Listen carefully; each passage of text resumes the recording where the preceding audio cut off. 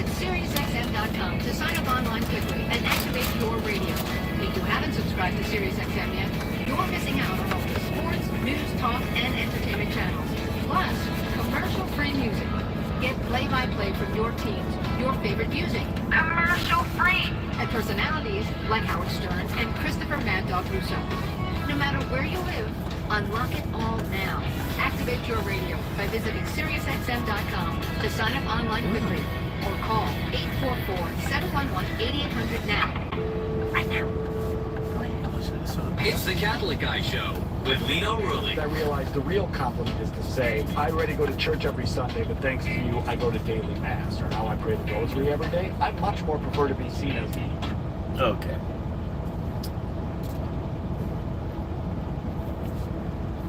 You're listening to Judgmental Radio. There's nothing wrong with church.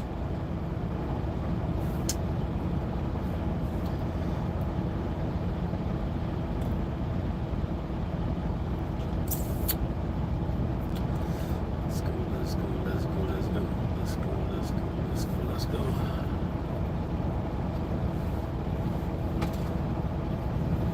Oh, they did a good job on them toes. Sure did. And I went to saw my podiatrist. So he shaved off a couple layers. He sorted you right out. Yeah. I got touchable feet now.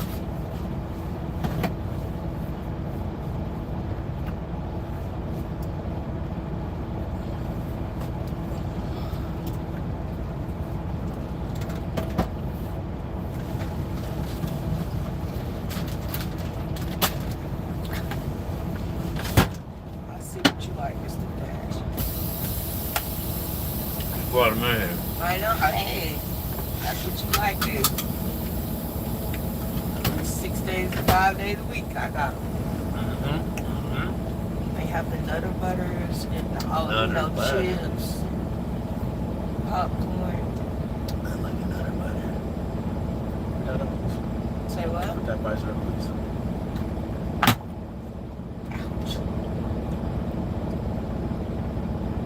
What happened to the visor on the other side?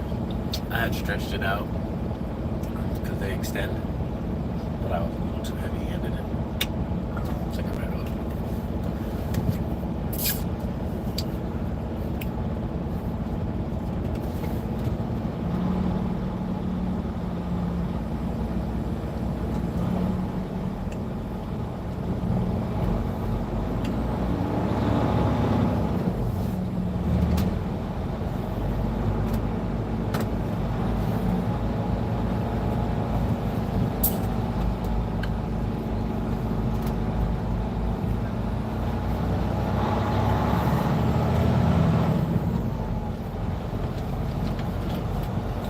Male-dominated world.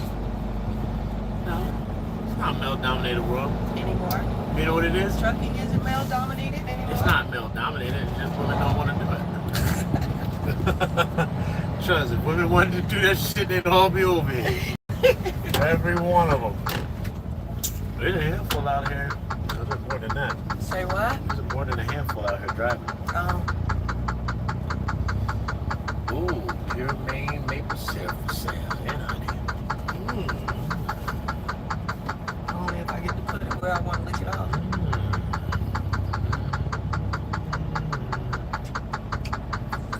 All right, Toyota.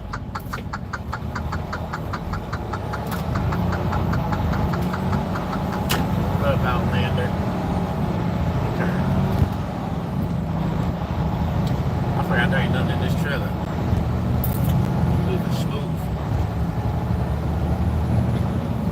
75. Oh, they got the Volkswagen bus. Man, I like that shit.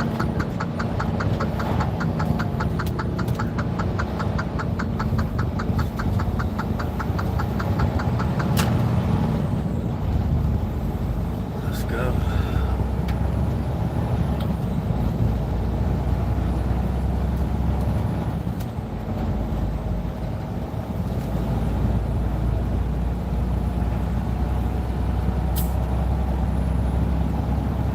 Oh yeah, I can put my feet on the floor.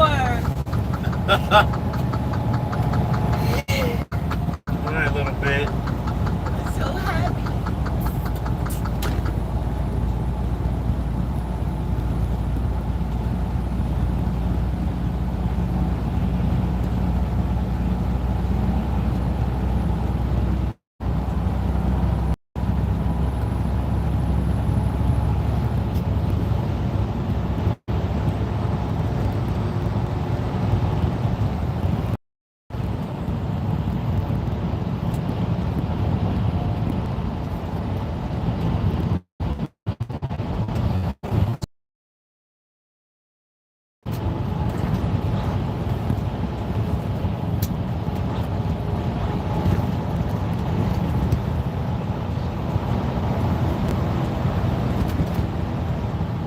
You can tell that this is not a 1989 Ford Mustang.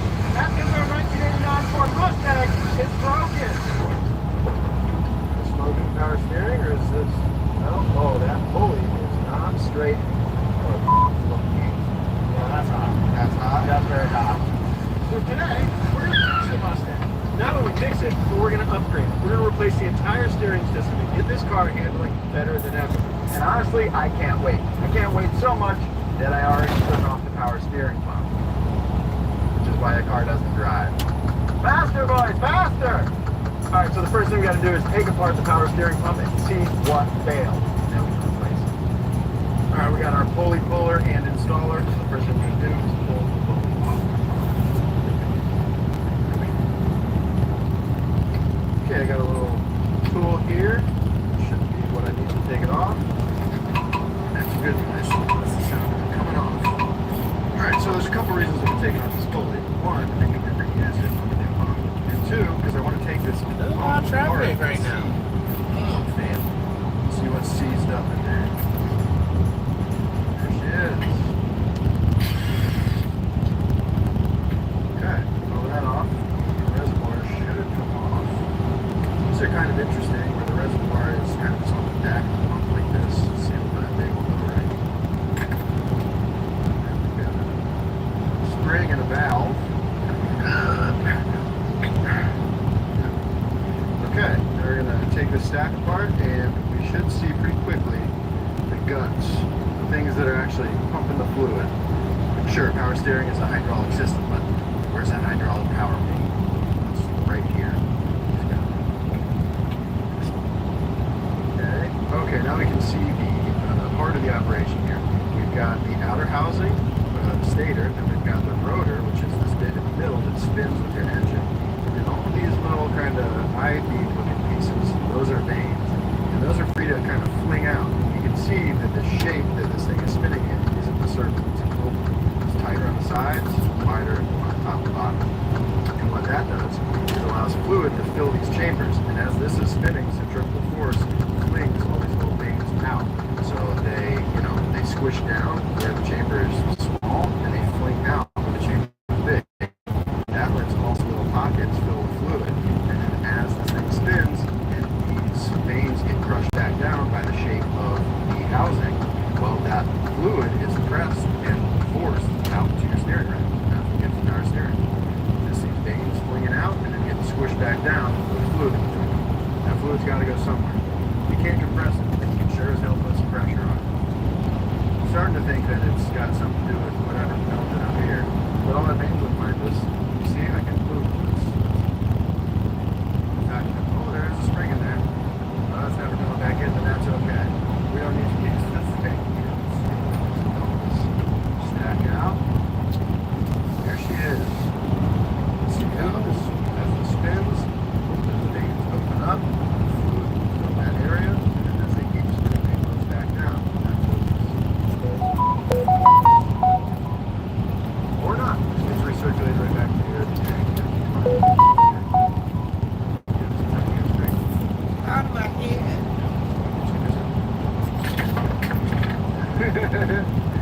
Okay, everything was good in there, no crazy wear or anything. Am I living rent free? Say what? Am I living rent free? Attack. Good working order. The seating issue So we where the have, fuck is my watch? bearings.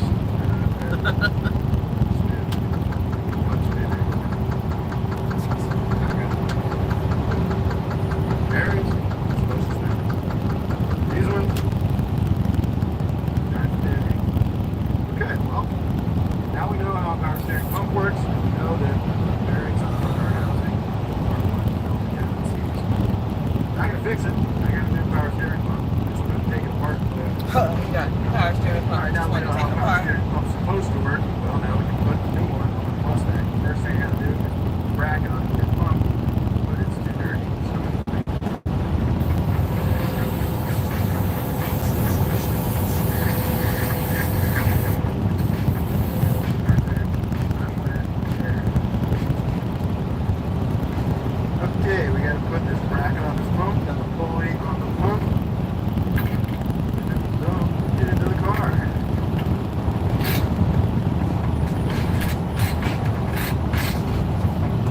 Pump, attach the bracket. Throw this into the engine bay, work this down.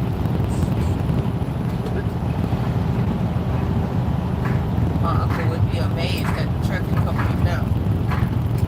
The trucks in themselves. Take that back out. Jam the pulley Something in down the front. skyline right I here. just push it hard. I don't like that though. Can't block the sun. Huh? Can't block the sun. I mean, it's tinted, but still. Oh, luckily this tool is future sponsor on the Mark store here as installed. And there she is. Alright, now that our fresh pump's all put together, we can put it in the car.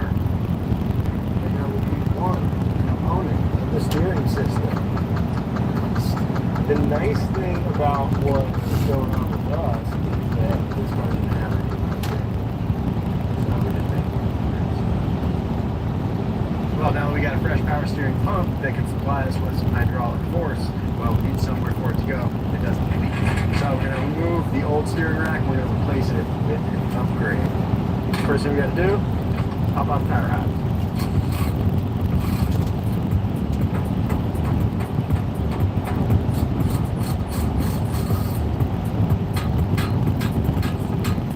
Feel weird when I don't have a watch on. Uh-huh. Okay, move the high pressure line. This is the line that carries the pressurized fluid from the pump down to the steering rack.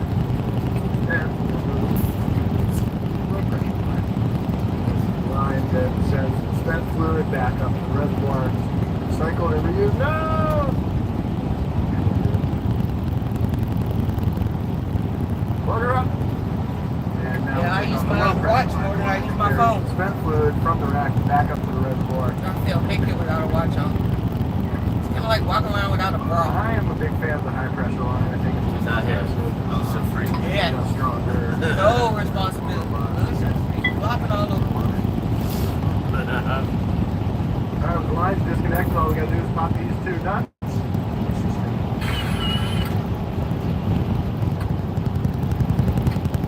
Oh, you know what I forgot to do is disconnect the frickin' steering shaft. What am I thinking? There you go. Your car goes fast. There it is. The rack. Good job.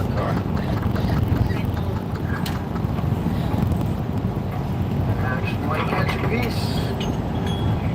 Voila! That's right, dude. You saw the most best part. The old rack is now out. Now let's take it apart and see what the heck's going on in there. Oh boy, the final days of the Ford summer sales event. Great time to buy, Hank. That's right, Sam. Hurry. All ends September 2nd. Lisa Rowe. That's right, dude. You saw the most best part. The old rack is now out. Now let's take it apart and see what the heck's going on in there.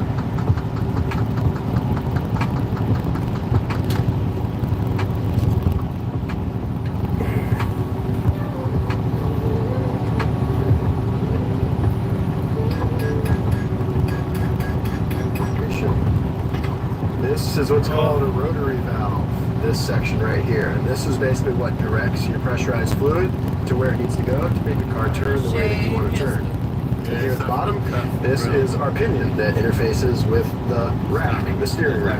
You've heard of a rack and pinion? Well, there it is. That's the pinion driven by the steering wheel and you, and it Road hard, put interfaces away with wet. the That's teeth it. on the rack that Not move yet. this sucker left and right Not yet. and Not yet. turn. But let's figure out what this thing's doing a little more in depth. We know the Okay. pressurized fluid comes from your power steering pump and enters the rack right here. This is your high pressure port. And we know that the spent Keep fluid it or used together, fluid returns RV, to the keep it reservoir together, from baby. This port right here, so that goes back out to your reservoir. Yeah, here's But what swerving happens in and here shit. is this Let's pretty go. key trick.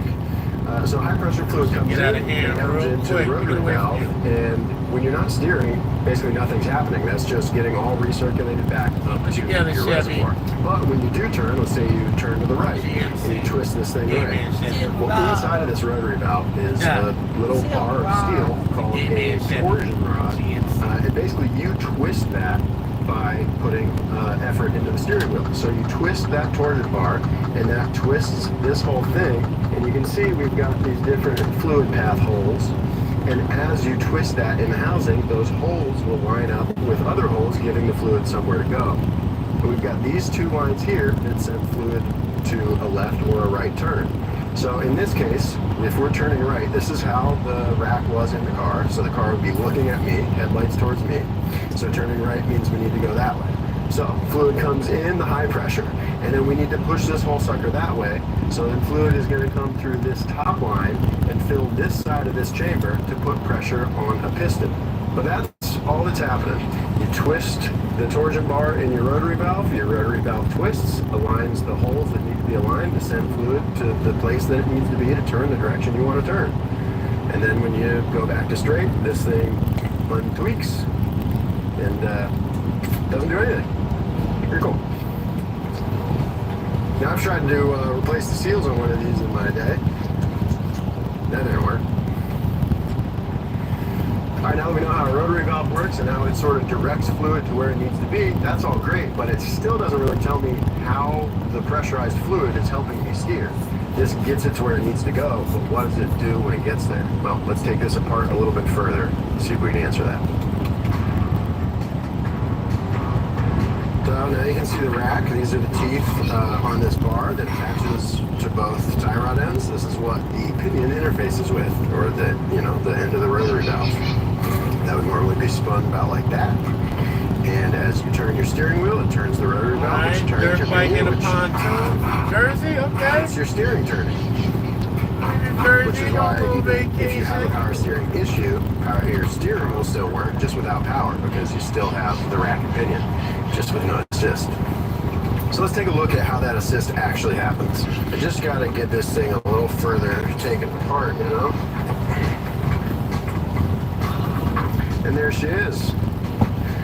That's where all the magic happens. This section of the rack is the power steering rack. This is where the assist happens, and as we already know, the pressurized steering fluid comes from your power steering pump down to your rack through your rotary valve, and depending on which way you're trying to turn, that'll dictate which one of these lines that fluid comes through and which side of this piston pressure is applied to.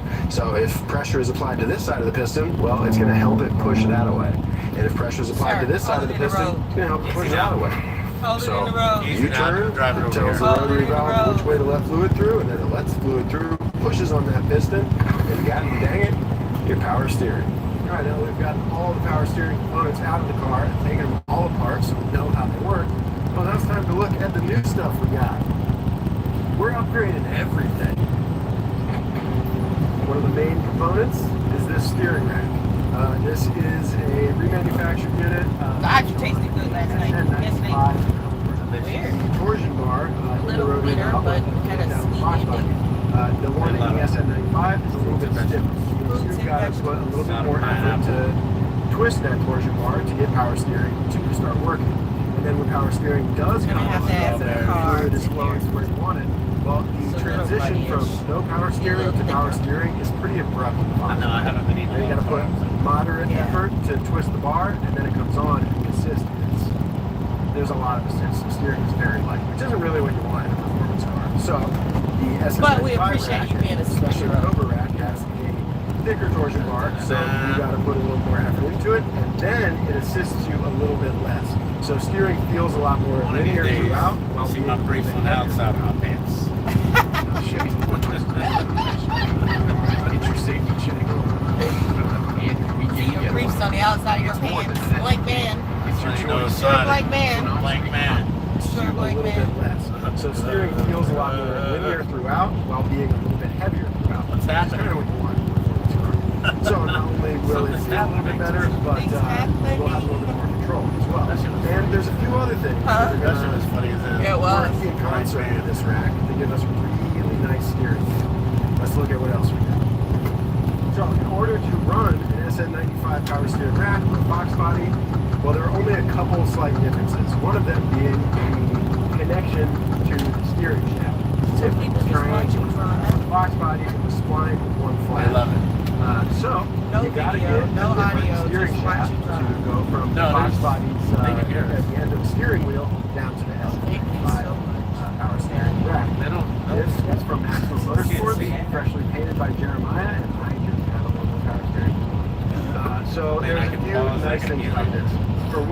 Jerry gets that shaft out, you'll see that there's what's called a rag joint on it, which is basically just a rubber disc that sort of separates two halves of the shaft. And that's nice for absorbing noise, vibration, and harshness. It's not great for steering. So this gets rid of the rag joint. G-Style driver, what's up? So that would We're going to Easton, Maine. Also, We're going to Prescott, then to Easton, and then we're going Idaho. Help us install it, and it also acts as a crumple zone in a crash. If your subframe and everything attached to it gets smashed back, this will collapse before the steering wheel goes through again. So that's great. Not only will this tighten up the way No, the no steering hot feels, shot. but it also It's allows us to reefer. have a Fox body. We're running reefer. Our steering rack. Now, to mount that rack into the car, we also, from the same company that makes that shaft, Maxwell Motorsports, bought a set of solid rack bushings. The factory steering rack Holiday, bushings are nope. rubber, Regular work. great for comfort and absorbing noise, vibration, and harshness, but not great for keeping everything where you want it and maximizing how it feels. So these little chunks of metal We're in a will Western pop in Star. place of those and directly, securely mount our steering rack. So that's awesome. And the last thing we Optimus got Prime is this trim. bump steer kit from Steeda, which is very similar to the bump steer kit from Steeda that was already in the car when we bought it. But this one's nice and good. We'll talk more about this as we install it in terms of like what it does and why you need a bump steer kit. I think it's easier to understand. So, What do you with all drive? that said, What do you drive, G-Style?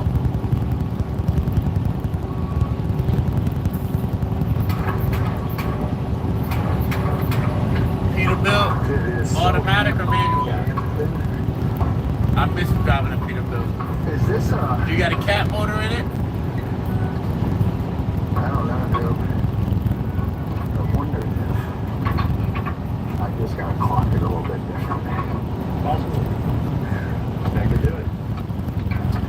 Does that look like, on your perspective down there, that would clear?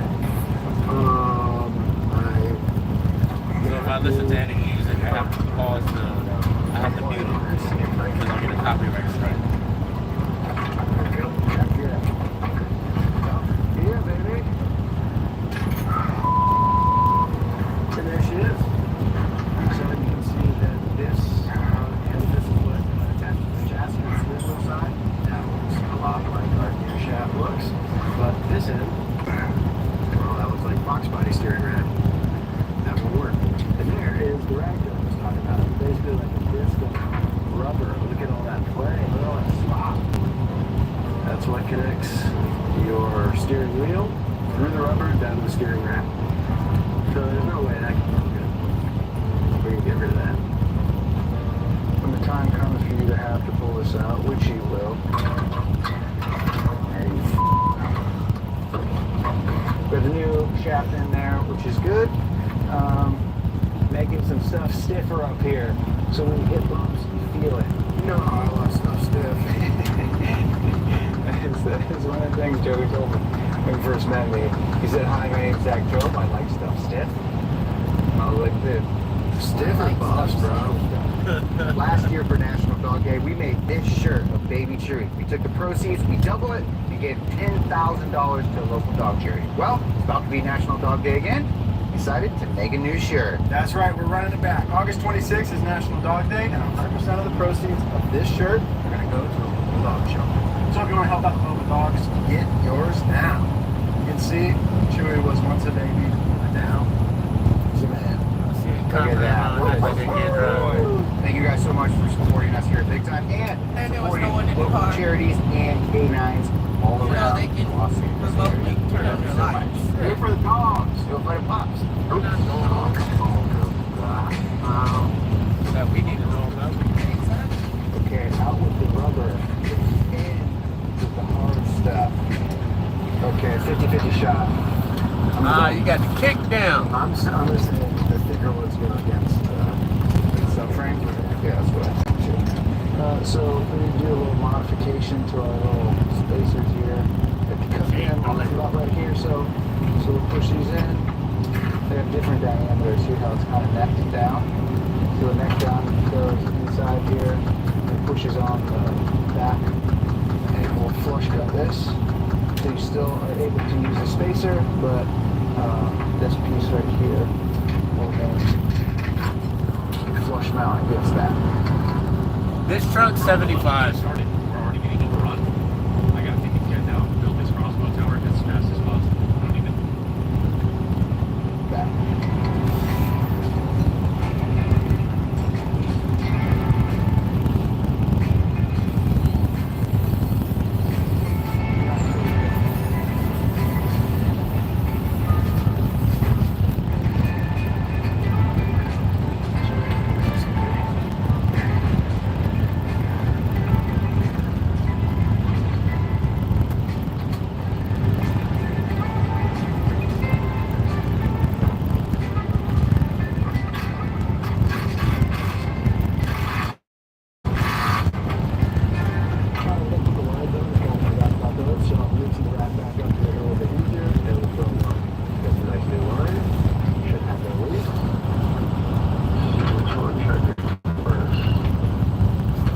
It's got this governor.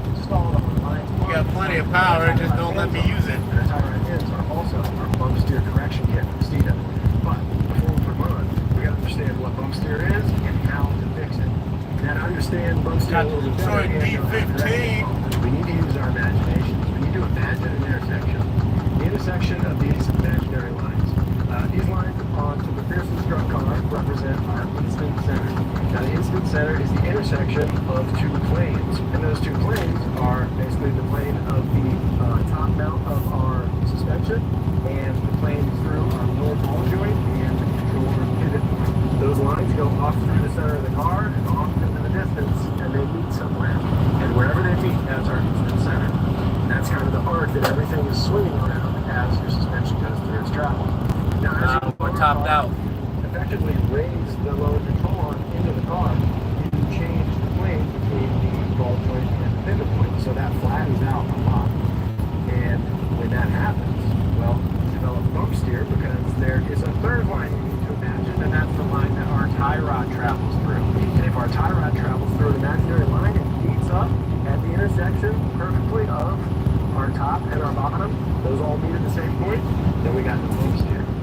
But as you lower a car and flatten out that lower line and move your tie rod as well, they all start pointing out west.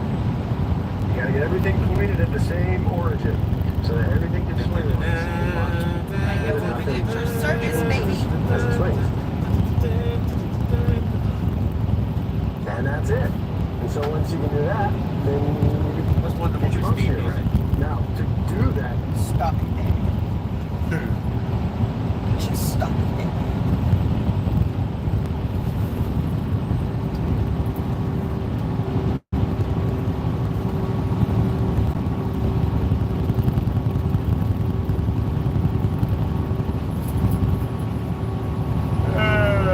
Good old man.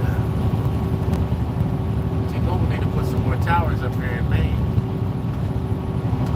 I don't have no problem with my service. How about right this moment? Okay. Hello.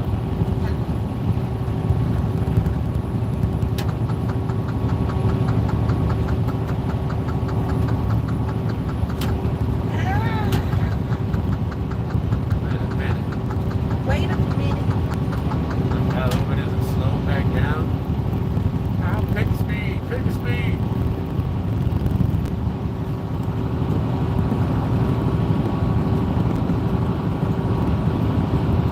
Yeah, there's no replacement for displacement.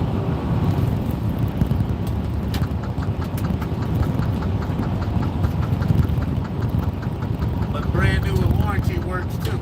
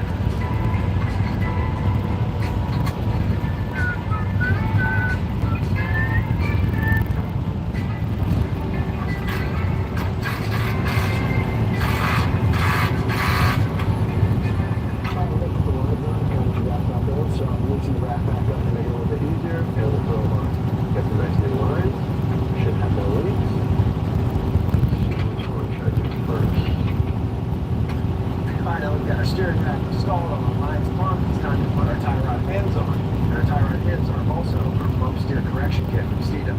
But before we move on, we got to understand what bump steer is and how to fix it. Now, to understand bump steer a little bit better and know how to correct it, we need to use our imaginations. We need to imagine an intersection. The intersection of these imaginary lines. These lines on the McPherson Struck car represent our Easton center. Now, the Easton center is the intersection of two planes, and those two planes are basically the plane of the top mount of our suspension and the plane through our lower ball joint and the controller pivot point. Those lines go off through the center of the car and off into the distance, and they meet somewhere. And wherever they meet, that's our Easton center. That's kind of the arc that everything is swinging around as your suspension goes through its travel.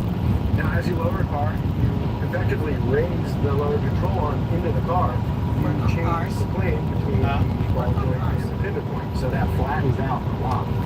And when that happens, well, you develop bump steer because there is a third line you need to imagine, and that's the line that our tie rod travels through. And if our tie rod travels through an imaginary line, it meets up at the intersection perfectly of our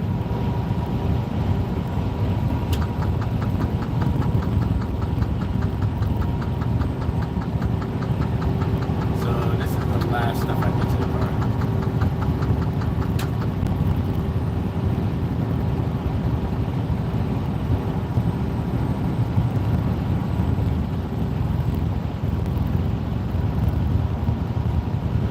What an update. I think I need an update.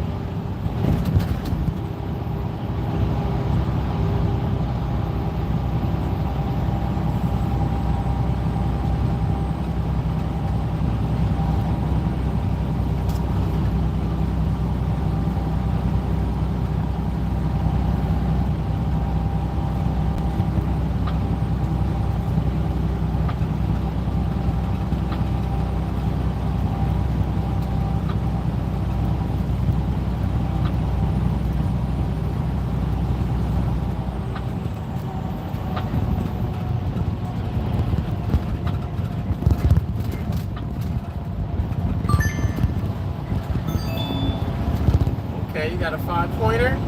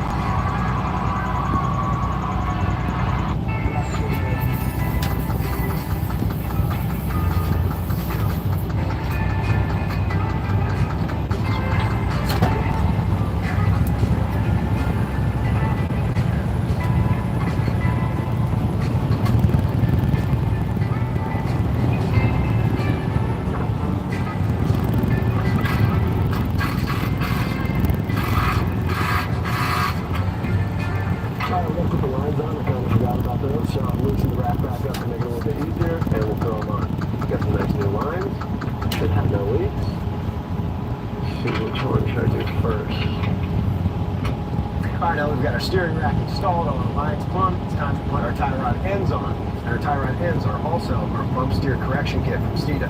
But before we put them on, we got to understand what bump steer is and how to fix it. Now to understand bump steer a little bit better and know how to correct it, well, we need to use our imaginations. We need to imagine an intersection.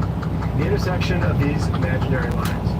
These lines on McPherson's truck car represent our Easton Center.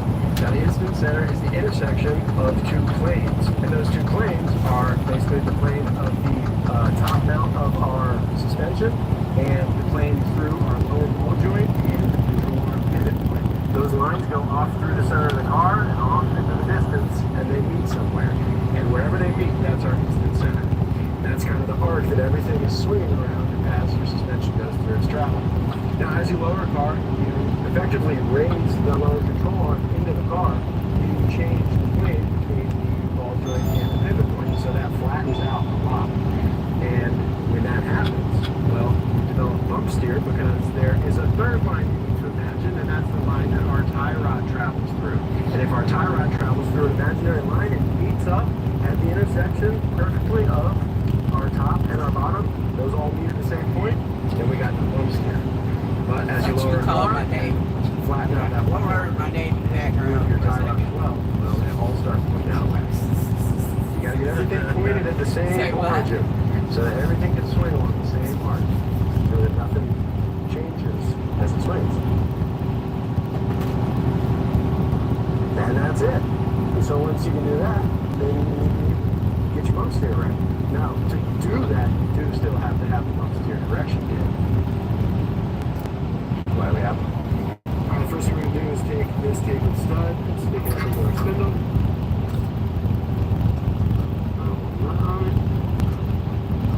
We'll get some wrenches and tighten that down.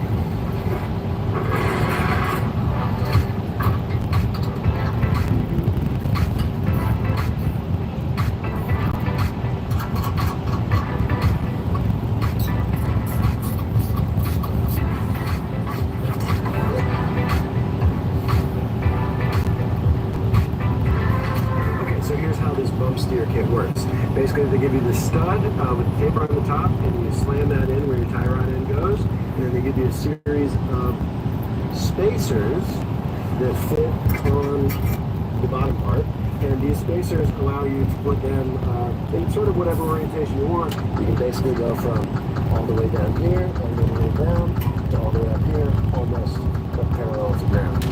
So for us, it's going to probably be something like that. Maybe probably something like that, but we won't know until we put it together, put the wheels and tires back on, put it on the ground, and then make some adjustments at the end.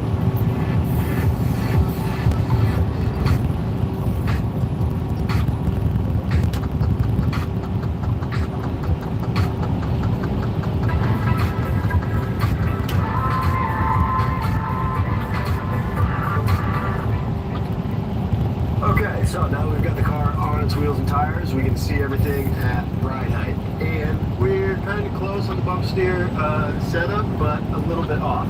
We can tell I've kind of made a little dotted line on the control arm that goes through the pivot point at the back and the pivot point of the ball joint at the front. And basically, you know, we need this line and our top line to intersect with the and right now we can see that our tie rod angle is a little bit, I don't know how you'd exactly say that, but the end is low and the back is high, which means that our tie rod angle would be intersecting way above our instant center over there. So this end of the tie rod needs to come up, and ultimately it's going to be nearly parallel with our lower control arm. Ideally, it'll be slightly kicked up at the front and slightly down at the back relative to our control arm line.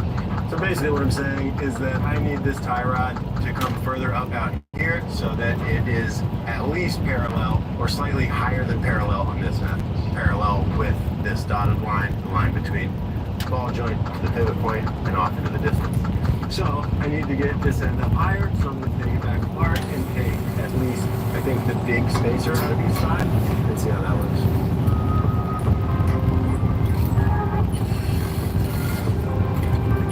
Alright, well, we got it up in the air. I'm also going to knock a little bit of camber out of it. It's got like 4 degrees negative camber both sides right now, which is just a hair too much. Maybe, you know, 2.5 degrees would be cool.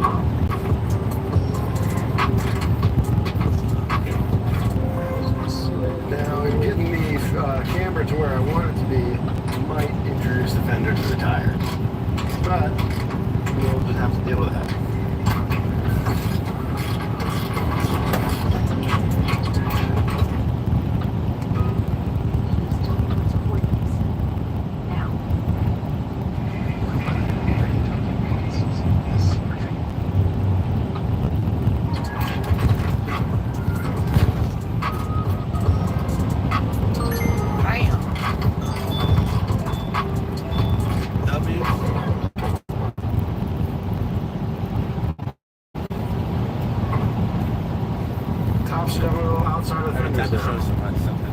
But that's okay, I guess. Every time someone shows them on their phone, it always Yeah. Sure, steering wheel straight. Wheels are pretty straight. I'm pretty good. Let's look at our tie rods. Now that we're at ride heading. Oh yeah, it looks pretty good. They're pretty much parallel with the imaginary lines that we want them to be pretty much parallel with. So I think that's it. We are free from bump steer. Good.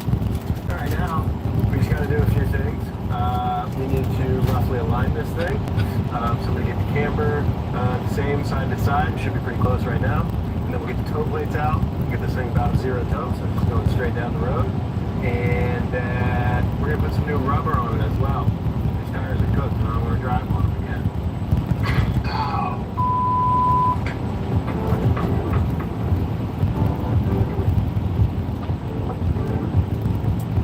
We've replaced basically everything in our steering system, but it's all useless if we don't have good tires. So I went with a brand new set of BF Goodrich G-Force Phenom TAs. This is a nice sporty tire. It's 380 tread wear, so it should be grippy and last a while. It's got a nice stiff sidewall, so we get really nice feedback through our nice new steering system. And between all the new steering stuff and these new tires, the car is going to feel amazing. After all, I think tires are probably the most important component of the steering system. So, without further ado, let's get these on the car. And yeah, eventually we'll get new wheels. But these work for now. That's right, the Fox body is the same bolt pattern as the S14, which is handy.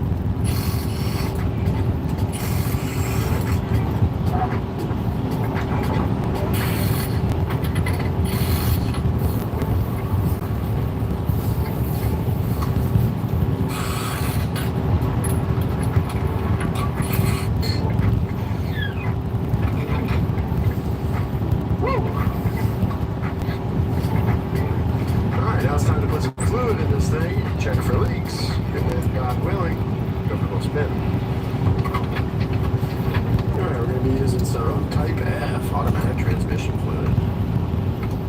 What do you think? Leaks? You know, leaks? Yeah. There's one of the pressure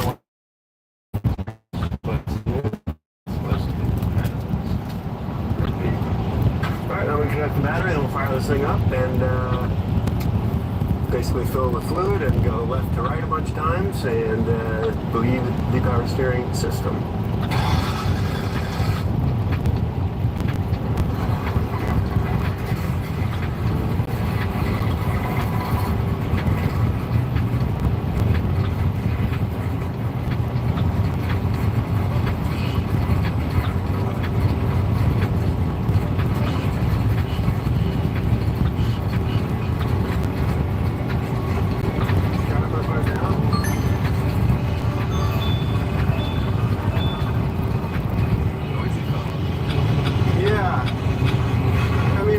While you're bleeding is normal, but it's not really getting better. What the f***, dude? Huge leak. No, I'm kidding. Okay, so we are currently bleeding the power steering system on the Fox body. Say what? It wasn't going very well. Just kept making noise, kept making noise. The fluid was Let me be talking with my mouth full. You're not going to good take at it. forever to bleed. So I got this little tool, which is just sort of a vacuum hose adapter for the top of our power steering pump, so we can pull vacuum on the fluid, which will help pull the cavitation out of it. So now we've got that on. And then we'll start the car and go side to side, holding it a couple seconds each way, do that a couple times, and we should. And if not, then Okay, I mean. whatever. And then we'll be giving the car away, guys. Make sure to drop a like, drop a heart, and let's me and Zachary know that we're looking handsome and more athletic than ever. Shout out to Will. He's the one with the athleisure shoes on.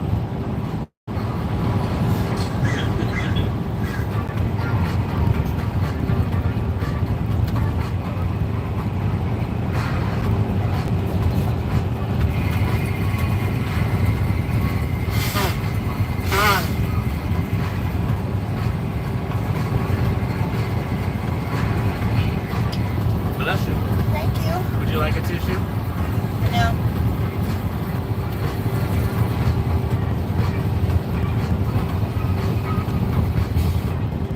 I gotta put the brake lines on my car. Oh, really? I mean, they don't need new brake lines, but I bought upgraded ones Here are the types of players who each take Call of Duty. because Starting with the another one of them anyway. Glancing around match has a good time. Opposite team, the tryhards. Fluid looks good. There's no air in it. It's not cavitating anymore. No bubbles coming out. But stationary, it's still a little bit moist. It still makes it a bit alone. We're just sitting here steering side to side, which I don't think it should do. I am going to double check that I have the right fluid, which I believe I do. Type F ATF is where you're supposed to run these. But I'm going to double check the pump that I bought, make sure it's not supposed to have some different fluid. And beyond that, I'm going to take it for a little spin and see if it auto-corrects. Some people say Fox bodies just have noisy power steering, but I don't accept that. That shouldn't be the case. So if it doesn't just get quieter on its own, we'll keep bleeding it and go back to the drawing board. But the system seems to be working, it's not leaking, so the whine is just caused by either air in the power steering fluid, most likely, or potentially an issue with the pump.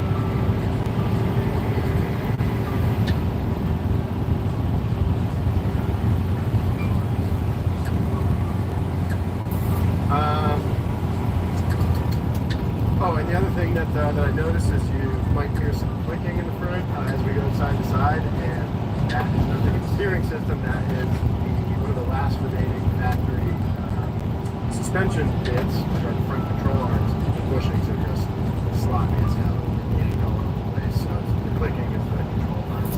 And over now, let's drive this thing around the block, see how it feels. Oh yeah! I mean, even just at like 5 miles an hour, you can tell this thing is much tighter, much stiffer than it was.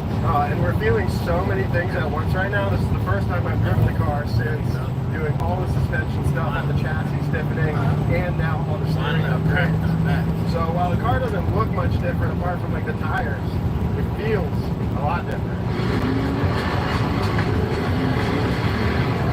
Oh yeah, we got the alignment pretty friggin' dialed. Oh, baby. We've got grip now. These tires feel great. They also look great. It's a little bit heavier, but it just feels so much tighter. When I turn the wheels turn. There used to be a bit of a delay and some ambiguity on where you'd even end up going, especially with the lack of grip. The tires in there are just so bad. Oh. Everything felt dramatic before. Every turn you take, every time you get on the gas, the whole car kind of wiggled around. It feels so good now. Feels good over the bumps. No bumps here. Alright, well I think this mission has been a smashing success. The chassis feels way stiffer, way more stable. It feels like it can really handle now, which is very exciting. So up next, we got to replace some of the last remaining factory components under the car, and then it's going to be time for some more power. So thank you guys for watching this video. I hope you liked it. I hope you learned a thing or two along the way. If you're not already, why don't you subscribe to the channel, like the video, and leave us a comment letting us know what you want to see us do next. Like and And we'll see you then. Like and subscribe. Yes, let's go. Oh, sweet. You're finally playing Marvel Strike Force. Just started. I found this code 4. It unlocked the entire Fantastic Four team. I was just called out to race by the guys at Fitment Industries. They got a lot of fast cars, and they told me to send them a list of all of my cars, and they would pick 2 for me to race, American and JDM. And it's a battle. Now, they are lucky the Trans Am WS6 isn't ready, because that would take most of their cars out, I think. I could bring the Typhoon, but I can only pick 2, and that's not 100%. This would do really well, but it's not American or Japanese, and that was the challenge they gave me. At the time of filming this, the Cobra is looking like this, but you want to know what's ready to go? My 2002 SVT Lightning. They immediately picked this one out of my fleet of cars that could race today. Well, sort of, we gotta fix some stuff. And they also picked my 2009 Nissan GTR, and this is gonna be racing a 2018 Ford GT. The Lightning, oddly enough, is racing a C4 Corvette. It's like a prototype or something, I don't know. So with both cars at legit street quarters, we have to do some pre-race prep, mostly some maintenance stuff. This thing's got a noise still, and no, it's not the amazing noise that my supercharged, fully built 5.4 liter V8 engine makes. It's actually from a wheel bearing. So let's get the Lightning and the GTR ready to kick some butt. America. Okay. It's really hard to hear and show you guys when you're driving. It's just got a wheel bearing type noise going on, and when you take a turn, it unloads one side and it goes away, but I think I'm just going to do both. I did take these bearings out and tried to repack them, but it just didn't work. They were dry.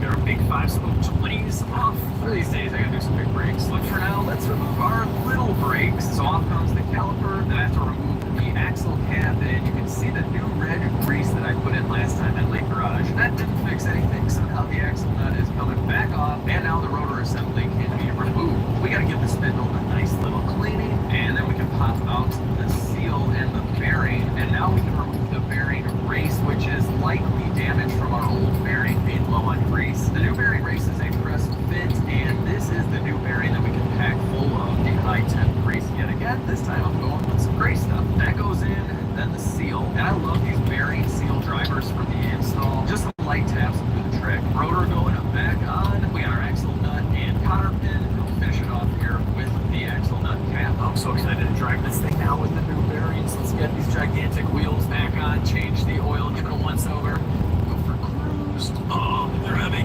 Okay. Man, I need bigger brakes. It's been about 1,200 miles since I rebuilt this engine, so she's got any leaks. There's our big crank pulley. Oh, we got it. Basically, anything we find here is 100% my fault. Oh, it ain't that. I think it's power steering fluid. This line is like super leaky. Now the whole thing, even from here, and it's dripping from the bottom of the pump right onto the subframe. I think this is all power steering fluid. I'm gonna see if we can find a new one of these lines. It's just seeping through the whole thing. I don't think I replaced that one. Hopefully they got that in stock. This is something I knew about and kind of forgot, but the belt is not doing the best. It was messed up from the last engine, and we couldn't find one. It's like some weird size. We do have one now. It just hasn't had any issues, so I just forgot. But we'll do a belt. So this is the new exhaust that the guys over at Fluid Motor Union installed for me. So they utilized most of the system that was here and just replaced the Flowmaster muffler with one that they like, and it has quieted it down so much. I had a really annoying rattle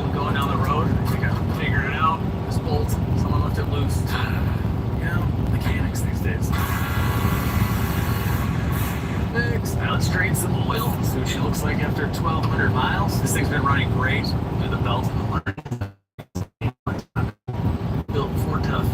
Here's our oil. Smells good. I don't even know if this is a magnetic, but if it is, there's nothing on it. It's not magnetic. Well, there's nothing on it. All right, oil filter coming out. Woo. All right. There she is. It's a big one. You guys know I use AMSOIL on every single car in my fleet, and I love their Z-Rod oil. This is high zinc for high performance vehicles, and she's going right in our built Lightning engine. The high zinc formula will protect your engine better. So the zinc and the special additives they use are great for flat tappet cams. That's kind of old school. It's also really good for just high performance aftermarket camshaft, aftermarket lifter engines, or anything you're really going to beat on, like we're going to do with the Lightning. I loosened up the old car steering line. It's coming off. Oh, there goes our seal. We're going to loose on the gearbox. Coming out. Power steering line. Yeah. Okay, I don't know why I threw that one on the ground. I'm the one that has to pick it up. But the new line looks to be perfect. Perfect match. Now we go back together with our brand new line. The send going in here. Send goes right there to the pump. It's really easy to get to this line on the top of the gearbox from inside the wheel well. I tied it up mostly by hand. Now we give it one final turn. There we go. Back down below, we can connect the line right into the pump. This one has a Teflon washer, so snag it in there. Close quarters, we get the stubby 18 going to town. Alright, there we go. Now we'll clean this up with a little brake cleaner, and we're moving on to the belt page. She's looking sweet. It's belt time. Actually, I had to get a special belt tool to get in here. It's our E-fan. It gets out of the way, so now we can relieve the tension for the supercharger belt. It needs to come out of the way. There's two belts. And the main accessory drive belt on this is it's just not fun to change. It's kind of just hard to work on these engines. Alright, we're going to loosen up the tensioner here. Drive it. Get that the alternator. Okay. And there goes my tool. That's okay. This belt is loose now. Sweet. Not gonna lie, I don't really remember exactly what happened to this old belt, but we have a new one, and let's just hope it doesn't fray this time. When you install your belts, have the numbers facing this way, not this way. It literally makes no difference. It's just cooler looking. Hecho and Korea. Man, this is one of the worst belts to do. It's just, there's no room for anything. I kind of slide it through in there like that. Our new belt is back on, total pain in the butt. Now we got the blower belt, which is less of a pain in the butt. All right, go ahead, put that on there. Go ahead. I got no tension on there. Get it on. We're gonna send help with the Jet Street Cars race team over here. Get that belt on, boy. There we go. Now, hang on. We're on 10 yet. See that? That's gonna go on the inside of that smooth pulley. All right, cool. Got it. Sweet. 5. We got boost. Before we fire it up, we need our steering fluid. The reservoir is right here, really accessible for us. Like the only easy thing to do on this engine. I got all new stickers on the old Lightning, and some of them are just funny. If engine fails to start, check fuel shutoff switch as referenced in owner's manual. You only need to check that switch if you got into an accident. It's an inertia switch.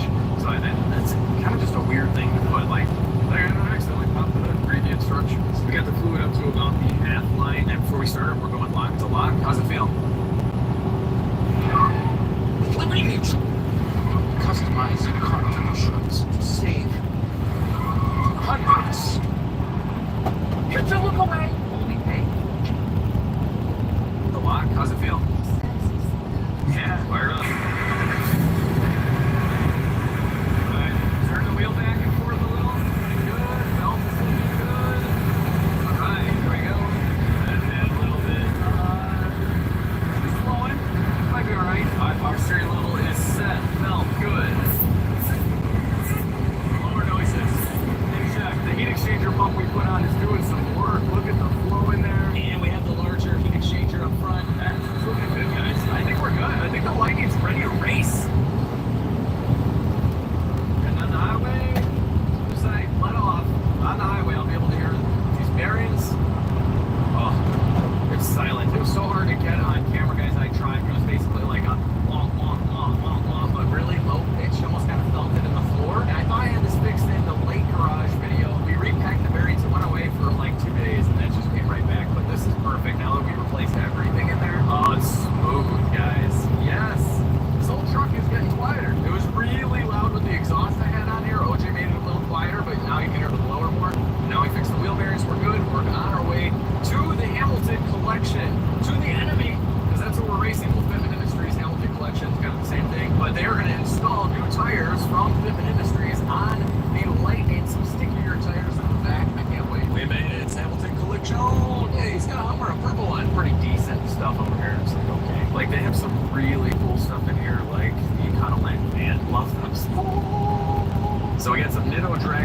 wheels for the Lightning, and then these are the new front tires. Austin's gonna hook me up with a little install here. And then, which car are you driving?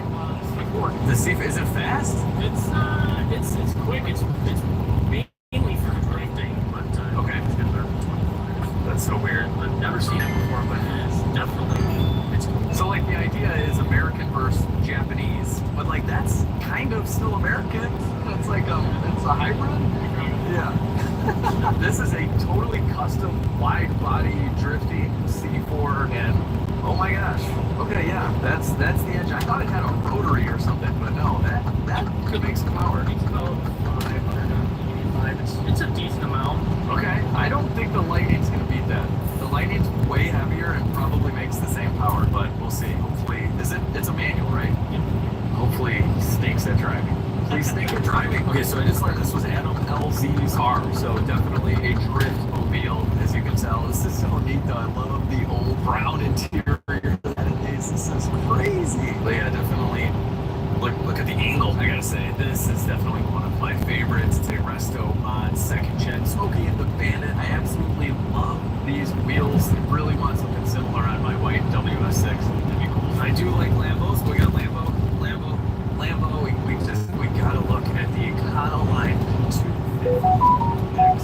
I mean, this thing is seriously like mint inside. Look at that. This is a beautiful, beautiful van. I just can't get over the interior, the simplicity of it all. It's amazing. It's kind of like the simplicity of my van, except I got a sweet new dash cam. Choosing a dash cam for my van was easy. I went with the van.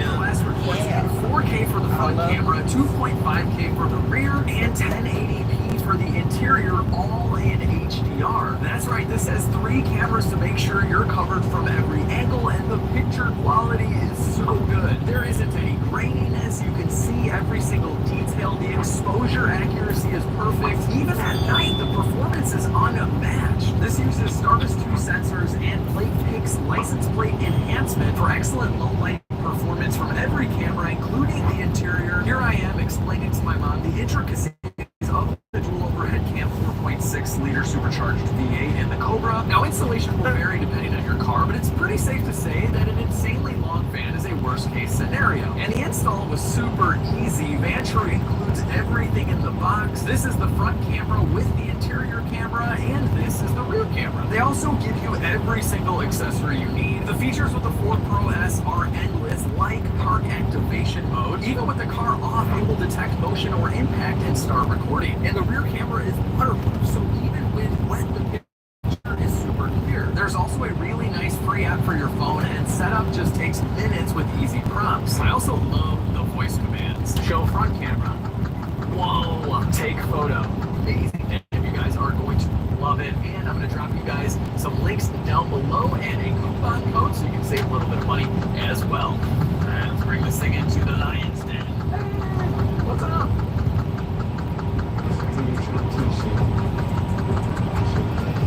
I hate the fact that I slept on these trimmers for so long. These things been up for a cool minute now. I'm just getting my hands on them. And this is why I regret that I didn't get them. Look how they hit. What's up? I like it. I like it. I'm excited to see what it does against the old C4.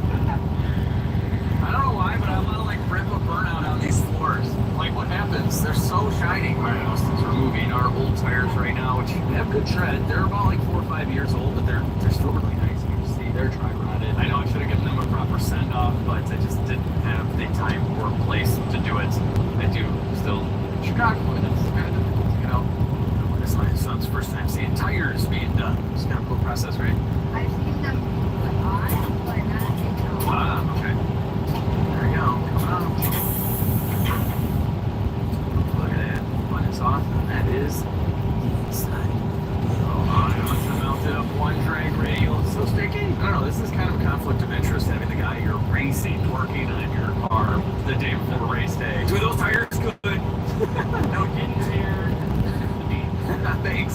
Oh, and if you guys haven't already, subscribe to the Fitment Industry YouTube channel. Austin is one of the hosts, and he's like a legit mechanic. I think. Oh man, the seed has been planted. All my son talks about is a Bugatti, and he's sitting in one for the first time. What do you think? Is it everything that you dreamed of and more? I'll screw it up.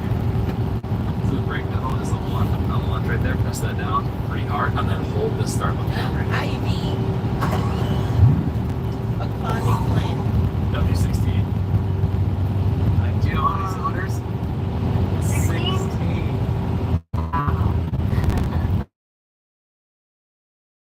It's quiet. It's almost the one in this car. I've spent enough time in this other way cars that it's yeah, it's almost perfect. It's so good. It's like too perfect. Yeah, I didn't seem the same way.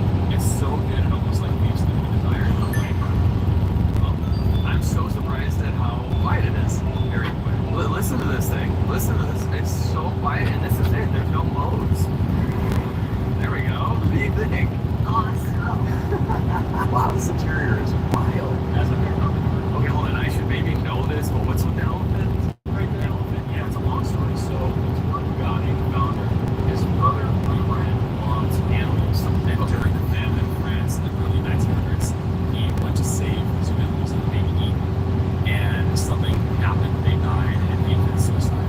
Wait, is this for real? This for real. Wait, this sounds like the fakest story in the world. Bugatti, no, it's a real thing. What? He like loved animals. He made paintings, sculptures of animals. So it's honor him. And Bugatti used the elephant that the sculpted elephant as their own emblem in the 30s.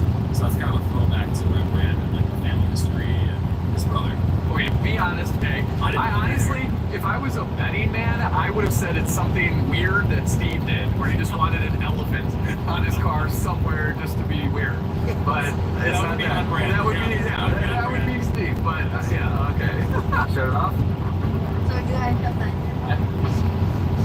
Perfect. All right. Now, did you also know that this is basically this Volkswagen? No, it is not. His life is just, it's just shattered. I'm just kidding. It's very different from Volkswagen, but it is still Volkswagen Group. I mean, it's Technically. it's a spicy melody. Yeah, That's yeah. pretty much what it is. Yeah. It's like my Golf. This is like 20 times faster. I know. Wow, look at these carbon fiber door panels. That's insane. So wait, how much is this one? Once landed. Oh, yeah. Watch your foot, buddy. All right, I can't pay for a scuff on this car. All right. The black carbon's on there. Big sig, and that's the standard gray carbon. Oh, dude. I didn't.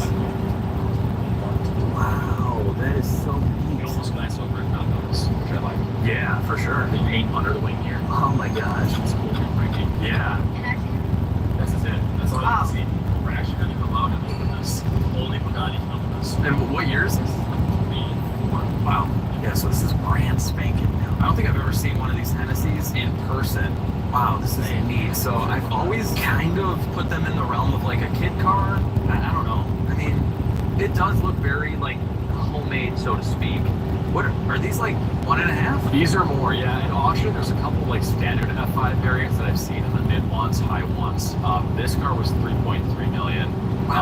Yeah, it's a lot. So this is a 112 Hennessy Venom F5 Revolution Roadster. It is quite mouthful. These are sold out. This was, I believe, the last or second last allocation I had. This is the highest trim you can get with the wing and the convertible top. They're all pretty similar. This is more downforce. I know they upgraded the motor recently, so this is the newer motor that makes a little more power. Just kind of a facelift for the internals. How much power are we talking? Ballpark 1800. We're actually gonna dyno this. Yeah, I'm killing it.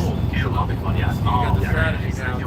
Yeah, that'll be Say really what? fun. It's cool. So you got the strategy down too. This is the only car hold out. I can't sound like a baby saying this.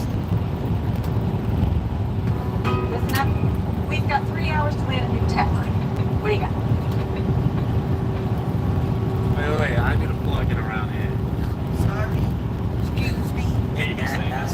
This is the only car that Steve owns that I've ever been. Ever. I've never gone full throttle from all the way down.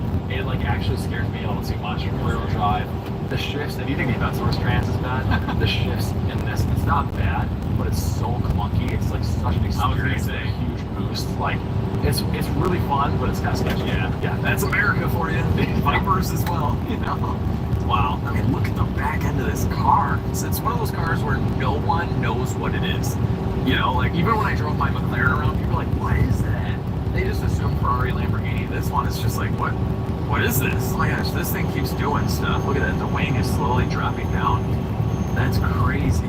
This is its way of asking you, like, you sure you're done? You sure about that? You sure? You want to go for a ride? And then, like, 10 minutes later, it's out. Now we got Blake in the house. He was just dropped off with some Panera. We have a couple days of just guy time. It's just us three. And they're my pick crew for tomorrow. And then we're going to the lake house to do more guy stuff. Both drag radials are done. Yes, guys. They're going to be so sticky. I love it.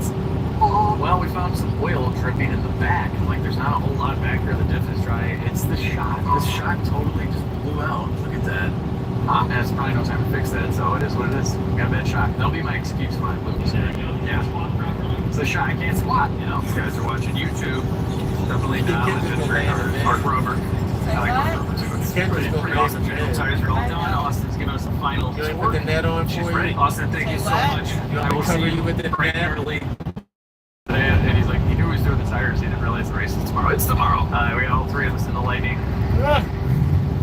Here we go, boys. Sit in. On a drag radio. Blake brought his fishing pole. We got out a tackle box. That's for the lake house, which is in a couple days. We got racing to do first. Alright. That's it, guys. We got to save for tomorrow. We're filling up the Lightning right now with regular 93. But check it out. We found a gas station that has 100 octane. It is $10 a gallon. And I'm gonna get some. I had that in the back. Like, obviously, it's tuned for 93. It's safe and all that. But we're going to an airstrip. I don't know if we're gonna go longer than a quarter mile. And we're on 19 pounds of boost. I haven't monitored intake air temps. I don't really want to think about it for like about $50 for the insurance of possibly not melting down. I'm gonna do it. I eventually want to go E85 on this car. It's way safer. 100 octane going in. There's something that's just so old school about this. 100 octane in a tank going to send at an airport. It's like a movie. Stuff's expensive. Smells good though. Smells so good. Yes. Man, let's just hope this never happens. $10 a gallon for gas. That would stink. In the Lightning, we'd go 50 miles roughly for that. That's crazy. Blake loading her up. Here we go. Alright. One of them's out. My arm has to stay exactly here. Or stay sleeping. Still sleeping. The sound of the Lightning's put them to sleep. It's been a long day. I'm sitting in Bugattis getting tires put on and stuff. We're back at legit street quarters. After getting the tires done, Austin and I found some ball joints that were, probably okay, but while we're in there, we're not in there at all. We just took everything apart, and we gotta get this thing perfect for race day. It's hard to tell. I mean, this feels okay, but these are probably original, and we did literally everything else, so why not? Wow. A little rusted in there. Just a little. Look at that. OG 8,000 mile ball joint, whatever it is. Yeah. It's got some play. She needs to go. Can't have that on a race truck. I used the ball joint press to get the new joint in, so that's done. I'll do the other side too, and then it's Nissan time. And we're gonna drain some oil on the GTR. There we go. And we looked over everything, and it's perfect. There's nothing to do. It's a Nissan. It's good, right? Not really. They're like kind of the not reliable Japanese cars, but this one's good. Oil's drained. We got a brand new filter. Blake's filling us up. We're going 540 Euro oil. This is European. Right, Blake? The GTR takes 540. All I had was the Euro stuff, which I really don't even know the difference between the regular 540 and the 540 Euro. It's just up to Euro specs, which I'm sure is up to GTR specs. The boys are cleaning up both of our race cars. My son is working on the wheels on this one. He just dried it off. Blake is rinsing this guy. Looking good. It's the race team, the LSC race team. It's early the next morning, and the race cars are ready. GTR, Lightning. We got the big crew ready. We got haircuts for weight reduction. We're bringing the draggy as well, so we can time some of this stuff, and these guys are going to roll with me. We got Liam driving the Lightning. Let's head to an airfield, an airstrip that I've never been to. Whoa, look at this race car. It's a BMW, all carbon fibered out. Wow, that is a real race car, guys. Red light sticker and all. We made it about an hour and 20-minute ride, and the GTR did great. The Lightning did great, I think. How's she running? At least I still have you. Scotty? Daddy, come back soon. How's she running? Good? Alright, Liam said she's ready. The guys from Fitment are having some car issues, not with the cars that we're racing. I guess they're doing another race here tomorrow, and they're having issues with those cars. So we have to wait on them for about 45 minutes, which gives me the opportunity to pop our hood and cool off our engine. Alright, one engine cooling. And the Lightning with the best hood shocks ever. Cool off, buddy. You're gonna be working hard today. All right, our insurance plan in case they want to run more than a quarter mile is going in. 100 octane. Protect my engine. I just built it. We got about a half hour till they get here, and I have to be ultra efficient with every work day with all the videos. So right now I am watching the final edit for the Cobra video. That's definitely already out by now, but this is usually my Fridays. Me and Max will sit together for the whole day, watch the final edit, make a bunch of corrections, add-ins, voiceovers, stuff like that, and then we render the final product, and it comes out on Saturday morning. I haven't missed a Saturday morning in 8 years. I've never missed a video upload, but since Max is here, I'm watching it in the GTR and sending him texts. There's one of our competitors here. The C4 just got here. God, did they actually drive that thing all the way? If they did, that's like really impressive. That's so legit street car. Like, here she comes. I think he drove it. No way. Yes. They made it. Did you? Am I the first one here? You're the, well, yeah. Out of the Fitment cars. Yeah. So you drove this thing all the way here? Yeah. How'd it do? Okay. All right. But you're good. Well, I see a low coolant light. Is that nothing?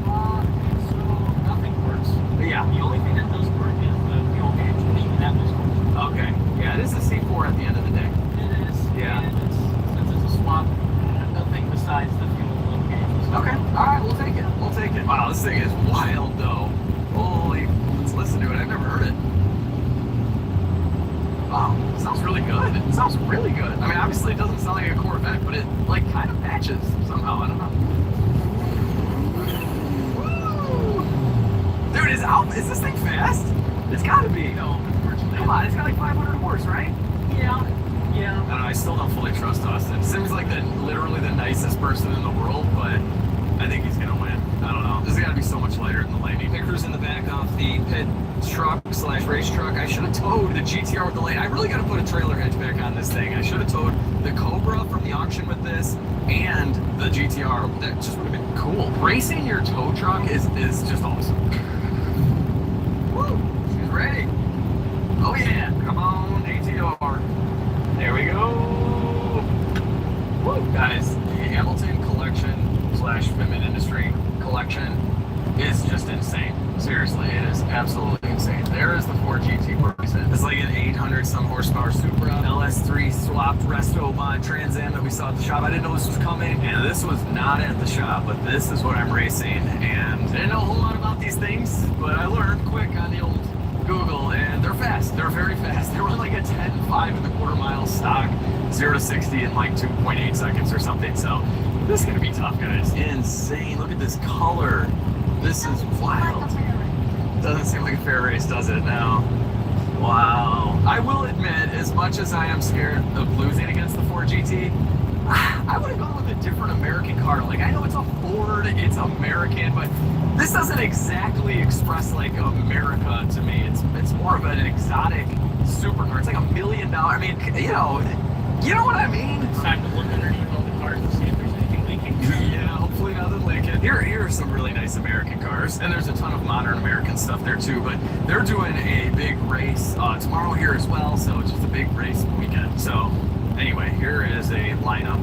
Yeah, I never thought I'd see this lineup. This is insane. I'm about to take some pictures with the Fitment guys, and we have to look pretty much directly into the sun. I'm like, I got no shades. I forgot. The Lightning always has shades. The best shades ever. America, we're gonna win against the Corvette. Liam's airing down the Nitto drag radial, so we're gonna have 35 just to drive up. What are you putting at? 15? That's low. We'll see how that works out. We're heading to the airstrip right now. It's right over there. This is so cool, guys. I should play Jeopardy. Oh man, this is so cool. I have never done anything like this in my life. I'm continuing to watch my video though. I gotta send the final edits into Max, so here we go. Let me tell you, the one thing that really helped me in my life was being a flat rate dealership technician. You're commission only, you have to learn how to multitask, and that has honestly been one of the most helpful traits that I've learned is multitasking. I am always doing like 3 things at the exact same time. Here we go, we're lining up. I think the first race of the day is this insane Hummer versus a little K-truck.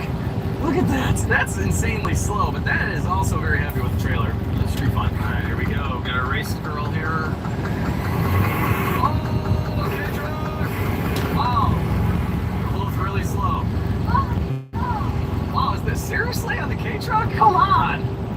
not see that coming. That is insane. The K-Truck is totally going to win that race. Wow. Hey, remember we were talking about, like, racing for money? I would have put all my money on the Hummer. We would have lost all of our money. My first race is actually in a second-gen Trans Am with an LS. Race this thing. I've never driven this car before. Car I ever bought was a 67 Impala. It's a 4-speed. What? Two-door? About this car, they literally just told me like 5 minutes ago that we're racing. No, 4. Yeah. There's a two-door Impala on the way up there. I was looking at it. Oh, really? Seconds of sitting in your time, so we should be fine. If I have my shit to get out of buy it. Say what? Said if I have my shit to get out of 40. How much do they want? I would pay 12, 9. I ain't even asked. Oh, you ain't even asked? Nervous, guys, nervous. This is my car. I'll take care of it. See you, Hamilton. Don't worry.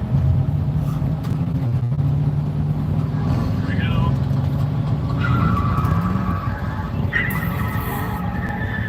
Penobscot.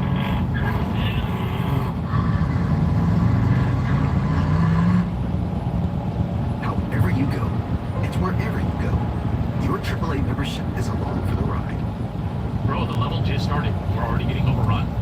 Have you ever been to the car as fast as possible? Huh?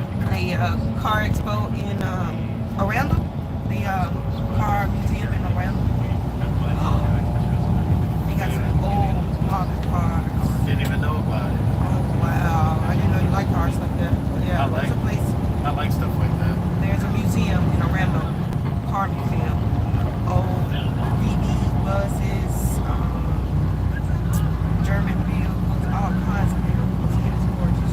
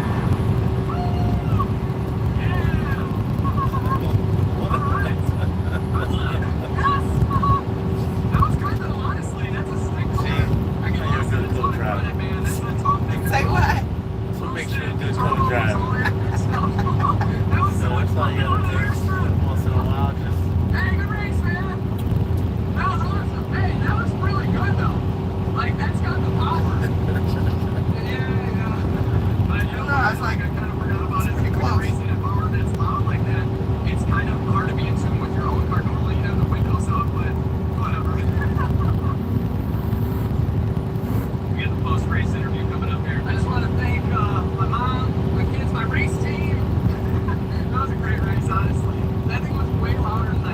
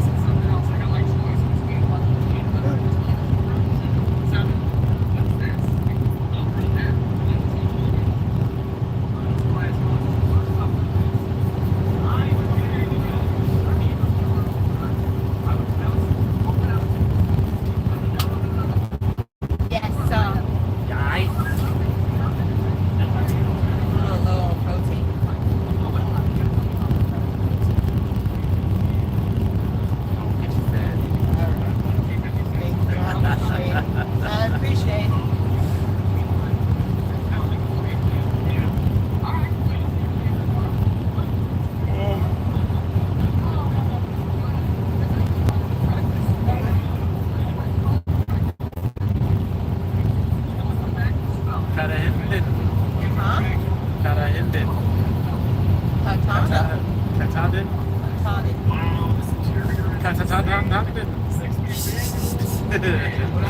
Stop talking about them people.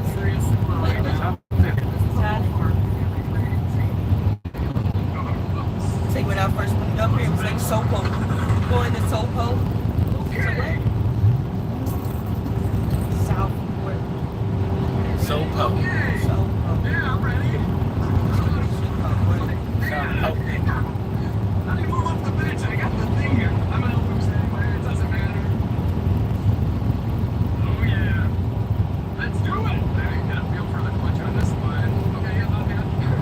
Just saw this car like a minute ago.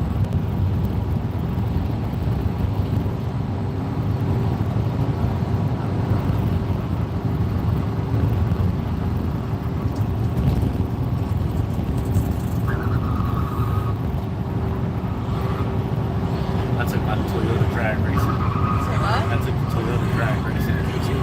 Yeah.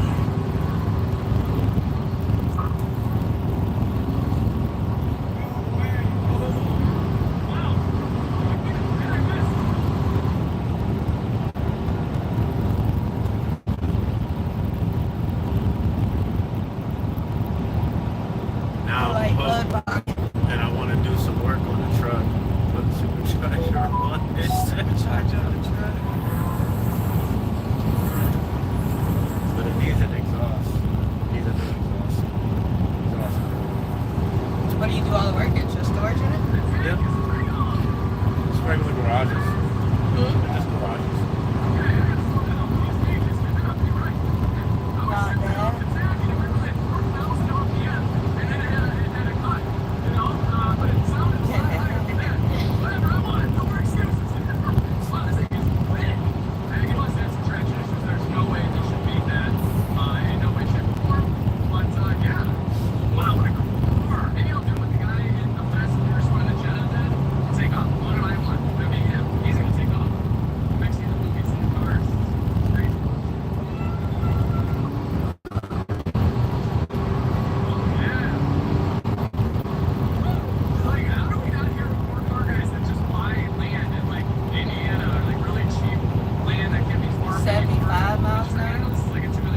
Not bad.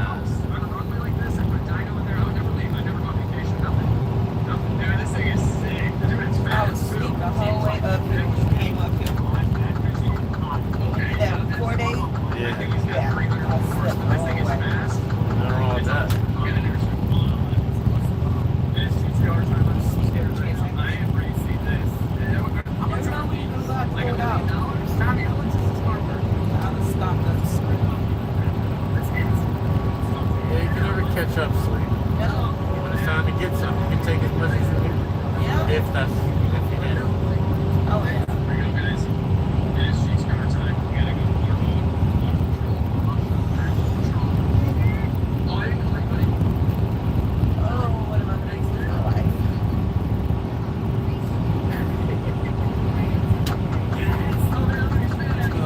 Life, huh? No. Oh, no. I'm feeling a bit gray right now.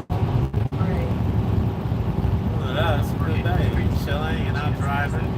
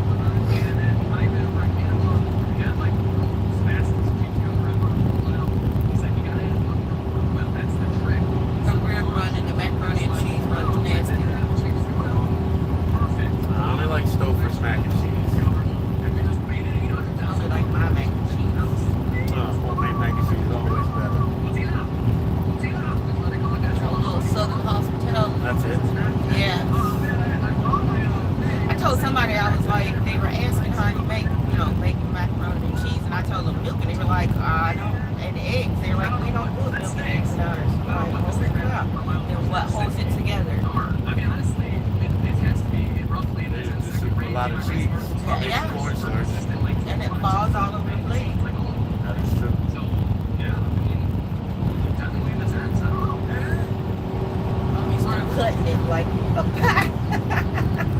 And that big old lasagna chunk out there. That big old lasagna chunk. All crispy on the top, hard, soft in the middle. That's right. When I learned that these doors, well, I don't know about these cars. Well, in this interior, insane. I do know that it has a Ford Taurus V6 engine. They just took it right out of the Taurus, tossed it in, basically the same thing. Carbon ceramic brakes. They're amazing. The AC car. I was telling somebody else about a low country mall, the way they do it in Louisiana. And oh my goodness, she was like, how in the world do y'all do that with strangers? It was like, wash your hands. Everybody wash their hands and just go towards the table. Maybe it's on a fun That's new. With the Yeti assault rifle. Yeti with a rifle. Ain't no fun when a rabbit got the gun. No, there isn't any fun. Rabbits got the gun. I think we should bear all arm bears. That's what my daughter used to say. I think we should arm all bears. That's crazy.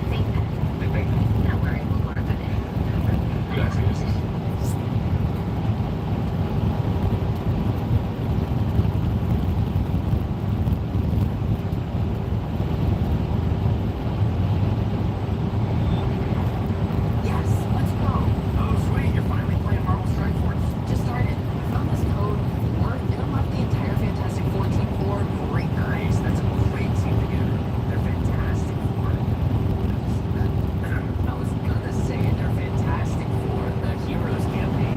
Human Torch will really blaze through those early nodes to unlock more characters fast. And I hear they're releasing a new Mr. Fantastic this will end the time with the new movie. So he backs out Torch and the thing now and they're ready to rock as soon as they come out. Sounds like it's clobbering time. And don't forget, the original Invisible Woman is still amazing in the Legend of Lightstorm. Try carrying her on with Scarlet Witch and Vision. Her psionic shield protects the team and stuns enemies. So Vision's safe to swoop in with his laser kill. They'll never see it coming because she's invisible. Then there's Mr. Fantastic. It's not a stretch, is it?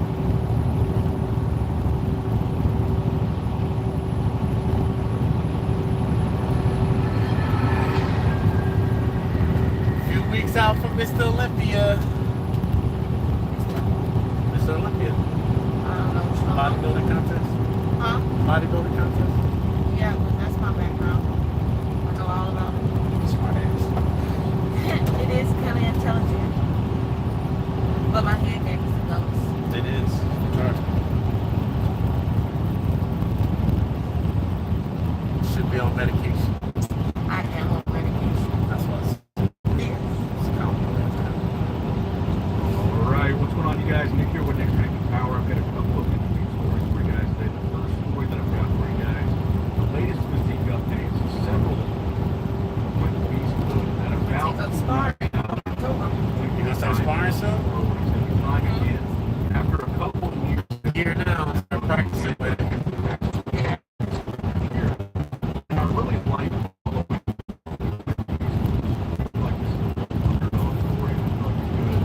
underdog and bodybuilding. I gotta get me a bag. Some of the most exciting A bag to put on my patio. bodybuilding stories that Do my gym up there. I gotta say, him staying with Samson over there in the UK while he finishes out this prep.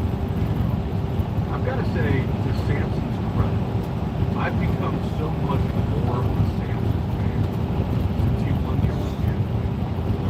Just seeing the way that he carries himself and the way that he's represented that Olympian title as an ambassador for bodybuilding. Not only all the You gotta come in more conditioned to win this show. all the guests, The one dude keeps beating him. traveling the world doing appearances. Say what? When you beat with, you gotta come in more conditioned this thing show. You can win. You go to the Olympia. Just posing, like I said, very active on social media. The way that he's carried himself as the Olympian champ, I think is something that we should really be appreciative of.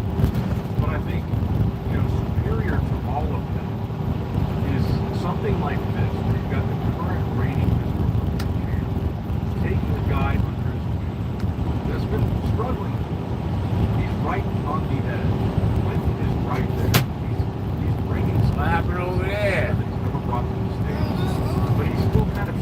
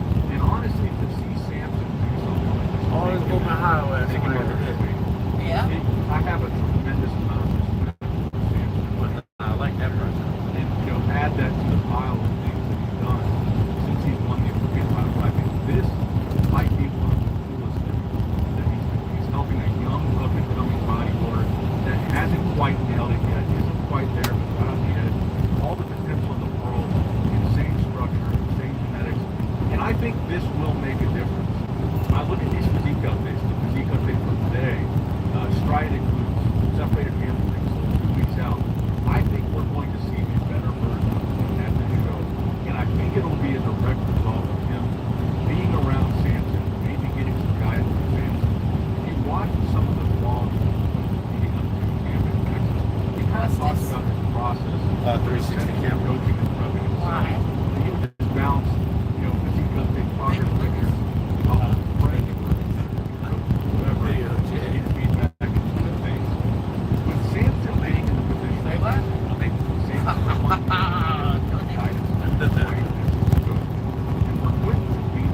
I'm presuming they're helping him with Say your girl came. at a bare minimum in the sense of he's bouncing.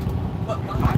He got big pockets. They're right there with him. Why do you have a 360 camera? I'm sure they're giving him some type of guidance. Because my son makes it. I kept asking you that. You kept telling me no. I think Yeah, I asked you. I was like, you and the young man, you and the man, they did a video. No, we didn't do it yet. And that's why I like these stories so much. And these are not easy shows.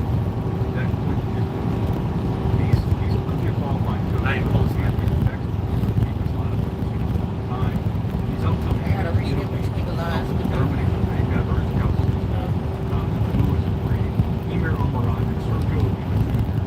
You've got Stefan Toller, these are, it's a big deal. Not him winning a show. There's only like 6 or 7 guys. They're going to be deep lineup established that day. And it will be a big win for him when he gets the show. He's the guy that I'm rooting for. But now that you've got Urs in the mix, I'm obviously rooting for Urs. I want to see her. That's an underdog story to me as well.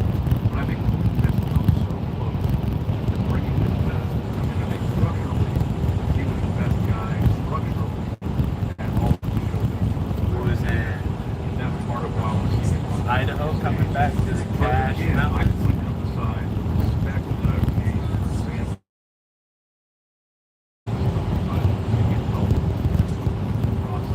I think it's really The valley we went through.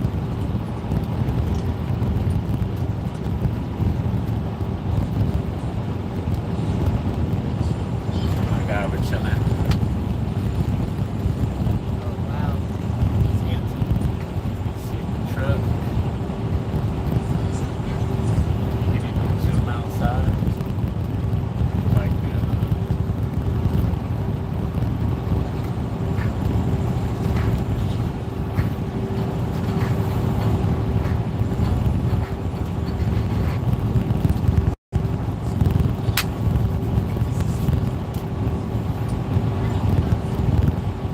Did someone say pizza? Pizza. I like pizza steak. Pizza stew? Pizza stew. I like pizza steak. Multiplicity. What's that? The movie. I don't know.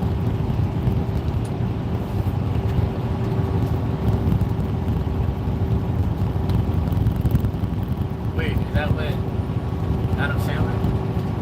Multiplicity. I'll show you guys what it is. I'm thinking Spanglish. Sergio Oliva Jr. probably Multiplicity is really where the dude duplicates himself 3 or 4 times. And one of them comes out gay, one of them comes out really mentally retarded. I'm definitely going to do any more of him. It's like I like pizza steak. I'll break down all of the guys.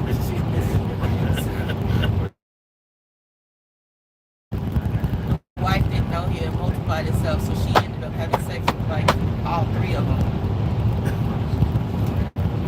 It sounds wild. in the same night. Same time. Same Yeah, night? Same I night. think it's not going to be an issue for him. Yeah, he duplicated himself. Yeah, but Because he was working so hard and he didn't have time for his family, so he duplicated himself. He came Okay. up with this really masculine one guy. And so he was doing the work and he was spending more time with his family and his kids. Yeah. And he was like, he wanted to have time to himself, so he split himself again. What should be on track? His personality came out really feminine. He was doing the housework in the kitchen and the cleaning and all that stuff. God, And then, so his gay self was with his wife too. yeah, Well, it wasn't gay, it was just he was supposed to be the one living in the house because, of course, he didn't have sex with her. So, the butch one, the second clone, So is she ended still, up. So is he still him in that too?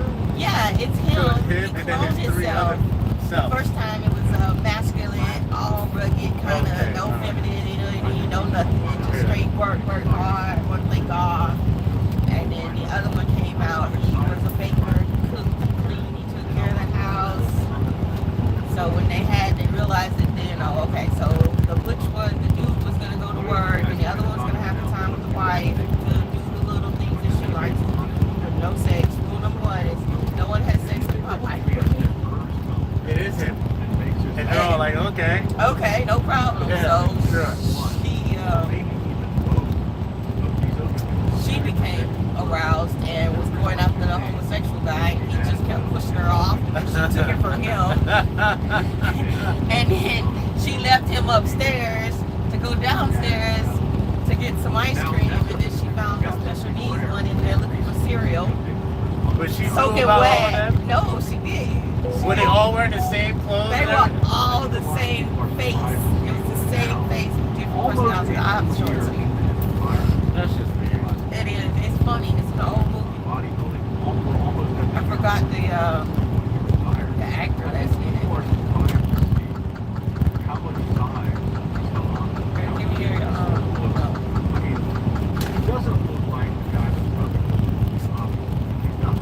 It's interesting because it was a thunderstorm and she went down to check the doors and found the special needs one in there looking for something to eat late at night, and he's soaking wet because he came out of the rain.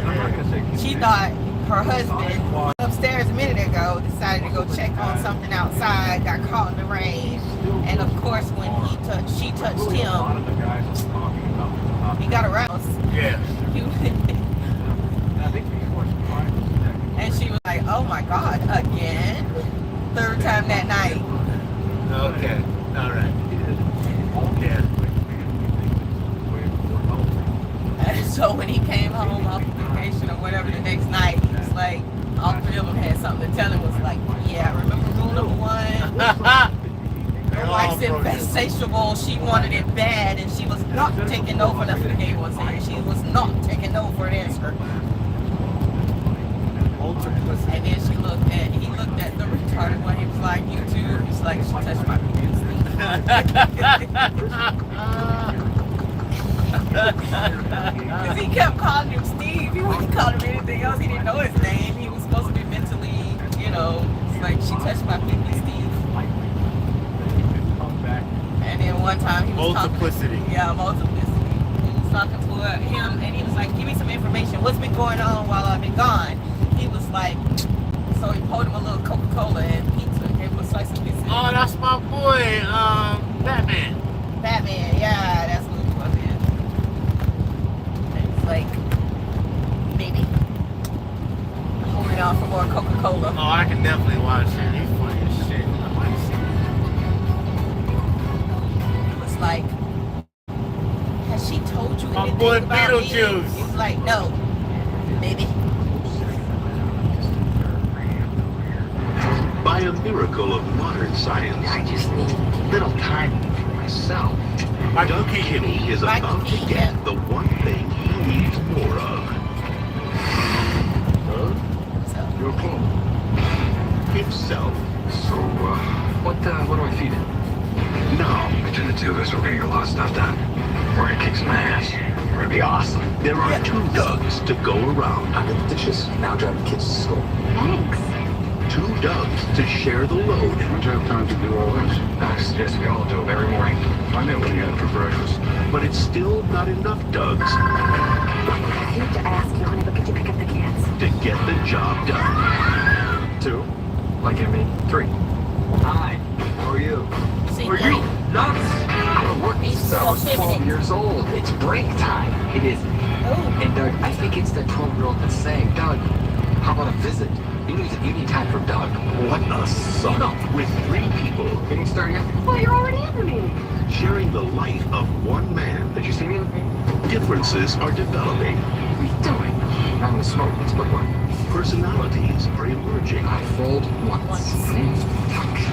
Tuck. Fold. TTF. And no air because it never goes what? Air's mayonnaise. And their problems are beginning our to enemy. multiply. Doug, I'd like you to reach forward. 4.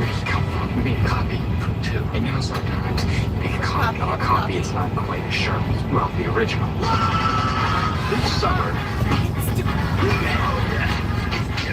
it's every Doug for himself. Jeez Louise, how many of you are there? See, sleep with that razor, we take the blame. Cute, I think. From the director of Groundhog Day, Michael Keaton, No one has sex with my wife but me. Andy McDowell, That woman wants something, Doug. There is no stopping her. Multiplicity, Hey, Rain Man, I'm back in there and floss yourself, buddy, huh? Hey, Rain Man, come back in there and floss yourself, all right? I'm gonna have to check that out. That was funny.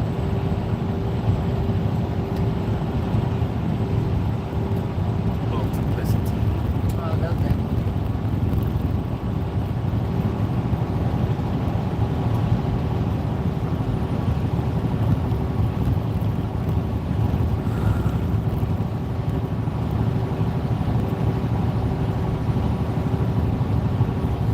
Get a 4% APY with Robinhood Gold, which is much higher than the national average. Sign up for Robinhood Gold.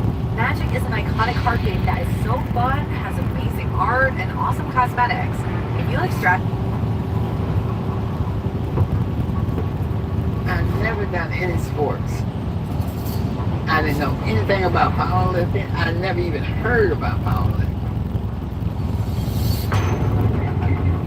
I feel strength when I powerlift. It tells me I can beat the world. I just want to inspire other women to take care of themselves. My name is Nora Langdon. I'm 78 years young.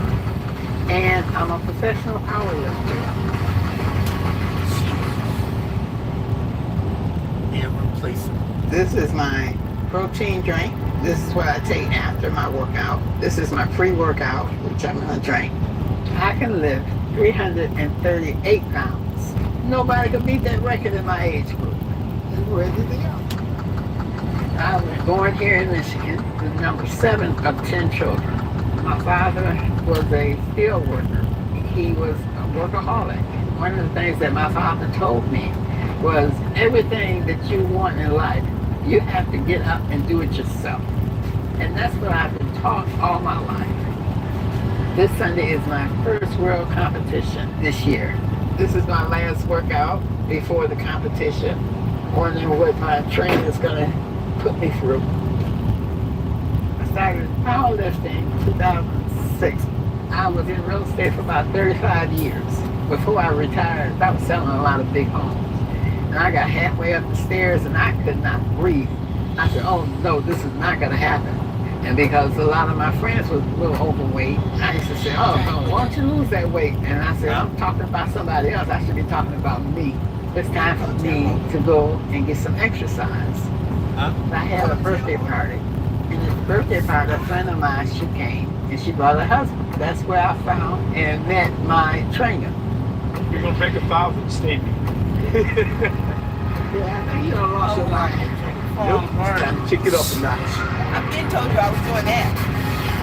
I remember we first came here, they weren't familiar with us, and we were getting ready for a meet, and I had 350 on the squat bar, and the guys were like, was that for you? I said, no, sir. And they were, oh my God. You get a 70-year-old lady squat 300 pounds, they squat, doing any kind of squatting, it's amazing. But to do that type of weight, half the guys in the gym can't do that. And I'm talking young, 18 to 20-year-olds. So yeah, that's impressive. The very first day that I got started, he put me on a bench and gave me a broomstick. Told me to lift this broomstick. Then he put me on other exercises and I did that. That following day, I woke up, I said, I am not going back. This is too much for me. I'm getting too old for this.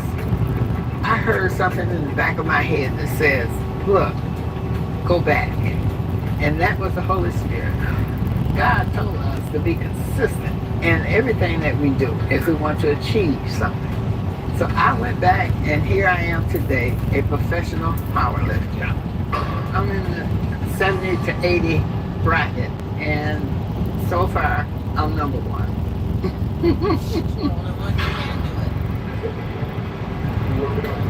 Woo! They said, oh.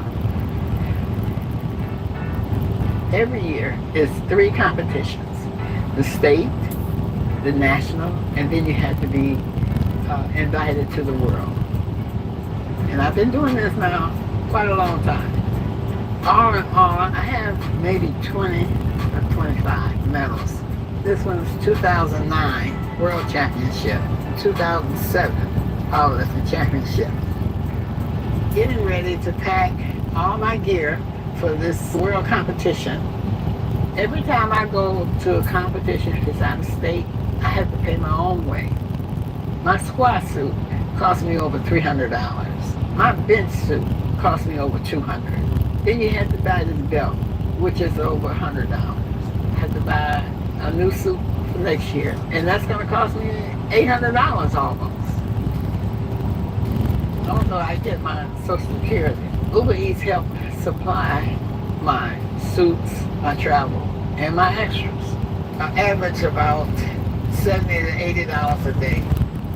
Depends on how long I stay out. Now all I do is wait for a call. Some Wednesdays I won't go because that's my squat day. I'll just go in, pick it up, and come right back out. If I had sponsors, yes, I would do Uber Eats. I take more rest in between my workouts.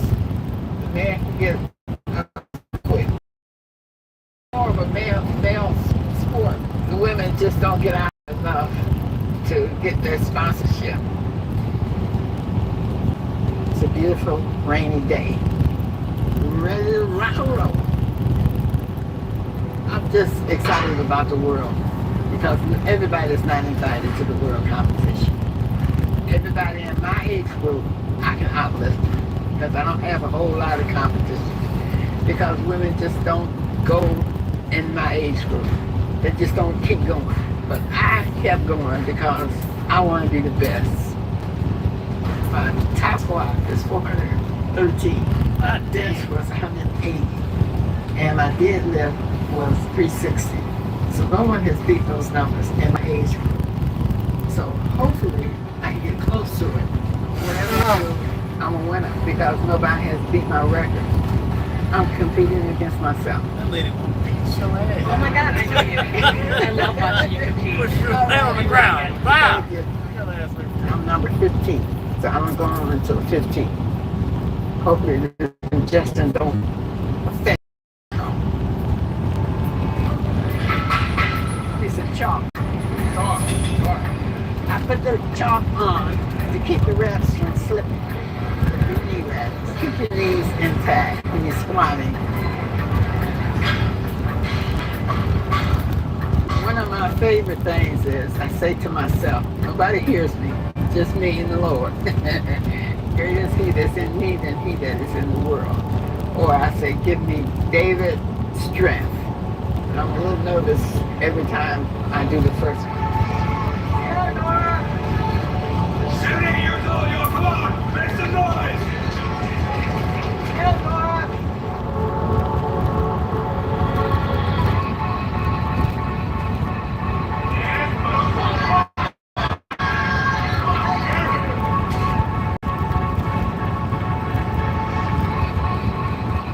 The first set that I did on the squat, the rep was too high.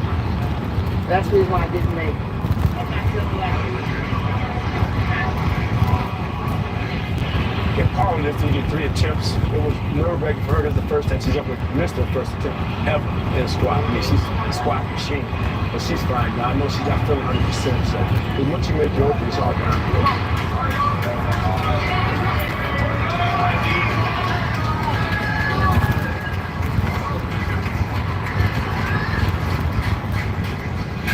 what? Sit up, baby. Push it.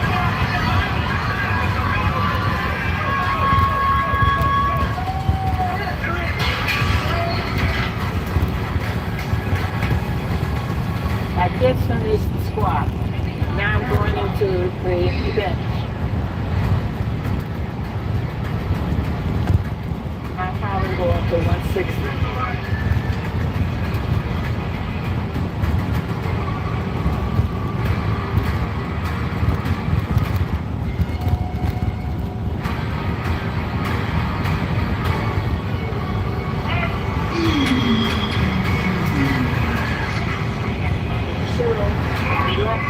This is your thing. The deadlift is your thing. Good job. That was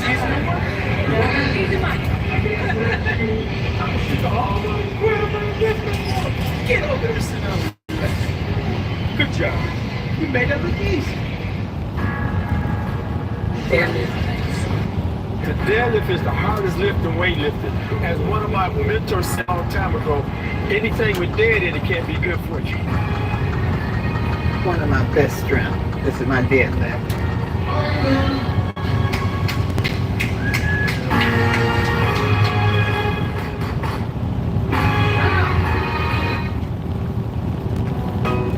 He needs the talking points before he leaves. Now.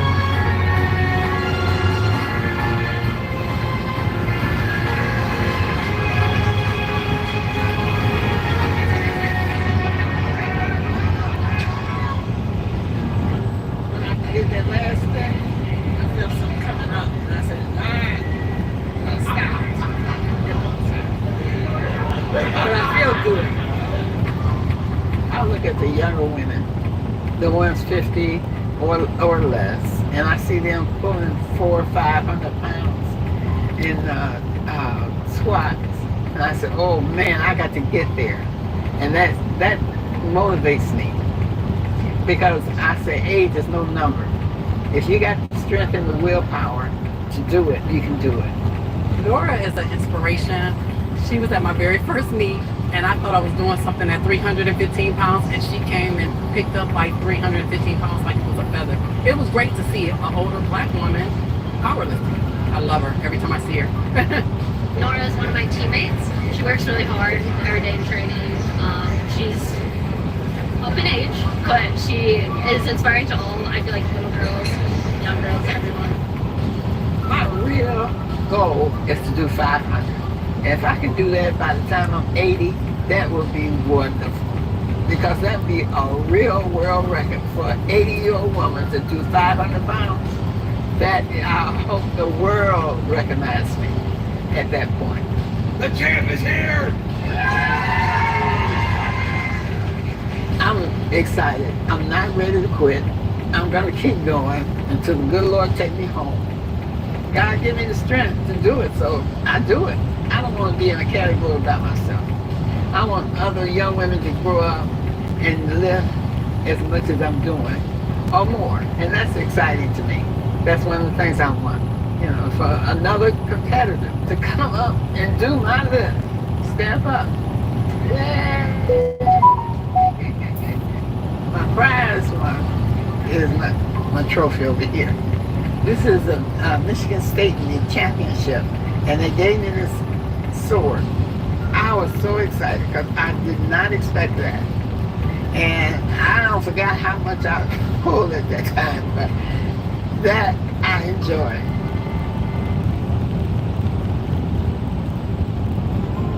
You just put this part of the pineapple cutter on top of the pineapple. Top of the pineapple. It's slicing the pineapple. Then you just pull up. Look how easy that was. The handle comes off. How's it going, guys? My name is Tavarish, and welcome to my second channel, where we take a more behind-the-scenes and off-the-cuff look at stuff I do on my main channel. Now, you guys will know that my daily drivers, they've been really, really bad on gas. They're high on fun, and they're really cool, and they make lots of noise. I've had the Hellcat, I've had the Porsche 911 GT3, I've had the Mercedes-Benz S65, but honestly, they are eating me out of house and home because I've had to really spend a lot of money on all these maintenance and tires, and in fuel. So today, I did something that I never thought I would do, and I bought a car. Well, you guys should just go see it. It's different. Wait for it. Oh.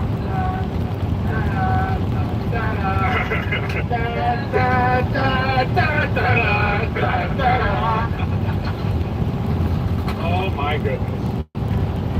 Welcome everyone to the best kept car buying secret today. This is a 2024 Audi RS e-tron GT, a 670 horsepower electric super sedan that is packed with every bit of cutting edge technology you'd ever want.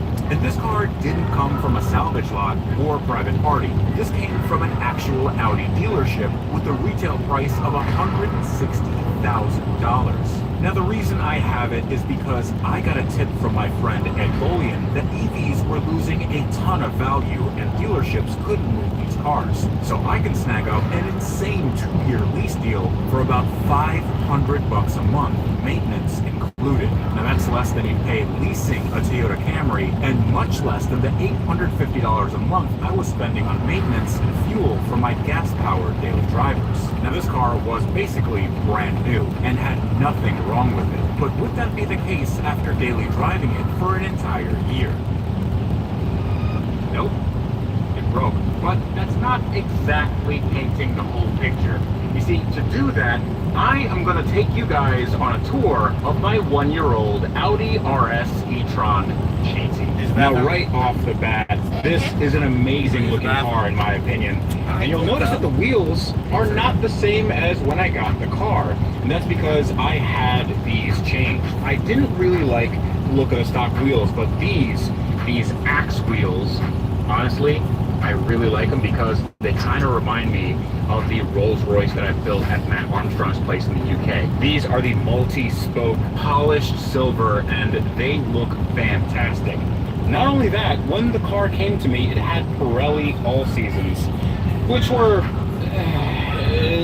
not good. I got Michelin PS4Ss and those are the gold standard. I have them on that car, I have them on that car. Every car here has Michelin PS4Ss, and this is no different. And man, I can't think of any other EV that looks this good. If you don't think it looks good, I don't care. But if we come around the back, you can see how well prepared.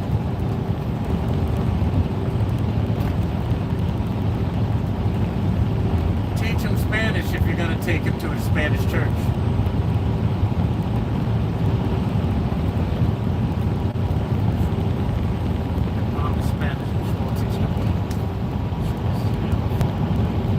This car is. Now it looks like a regular sort of 4-door sedan, but I think Audi calls it a Sportback. And it's not a hatchback or anything, it has an actual trunk. This girl is wide, like it is really wide. Look at these rear haunches, like they come out, it's like a wide body. It kind of seems like there should be exhaust here, but obviously there aren't because it's an EV. And one of my favorite things in any car is always a retractable wing, and this car has it. And it's this guy right here. Let me show you what that looks like. I don't want to get too ADHD here, but another thing that's really cool is if you do an unlock or lock. Look at that! That's so cool! Okay, so open up the car, turn it on. If I wait 6 to 8 weeks for the menu to pop up, I press one button and look at that! Now it has a little spoiler. Now I can really make use of the aerodynamics of this car that I'm sure can go over 250, 60, 70 miles an hour. I don't know what the top speed of this car is. Probably not much. Now, do you have his clothes ready and his lunch made for school tomorrow?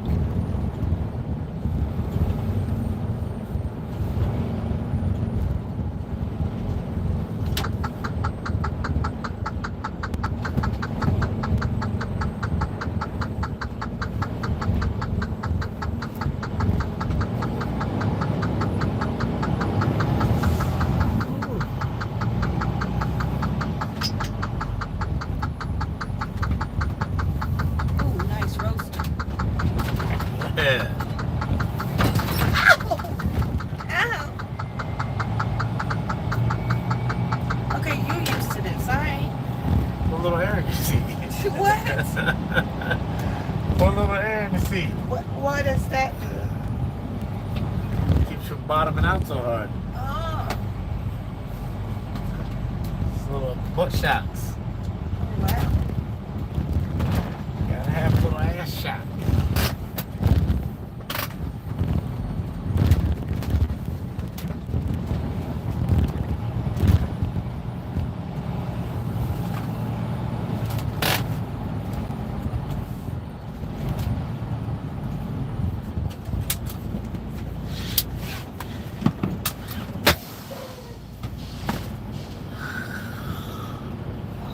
It's only been 2.5 hours. Yeah.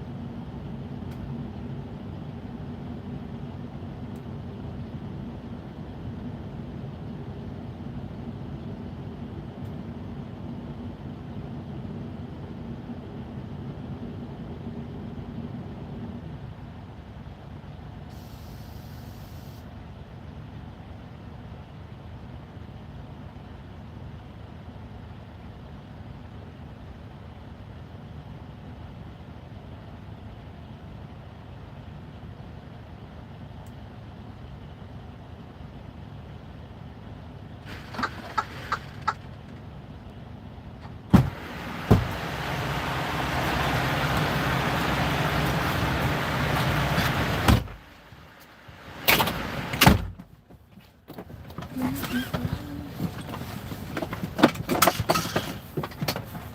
back patch.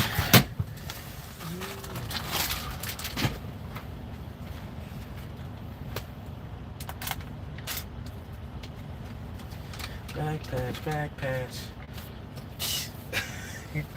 All right, Dora. Okay. Will help me? Sure.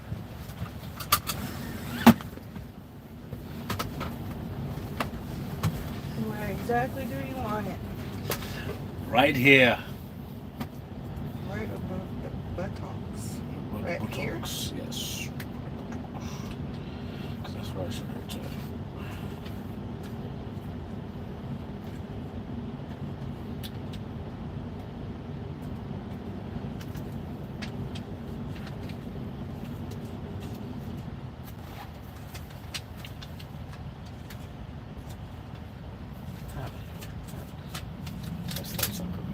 There you go.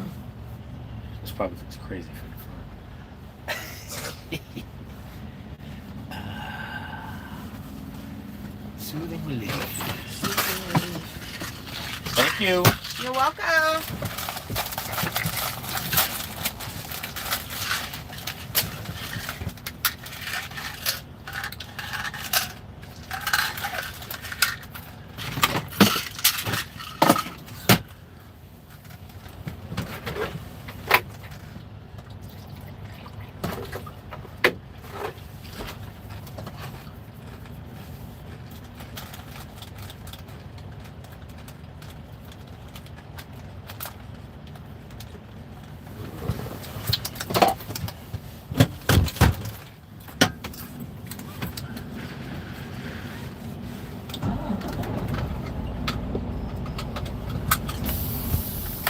Roll out.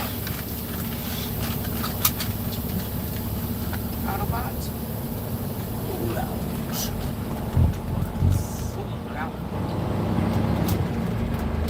Covering Earth. Yellow car.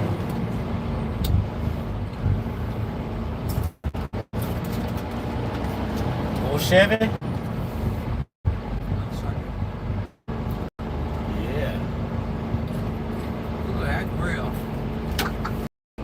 Grill on them. Big grill on them.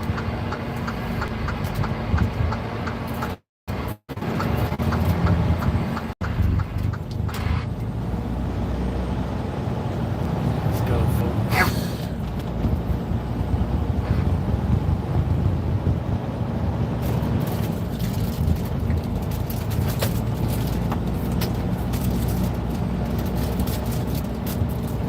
Oh, they're coming and going, coming and going.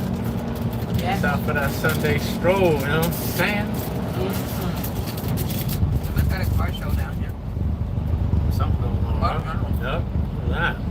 That's a doozy.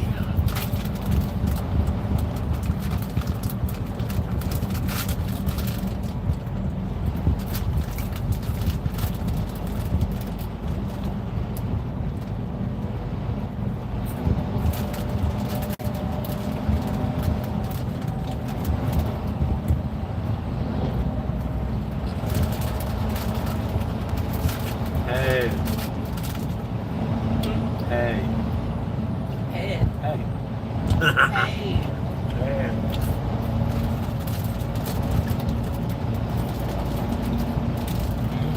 Not too.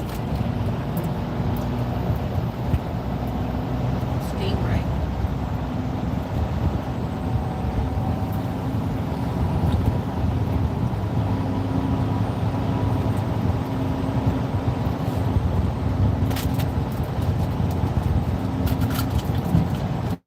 Have Amish this far on y'all? Huh? Amish. I haven't seen any up there. I doubt it.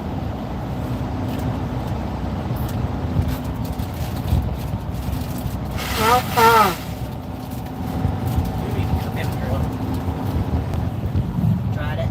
Look.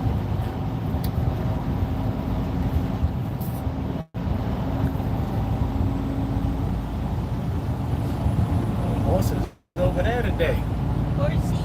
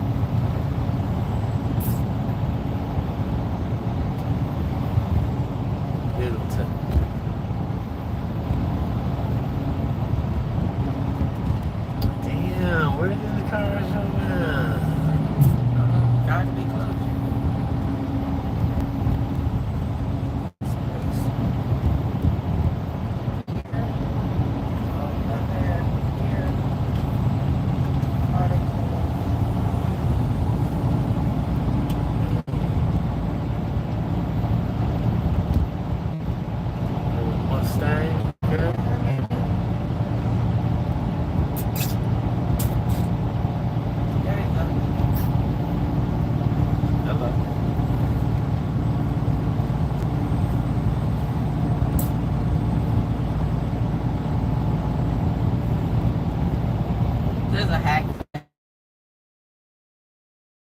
If you're gonna hack it. What game? That one. This one right here? Yep. There's a hack for it? Yep. What you mean, like clues or something? Yep. I know they got the button you can always use. Yep. Well, you can actually get 5 in a row.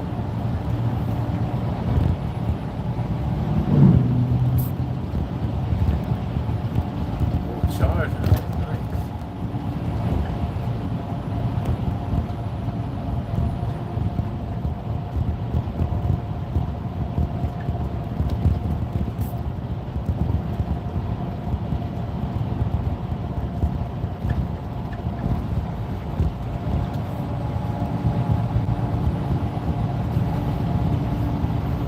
I feel like I won something by buying this car. But I think a better feeling is actually winning a new car. And because of today's sponsor, the CCAN Action Fund, a nonprofit organization, you can buy a ticket for not 1, not 2, but 3 chances to win an amazing high-end EV. Now in just a few days, they're raffling off some truly mind-blowing prizes, like a Rivian R1T truck, Lucid Gravity, Porsche Taycan, Volkswagen ID Buzz, or a Hyundai Ioniq 5. There are 3 prize categories, with each winner being able to choose a car. And here's the best bit. They thought they were going to sell their maximum of 10,000 tickets, but they're actually nowhere near that yet. So if you buy a ticket right now, you get better mathematical chances of winning. Now there's only a small amount of time left before the raffle, and all the proceeds will help promote clean energy nationwide. So go to the link in my video description or head to evraffle.org to buy a ticket to enter before it's too late. That's evraffle.org. Go check it out right now. But speaking of the trunk, let's see what's actually in here.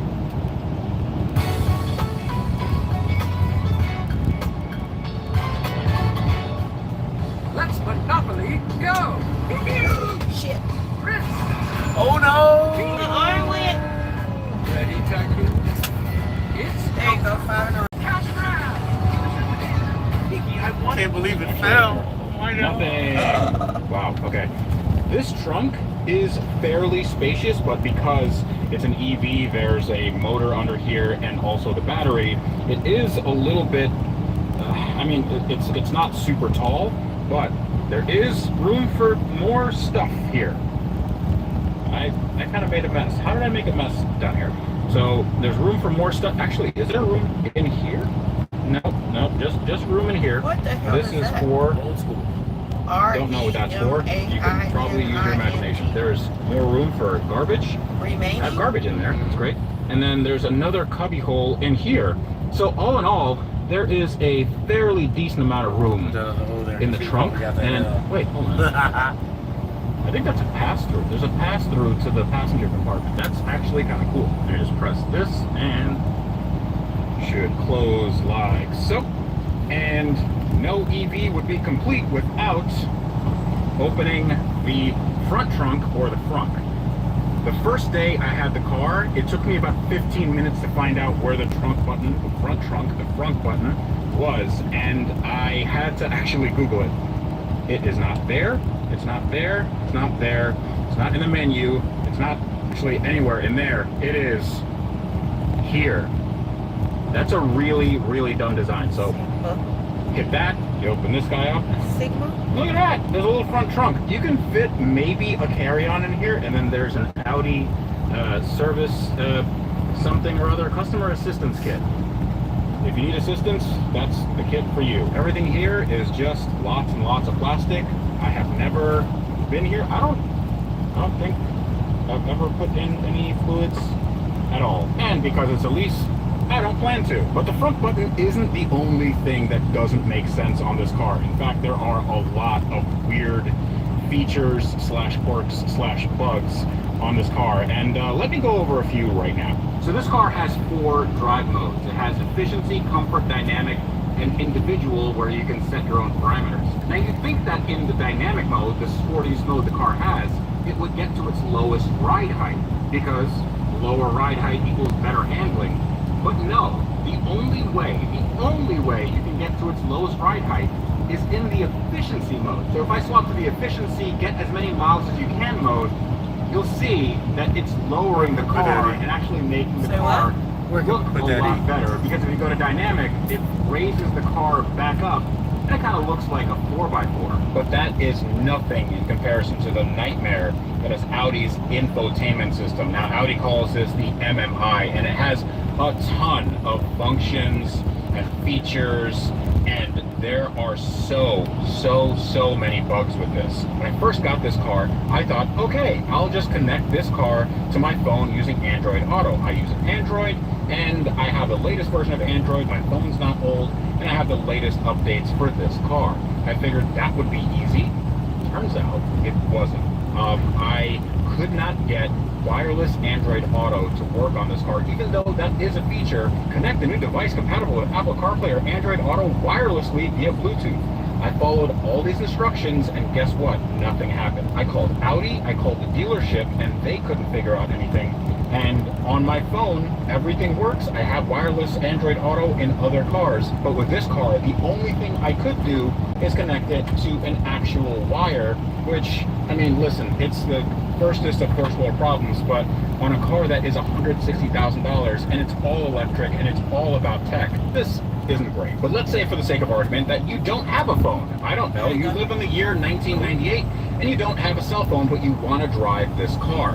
What do? Can you use the functions of the car and the infotainment system, like, I don't know, the radio and things like that? Nope, you can't. So what you have to do is you have to sign in to the system here, and the only way you sign in is you have to make an account. And the account can only be authorized by Audi themselves. You can't just go and put your information in and then just drive your car and have everything work. No, to unlock features, like very basic features, you actually have to call the dealership, and they have to do something on their end, and then that has to upload to your car. Sometimes it doesn't work, because for me it took like an hour to do, and then and only then can you enjoy the car as its stock configuration without connecting your phone. And also, by the way, sometimes this just loses its memory, and then you have to do the process all over again. Also, on a quick note, I thought that having this car connected to the internet all the time was a surefire way to make sure that this would get all the updates that it needs and it could connect to whatever I needed.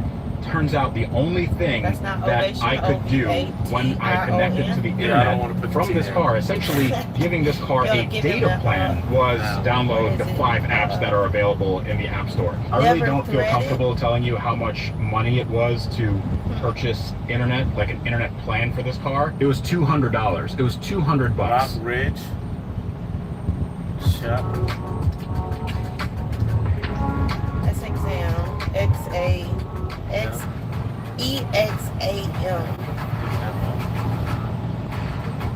I'll put that T. That's how I can erase.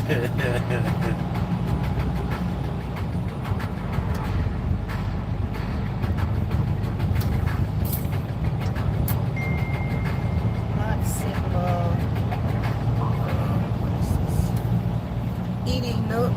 It's a lot of money. Now, what I'm about to show you is something that a lot of people with brand new cars have to deal with, but I never figured that a car like this would have this feature, and it is quite possibly the most annoying thing I've ever dealt with in any car, because this is something that you have to do every single time you set off anywhere. So car starts up, so you go to this menu, then you go to driver assistance, then settings, then traffic signal based speed warning, then warning tone when exceeding the speed limit, and you turn that off. Now you'd think that you turn that off, or let's say you want to turn off the entire system, right? Drama. Turn off the entire system. Super easy, right? Okay, I turn off the car, boom. Car is off now. Okay, and that might be the only place that T goes. Now I want to go for a drive. It is 5 seconds later. Hello, Freddie. Loading user information. Please wait. I'm at the driver assistance page. Individual. Same place we were. What's that? And boom, it's on again. This is, it's unacceptable, honestly, because what this does is if it sees that the It seems speed like limit that's is the a only certain places limit, you like can let's go. say 30 miles an hour, if you're doing 35, it just bongs at you incessantly. And it is so annoying. It's like you have your seatbelt off or something. And also, it doesn't use GPS or anything like that to actually get the data of how fast you should go on a certain road.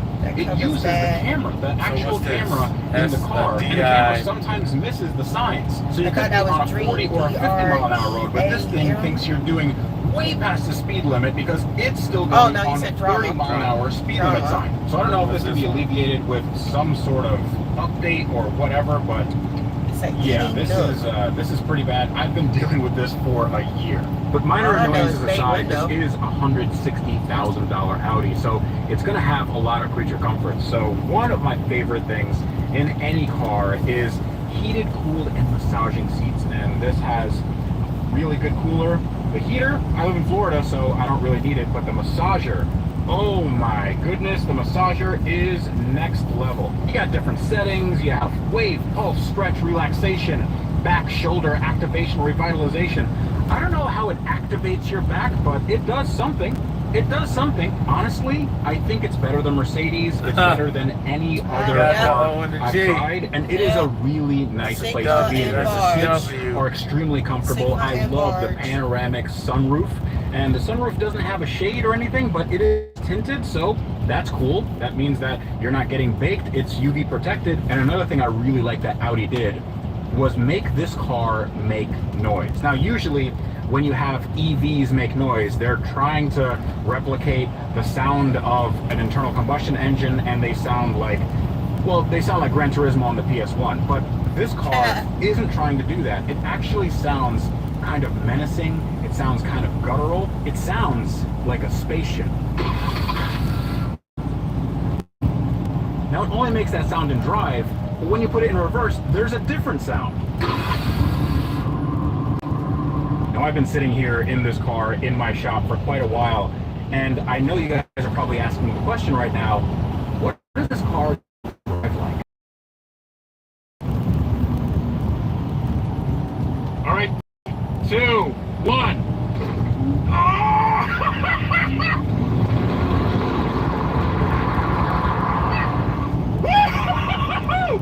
Oh my! Oh! All right. Okay. That's really fast.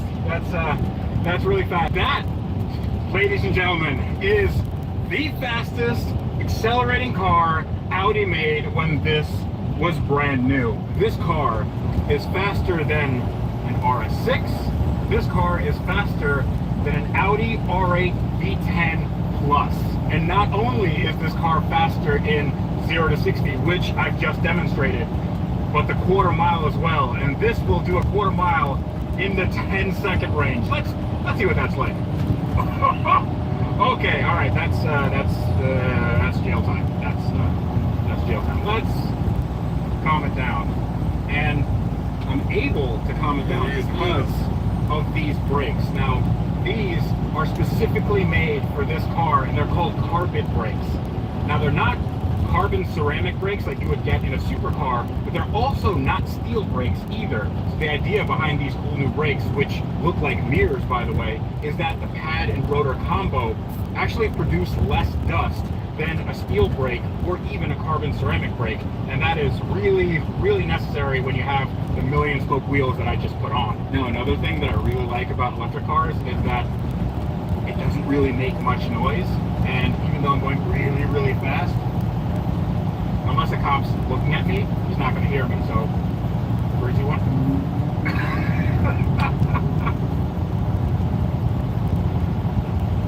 I can't explain to you how fun that is.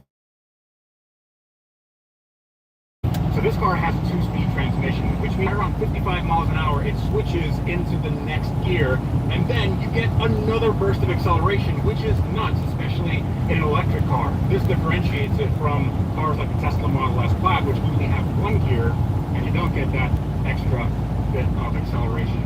Like, I'm at 46 right now, and whoa, okay, right now, there we go, that's, okay. Now, another thing about these brakes, yes, they're very good, but also, you can drive this car like a regular car. And what I mean by that is that if you drive a Tesla, when you let go of the accelerator, there's a thing called regen, meaning that the motors sort of create a friction, it creates a resistance that puts energy back in the motor, and that ultimately has a braking effect on the car. That's how regenerative braking works. It doesn't actually have to do with the brakes themselves, it's all done in the motor. But Audi, they realized that people aren't really all that interested in having a car that essentially applies the brakes for you as soon as you take your foot off the gas. So what they did here is, yes, you have the option to do a regen like a Tesla, and all I have to do is push these paddles, and now I have regen, and if I take my foot off the accelerator, now the car slows down. But if I want to freewheel, now I have no regen. All I have to do is press the brake pedal like a normal car, and I can see on my dashboard that I'm not actually using any of my brakes. It feels like I am, but I'm not. The entire system is seamless, and it feels like I could put anybody in this car to have them drive it around, and that's true. You don't have to give them any special instructions. It has a gas pedal and a brake pedal, and both of those do exactly what you think they're going to do. The gas does this. Now I have to talk about the elephant in the room, and that is living with an EV. This countertop marble produces durable, filters nugget life in just 6 minutes. Why is this gun in water? It's going to rust. Thank God we got the ATK before it rusted because we need to use it. We also need to get some more guys because we need to mow down all of these red guys. Hello, I'm Ryan F9 and this is a fully 3D printed motorcycle. Swing arm, frame, forge, wheel, everything you see was control keyed into existence. So let's huck a booter on this Xerox machine to see if it's safe and to see why you might want it.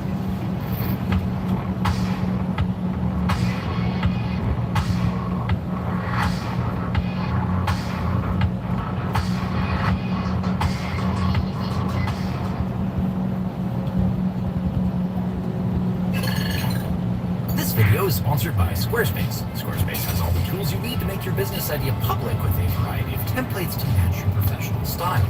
You can also create a personalized website with the AI-powered design system, Squarespace Blueprint. A few clicks is all it takes to get a fully custom website that's tailored to your brand or business and optimized for every device. All Squarespace sites are optimized for searchability thanks to their built-in SEO tools, helping you show up more often in search engines. Get started with your passion project today and head to squarespace.com/Fortnite to save 10% off your first purchase of a website or domain using the coupon code Fortnite. This is why I'm terrified. And most 3D printers are just a robot with a hot glue gun. They lay little strings that stick together and build up the part layer by layer. It's called FDM, or fused deposition modeling, because we're making deposits that fuse together and build the model. But you see the problem. If any of our deposits fail to fuse properly, then the model devolves into a tangly mess. A desktop 3D printer will purposely under-extrude so that their prints don't fail like this. But that only serves to make the part weaker. Rather than a solid piece of plastic where every polymer is bonded to every other one, you end up with a bunch of spaghetti, which looks solid but actually only makes contact. Don't beat yourself up. What? Don't beat yourself up. About? I don't know, you smacking yourself. Whatever you angry with yourself. I didn't realize I was whooping my own ass. Either trying to excite yourself or whooping your own ass. Trying to feel something. Knee slap. Right up to the point of over-extruding. Like a better Icarus, these printers fly micrometrically close to the sun without melting into a mess. Pantheon's polyamide carbon fiber actually comes within 15% of strength you get from simply melting and injection molding a solid material, which, by the way, has more repeatable strength properties than cast aluminum and a slightly higher maximum load than CNC 6060 spins. The printed lever is also 34 grams to Honda's 59, and it is dimensionally accurate, plus or minus 50 micrometers to Honda's plus or minus 100. So yes, additive manufacturing is safely feasible for motorcycle parts.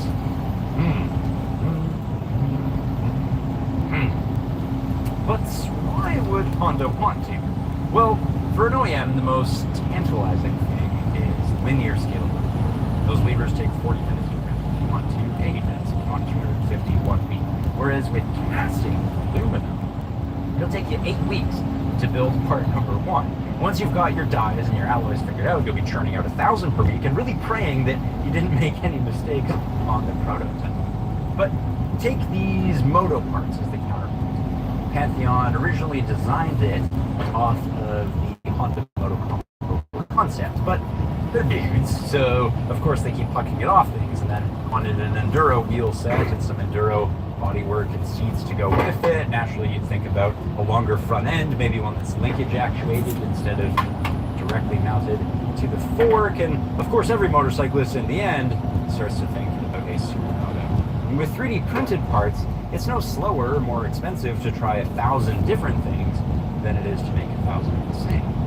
And for an OEM, that means that Honda needn't guess how many body panels they're going to have to stock for a 1982 Silverwing, find someplace to ship and store them, and either sell out and fail to support legacy customers, or not, and have to eat the cost on all of those unsold units. Honda can simply print the part when it's ordered in the place where it's ordered. But portability actually goes far beyond just printing parts at your local dealership.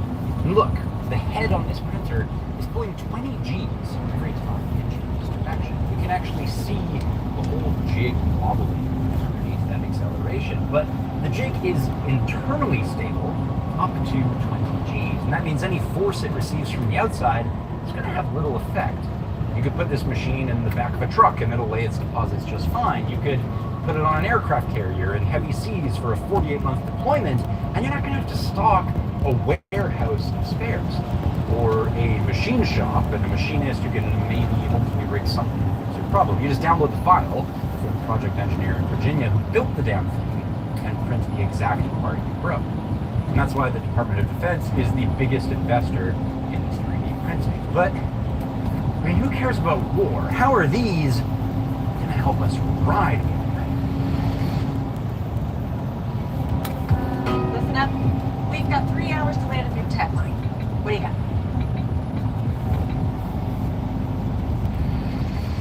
It's like a thing now to go to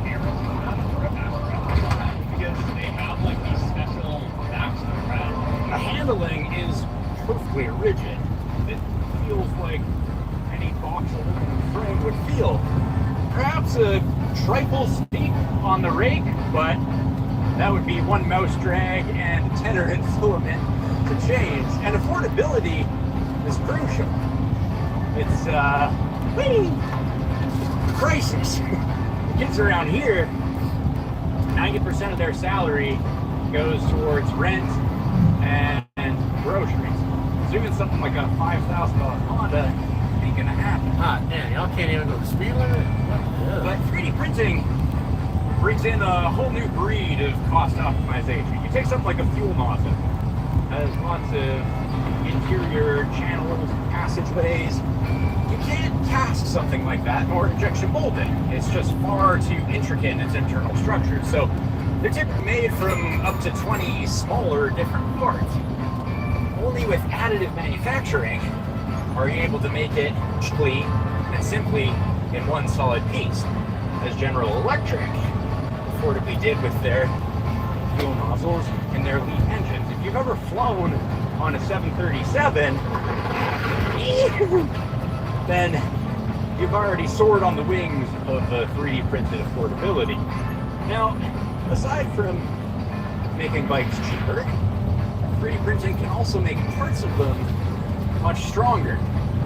We always assume that a plastic piece like these big handlebars here are solid, but when being injection molded, beyond a certain wall thickness, has to have an interior lattice with air gaps. Otherwise, the internal forces are just so strong that the part will crack as it cools. Whoa! But with the 3D printed part, you can make it actually truly solid if you want to. And the result is a strength that is far greater than we're used to thinking about plastic parts as being. This box looks possible here. Robinson! Now, as Is this where you're I from, Michael Gray? have snapped pegs off Yeah, of the darling. KLR I am not. doing jumps like this. I think I would break my ankle before I ever snapped this 3D printed foot.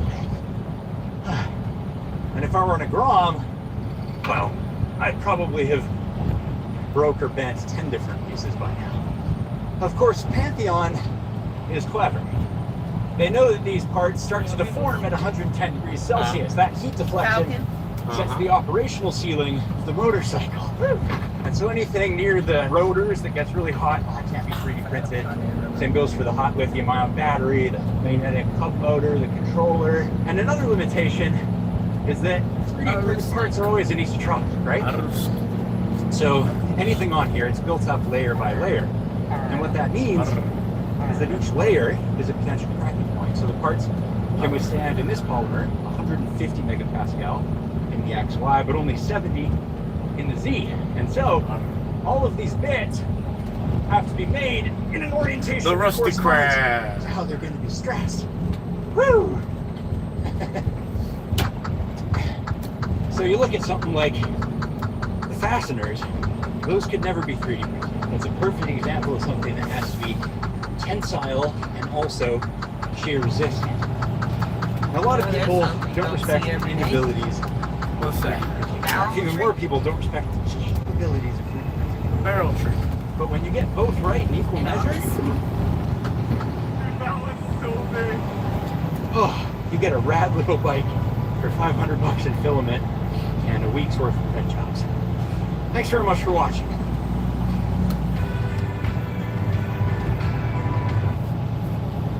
I was making so much money with DoorDash. I wanted to earn money in my free time, but I didn't want to go out and get a boring 9 to 5. That's when I...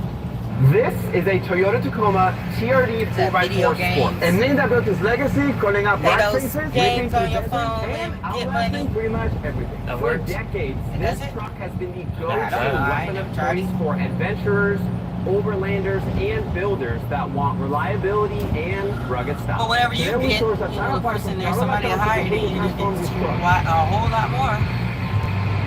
There's always someone installing all new suspension. There's always somebody that makes money. Brand new wheel and tire package, a complete light system, and a Been doing it longer, knows the secret to the trade. Plan to tackle this component. First, install all new suspension. Second, install our magnetful exhaust system for better sound and performance. Third, toss on a bigger wheel and tire package. Lastly, install our new lighting and exterior accessories. We are so excited about the Tacoma that we made a custom shirt in collab with Magnetflow and Camber. This shirt is so sick and it's so funny. If you're looking at the taco, you're going to see a Tacoma. Behind it, you're going to see a taco. Who doesn't like tacos, right? Don't forget, every time you spend, especially when you buy this shirt, you get entries to win our beautiful M4. And on top of that, $20,000 in cash. So let's keep going with the video. I hope you guys will. This Tacoma is about to get a serious upgrade. About 2.5 tons of these trucks are going, giving it unmatched off-road capability, on-road comfort, and fully adjustable DSC compression.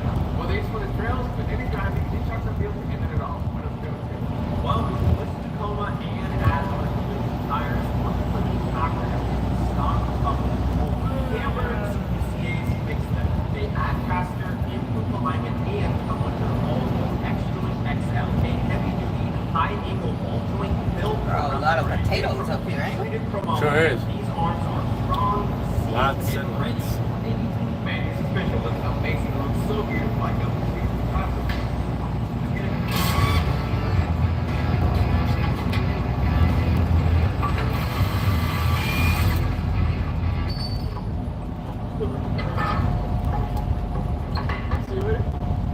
Got it?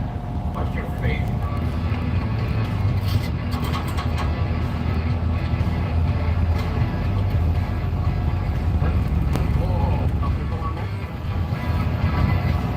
So as you can see, these bolts are so long that you can start it from here.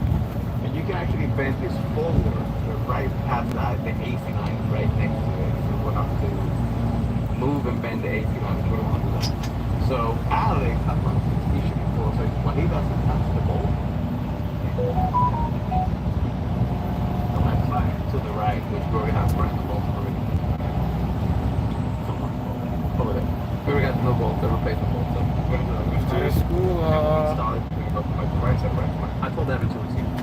forgot. I was like, he's like, yeah, you know anything? Because I have a stoma. I was like, hey, There goes their Impala. There goes their Impala. Oh, wow.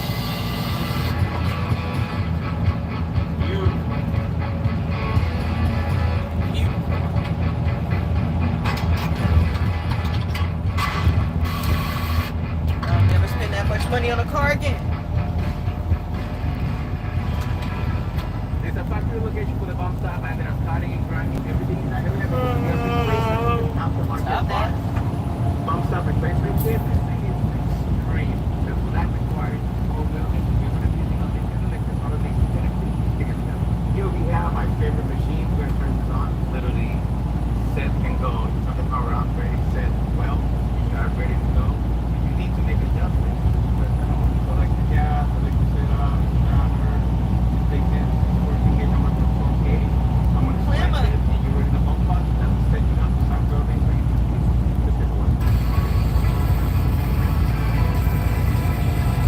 Cows. I see cows. What? Cows back there?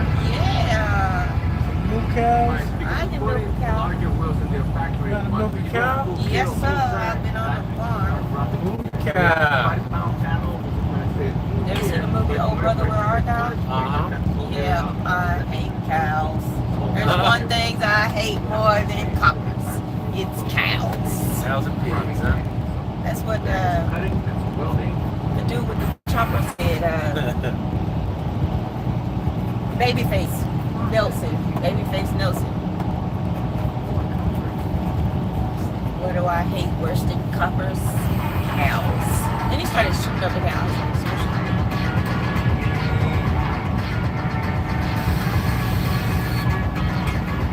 Like old boy jumped up every 2 minutes. Where's my hair jelly? Dapper Dan. Dapper Dan, man. And don't wear aftershave anymore.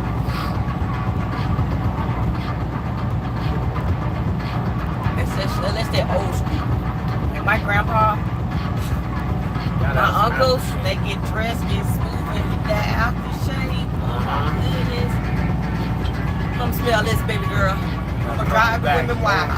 Yes.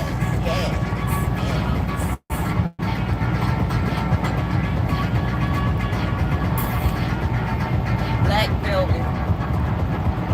Oh, I know you know that one. Black velvet. Nice pair of Stacey Adams. Yes, Pressed pleated pants. Yeah, nice brim to the side. My daddy used to do it, baby. Apply to the other side and take off the line for sure.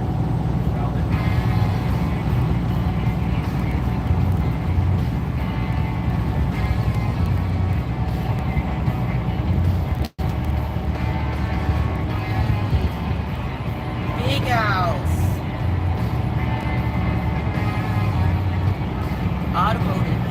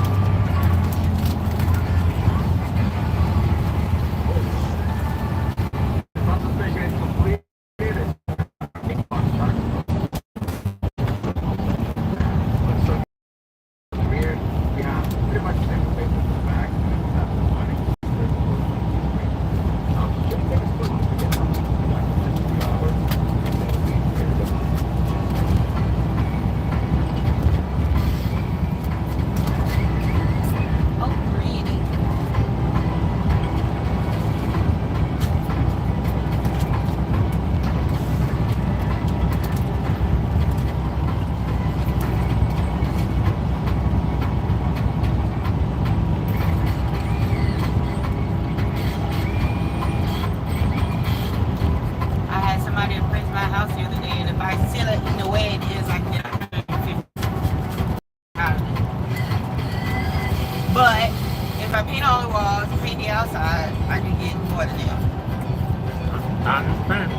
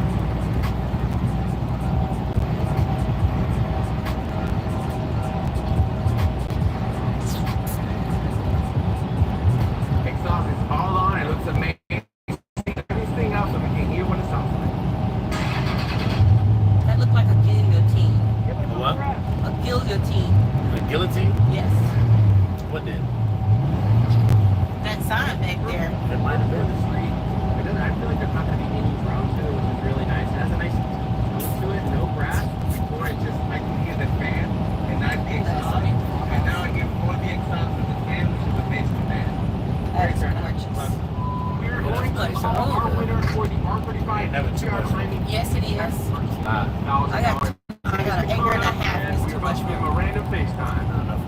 It's too much for one person. What's up, man? How are you? Yeah, I got a big surprise for you. You actually are the winner of our R35 and a check for 20 grand.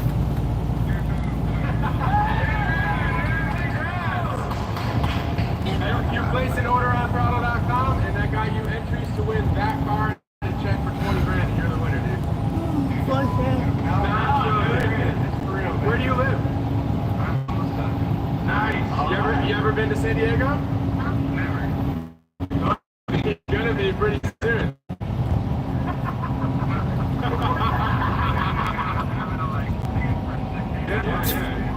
Have you been following the build? Have you seen this car at all? Yeah, I've seen it on Instagram, dude. It's gonna be your.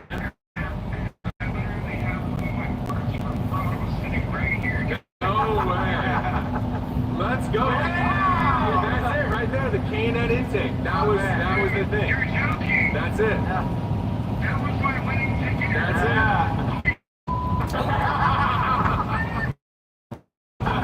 Congratulations, man. That's awesome. Yeah. So the process. What do you say?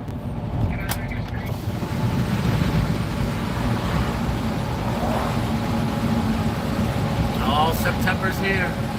Yeah. Couple days, I'm feeling the air. Time for hoodies. Time for hoodies.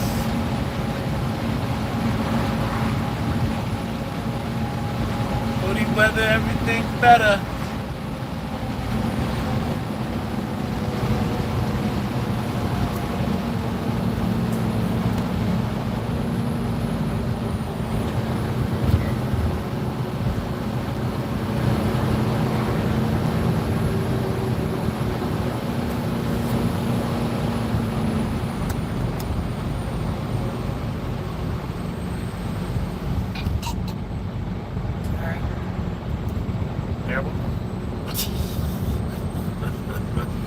Yes. Shake much? Nope. I know.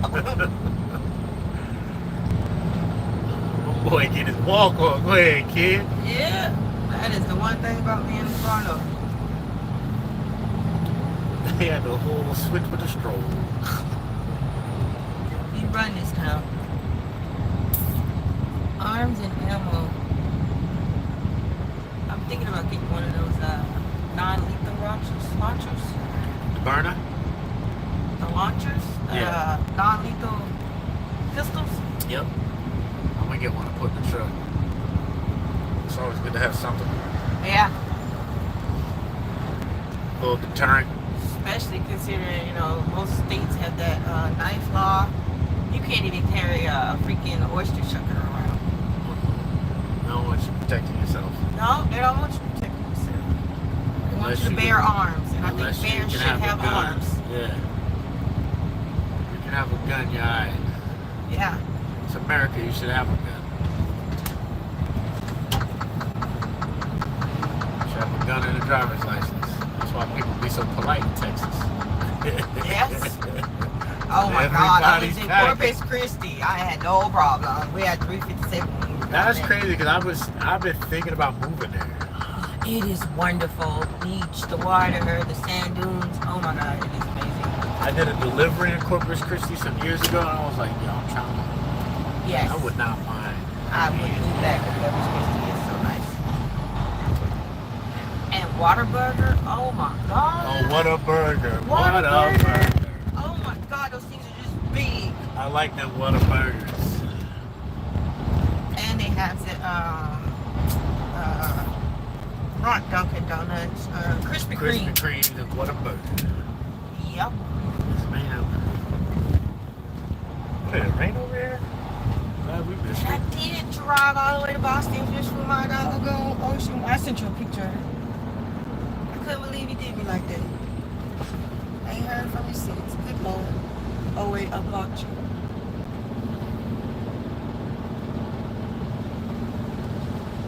Don't ruin my plans. What is that? Got me. Why I keep thinking this is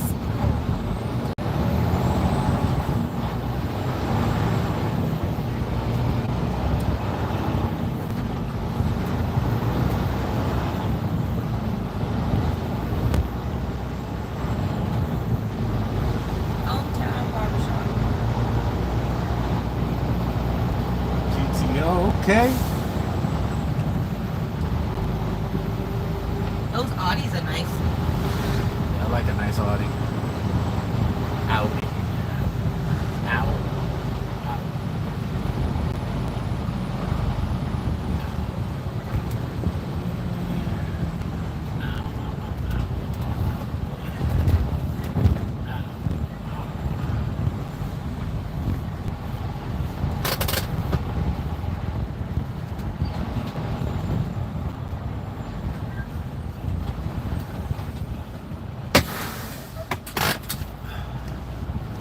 Ow, wow, wow, wow.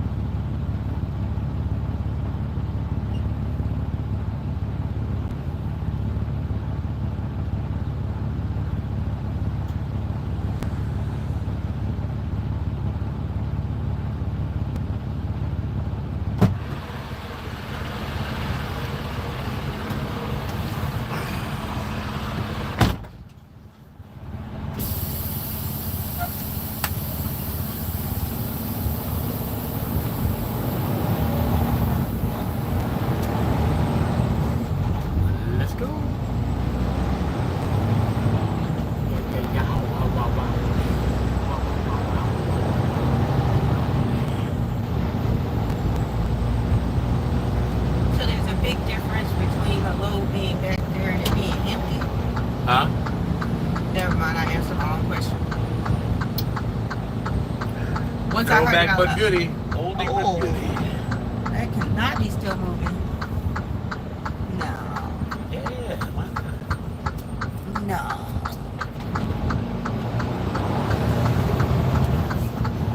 Might not move like a modern car, but once it was one time back in the day. Modern car. Wow, wow, wow. Oh, they got basketball over there? Okay, I'm all right.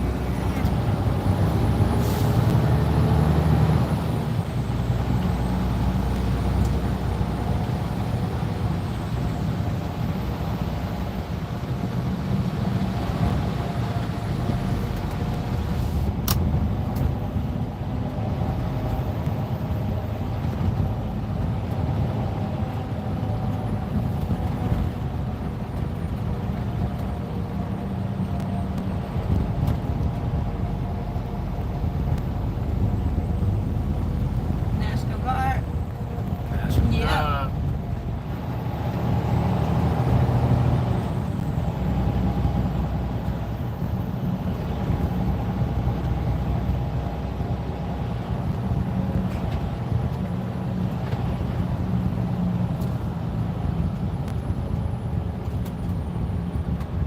Oh, wait.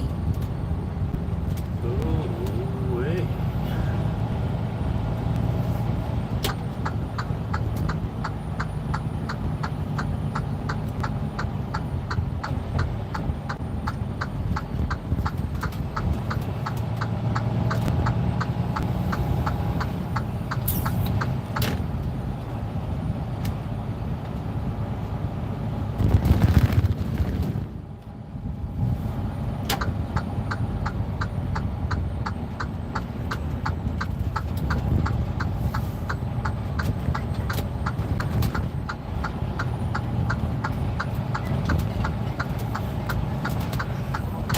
Back, huh? Matter of fact.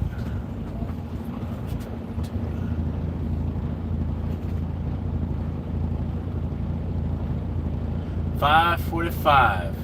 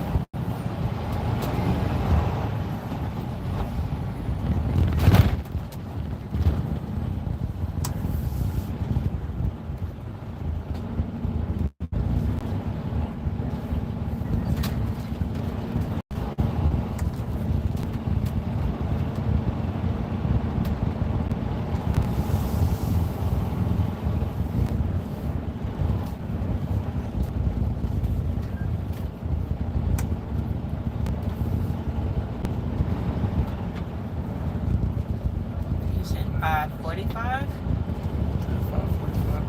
Huh? That's what you look. 5:45. Yep.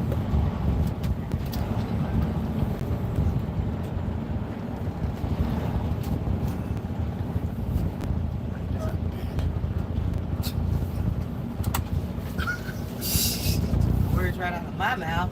Thanks for the code of confidence.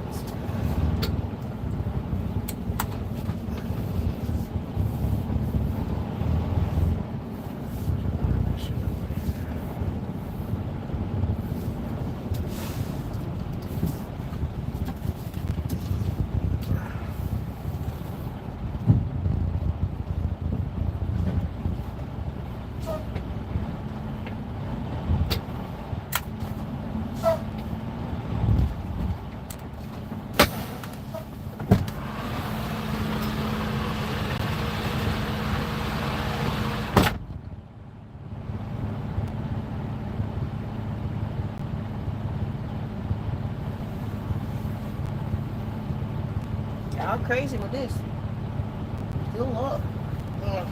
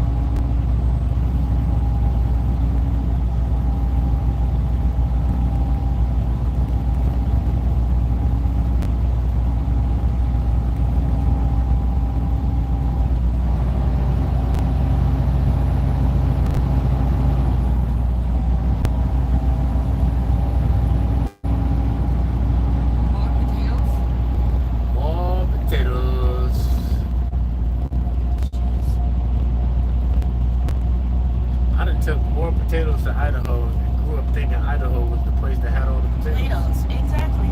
It's not? Maine is. Maine? Wow. So Idaho potatoes come from Maine? I guess so. They're lying to us. They're lying to us. I mean, I take them over to Maine. They're lying to us. I guess they process them over there. I don't know. They're lying. Maybe they're shipped out this way to be grown. Iowa, Idaho. I don't even know what they call this. Because it's not the Idaho brand, it's McCain. So.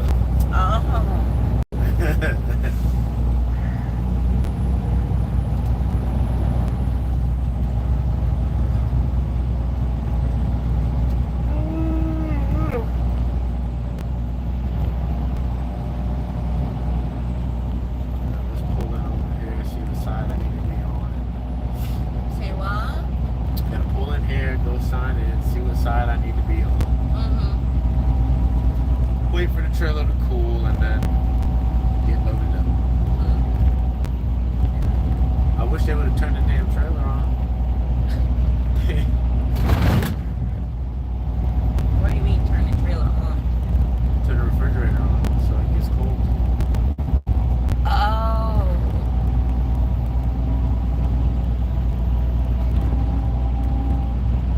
So you go here, they turn the trailer on, they let it get cool. Load it with the stuff they need to have in the back. So when I picked it up, I turned it on. Oh, smart. So it starts cooling down. So it doesn't take as long. But you would think they know I'm coming to get the trailer. They would turn this shit on instead of just parking it there. This is an interesting occupation. Yeah, it's all interesting.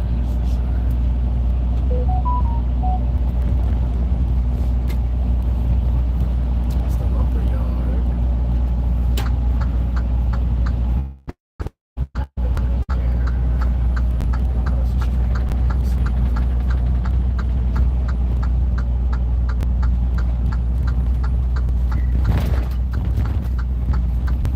Happy trails.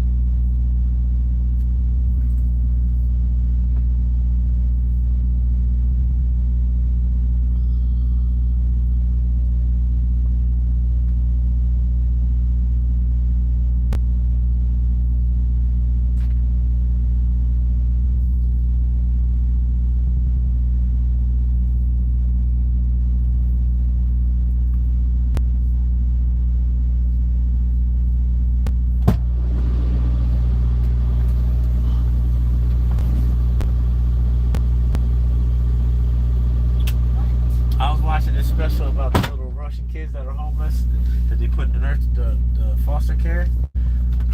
And that's what they do. Sit back and worry. Yeah, they sit there and ride on us. It's called self-soothing. Self-soothing, yeah, that sure is.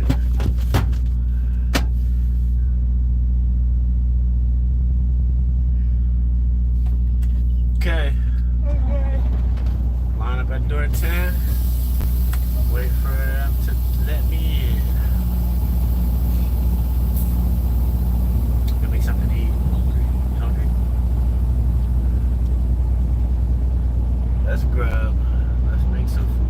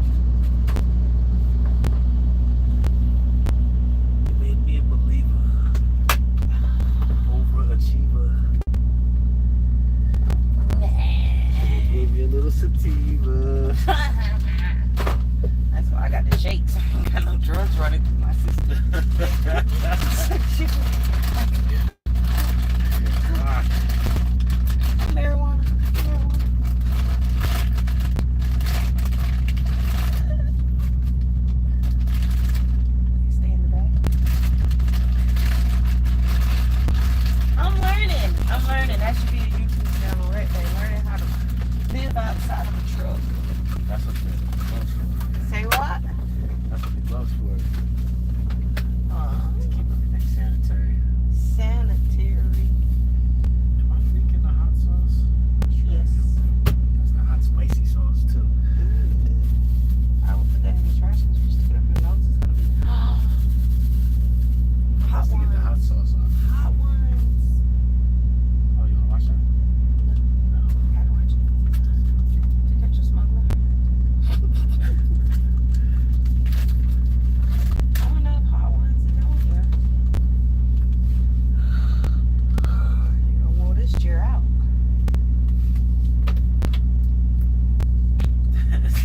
You're wearing it out. I'm not wearing it out. All I did was sit in it. And my feet slid right in that hole. That's because I have the bottom pulled out forward. Uh-huh. You need a, I'm gonna find you a massager for your lower back. Just attach it, plug it in. And that's, what was it? That Spider-Man was $25. What? Yeah. What was? Spider-Man. Spider-Man. Oh, the little one. Over at the spot. Yeah. Well, it wasn't a little, it was the biggest one. Yeah. It was $25. I was like, oh, I'll just go over here and I'll grab it. I think it said 25. I was like, yeah, no. Let it stay right there. If he wanted that bad, he'll get it. I figured it was for a little man.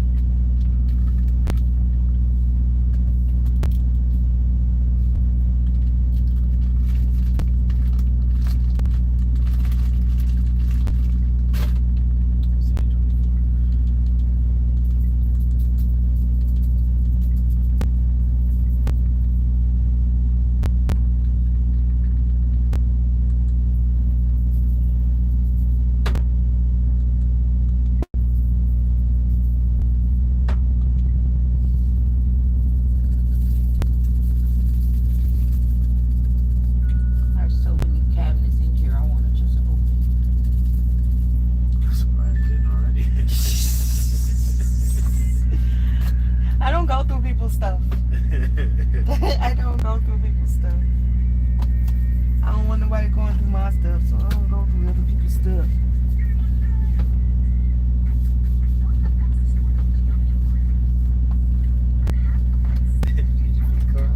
Say what? Did you get your feet stuff? Yes, I did. What were you watching?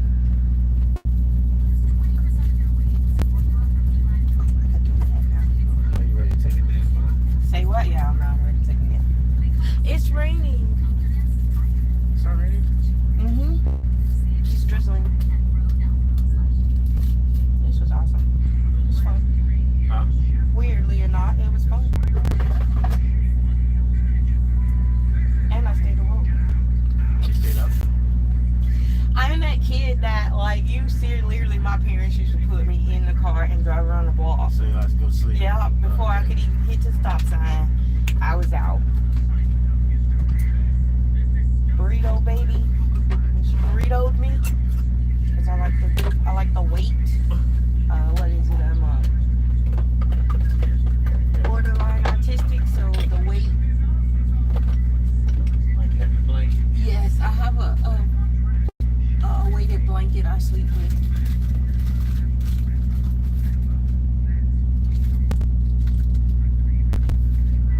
And over there too. As little as you. Say what? What you say? He said, I've never seen no one I believe in as little As you. Wow. That's rough. I know what this is for. What's that mean? Spankings. No. Leg exercise.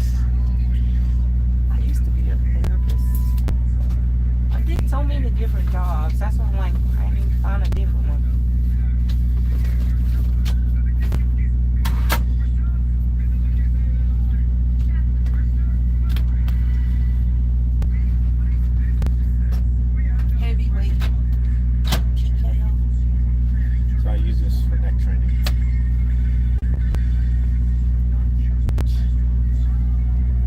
I'd like to see how that neck training working out. Huh? I want to see how that neck training working out.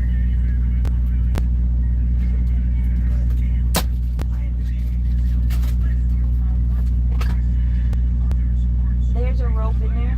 Duct tape too. Oh, duct tape's up here. Right here.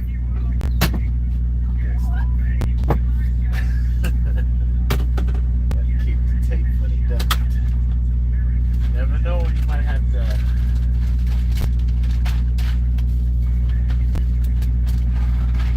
Rubber goose.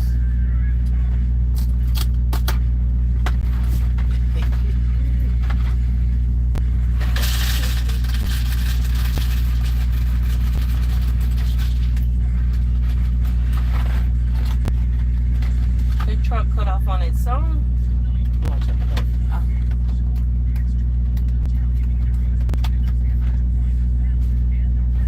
From outside the truck? Huh?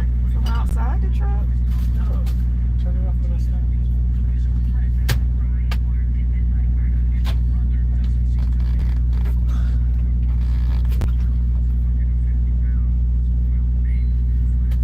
Oh, baby.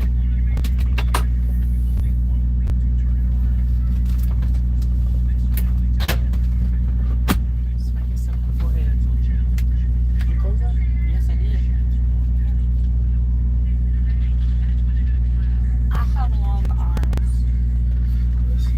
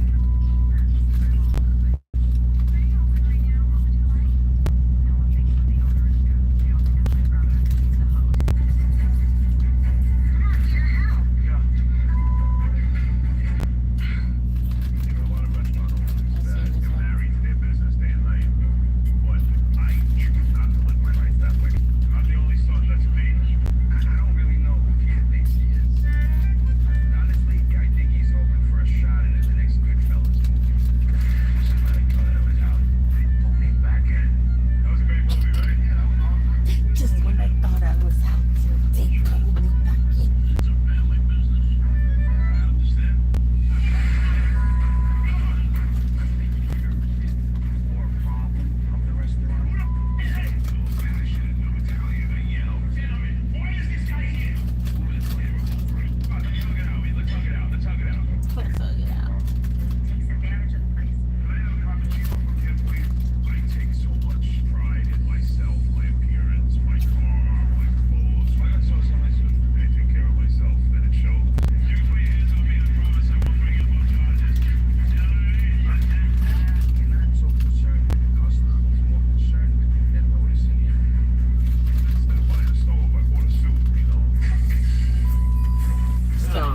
I swear on the suit.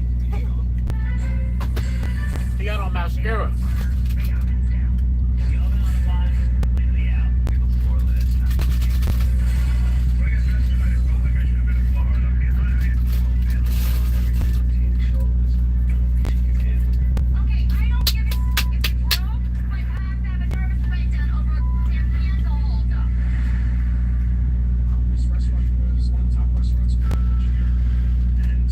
It's just really slowly declining. The restaurant is not making the money that it was making.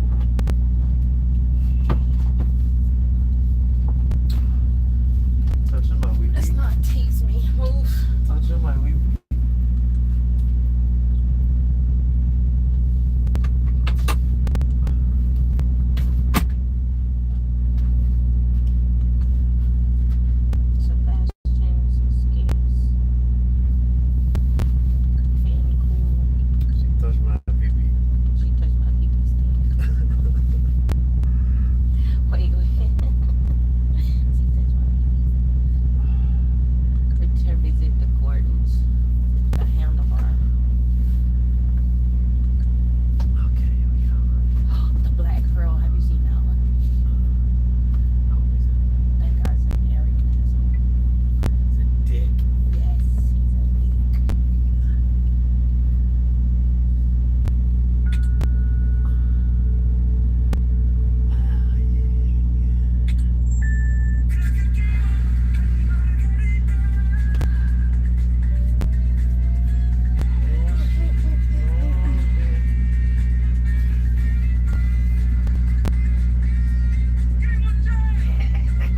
I wanted a personalized weight loss plan that understood me and my goals.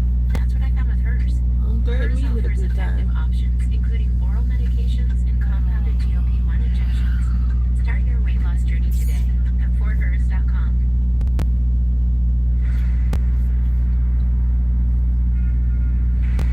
It's not terrible.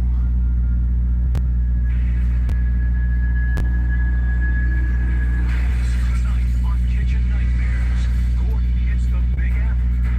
I'm here on the 4 New Stock Exchange, about to ring the opening bell on a serious mission to turn around Black Pearl Restaurant. And when the bell rings, Gordon is in for his toughest fight yet. I'm ready.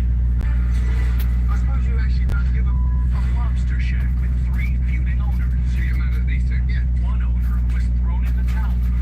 The weakest link in the chain.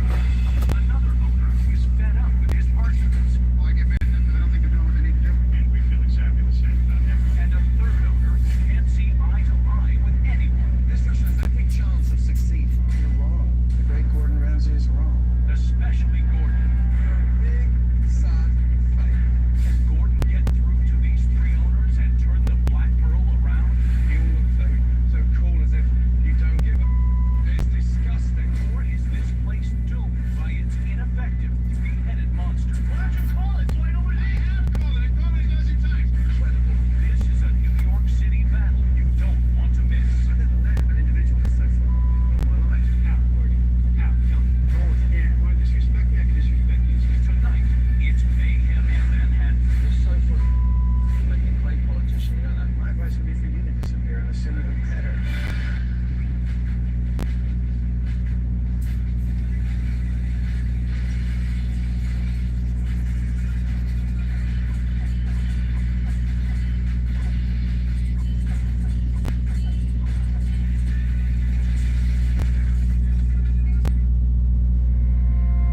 New York City, restaurant capital of the world, home to thousands of restaurants vying to be the crown jewel of the city. The Black Pearl just being one. Started by 2 friends as a small downtown lobster shack, they moved to Midtown, added a third partner, and hoped to become the premier lobster restaurant in Manhattan. I suggested to Brian that we put an ad in the paper to find an investor. Since we didn't want to spend any of our own money. Ordering 2 hot lobster rolls. I met Greg and thought that he would be a perfect match. Joe, fish and chips. Like was David's concept. Now, I thought their concept was really very good, and I thought we'd make some pretty good money. The sun's out. I'm about $4 grand short of payroll. That's probably Jenny's kicking some heat out. It became very frustrating. After Brian and Greg and I stopped speaking, we would try to communicate via email, text messaging, and everybody got nervous and frustrated. This place is a nightmare for the lack of management. We don't have one voice. I just asked Brian, he's like, yeah, you guys can figure it out. We always figure it out. Well, I know. I think Brian's more of a silent partner. If he had a choice, he'd probably just not have to work here at all. This table had air in their fries.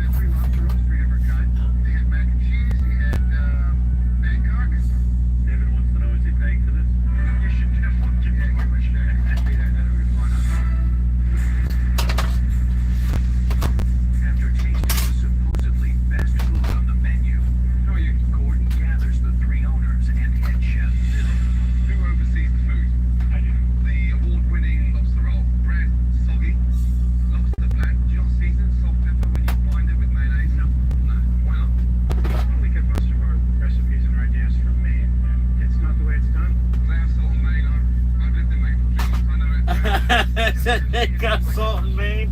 He said he's lived in Maine for 3 months, but if he'd lived in Maine for 3 months, he'd know that a lobster roll is exactly as they make it. I'm really nervous now. I've never known a chef that's not allowed to see his food. Is this man your chef or is he your puppet? No, he's my chef. David has this tone of being condescending and knowing it all. How much debt have we got over the house? $250,000? $250,000. Who has the final say? If one of us presents an idea, we vote on it and we decide whether we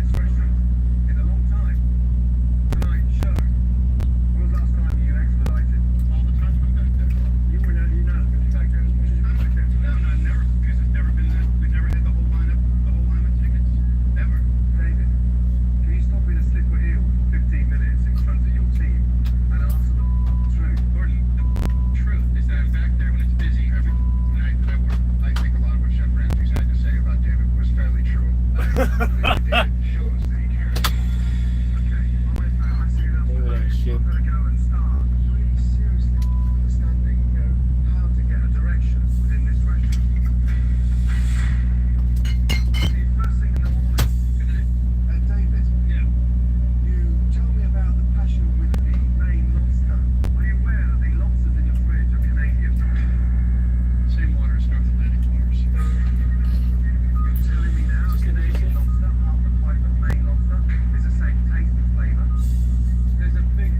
Big difference. Like, That's right, so they get it. I'm using Canadian lobster. That's right, that's what they do. But I don't advertise them as Maine. Tell me, is it a different animal? Maine is a Canadian lobster for you. Marcus Americanus, same animal, right? Only. I'm asking you a question. What you're trying to dictate to me is that you're selling Maine lobster. They're not from Maine. Well, it comes from the same thing. Only. The award-winning Maine lobster roll is Canadian. He was wrong about the lobster issues. It pissed me off. I thought that was a bit unfair for him to take that stand, especially since he was incorrect about it. Take the stand. That does a piece of work. That was fun. No, it wasn't.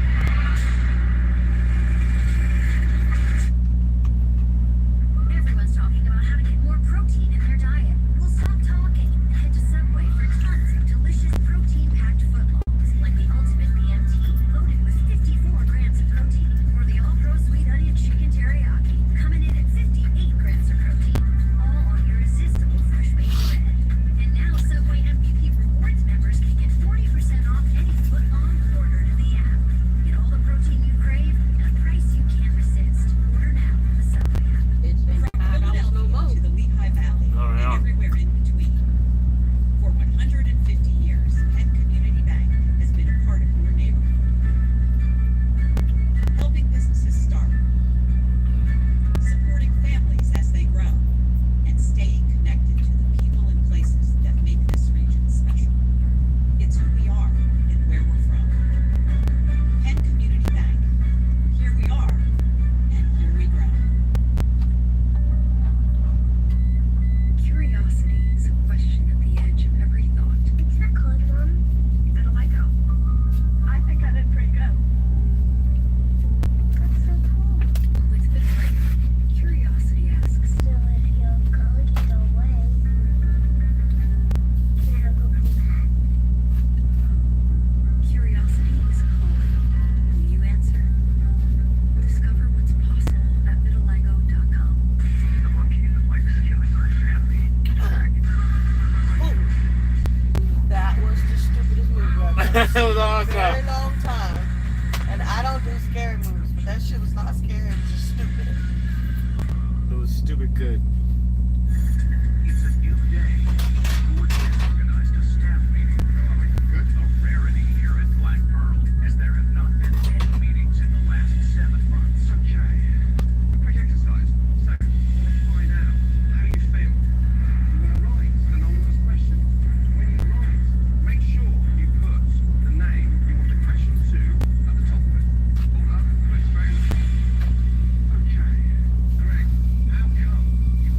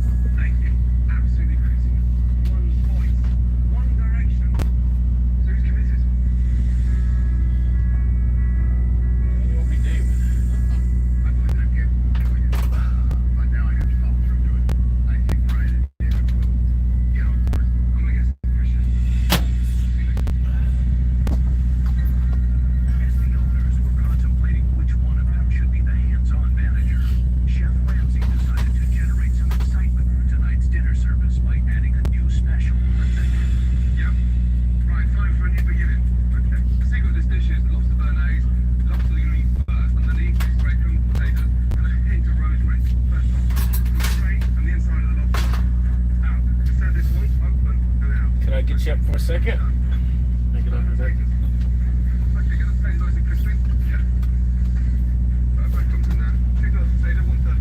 Ouch. Shit. Do you want some pasta? No, thank you. Huh? No, thank you. No pasta? Sure. Yes or no? Yes. No, you said yes. You don't have to. Yes. You want more chicken? Whatever you give me. Say what? That's what I like to eat.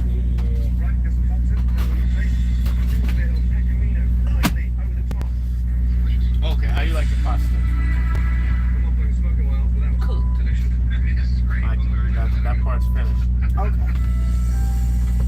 However you like your pasta, show it to me. Obviously, I don't know what you're talking about. Oh, you like your pasta with pesto, red sauce, butter, salt, pepper. You like your pasta. 46 years old. You know how you want your pasta. On a plate with a fork. On a plate with a fork. No butter, salt, pepper, nothing. Butter, salt, pepper, whatever you put on it, I'll eat it. Pasta, red sauce, whatever you put on it. So I'll make my pasta and see if that's what you want. There you go.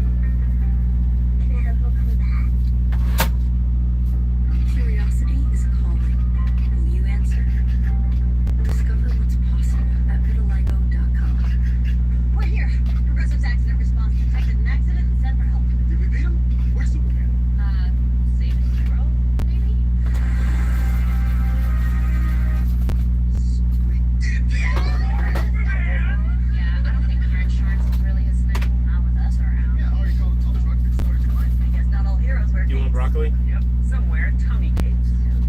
Don't say things like that out loud. It's embarrassing. Tell me when.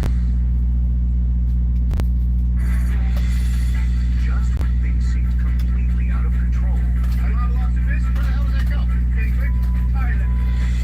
My broccoli's buttery and crunchy.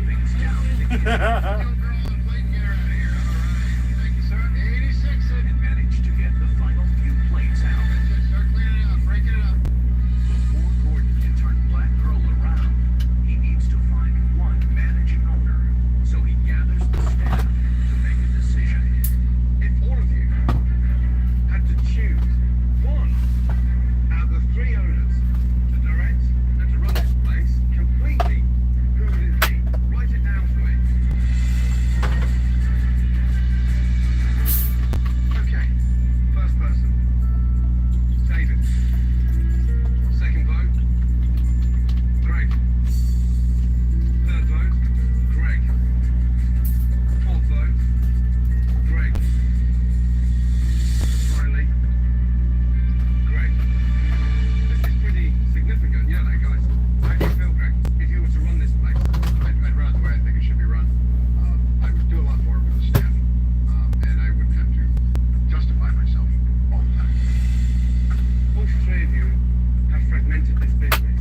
David, is it best to listen to the team without a cry of help, rather than having to massage your own egos? I think Greg would be a perfect general manager.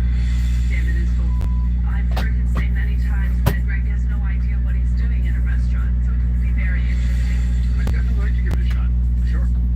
Thank you all for being honest. Thank you. Well, one thing's clear, that the staff want Greg to run this place. He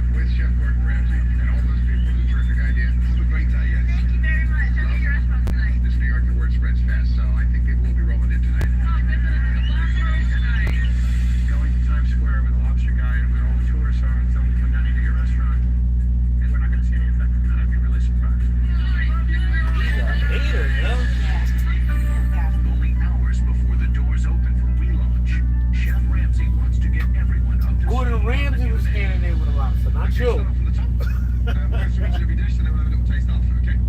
Okay, good. Right, 2 chowders, yes. Manhattan clam chowder, New England clam chowder, yeah? The lobster roll, black pearl special, and it's going to be toasted on the inside as well, okay? So it doesn't go soggy. And then we go with the Boston cream pie and a waffle supper.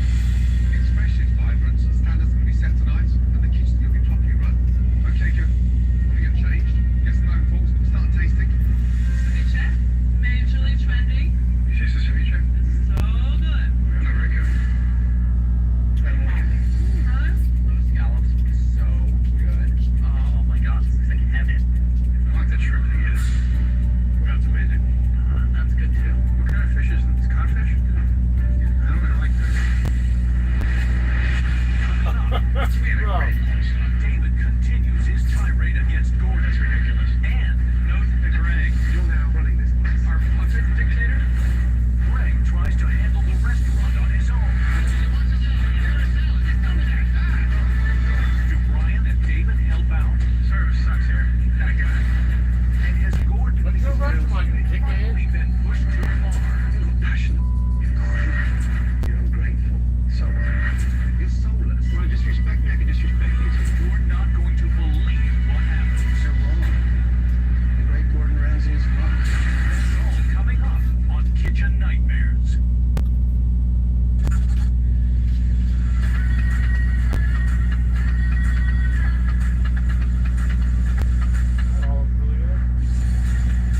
With hundreds of sales every week, eat well for less at Whole Foods Market. The Ultimate RV Show is returning to the Dulles Expo Center in Chantilly, Virginia. Join us September 4th through September 7th to shop special show pricing on over 130 fully staged new RVs. Get a first look at brand new models. Check out the latest products and services from industry exhibitors. And enter to win a new RV as part of the Ultimate RV giveaway. Learn more and get your free ticket today at ultimatervshow.com. Purely Elizabeth is more than just granola. It's salty sweet, irresistibly crunchy, obsession-worthy granola. Packed with superfoods, it makes every bite better. Purely Elizabeth, taste the obsession. Value of my dollars. The deals on breakfast. Rich. Yes, honey. Nope. Buy one breakfast sandwich, add another for $1. Like oh, beer. you can. Ba-da-ba-ba-ba. What you doing? Remember when the Pico Energy Advisor came by? I'm checking all the fixes he suggested. Is it scary up there? The only scary thing is how much our old insulation is costing us. Why are you doing that? Because we're trying to save energy. What's energy? It's something you have a lot of.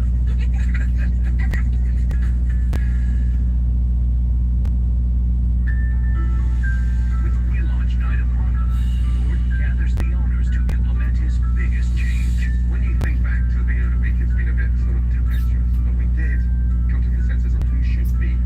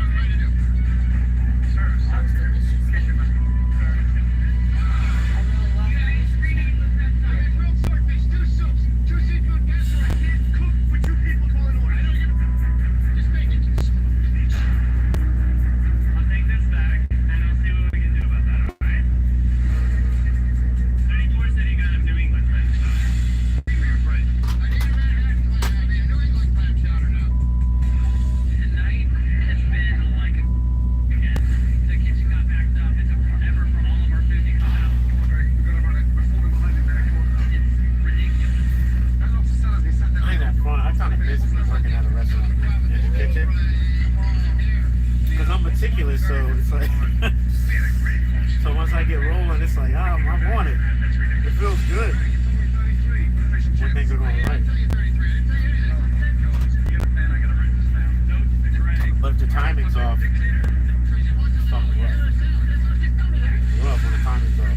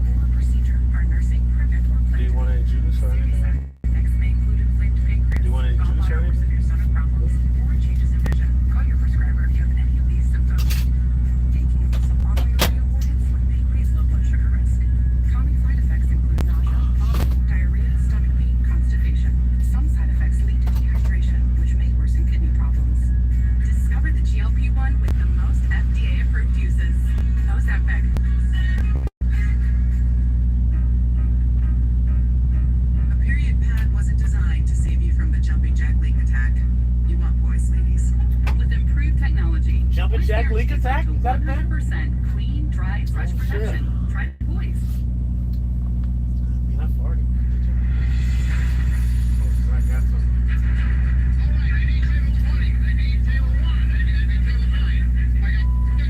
It's been a chaotic evening. Right there's going out the door right now. And the kitchen has been on the brink of disaster. Come on, you guys, you gotta see your kitchen too. I can't do it all for you, right? But Greg has not given up. Get him organized. And neither has his staff.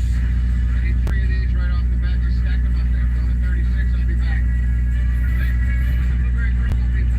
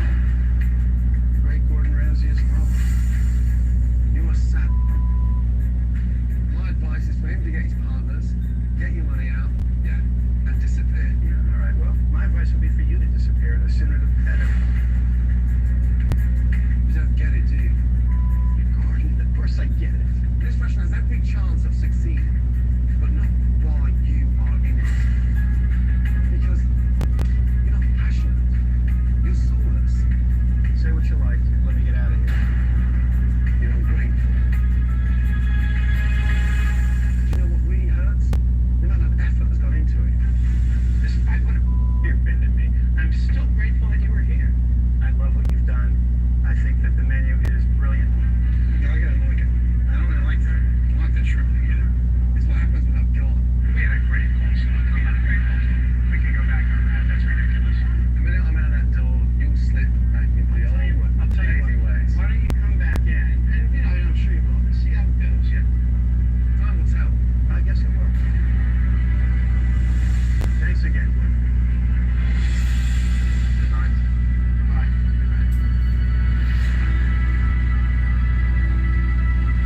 That's tough. I mean, really tough. And personally, I've got mixed feelings about this week because I still want this to succeed for Greg because he's got the determination and guts to make it work. But on the other hand, David, well, I think he's just opened a restaurant because he wants to make a quick buck. And that is not the reason to open a restaurant. That man has no passion. It's tough.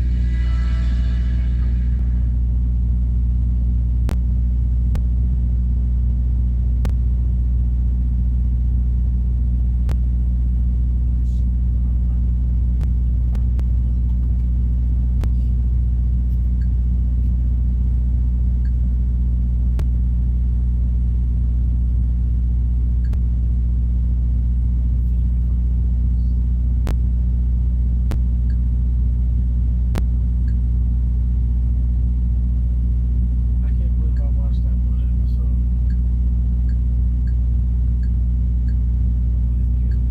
Showing in my hometown.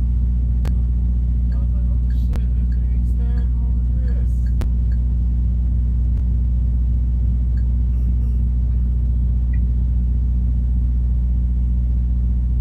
Supporting up these color foods. You know?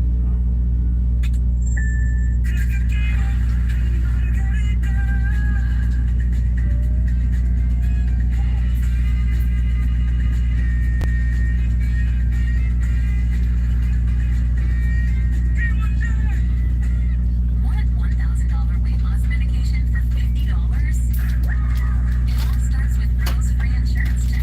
Just upload your insurance card to see if you have coverage. Then relax. We fight for you so you can get the lowest price possible. We cut Jennings free to check. Over 100,000 people have qualified for a $50 copay through Rogue. Are you next? Start with your free insurance check at rogue.co/start. Tonight on Kitchen Nightmares, Gordon heads to Plainfield, New Jersey to turn around a soul food restaurant Let the system always follow. that is run with an iron fist I want you guys off the line. by an owner named Shelley. Even though the restaurant is failing miserably, The doors will close. Your livelihood is on the line. she refuses to listen to anybody. Not her staff, Dwayne, be quiet. not her mother, It is not over. It's over. or even Chef Ramsay. Shelley. I'm coming. And while there are huge problems, Oh. I need the toilet. Crap. I feel like Donna Summer's gonna come through the door. And the conditions. Oh my god. The biggest problem is Shelley. I can't believe this. And Chef Ramsay saved this restaurant from an owner who is in complete denial. You have to get out of denial. It doesn't really matter to me what other people think. One thing's for sure, you won't believe how it ends. I'll punch you in the face. That's tonight Hold the damn place down. on a shocking Kitchen Nightmares. Cut it down. Let's go. It's over. What is that? Disgusting. We're done. I'm done. I'm not. Shut the place down. Get out of here. That is amazing. Thank you. She was fucking aggravated. That bitch was crying all the time. No good. Plainfield, New Jersey. A middle-class city with a strong sense of community. And smack in the middle of town is a soul food restaurant named Blackberries. Run by a once successful caterer named Shelley Withers. Hello. The gang's all here, huh? My catering business was fantastic. I had such a tremendous following. It just seemed natural that I would move on to open a restaurant. Hi, how are you? Welcome. And with her mother Mary investing her entire retirement fund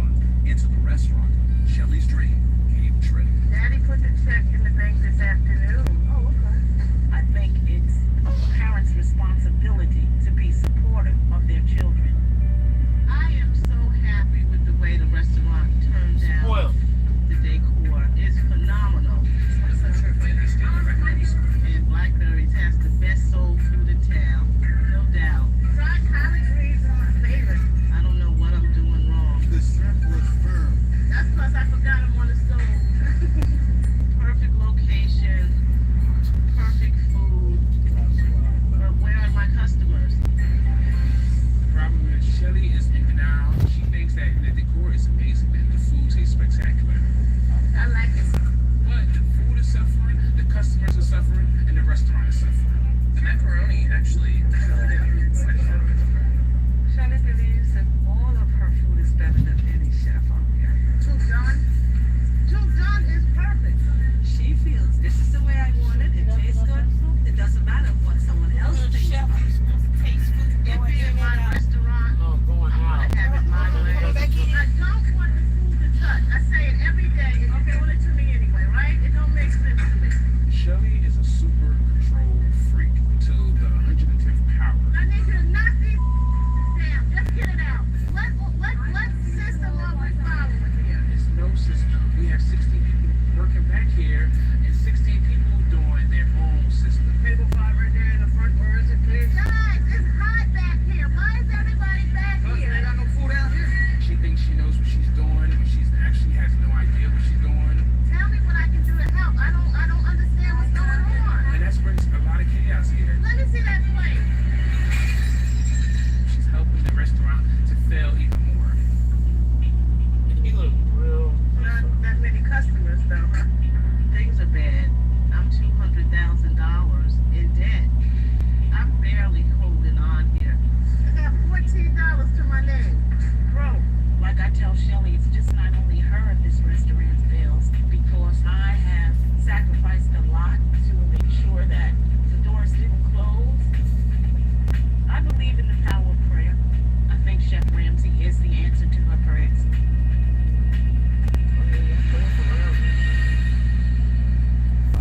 Pray for you, just might get it. That's right.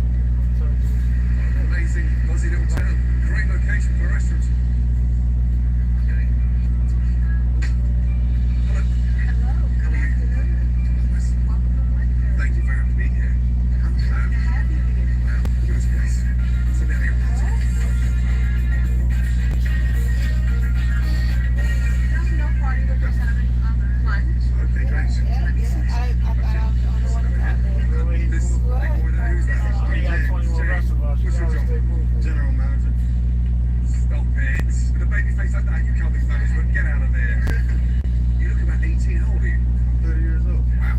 Amazing. Aging well. Yes, And this is a lot of Mother Mary. Yes, sir. You look great. Nice. Thank What do you do? The cakes, the pies, the desserts, really. She's our baker. Okay, great. Lord Nancy is here. I don't want to be sweating all over him. Can I kiss him? Can I give him a kiss and thank him for coming away? Yeah, about to be all right. Hey, how are you? How you doing? Good to see you running around. You busy? I have to be. Somebody's got to get in. How long have you been here? About 3 years. Who designed this place? I feel like Donna Summer's going to come through the door. That would be Miss I Shelly. think that would be me. Oh, I absolutely love the decor. And the dance party, that's me. excuse me. Okay. I've asked my fiance if I could kiss you. Something. He's a manager. Yeah. Oh, come on. Sexy, right? You'll get arrested for cradle snatching. Hey, General Manager, come here. Get that beard over here. Don't tell me that you're dating the owner. Excuse me. Amazing. Was it love at first bite? Yeah. Wow. Way to a nice artist and stuff. Oh, man. He's a little younger than I am, but he's my sexy chocolate. Let me sit down and have a quick look through the menu. Thank you. Thank you for coming. I'm going to see as much as I can. Okay. Right, let's go for collard greens. Yes, that's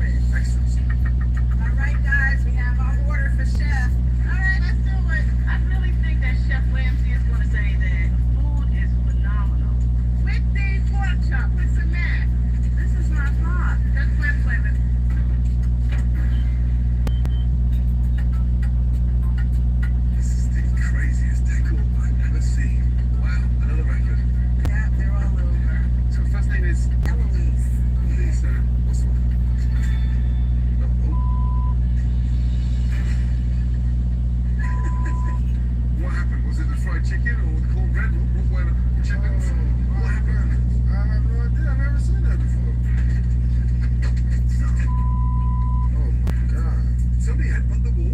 It was shocking to find that it was a hole in the wall with a record on it. I was just like, oh my God, like, what the hell is that doing?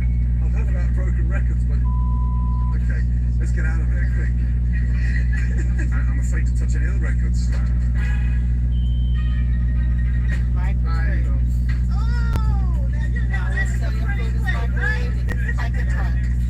Shelly is delusional about how fabulous her food is. I hate the macaroni and cheese. Just looks like crap on a plate. This is pork chop. This one is pork chop. Thank you. Oh, it is. Just that's all on my plate. Just dry. That's bland. I think seasoned there. How's your pork chop? The pork chop is dry.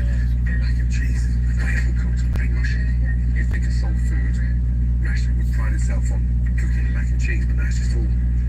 Is that heated in the microwave then? No, I think they just put it in the oven to warm for our lunch service. Thank you. What's wrong? He's saying that the macaroni and cheese is dry and overcooked. He asked me have we warmed it in the microwave. I told him no, it just came out of the oven. They may have put it in the microwave for a minute. Only for a minute though. Everything is cooked to perfection. There is nothing on that menu that is not perfect. Okay, here we go. I'm taking over now. 5 collard greens. Move it to the middle. Put an orange chip in the middle. That's it.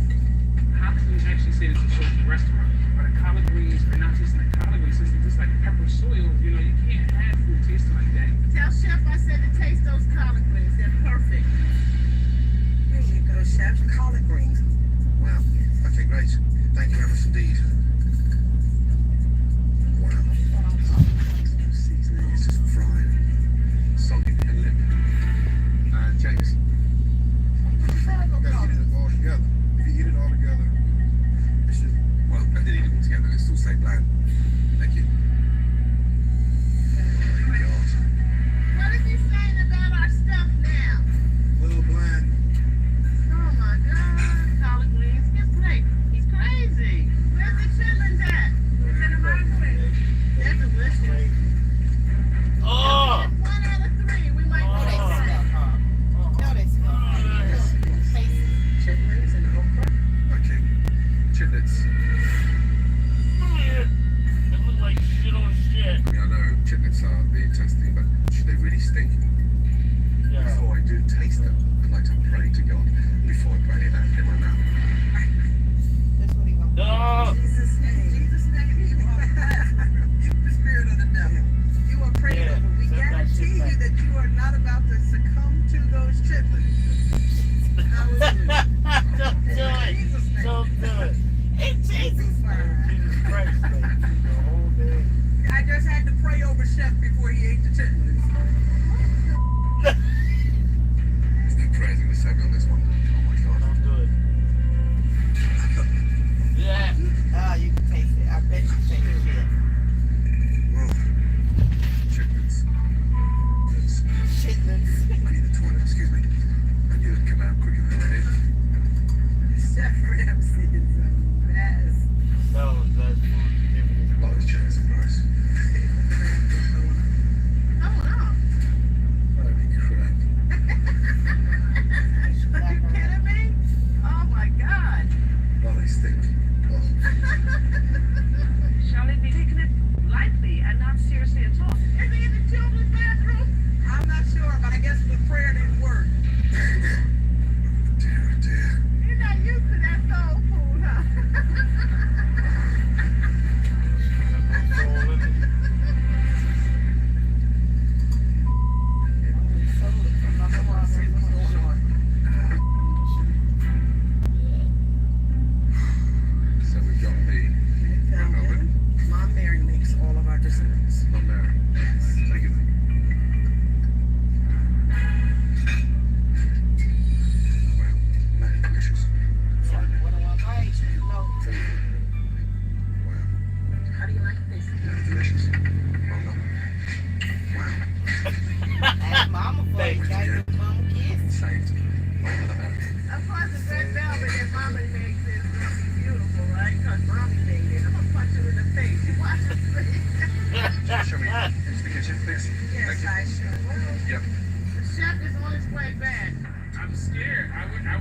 get the frame here. Shelly doesn't listen. When Ramsey gets back there in the kitchen, we'll see if she even opens up to any suggestions or not. Hi, how are you? Nice to meet you. Good to see you. Good to see you. Good to see you. Likewise. Pleasure. How are you? Pleasure. This is Taylor.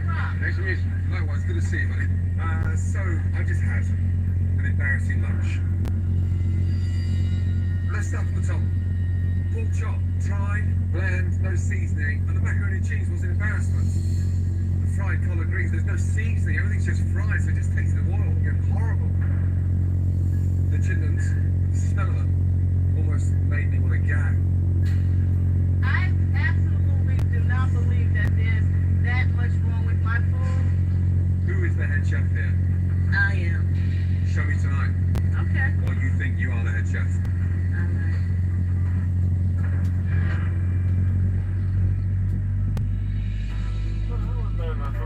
As Shelly and the staff prepare for dinner service,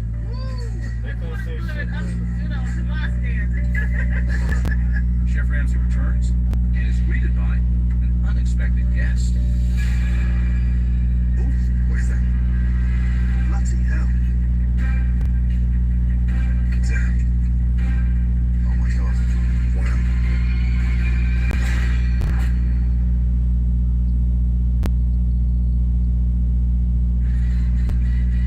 Peak summer in gear at the Nissan end of summer sales event. With a road that offers more standard power than CRV in Tucson. Frontier with a standard V6 unlike Tacoma and an IIHS Top Safety Pick Plus like Pathfinder or Murano. It's no wonder why J.D. Power named Nissan #1 in new vehicle quality. Hurry in to the Nissan end of summer sales event. Now get 0% APR for 60 months on select popular models or get a low $269 per month lease on road.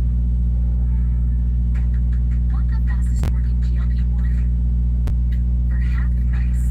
Rogue now offers FDA-approved weight loss injections cheaper, so you can see weight loss results faster. Lose 20% of your weight with the formula from Eli Lilly.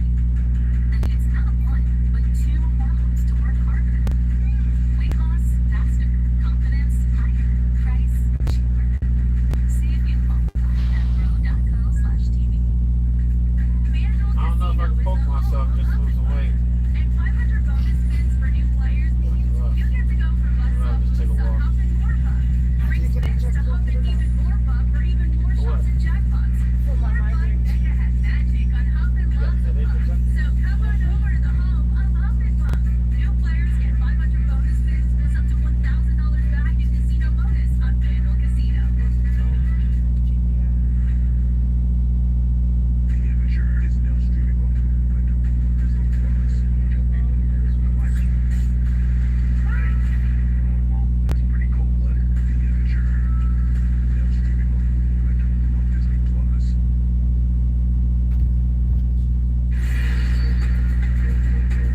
it's just 10 minutes before the doors to Blackberry's open, and Chef Ramsey is greeted by something unexpected.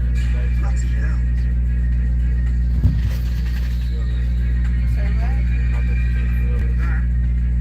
Have you got a pen? Yes, Chef. The mouse.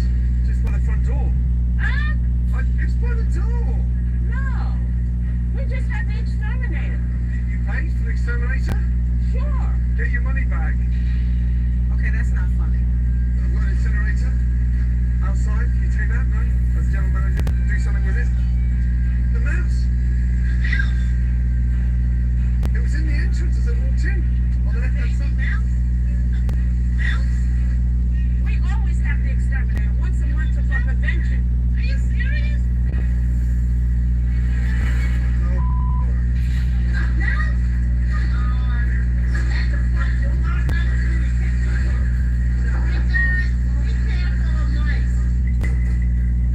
Tell me where you found that out? It was at the front door. I swear. Oh, well, where's the front door in your mind? Front door in your mind. The door. Walked in there, saw him. Bang. Right there. Right here. You have it on the front. Are you kidding me? What, you thought I brought it in out of my pockets? Yeah, I think you did. Are you dreaming? I arrived, the mouse was there. No, never here. Never. There was never no mouse right here. Right. Okay. So we had the exterminator last week. They come on regular occasions. Yeah. exterminator. We don't have an issue with mice. The exterminator comes in regularly. Let's you and I do a little investigation. Let's go. There's one, there's another one. Wait, where's that time he spotted a mouse in here? I've never seen one. You've never seen one. Good. Except that one that was under the stage check when I went to bed a few months back. Almost a year back. He found a mouse in the front door. I've never been so embarrassed and humiliated in my life. This is ridiculous. Really ridiculous. And sad.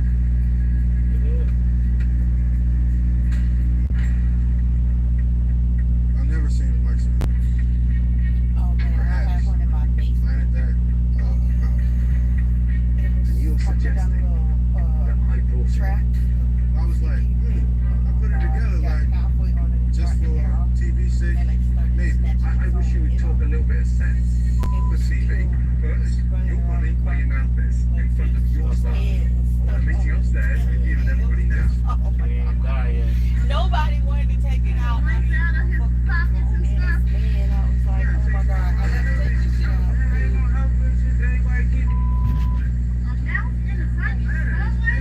It's mice infection all over this place. It can happen. It can happen. Shelley? Huh? Can I have 2 seconds, please? Okay. All of you. This is very, very important. Tell. I was telling you, saying, like, almost like that.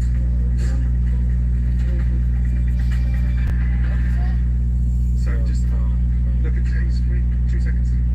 I walked in the front door, a mouse. The mouse that you planted, I know. They told me. But it's okay. No, it's not okay. It's got nothing to do with TV, nothing to do with your business in the... I am not going to stand there and even attempt to take that crap from you. You can take your restaurant and stick it. I'm gone. I'm out of here. You out of here, I'm out of here. Excuse me, go. See you later. Shut it down. Let's go. It's over.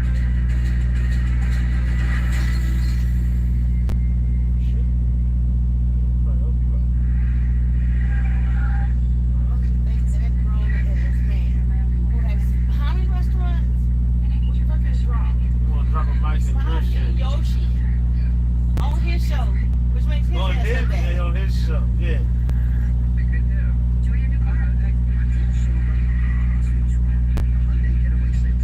Now for a limited time, lease out a day of lunch for $169 a month. Hurry in while they last. Offers end September 2nd. I watched you too.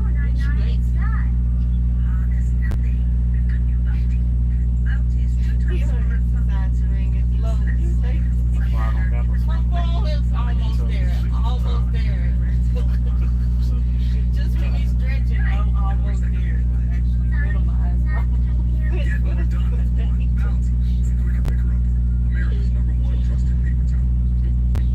If you know luxury, it's not just award-winning, it's rewarding. Sonic mattresses supports all types of sleepers. Luxury is handcrafted and assembled in American factories and brought directly to you with our complimentary in-home delivery and setup service, which is why over 90% of customers would recommend Sadva to friends and family. Sadva, luxury mattresses made affordable.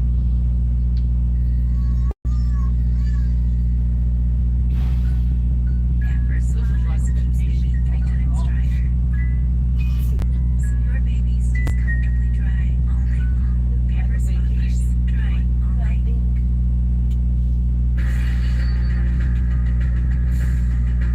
After discovering a mouse in the restaurant and being accused of planting it, The mouse that you planted, I know.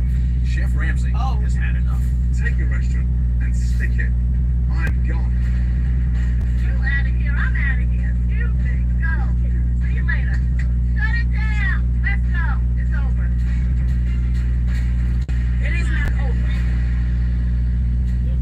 Could you please shut up? I mean, it's ridiculous. It's ridiculous.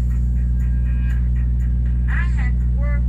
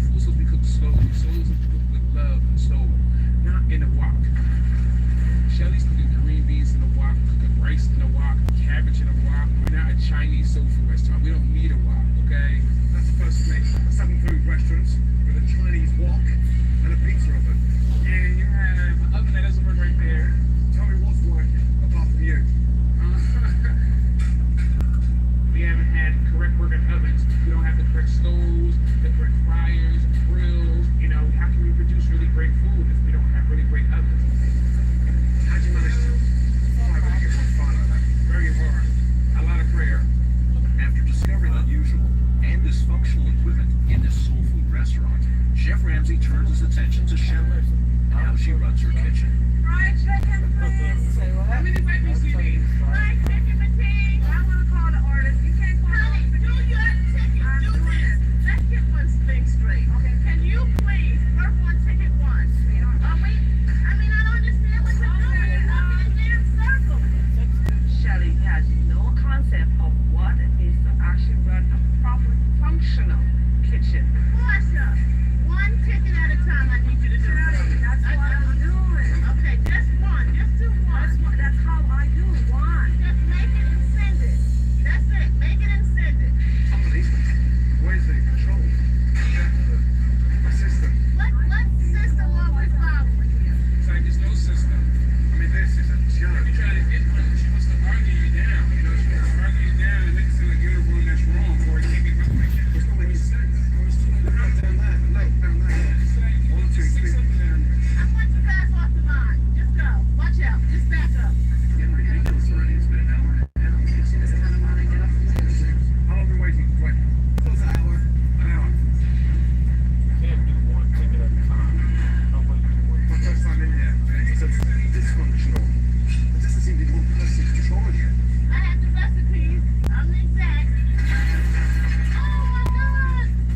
Shelly thinks she knows what she's doing, but she actually has no idea what she's doing. We need a miracle, a prayer, hands on bending knees, because this is going A on. miracle of prayers on people. Despite the ongoing chaos in the kitchen, dishes somehow make their way to the dining room. And that's the result. You wait 90 minutes, and this is what you're lucky to get.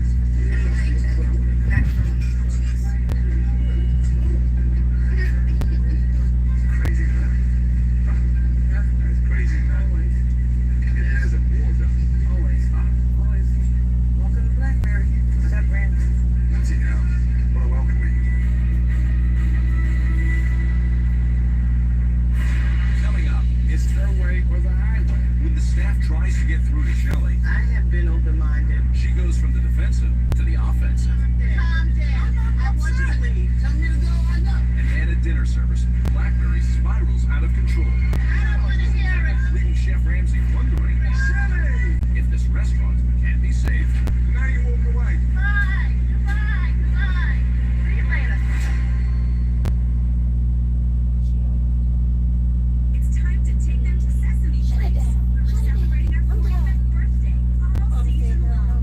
Giggle out loud on whirling rides and splashy water slides. Sing and dance at exciting shows in our new Sesame Street birthday parade. Get lots of fun with everyone's favorite furry friends. It goes by fast. God damn it. At Sesame Place, Philadelphia. Buy a 2026 season pass now and get the rest of 2025 I'll call you back, free. bro. Oh, shit. My back was really so good until I moved it.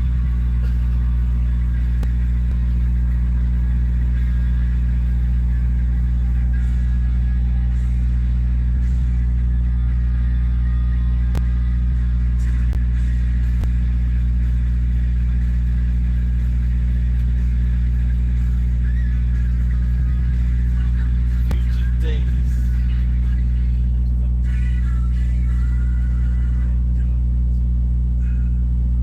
Here's what you want to do. Save hundreds with Mutual customizes your car insurance.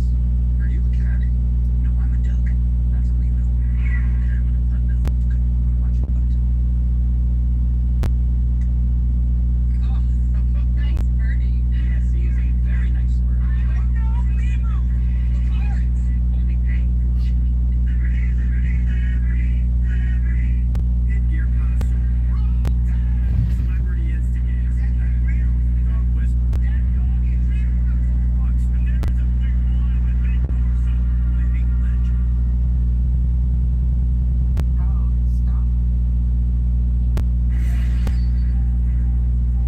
It's day 2 with Blackberries, and Chef Ramsay knows that before he can implement changes, he has to focus on how this restaurant is run. And so he starts the day with a staff meeting. We'll go round now to identify things that you know that are wrong with the business, and things that you'd like to change in business. I think one thing is I've known Shelly. We kind of grew up together, and she is a control freak. If she does not see it being implemented the same way that she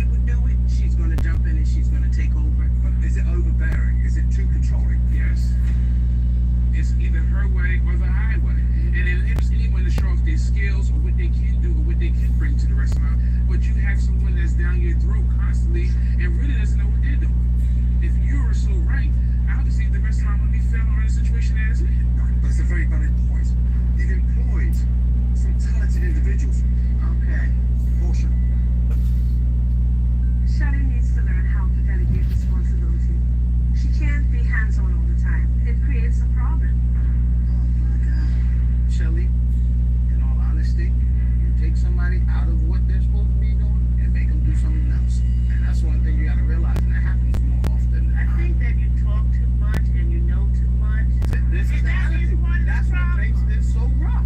Dwayne, be quiet. Time or another, everybody has been pushed off their position. Dwayne, calm down. I'm not. I wasn't upset. I tried to tell you something. I'm asking you to calm down. I want you to leave. Good night.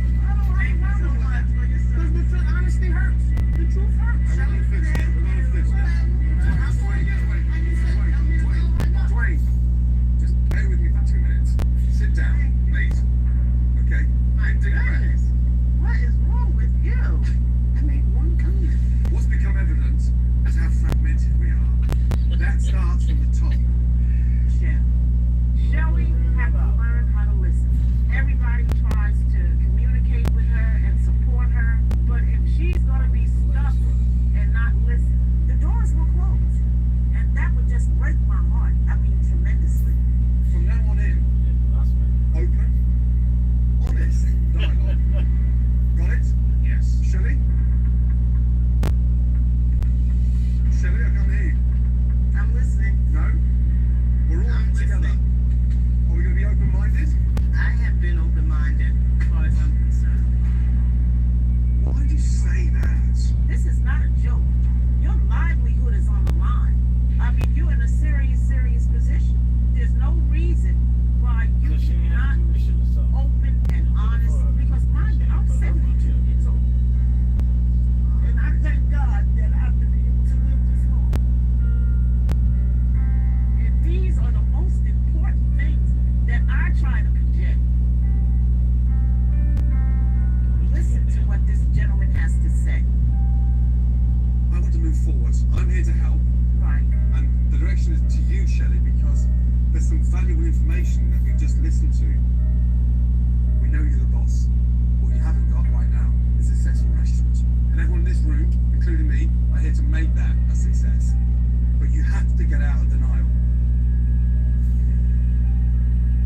Agreed? I can't hear you. Agreed. Thank you. Only time will tell whether Shelley has really understood what the staff was saying. Come with me. Let's go to the kitchen. Let's get to work. Chef Ramsay has already implemented a drastic change in the kitchen. Oh my God! Oh my God! Oh my God! I called a friend, Kelly Quick, and he arranged for a brand new file and a state-of-the-art 6-ring burner, an amazing convection oven from South Bend. Incredible. Oh, a 6-burner stove, Tyrone. I just can't believe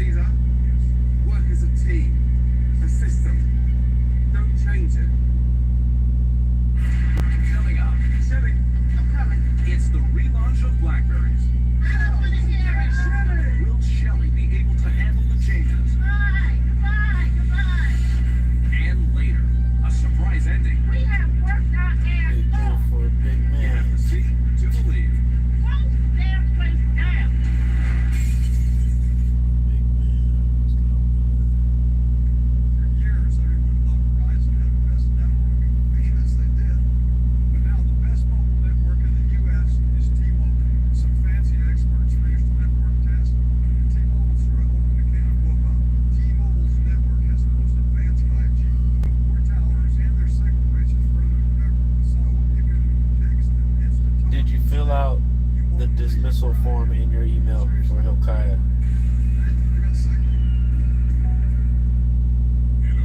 You play in the NFL? No. But with the Old Spice NFL collection, can you smell like you play in the NFL? Yes. I'm the coach now. Old Spice makes you smell powerful enough to throw a touchdown around the planet and back yourself. Except now the ball is signed by you, and it's worth $1 billion. Oh, shit. Is that the smell of other men wearing your name on their backs, George? Yes. Touchdown. Now you smell like a football man. It's mesmerizing. I can't look away. Cleaning that greasy mess. And not even scrubbing. Fluff my feathers. Dawn Platinum is bringing it. You know it. It cuts through the grease better than their old dish soap. Keep whacking. Platinum breaks down the slimy stuff it would leave behind, removing 99% of grease and food residue. That's why Louis Dawn is trusted to save wildlife. Yeah. I'd fly south for a clean like that. Dawn Platinum, the better grease getter. The roses is the canvas comedy of the summer. Benedict Cumberbatch, Olivia Colman, Andy Samberg, Allison Janney, and Kate McKinnon. These people for the roses. Rated R, based on the War of the Roses. Theaters August 29th. After the implementation of a new system in the kitchen, Chef Ramsay and his team worked through the night to get the dining room a much-needed makeover. Okay, good morning. Excited to see you, Sarah? Yeah, Yes? Let's go. Welcome to the new Blackberries.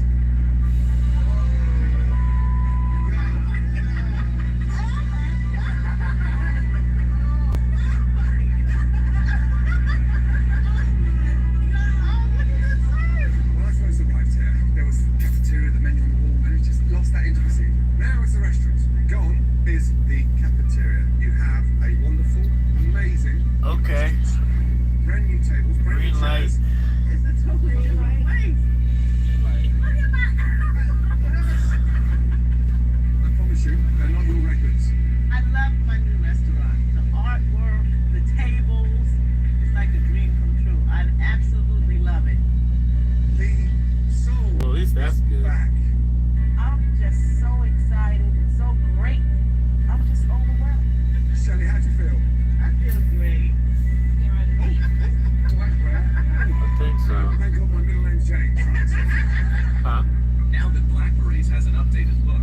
Now for the exciting part, the food. Oh, wow. Chef Ramsay has created a fresh, new soulful menu to match it. What we've done is taken some of the dishes, modernised them a little bit, given it a bit of a new twist. Starting off with the black-eyed pea fritters, delicious. Barbecue pork sliders, wonderful starter. Entrees, fried chicken and waffles with the honey butter. Oh, snap. I love that. Fried chicken and waffles. Sandwich. With a honey Cheese, butter. spicy glaze, like a really nice, rich, Really spicy big. ketchup. I love it. I love it. Shelley looked like she was embracing the change very well. I'm glad that Chef Ramsay finally broke through to her. Is that beautiful? Dig in and have a taste. Still got that on? Yeah. Oh, wow. Oh, my God. So stay with me. Fried chicken and waffles and blackberries. Fabulous, great. Wow. I think I have a winning combination here. The chef did it. Coming up. Food, atmosphere. Say what? Let me get underneath here. Yeah. Wait for him to come out so we can. It's relaunch night at Blackberries. Say what? We're about to We gotta come out so we structure in can place, put the. and Chef Ramsay has given them all the tools they need to make this restaurant a success. Let's go. Blackberries. With the restaurant filling up and orders coming in from the dining room, order in. It's now up to the newly appointed leader, Chef Nazim, to take charge of the kitchen. One jerk wings, one shorty, one chicken with white meat. Fried chicken, white meat, 6 minutes. Thank you. Good. Off we go. Here we go. Thank you. Let's go. With Chef Ramsay's new system in place and the team working together, Shirley, 6 minutes of oxtail. Thank you. dinner service is off to a smooth start. Okay, here we go. We're rocking. And out in the dining room, Fried green tomatoes. those are excellent. The customers are thrilled with what they are receiving. I need an oxtail shorty. Okay. Hey, Dad, you okay? The restaurant is packed. Wait till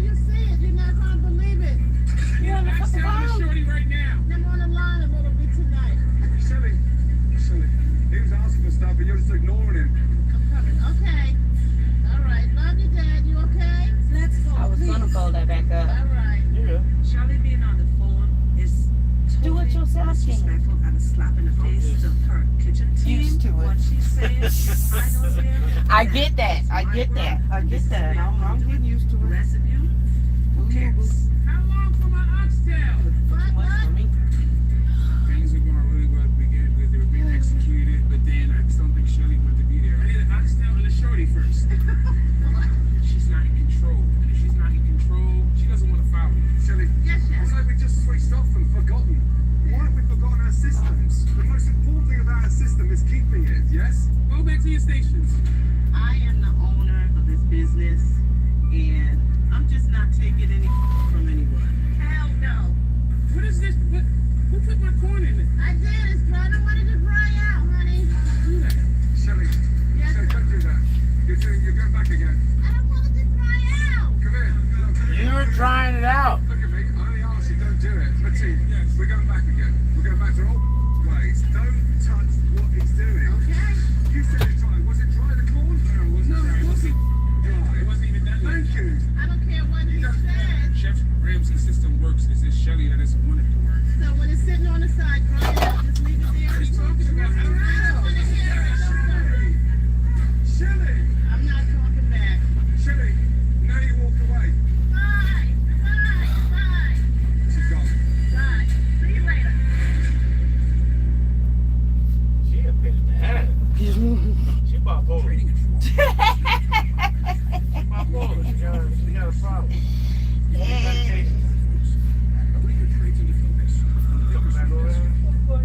Charting and analysis tools, including over 400 technical studies. Tailor the platforms to your unique needs with nearly endless customization, and track market trends for optimal using insights. Going to the party. Porta potty. Going to take a wee. Yeah. Don't have a big enough cup. Oh my goodness, so when I was driving for the post office, you know you can buy urinals. Not the female ones, but I had to do it because it was like in Wyndham, the rural areas, there's no bathrooms. So it's either piss in a tree or buy a urinal. And for 4 years I used one. I was like, I didn't give a rat's. Anybody knew? Whatever. It is whatever. You got to do it. What? I know not to drink out of no jugs and no cups in the truck. My uncle was good at that, which I didn't even understand. How the hell do you get it down that hole? I didn't think he was doing it while he was driving. Pull it over and piss in a bottle. And that's it. I need gallon bottles. I can't see what that is. How do you get it in the gallon bottles? No offense, but I saw what you had, but I was like, how in the hell do you put your penis in there? What are you putting in it? Just your eraser? You don't put nothing in it. You just aim that shit to the hole. Don't miss. That's how girls piss standing up. They pull everything back and it shoots out. It does. I know. I remember being little. Huh? I remember being little. We all outside playing and we all standing in the line pissing. Pissing? Yeah.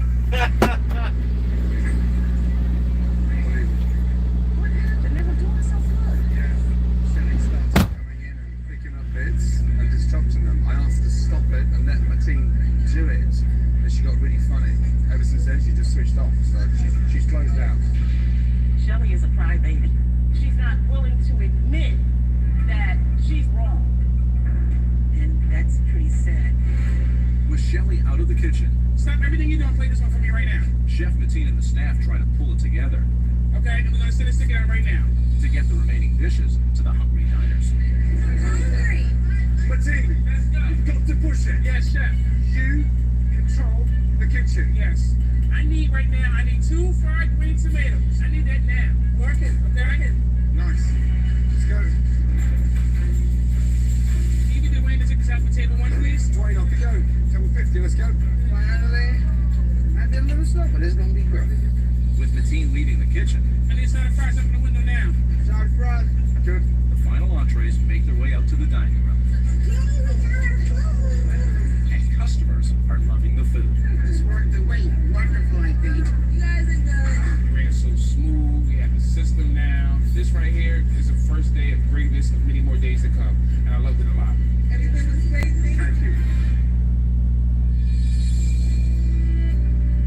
With the staff completing a successful relaunch, Chef Ramsay gathers the grill. Okay. But there's something missing. Where's, Shelley? In the office.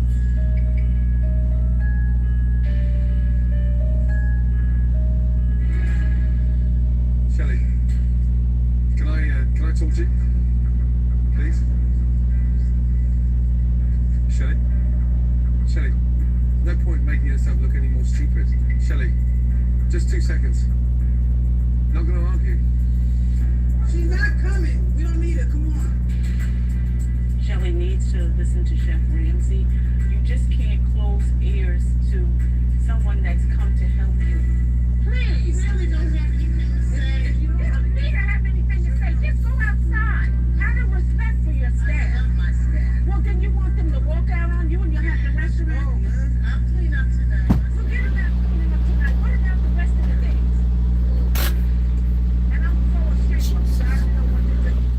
Just we have worked our ass off. Worked our ass off. You are done. Close the damn place down. Let's go, Tyrone. She like Tyrone, don't she? Tyrone does the work. I don't believe Shelley deserves all this great help she got. I mean, someone like me that's been cooking and went to culinary school was killed with something like this opportunity, you know? It saddens me so much. Okay. I know it's been a rough night, but on a personal note, I just want to say thank you. Why? Because you guys worked your butt off. Nobody gave up. There's something personal about soul food for me. I started a small little documentary called Kitchen Nightmares 7 years ago, and my first ever restaurant was a soul food shack. It's why I started putting back into the industry. And you guys deserve success. You did a fantastic job. Chef Ramsay, he's up there with the best angels. I'm just so delighted and so grateful. And we are going to do our part to make him proud of us. Definitely will make sure Let me see if my paperwork's your good. efforts were not in vain. Thank you.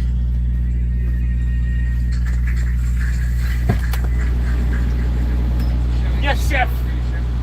Teach her and help her business, but she may throw the whole system out the window with the whole menu. Only time can tell. Can we have 30 seconds, please? I think this is my office. Are you asking me for 30 seconds in my office? Yes, I am. Absolutely not. Okay. That just sums it up. It's the only thing I haven't changed. I really wanted a happy ending tonight. Why? Because this week I've met some amazing people. Mother Mary, what a sweetheart. And a phenomenal cook. Martine, that guy has a bright future. And he is packed with passion. But the fate and the future of Blackberries rests in the hands of Shelley. And unfortunately, restaurants do not succeed when they're run by a dictator. I planted a mouse. Was she crazy? In the weeks that followed, Hi, nice to see you. customers responded well to the changes Chef Ramsay made to the menu and the decor. Steak is tender. After witnessing the positive reviews, surprisingly, Shelley embraced all that Chef Ramsay has done for Blackberries. Nice, right? Beautiful. I like it. I was so skeptical, but Chef Ramsay has opened up a new world for us here at Blackberries. I'm ready for change. It was difficult for me to see that at the beginning, but here it is. The truth is the light. You guys enjoy.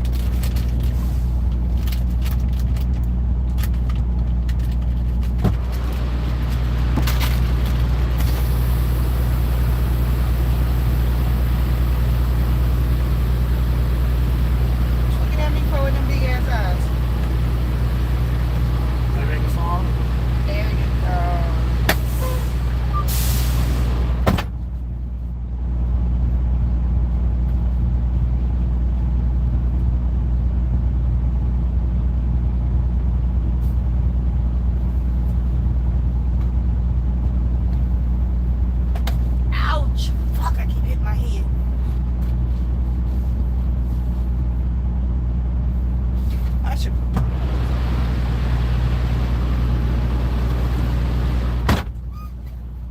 All right, let's go skate though. Let's go.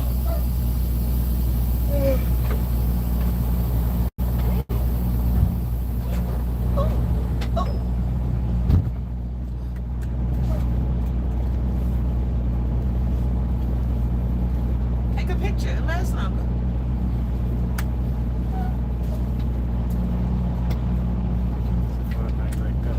Say what?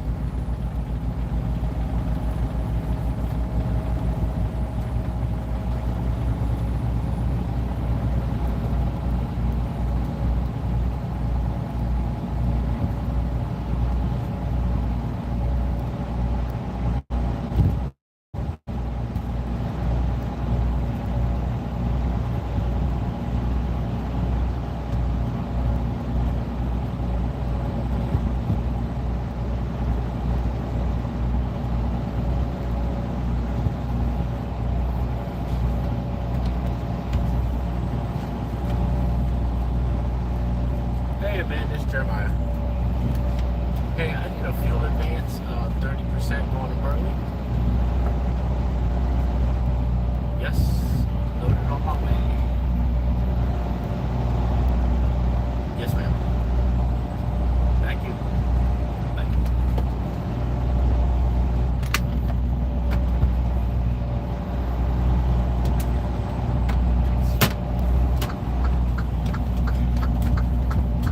Fuck yeah.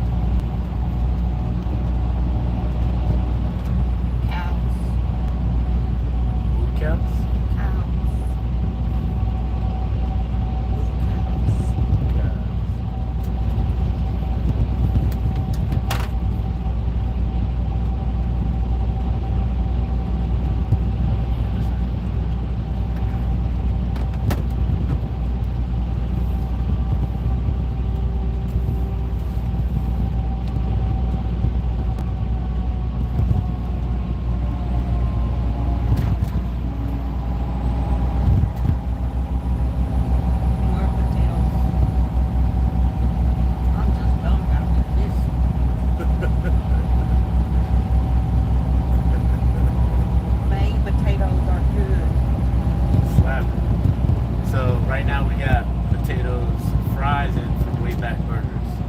Oh, wow. So they do Wayback Burgers, Arby's, and I think they do Red Robin also, and McDonald's.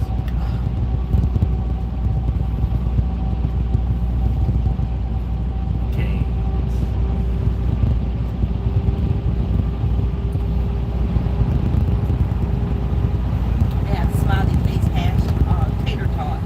Smiley face taters.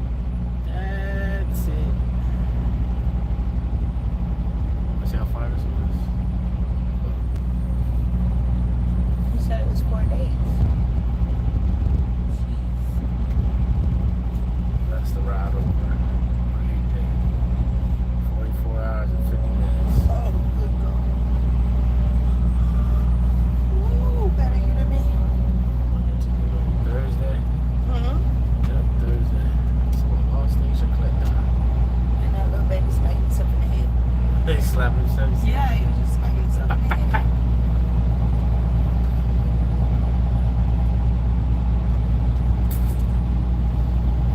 So then I'm drive at least 5 hours a day. So that means Monday, Tuesday, Wednesday, Thursday.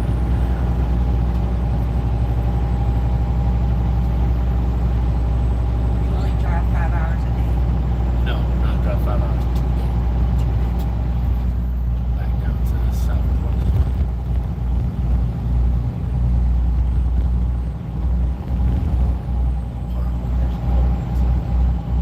Say what?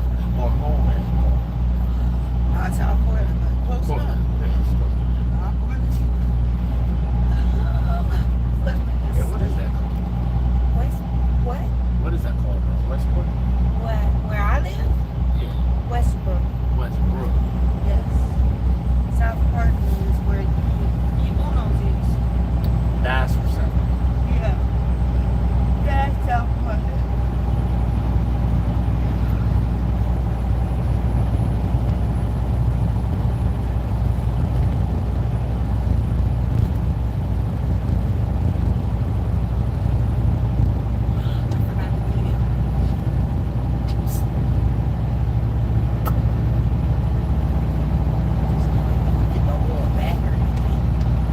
It's not like they can get the oil back or anything.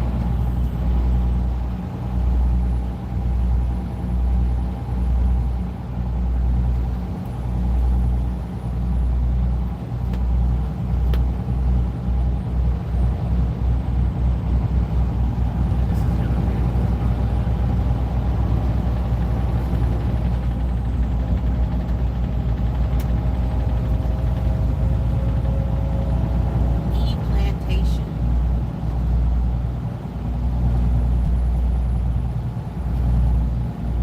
You really want to trust the city with plantation? You know, Rhode Island and plantations. That's the actual thing.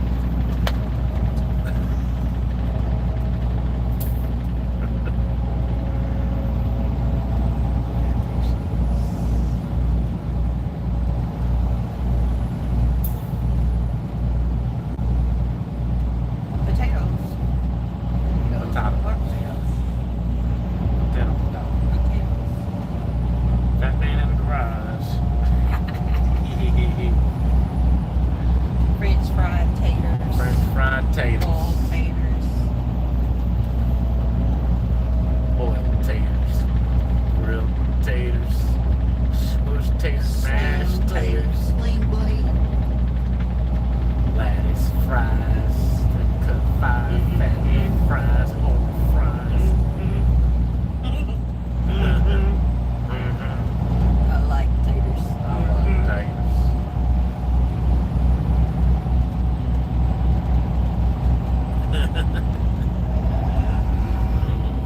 How's the pappy, boss? How's the pappy?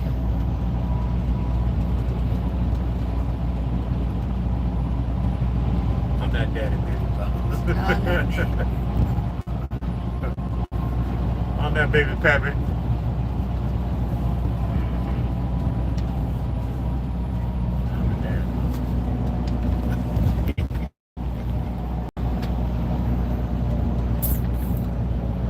And now he's a girl with that baby daughter. I'd like to know which one of y'all has done this. What is a big fat one?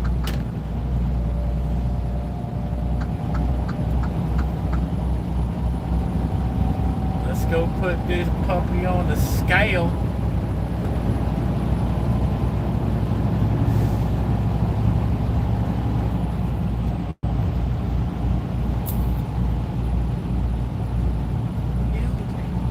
New taters.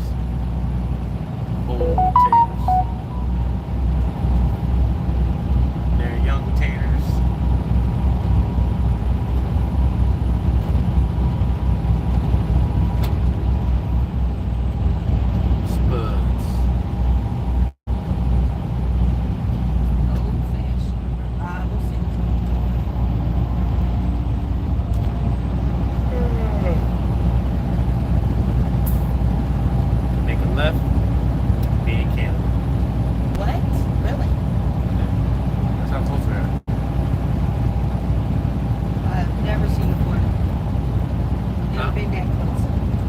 I guess I was when I worked up here, but we didn't go anywhere for work.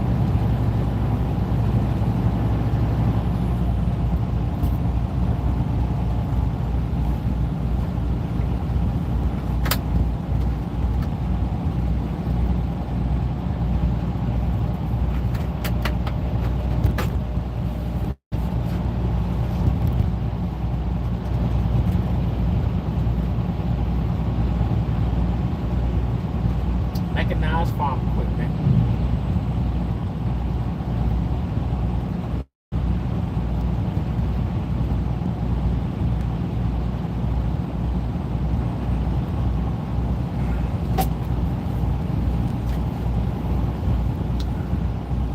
That's where they have the strawberry sauces. Sound good though. Yeah, right? I did, considering they were advertising some strawberry something. But I thought it had to do with church. Green fields there. Every time I get this far out, I'm thinking church, I think cold. Cold. Waco. Kool-Aid. Drink the Kool-Aid. Oh, have you ever seen that documentary? Oh, dear Lord. Jim Jones was a nut. Wow, They were giving the babies it with medicine droppers.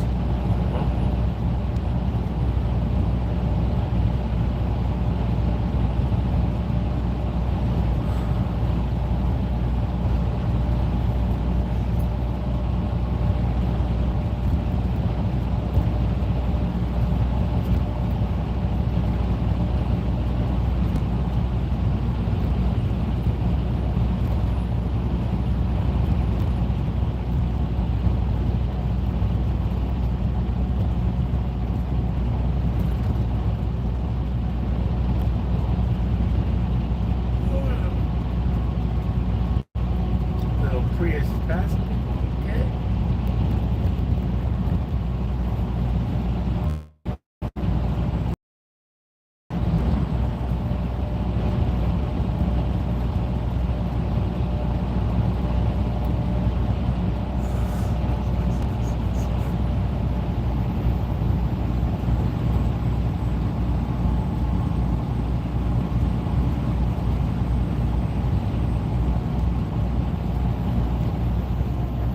Let's slow my roll.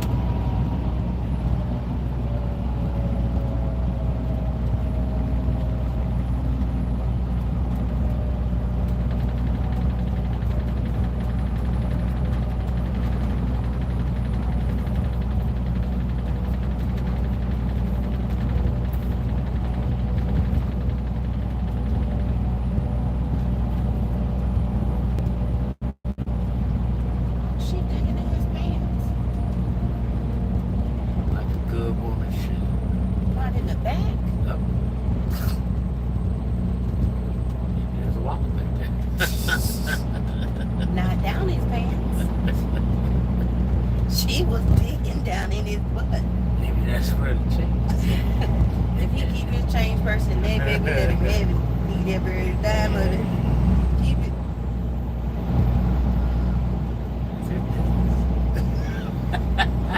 You'll be doing it outside where everybody can see. Property. Looking over property. Like a little booty play in the afternoon. No. Stinky pinky. No. I want a dirty Sanchez. Thank you. Funky thumbs.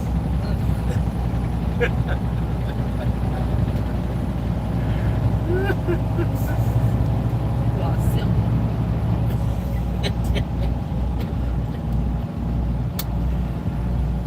Dirty boy, dirty boy.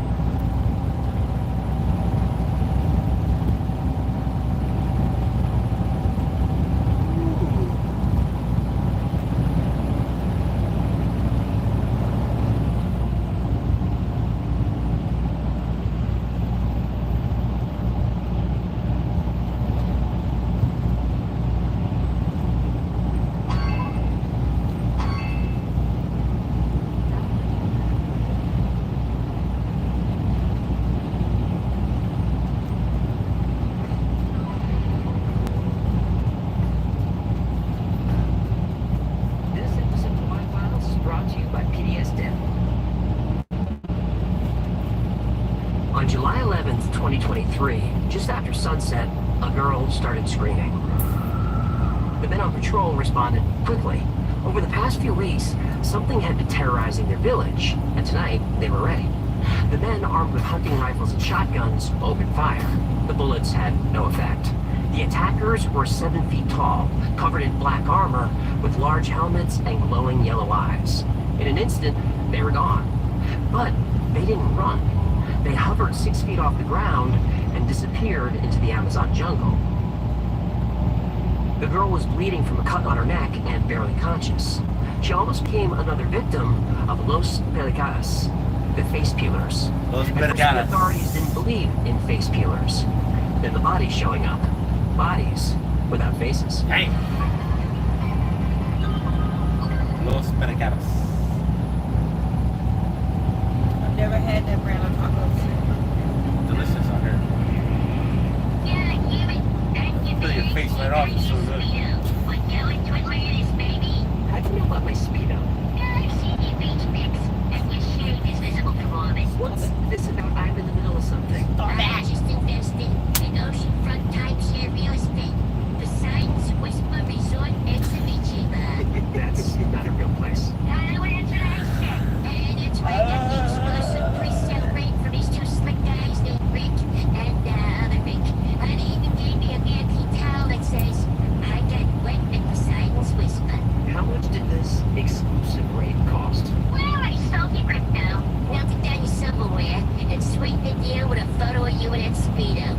All buttoned up. I still owe about 25 grand, so could you give me a dainty weeny with the paper? Absolutely not. After all these scams you're falling for, you'd think you'd learn your lesson by now. Your Rick said you can't take it with you, so spend it like you died yesterday. Well, you can use PDS debt to get out of this mess. Oh, did you just say you just slipped me into today's spot, stuff? You bet your little prod I did. It starts with one missed bill, then another. Suddenly your mailbox is full of final notices. Debt collectors want your car, your home, your paycheck, your peace. Debt doesn't wait, it destroys. But there's a way out. PDS Debt has helped hundreds of thousands escape before it was too late. They go beyond the numbers to understand your situation and create a personalized plan. And there's no minimum credit score required. PDS Debt is here to help you save more, pay off debt faster, and start putting money back in your pocket. They're A+ rated by the BBB and have thousands of 5-star reviews on Google and Trustpilot. Proof that PDS Debt is a trusted solution for people who need real help. We've all been there. Debt is overwhelming. The interest piles up and you feel stuck. If you're dealing with credit card debt, personal loans, medical bills, or collections, don't wait. You're 30 seconds away from being debt-free. Get your free assessment and find the best option for you right now at pdsdebt.com/files. pdsdebt.com/files. pdsdebt.com/files. That's right. This is huge. Once I'm debt-free, I can find me It keeps it from growing back. Oh no. It's called Live, Laugh, Liquidate. This includes other record and a guy named Sam Bankman. Sam Bankman-Fried? That's it. Yeah, he said for $20, he'd make me rich and legally untraceable. Legally untraceable. The attacks in 2023 were shocking, but they weren't new. For years, something has been hunting people in the Amazon. In the 1970s, the island Colares in Brazil was under siege.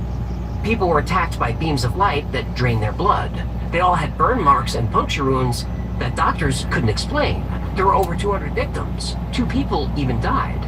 Finally, the mayor begged the government for help.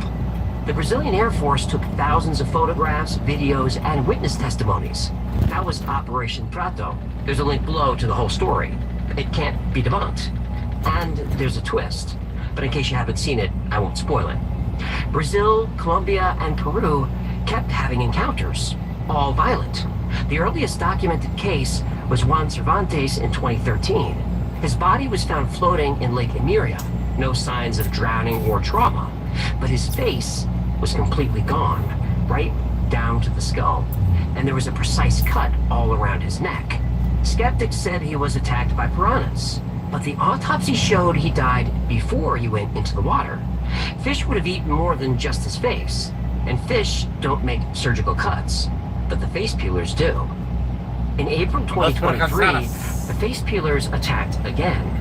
A boy's body was found in the same area. Again, his face was gone. Again, precise cuts. There's a video of this if you want to see it, which you don't. The attacks then accelerated. On September 2nd, 2023, Pablo Berdales, a villager from Pequina Lake, was sitting on his porch. About 7 at night, he saw a light between the trees, only 50 feet from his house. He called his family out, and everyone saw the same thing. Humanoid beings, about 7 feet tall. They wore black astronaut-like armor. They wore black helmets that hid their features, except for glowing yellow eyes. And most shocking, they stood on disc-shaped platforms and hovered above the ground. Pablo fired his shotgun and hit one of them. Except for a few sparks from the impact of the armor, the entity was unaffected. Then it returned fire. It shot a laser beam that knocked Pablo out for hours. Then the beings accelerated into the air and disappeared into the night sky. There was no doubt this was yet another alien attack in the Amazon. Not only did the villagers see the aliens up close, they also saw large silent craft hovering in the sky.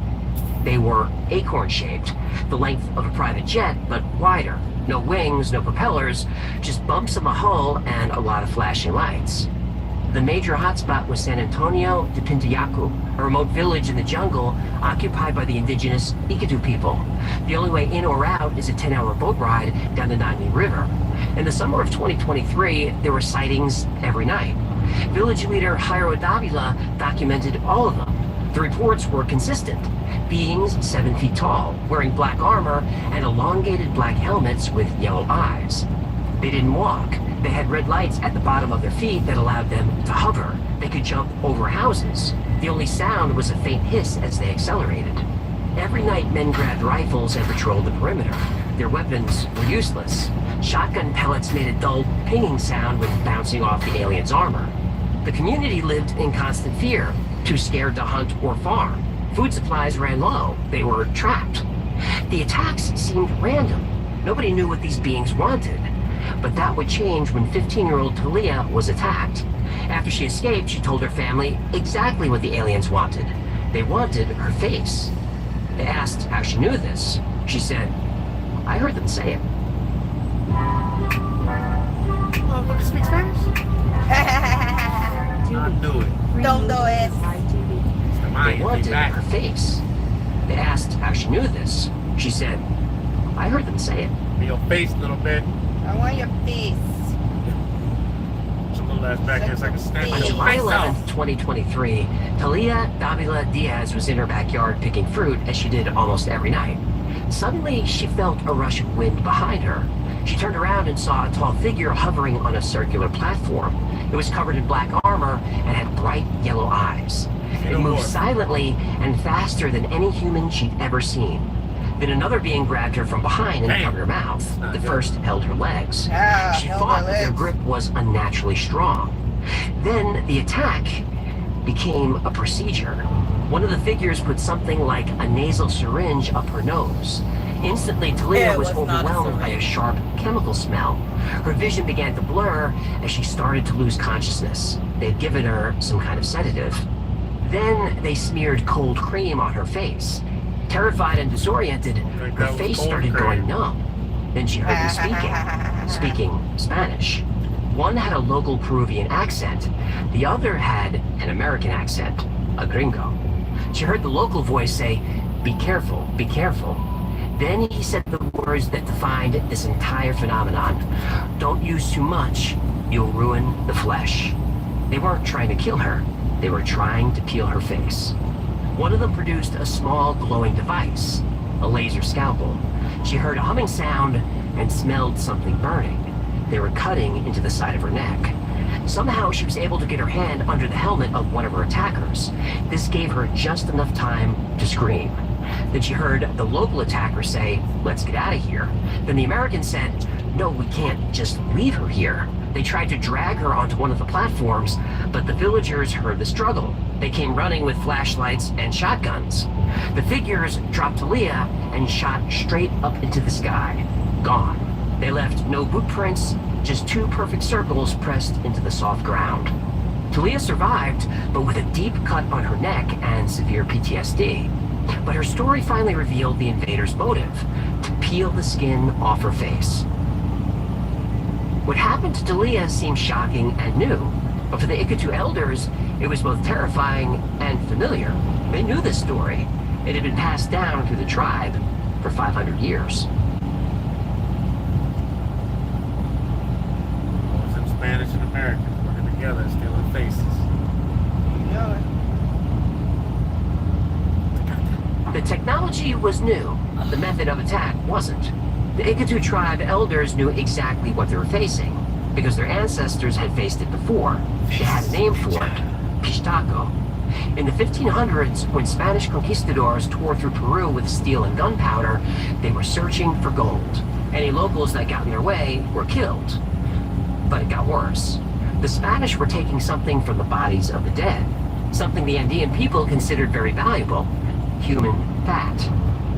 In Europe, fat was used to treat wounds, grease the gears of machines, maintain weapons. But they believed that human fat was even more potent. But for the Andean people, this was a desecration. In their culture, it was life. To take a person's fat was to steal their essence. The Pistaco was born from this horror.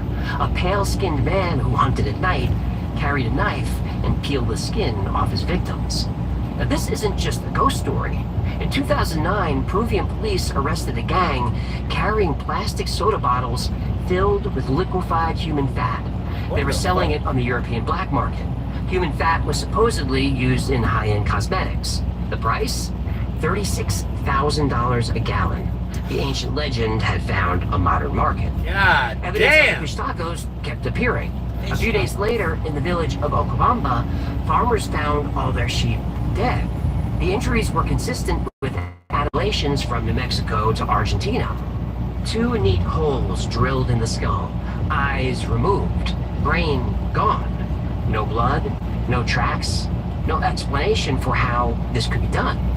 After Talia was attacked, the villagers used a satellite phone to call for help.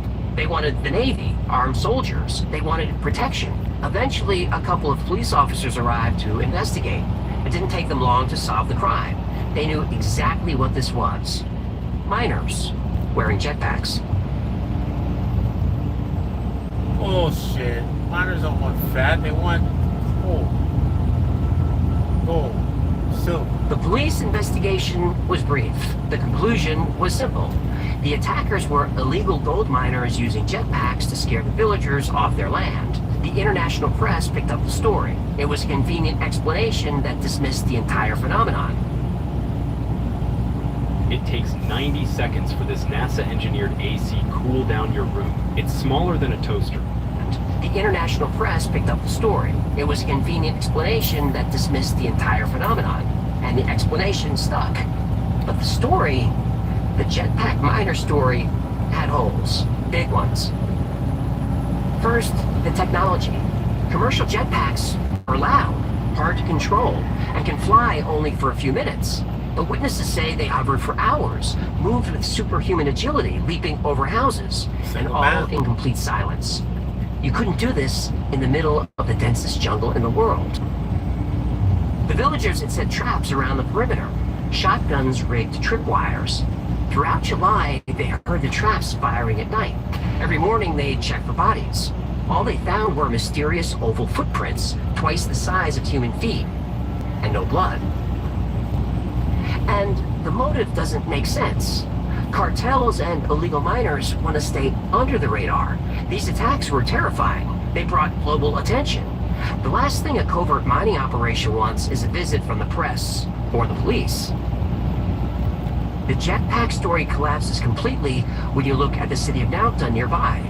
35,000 people and no gold. And yet a humanoid figure was caught on video climbing a rooftop in the dead of night. Why would a miner be doing that? If these attacks weren't done by miners or the cartels, then we're looking at something far darker. Because every year, nearly 12,000 women vanish in Peru. Most are girls, teenagers. Fewer than half are ever found. Some are trafficked, others completely disappear. But disappear to where?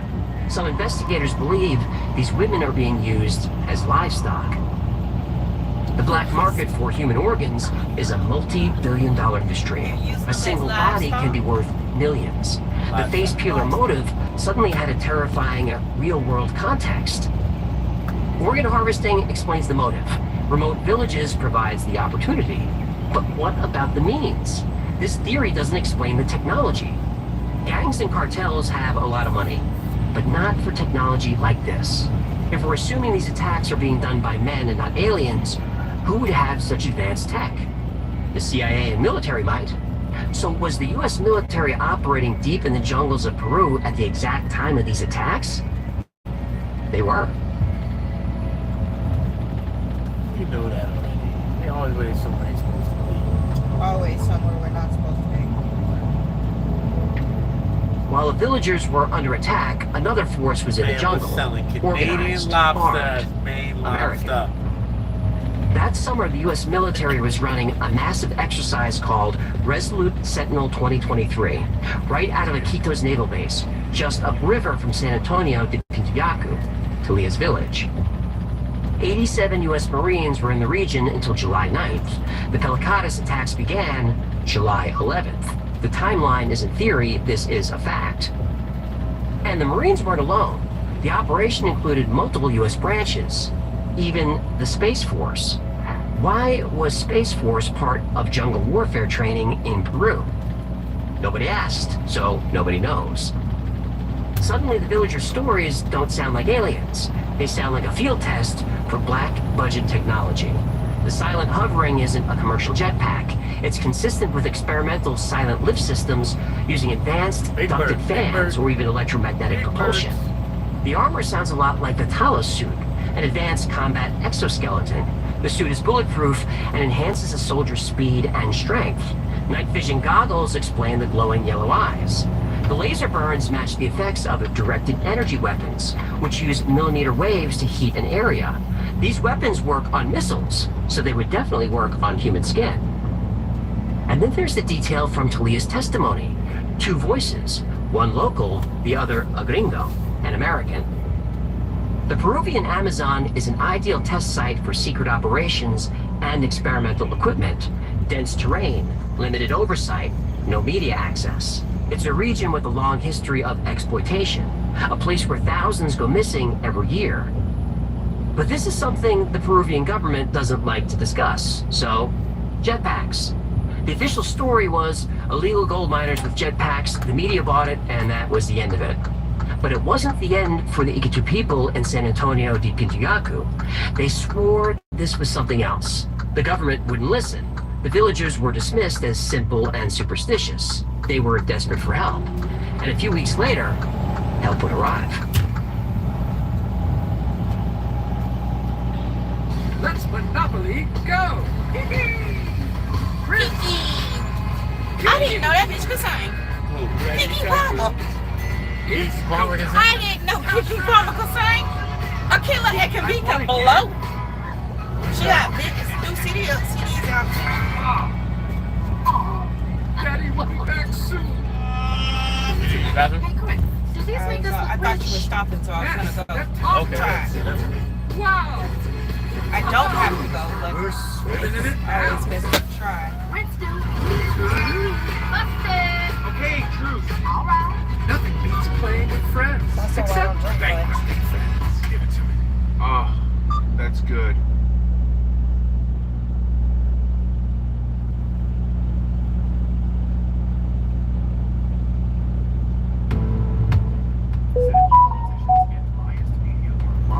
The pictures don't.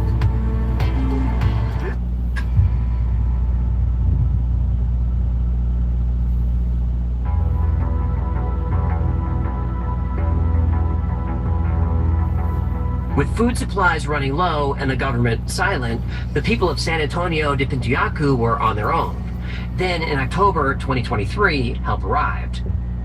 American explorer and investigator Tim Alberino and former Marine Doug Thornton They launched a privately funded expedition to the Amazon. Their mission, to provide aid and find the truth. They brought supplies, food and medicine. They brought high-powered flat.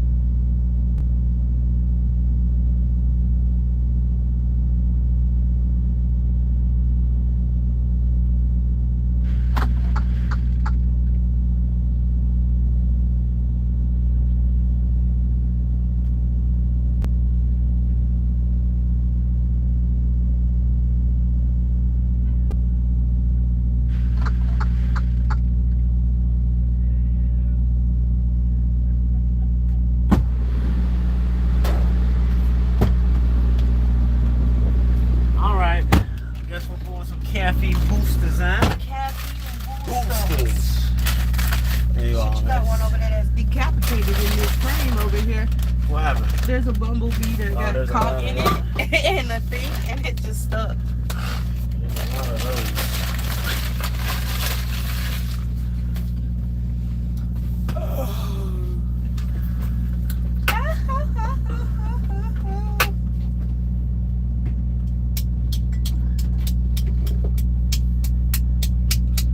I can't wait to get a blunt. Don't worry. You short hours and you'll be high as a kite. I will be high as a kite. Oh, shoot. No marijuana and no cigarettes? What the hell was I thinking? I thought you would have got off the truck and smoked a cigarette, but you didn't bring nothing. I didn't bring none. I got a patch. I ain't buying another patch. Congratulations. Yeah. Okay. I want to hear that shit when you start I want to smoking. hear that shit. Right now, so I get a blunt in my mouth. I don't want Everything is none of that shit. anger and frustration right now until that shit passes. I don't know, you supposed to shake that up? Yeah? Find out. Oh, shake it up. Okay. I don't know. And then you let it sit for a minute so it doesn't all over the place. But yes, you're supposed to shake them up. On every last one of these cans, it say shake them up.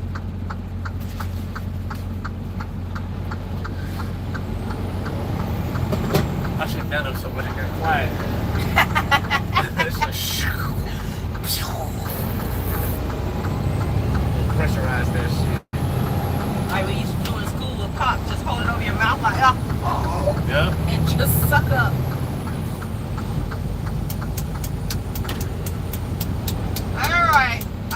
All right. Let's get this over with. Holton, that's where I was the last time. Barely functional. Are we on Holton? Some held together with wire and tape.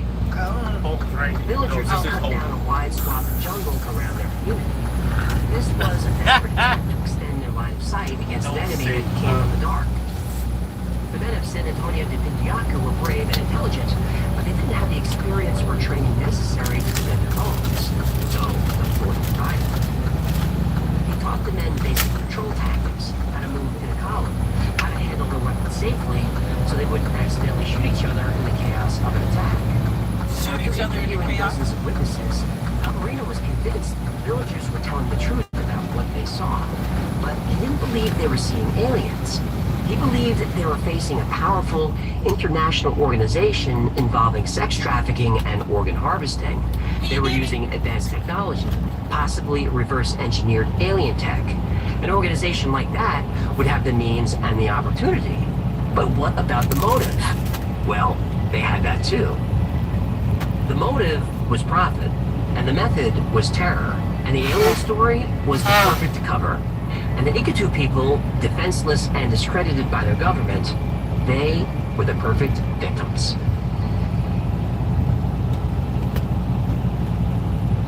Take yourself out in this world against everything and everybody.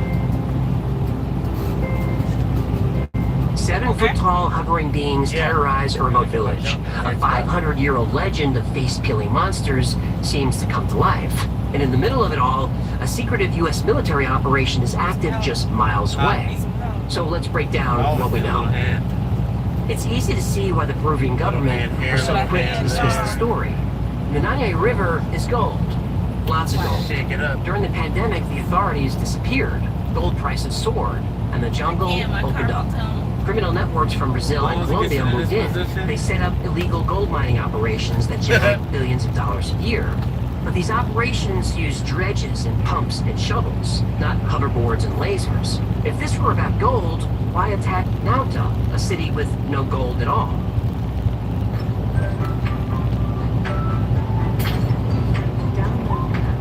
National Guard troops in D.C. to begin carrying firearms. You know it, baby. If this were about gold, why attack Nauta, a city with no gold at all? So were these aliens? Probably not. Why would aliens speak Spanish with an American accent? There's strong evidence Americans were involved.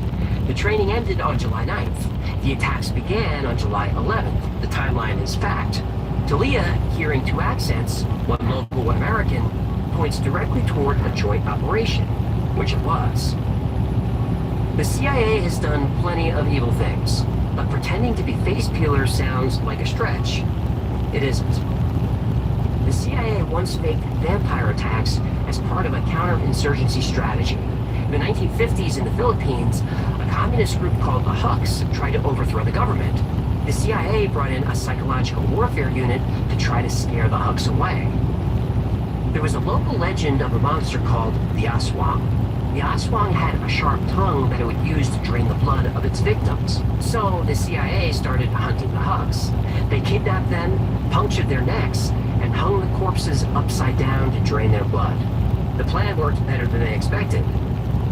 The same PSYOPs unit was deployed in Vietnam a few years later for Operation Wandering Soul. They broadcast ghostly voices and screams into the jungle at night. This was so effective that the US was instructed not to play the sounds around their local allies. They were terrified. But why would the CIA go through all this trouble and take on so much risk for money? They have access to all the money they need. And what about Tim Alperino's theory about a shadowy organization harvesting organs using alien technology? That's probably the best theory we have, but there's no proof to support it. But Tim went to the jungle. He spoke to the witnesses. He did prove their fear is real. The official story is a lie. We know that. Whether the attackers were miners, soldiers, traffickers, or something else, they were organized and technologically superior. I don't think this is aliens. I'm pretty sure this is being done by men. Evil men. And if this is happening in Peru, it's happening to defenseless people in remote villages all over the continent. Maybe even beyond. Advanced technology in the hands of those who profit from suffering. We've seen that all throughout history. The face peelers aren't a legend anymore. They're an industry. And business is booming.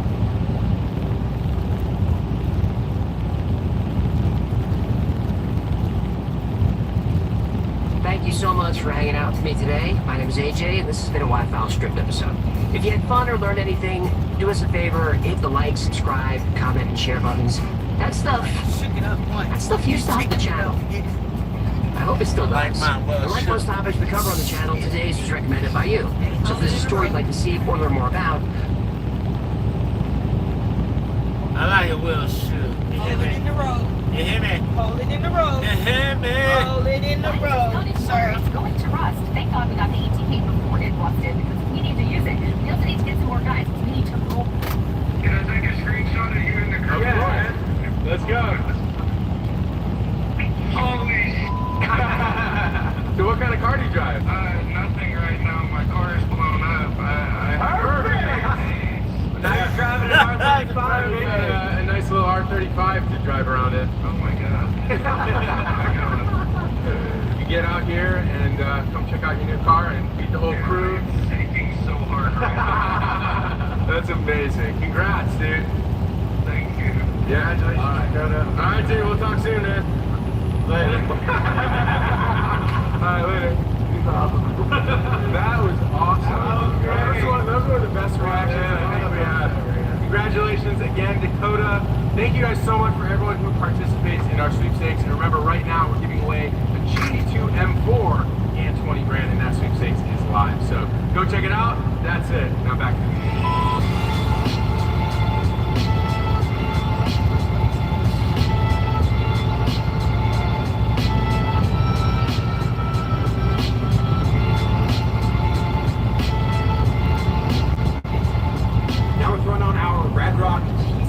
Heavy-duty front bumper. It's got much higher clearance and a much better look.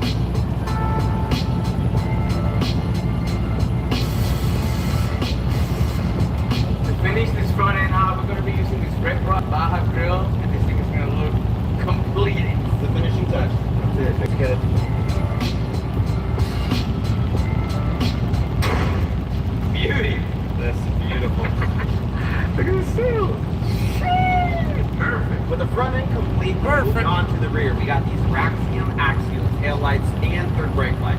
We also have the 6-inch light bar for the tailgate, which is pretty sick actually. That actually taps in. You can see the signals. Got the brake light integrated. So yeah, pretty sweet.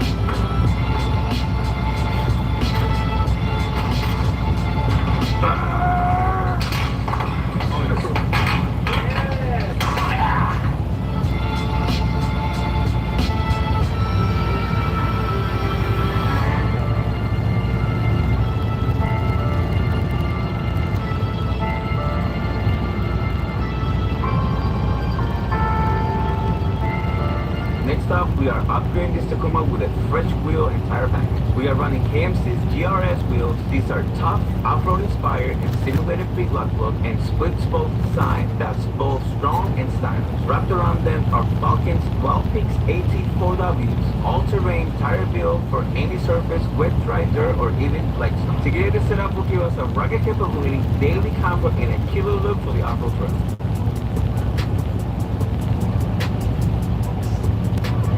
Sure it's time, bro. I'm ready to go. Put the wheels on.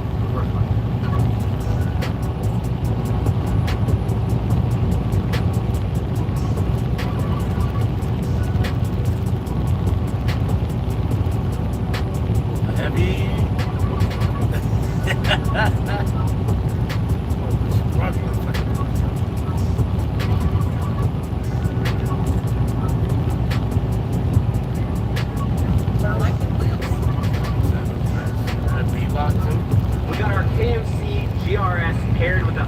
Wild Peaks on the Tacoma, and this thing looks sweet. I think a 33-inch tire with a 17x9-inch wheel fits the wheel wells perfectly. What do we think of this? Man, these wheels look amazing. I really love the seats on them with the black O-ring, and then everything else matches with the truck. So great. The tires are amazing. They're super beefy. And man, what about the suspension? I think the suspension looks freaking amazing. I think this is the perfect size and height for our wheel and tire package. I drove it from that rack over here, and I went over one or two speed bumps, and I couldn't even feel them. And this thing's sick. Perfect. The last piece of the puzzle to this beautiful Toyota Tacoma is going to be this Casey gravity timing LED light bar. Man, these things are beautiful. They're 50 inches wide, they have 8 lights, and these things are sick. We are really going to make this thing shine. Literally. We have Flex Aero 4 ditch lights as well. They're going to go right up on that hood. It's going to complete the look, a real off-roader. You ready to install? Oh yeah, man, for sure. One of the biggest features about this is that it has amber, and it also has bright light, man. I can't wait to see this thing. Alright, 11 o'clock.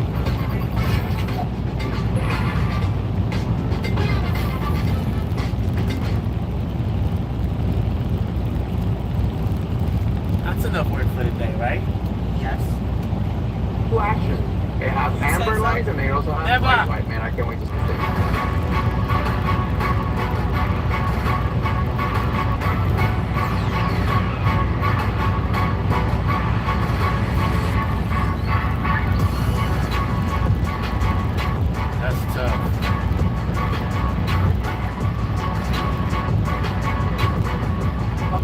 Daytime, dog. Ready? Hold on. If it works, it's 80 spec. If it doesn't work, we blame Mickey maybe. Turn it on, see what's good. Okay, try it. Yep, go for it. Don't look at the center. Which one is this talking? Oh. Hey, that is actually insane. That is insane. You know how sexy this is? Come on.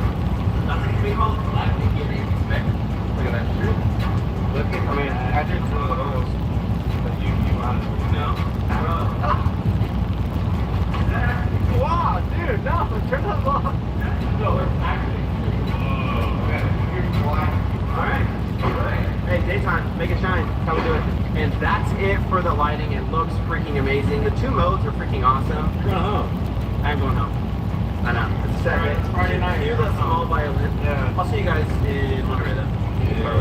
Bye. Later. Good seeing you, brother. Peace. Everybody. The boys just finished the Tacoma. We're gonna take this thing for a rip. Dude, first time driving it. See what the setup's like. This is a very nice truck. How do we put this thing in like super all-wheel drive mode? Or is it just solid? I think it's So we just got this thing back from the alignment shop. We brought it to a specialty place that knows these trucks really well, and everything is super dialed. It feels great. Does not pull at all. And you know what's funny is on the road, the suspension feels like a normal truck. Yeah, it doesn't feel very crazy at all. It's not bouncy either. Yeah, no, it's not bouncy at all. We're gonna go up the hill here and see how she does over a little bit of rougher terrain. Well, pre-runner setup. Yeah, handles the bumps pretty good. Pretty good. It's kind of nice to drive in a vehicle that's not low at all. Like, you know, any of our cars, you have to angle it, you go low, Slow down. Yeah. Yes, you just gonna Just have to there, brother. Wow, this is so smooth. Yeah. Yo, that's crazy. He's handling it so well. Oh my God. Dude, you're doing it. I haven't been up here in a while. I've never gone this far up. No? I think the last time I came up here, we had the massive speed off-road. The rally. What about the Z? Nice little drift. Z was on here, right? Yeah. Nice little drift track. Bro, this is sick. Dude, I cannot believe how smooth this thing over this rain. That's insane. All right, hold on. Let's just do something. Let's turn off some. Where's the track? Like this? There we go. All the lights are on, dog. There we go. Let's do this thing. Do one more. For a record.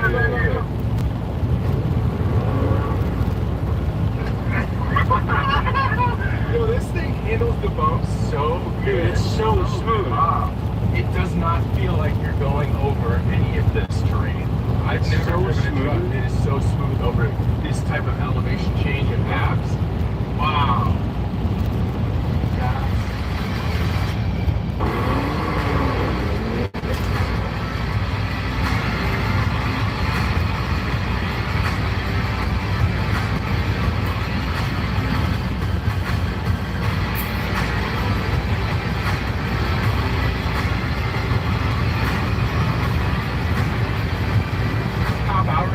Cul-de-sac. I want to check out the lights and stuff. And see what else we got. See if we can see it's 2030.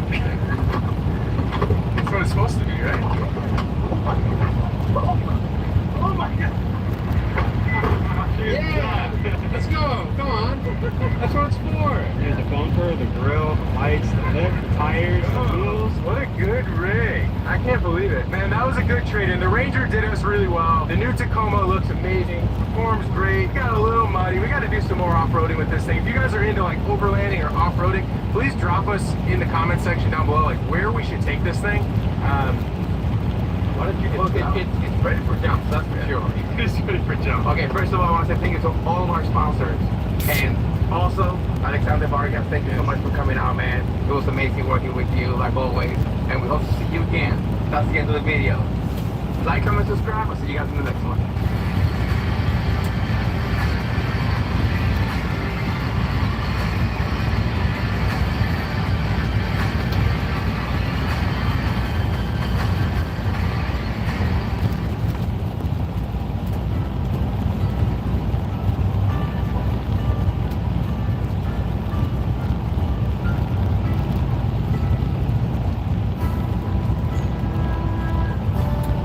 Tasty.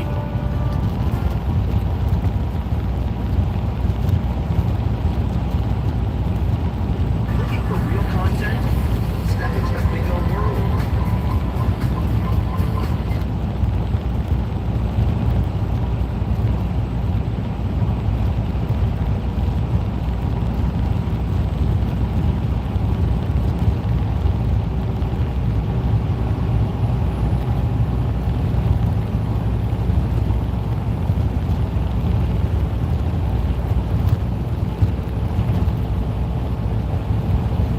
How's it going, everyone? Welcome to another episode of It Came from Facebook. This week we are extending an olive branch to the squiggliest among us in the audience. We're doing Squid Missile Special. and it came from Facebook this week. So we're looking at only the go fast, stupid fast, fun sport blank stuff. We have some fun twists for you today. Why don't we kick it off with the very first listing? We are looking at a 2020 KTM 1290 Super Duke R for $11,000. 3,500 miles on this is not much at all. Now the 2020 model is, I think, 1 or 2 generations behind where they are currently. They're currently making the 1390, but the 1290 Duke is still a monster. So this one says it comes with an AR exhaust, Austin Racing exhaust. That's a very fine exhaust system out on this one. The tech pack, heated grips, upgraded seat, crash protection, annual service, clean title in hand, low miles, always maintained. Let's take a look, shall we? And it is gorgeous. Now, one thing I'm noticing immediately, I see some nice boogers on the tire. That to me tells me that the motorcycle was either ridden extremely hard on road or was more than likely taken to the track. Not a big deal. This is a motorcycle designed to be taken to the racetrack, and it looks super clean otherwise, so I wouldn't really have an issue with that. You can see a little bit of boogers on the front tire as well. He's got a little rubber band on the fork to tell him how much the fork is diving under braking on track. I don't remember if the Super Duke came with the little rubber band on it, but that's a common thing that you see on these bikes. And this one's about as clean as it's going to get. The Super Dukes are kind of interesting because the people that own them tend to keep them very, very nice. They're not a motorcycle that suffers the same fate that some random Suzuki would or some random Yamaha. People who have graduated to a Super Duke tend to really respect and love the machine. They have a lot of admiration for them. So this one's super clean, man. And for 11 grand for a bike that recently had its annual service done, is this much motorcycle? I mean, you can't even get a decent across the country without touching road. The problem is my 1996 Subaru SPX is not made for that. So over the next day, we'll be upgrading my first true love to be able to withstand 5,000 miles of mountain trails, washboard roads, and the good old American backcountry. So, here's the plan. To make sure the SPX can survive the entire road trip across the country, we will be attaching armor to all sides, improving our tires and suspension, adding specialized off-road equipment, and even upgrading our transmission. It just looks so much cleaner. It's like a tank. After an accident took it out in the show a few years back, this car has been sitting in the field and is in pretty rough shape. So, on top of our upgrades, we'll have to perform some much-needed maintenance to ensure that it's not only looking its best, but is also running smoothly. Just when we thought things were getting easier, things got a lot harder. The Subaru SVX was a luxury road car marketed towards yuppies. Don't be an old man, read a door. I don't know what that means, but I like it. This is a dumb idea. We only have 5 days before we have to be out of the garage and on the road, traveling all the way from the Outer Banks of North Carolina to the coast of Florida. Over 5,000 miles of driving is ahead of us. We have a lot of work to do, so let's get to it. Jesse, how long has this been sitting out and about? It's been a wheel. About 3 or 4 years. Yeah. This is all old, by the way. After it was wrecked, driving around was pretty embarrassing. Not only did I have rear damage right on the frame rail, but front damage as well. So I had to get the hood, new bumpers. The plan all along was to turn it to a safari battle car, Mad Max kind of thing. But because the parts are so rare, it's hard to just get it fixed. So I just kind of abandoned it and sat in my buddy's yard for the last 3 or 4 years. I'm sure none of this will come back to haunt us on a 5,000-mile road or a long road. First things first, in order to survive this trip, this car needs armor. And I'm not a fabricator, you're not a fabricator, so I hired one of the best fabricators I know, and that's Caleb, also known as Jim on YouTube, and now EM Industries for his fabricated services. So what did you do for me here? Well, look over here. Roof rack, tire carrier, snorkel, rock sliders, a rear bumper, and a front bumper. Whoa! These do use the stock manual edition, so they are removable, just as if it's a stock bumper. They did a really good job. Yeah. What do we need to do to get this on the car? Front rear bumper bolt on, and everything else just gets welded to the car. We're going to put the front bumper on and just get that mocked up so we can see exactly where the front bumper ends, where the skid plates are going to start.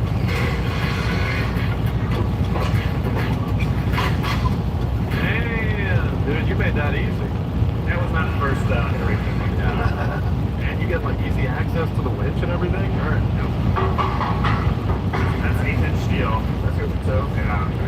pretty good. Will it hold up the Justin abuse? Absolutely. Absolutely.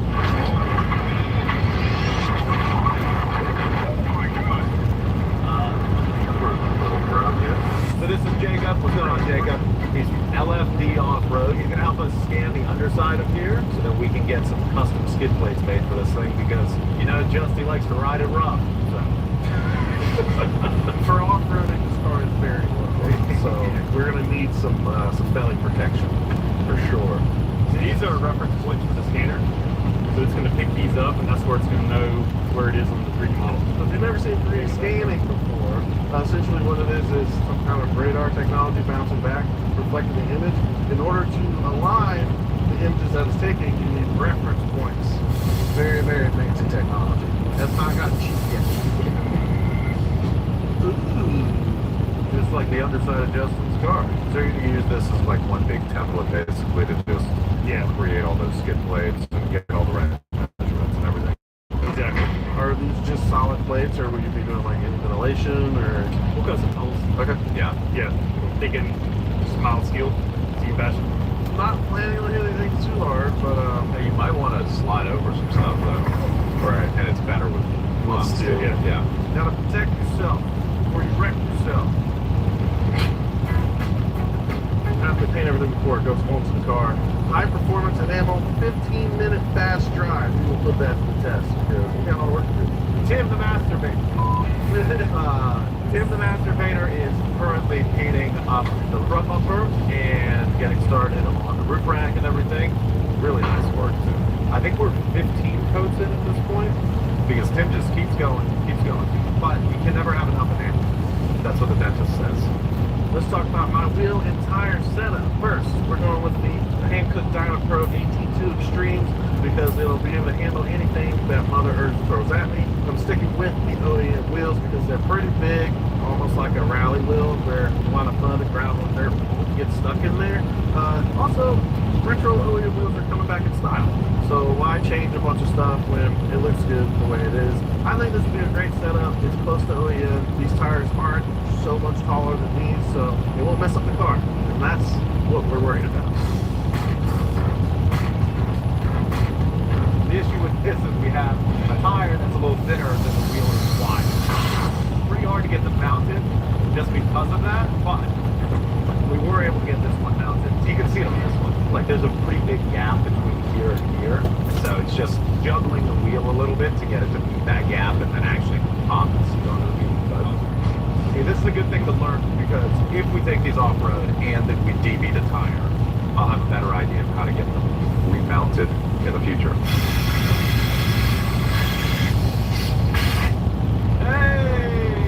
Hey Tim, hit a snail tip. Push Tim.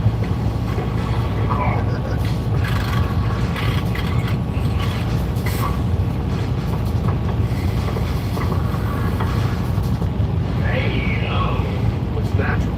Looks like it's meant to be there. We are very clear from the coilover we currently have on right now. So all we need to do is a turn test. I don't know. Do we have to cut anything? That thing is stand stop, boy. Let's try. Did it hit? It's like just barely not touching back here, but it's close. I mean, any compression, it'll hit it, right? Sledgehammer there, just a little bit of clearancing, and should be good to go. Oh, thank you, sir. Nice. The Lord's hammer.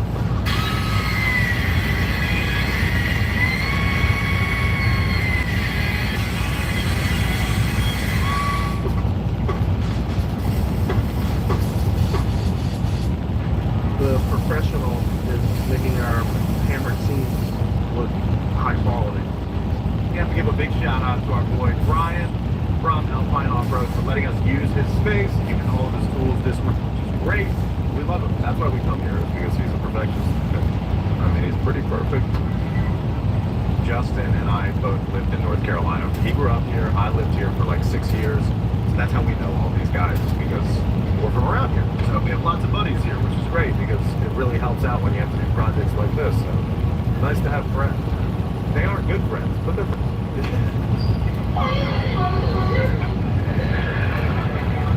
Hey, Joel.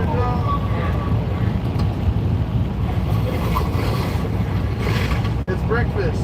We we are camping for this entire trip. So we need camp food. So we bought a bunch of these Mountain House breakfasts, lunches. They sound easy with me. They're not like MREs where it's made to plug you up. Luckily, I only make hay once a month, so.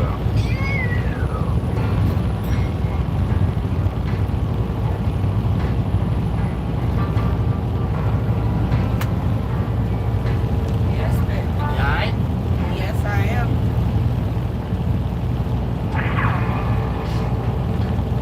This looks pretty good. Zach, what are you doing in here? Oh, just plotting our course for the big adventure, Justin. Why are you doing this with a real map? Don't you know with Onyx Off-Road you don't have to deal with any of that? Yeah, but I like it. But you don't need it with the Onyx Off-Road app.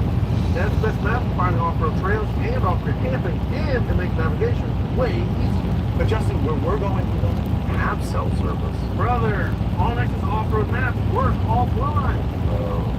The app is fully functional even when you don't have your beloved cell phone service. With their elite membership, you get access to trail status, unlimited offline maps, info on if land is public or private, and if going without your phone is just not an option, their new cell coverage layer helps you stay connected.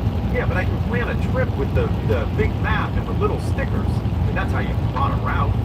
Dude, Onyx Off-Road lets you plan trips in 3D, build routes with markups, and share your plans. In fact, we're going to be sharing our entire route on the Onyx Off-Road app so that Donut fans can follow our route off-road coast to coast. Yeah, that actually does sound pretty good. You're always making things so difficult. Look, let's cross the ice. That's so easy. He's never going to let that go.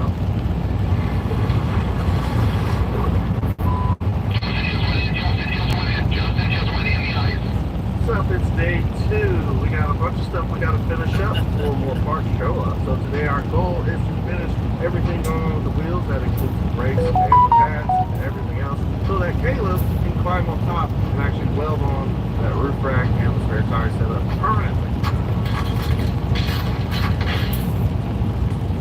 It's the board. That's kind of cool. Let's just throw it on. Fun day. No. Go.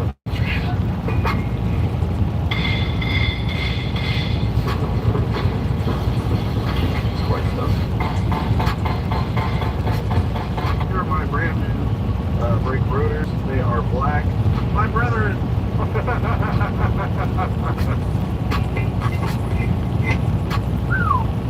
Just like that, the brakes are officially complete. They're nice and flat. Everything works. But unfortunately, our coilovers haven't shown up yet. I ordered rally coilovers to handle this pass that I'm going to put this car through, and I'm kind of worried that they're not going to show up in time. I might have to risk it on these cheap old coilovers.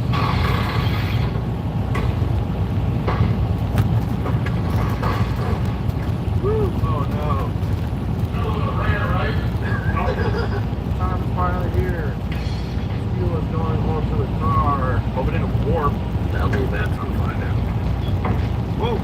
Filled it up a little bit more. There you go. That's about right. Damn, Caleb, this thing is sweet. Dig it? Yeah, the only thing is, like, you should cut all of this, in my opinion, but... Get the sawzall out. Body still. Right, get the body still out. Whatever this bumper doesn't cover, probably just going to trim it off so it's out of our way. We don't need it. And that'll give us better departure angle.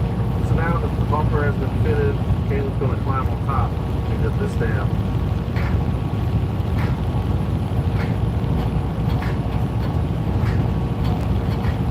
Caleb's going to climb on top and get this down. Spare tire carrier / roof basket welded together. Alright, so you were shooting for those 2 plates on the side. Ooh, just like that. Yeah, no, that's perfect. Back welded.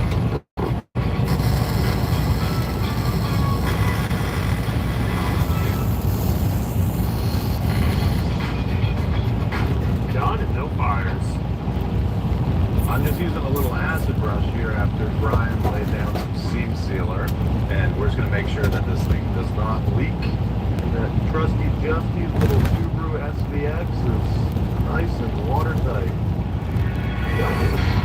Now to cut these sides so that Justy's bumper fits in there nice and everything. We're having a race between pneumatic and electric right now. We're also letting Brian and Caleb do this because these two are very fine. They don't need any tape, nothing. They just cut straight lines. Pretty amazing, honestly.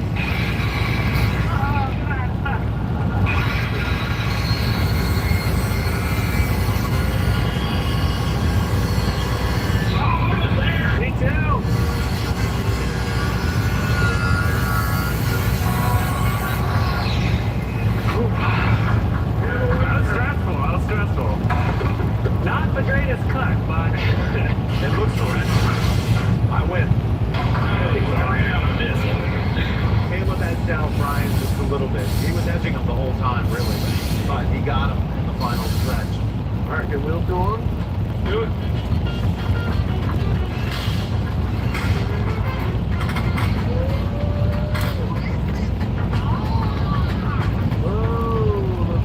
Coming together, boys. Look at it. 35 on stock wheels worked out so well for us. You can fit on your stock wheels. It's like, why bother changing?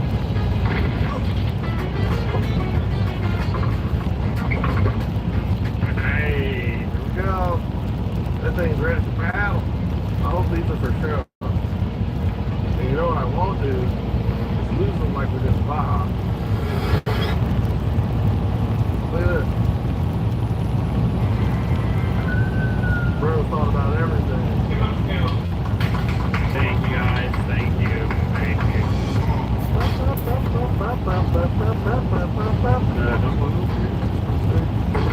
I think your son needs to go for. Alright. $20? Yeah.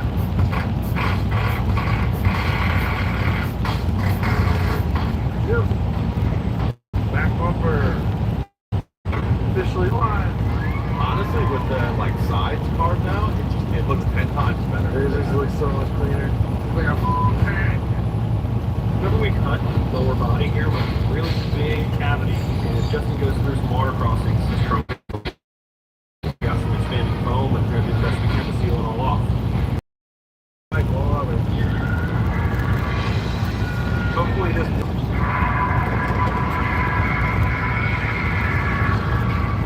Just like that, the expanding 50 will plug all that up. Look at that side, it's already hard. This is the danger popcorn.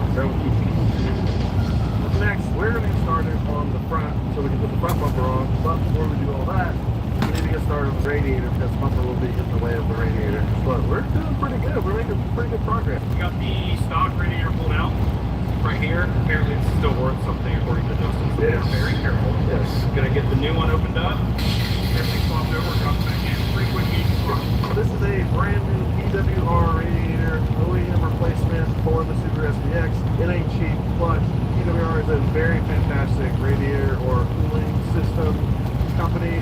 They did everything on my Baja Ranger, and this is a dream to finally get one inside of my Super SVX. The SVX is known for cracking radiators because they're made out of plastic for some stupid reason, so this aluminum will prevent any of those unforeseen circumstances, as well as use the OEM fans. These things stay cold, like they're really good. That's gonna help on our road trip when things start to get a little warm and toasty. Right. We go across those desert lands. Yeah. Unfortunately, I don't have AC though. Looks pretty, really? Yeah. Well, you have a ton of glass in that thing. Yeah, I'll take real nice. That sun should penetrate that glass pretty hard. Yeah. So, I'm probably gonna wear my overalls with nothing.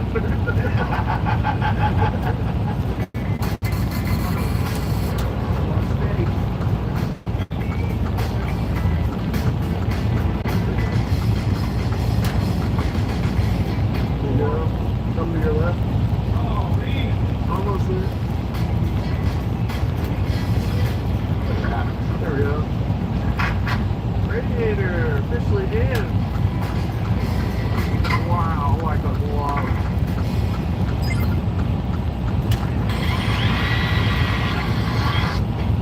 Beautiful.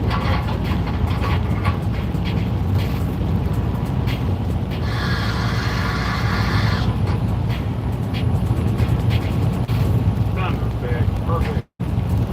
Oh, I'm so happy the way this thing's looking. Holy crap. Vents, front bumper, sliders, rear bumper, everything is on the car. Holy crap. Just like that, all of the fabrication is done.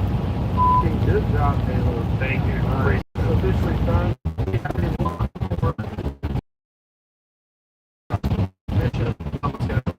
Yeah.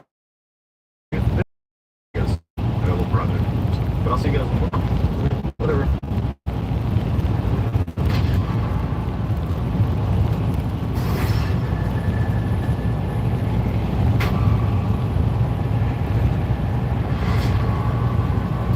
We don't know where our closers are.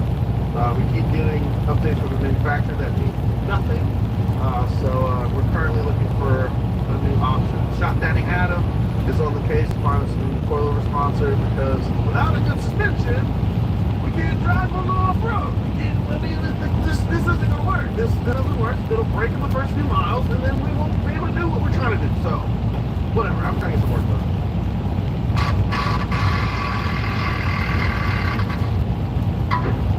All right. There. Officially off.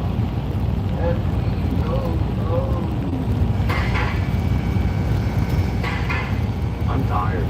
I was working on my project all last night. As you can see, I haven't changed clothes in 3 days. Yeah. My age is not hopeless. That's what I'm trying to do. Well, you were flying on that. I have to keep it from splitting. Getting ready for more positivity and accomplishments today. These guys need a pep talk. Open those eyes. Smile on your face. Justin's doing great. That's what it's all about, man. Have a little fun with your friends even though you're doing the worst thing ever.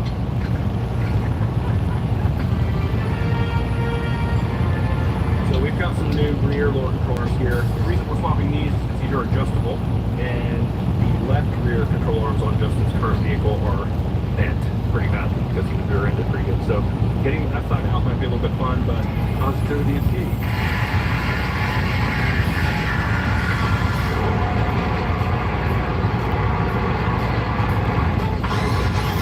Oh, that was a good one.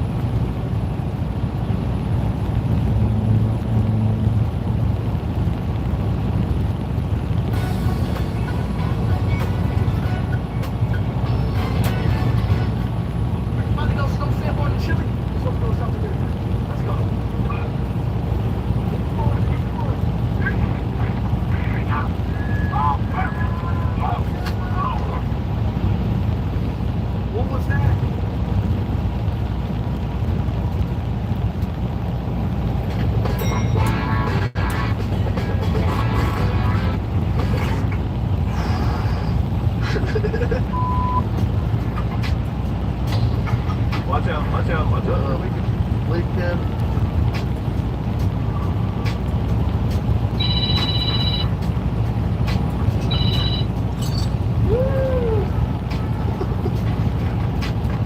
We can go ahead and start pulling this transmission down. First we need to pop these two front axles out and then hit the starter. We need to loosen that up. Ready? Sure.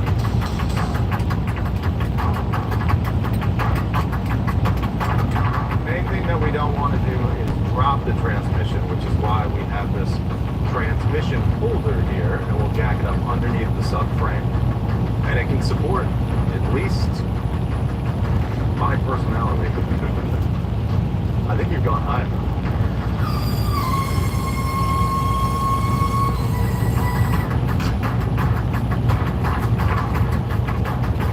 This does not look like it's going to clear. The transmission was not coming off because we forgot some specific Subaru stuff.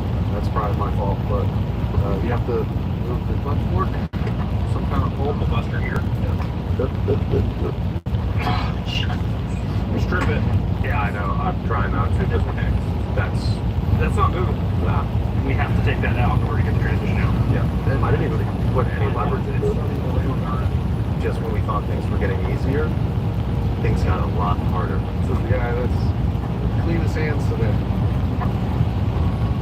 better. Watch or yesterday. I'm in the same. I've been working 7 a.m. to midnight every day. On what? 2 things.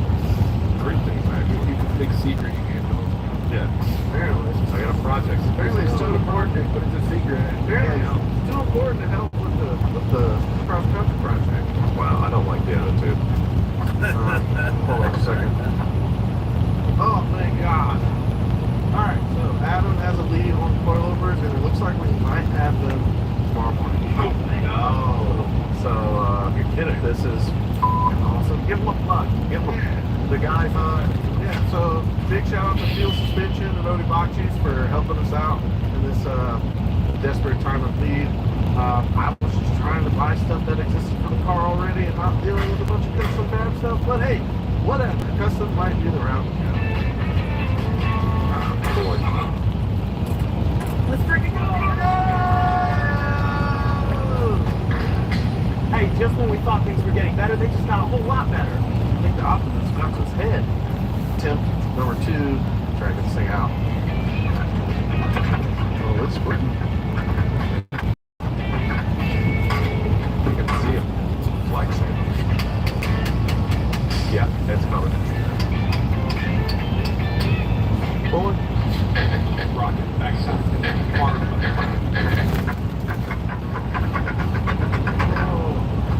Okay, try that.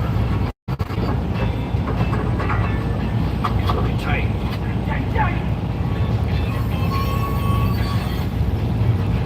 Sun will come out tomorrow.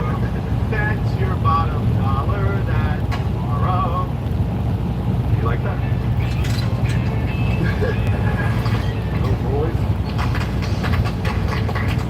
On the day. Custom cars. It is day 4. We are running out of time. The transmission's out, and I have my clutches laid out here. I want to show you something. Okay, so here's my upgraded clutch from a few years ago. Here's my brand new OEM clutch that I just got yesterday. You got flywheel, clutch disc, pressure plate, right? You can see, you get close here, how burnt up this is. That's from driving very, very hard on my car, or very badly. I don't remember. You're the judge. My clutch disc is pretty worn. It's not bad. I could still drive on this. There's still some lip there, but with how much heat has gone through all this, might as well get a new one while we're at it, because pulling that transmission out was a pain in the butt, and I don't want to do this again. And then there's the pressure plates. Some pressure plates are a little bit more aggressive than others as well. Mostly they're all the same. The problem is I have to replace them because this pilot bearing is stuck up there, and I think it's bad. I don't want to reuse it, so I had to get a new one, which means I can't use this pressure plate anymore. So, got us a new OEM flywheel. This one is not like this one is. You look at this one, got all these holes drilled in it. That's a lighter flywheel. In a racing application, a lighter one is really good because it spins faster. Your engine can get it moving quicker, whereas this one has a lot more reinforcement, so that makes it heavier in the cast. While off-roading, I'll have more rotational mass spinning while driving. That way when I'm going up hills and things like that, the clutch will actually engage smoother and a bit easier. It'll have a nice OEM smooth engagement, which would be great while hitting all these crazy trails. We're going for comfort here, people, not crazy performance, because we got a long, comfy drive to make. So let's get this in the transmission.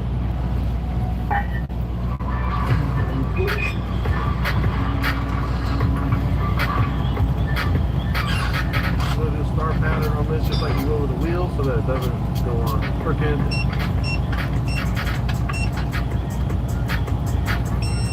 Okay, perfect. All right, cool. Clutch can go on.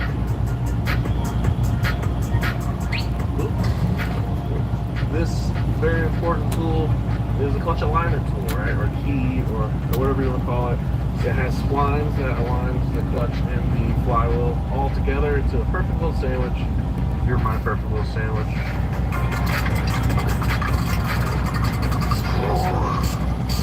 Everything's installed. Flywheel's in, clutch disc in, everything's very intricate and stressful. Before reinstalling everything, it's always a good idea just to clean everything up. Just have some really old grease in there. We're just gonna get it all wiped off and Replace with some nice new fresh grease. Always lube your shafts. Ready? Come on up. All right, good luck, guys. Big pumps, Justin. Big pumps.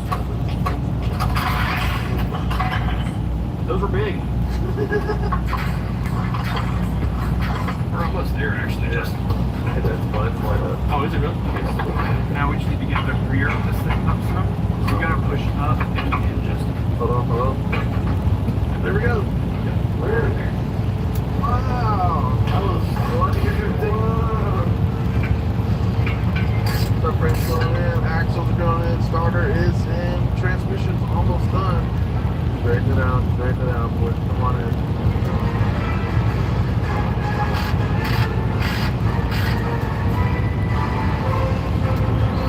Dang, Jacob finished up these skid blades for us. Look at that.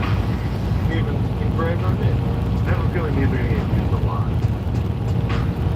So something that's important about skid plates is you don't want a lot of lips facing forward. Right here we have to do it because we made these second, so oh well. But when you layer the rest of them, you kind of want the ledges to kind of go with it. That's why like animals have scales facing one direction. It's the same thing here, right? The armor all faces the same direction so that it doesn't catch on our lips. Same with the bolts. These bolts are tapered or rounded off so that if you're scraping in something, they're less likely to shear off the head of the bolt. It'll most likely roll off the head of the bolt. Just like that, our prototype skid plates are installed. These are perfect. Thank you, Jacob. You know what they say about judgment. Everyone with an addiction has a story to tell. Don't know, no judge. Addiction is a treatable medical condition. What helps people seek treatment is what does not help is shame and stigma. We can all make a difference. Learn how at oasis.ny.gov. The New York State Office of Addiction Services and Supports. Every step of the way.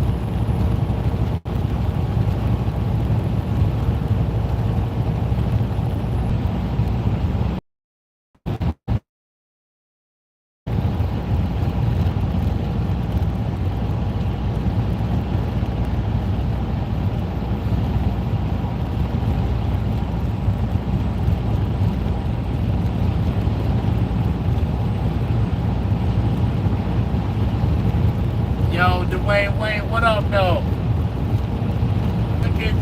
Look at you, I see you. Down at the beach. Yeah.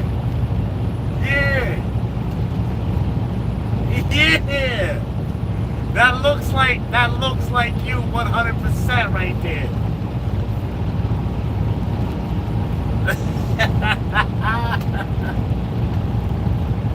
Hey, that's fantastic.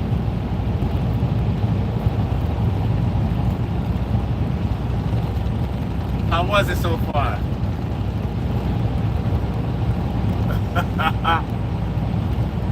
Straight buses. This my iPhone, so save it in. I've been had this thing. I just never use it.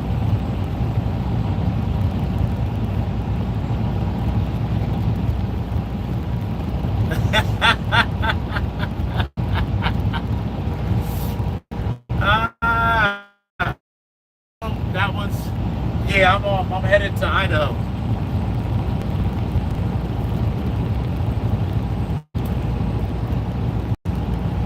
Definitely. No, it's all good, Joe. Holler at me later. Let me know how things go. All right, brother. Back inside.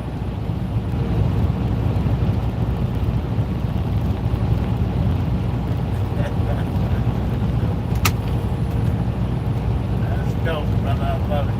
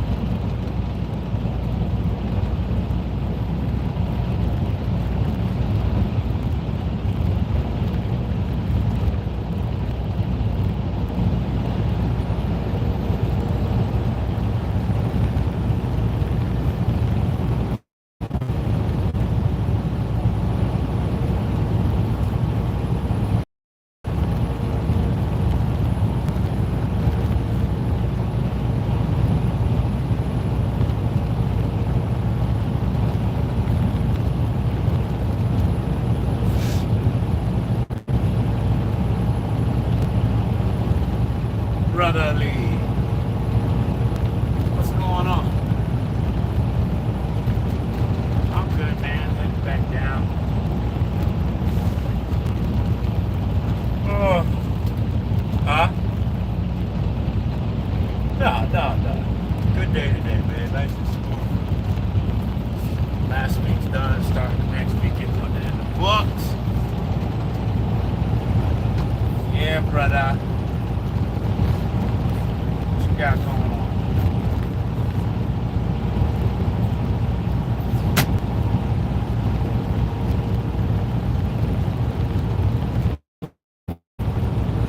That's it. Any hear anything back from anybody? Checking your emails?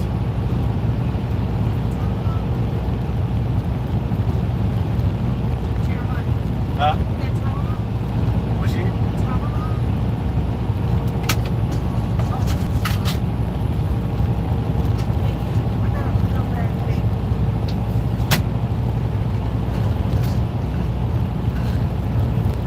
Yeah.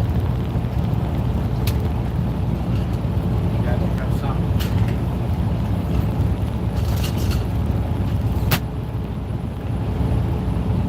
Gotta grab something and get it.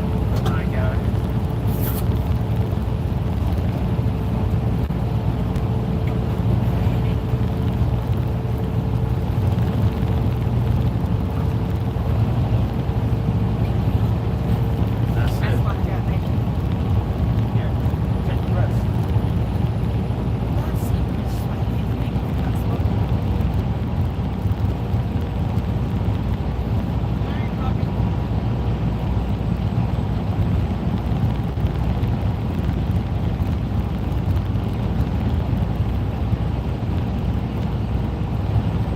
I mean, you already did set it up. You might as well get paid real quick while you're waiting for something else to come through.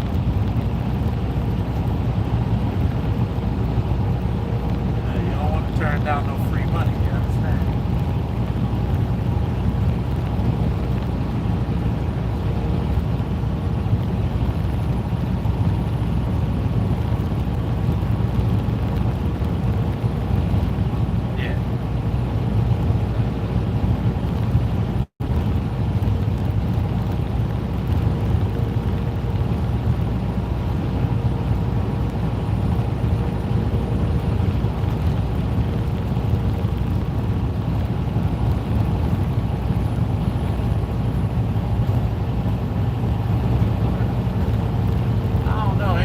Happening down there, man. Like, you ain't have nothing bad happen there.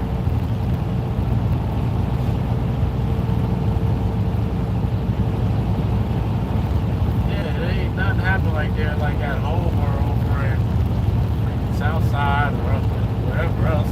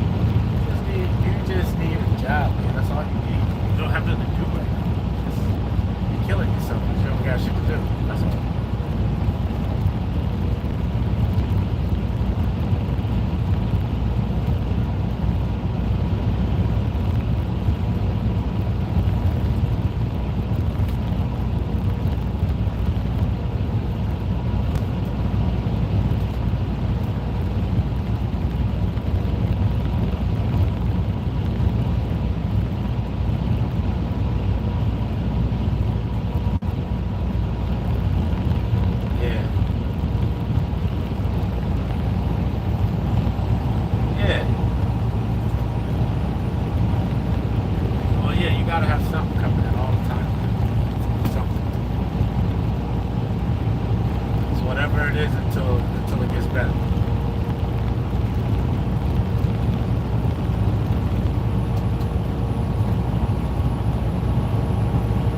Oh, you filled the application out with Oak Grove people too? I don't know the one you said down there that worked for the city.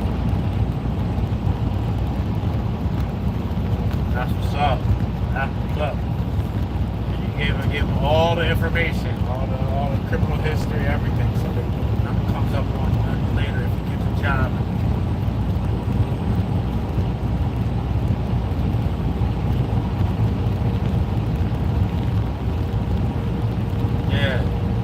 Yeah. Let's just go to the interview. That's it. Yep.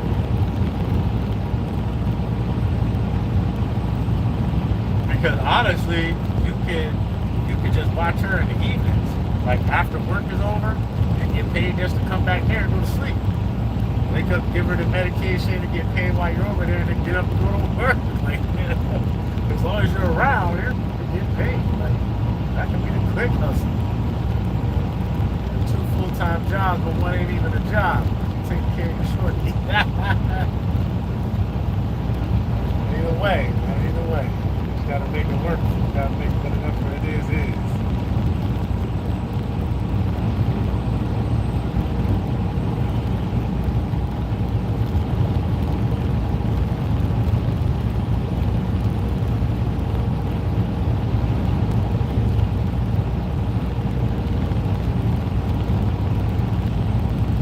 That's why you need a job, man. You gotta be out of the way.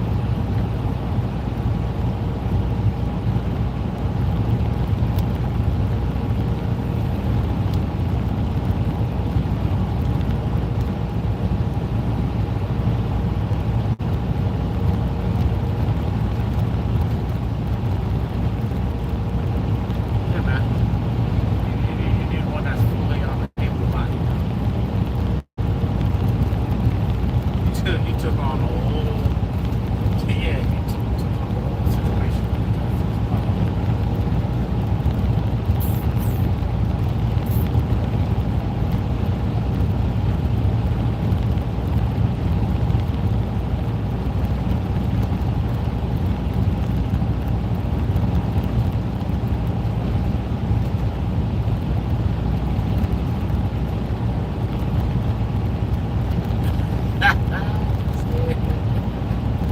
Alright, man, I'm gonna call Hokai again, man. I'm gonna holler at you.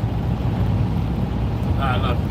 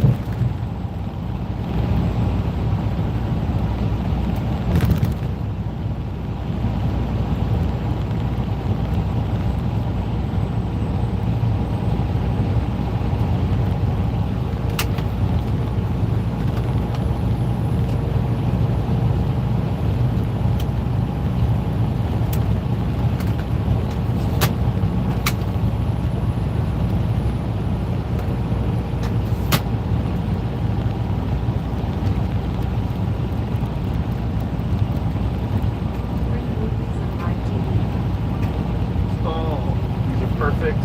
Thank you, Jacob, so much. Thank you, everybody at LSD, for allowing him to do this, because no one makes hand plates for Super SPX. So,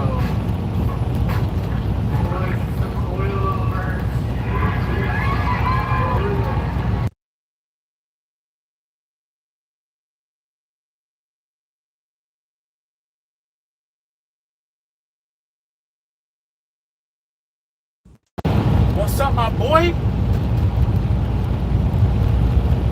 You alright? Alright, so what's up, man? You ain't called me all day, bro.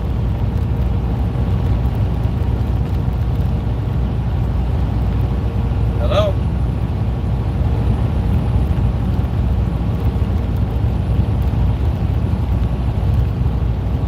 Man, stop acting like that. Yo. Put your face on the phone. What you doing?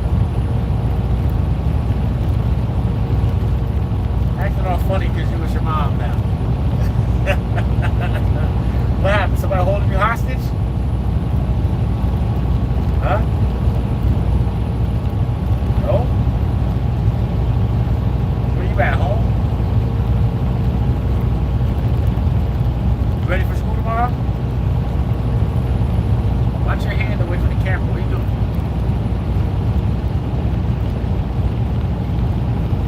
Okay. Move your hand off the camera. What are you doing? Did you finish your packet?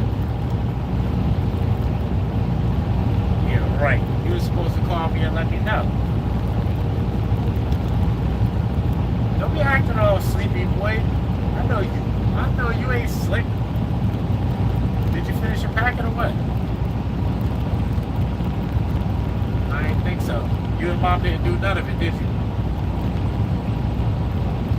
Yeah, what? Yeah, I didn't think so, man.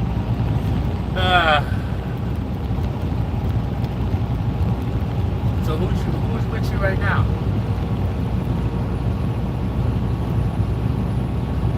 Huh? Yeah, who's with you?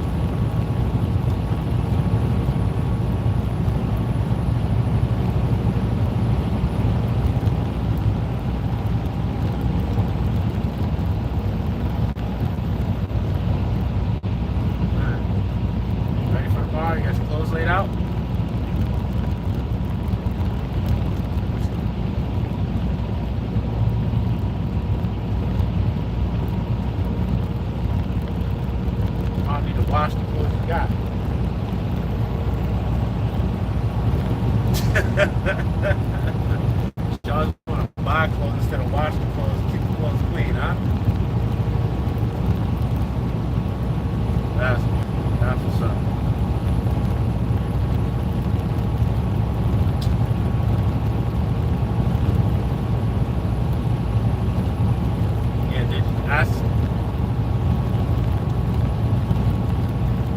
Yeah, I just want to buy something new, and then it just sits there and gets dirty.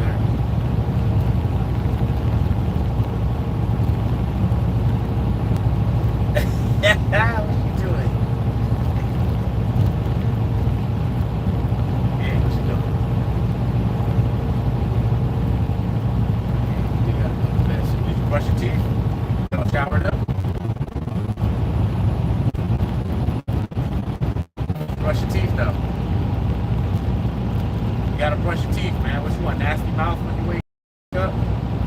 Nasty mouth before you go to bed? Yeah, you know, you're going to school, first day of school, you're gonna be the stinky breath kid? Gee, you don't want that. They're gonna call you stinky breath for the whole year if you come the first day with stinky breath. Can't do that. That's crazy. What you looking at?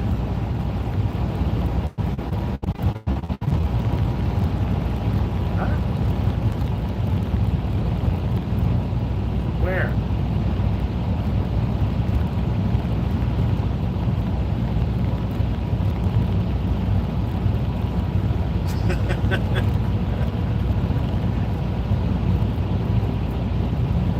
Dock. Driving the bank. In the dock, driving the bank. I'm coming back down. Guess where I gotta go?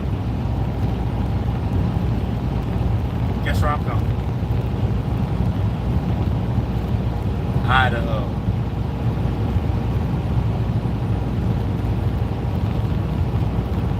Idaho. Yep.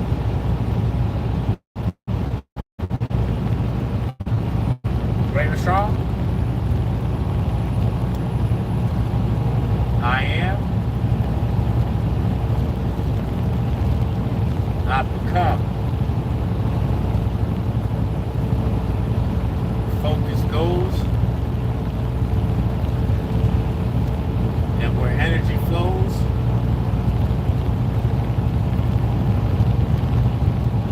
results. There we go. Fast is and smooth is. And if you go slow, I'll be on your ass. Let's go, baby. Let's go. Ready? Ready for tomorrow?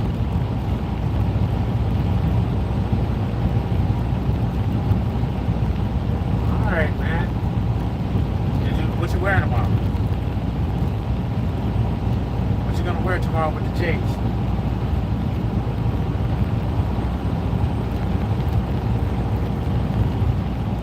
What you mean you don't know?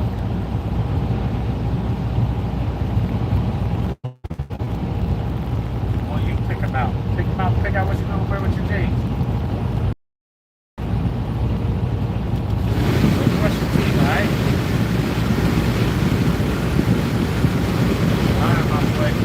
I love you. You're gonna call me in the morning, right?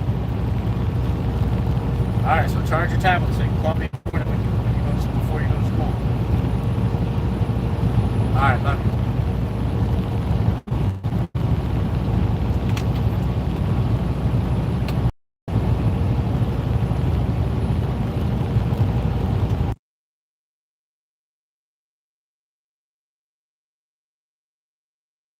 Hey. What's up?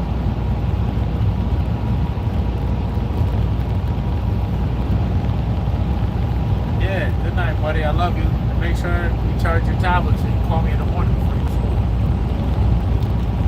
Alright, I want to see you all dressed up and nice for the first day. Alright, love you.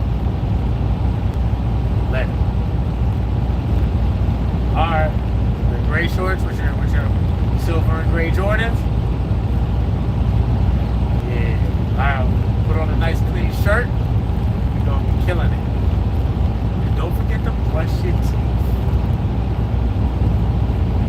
Oh, and tell your mom to fill out your dismissal slip. All right, love you. I know. Just a reminder, okay? Bye, baby. Love you. Boy.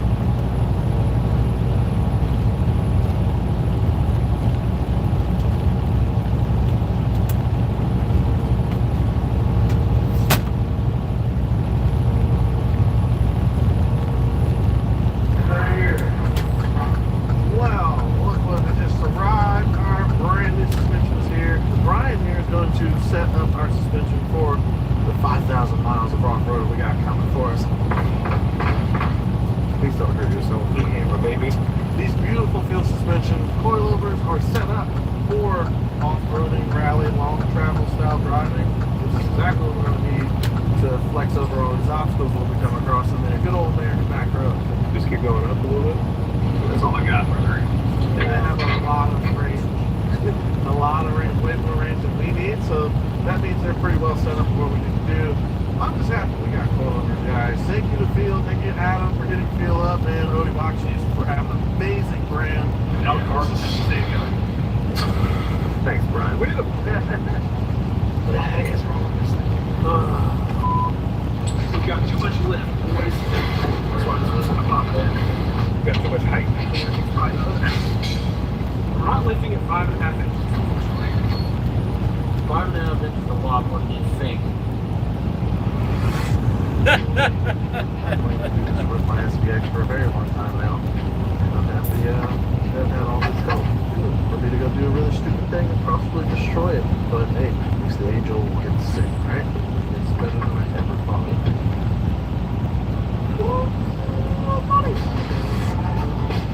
Wow, looks just as low as it was before. You know, I was expecting more of a monster truck look, but right now it still looks like a sports car. It still looks like an SVX, which is great. Not a tractor. I love it. I just want to see it make it 5,000 miles across the country. That's my goal.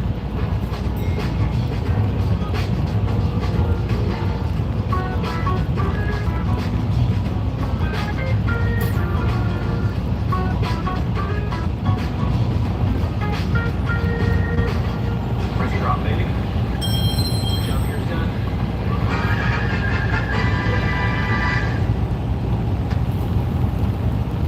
Good morning, everybody. It is day 5.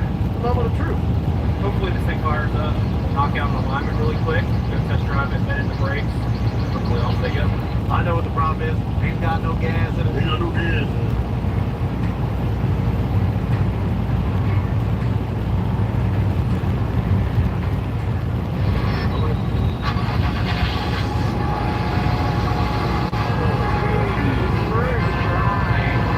Wow, we didn't make that dramatic for no reason. Oh, so relieved. I know it'll at least make it up the street.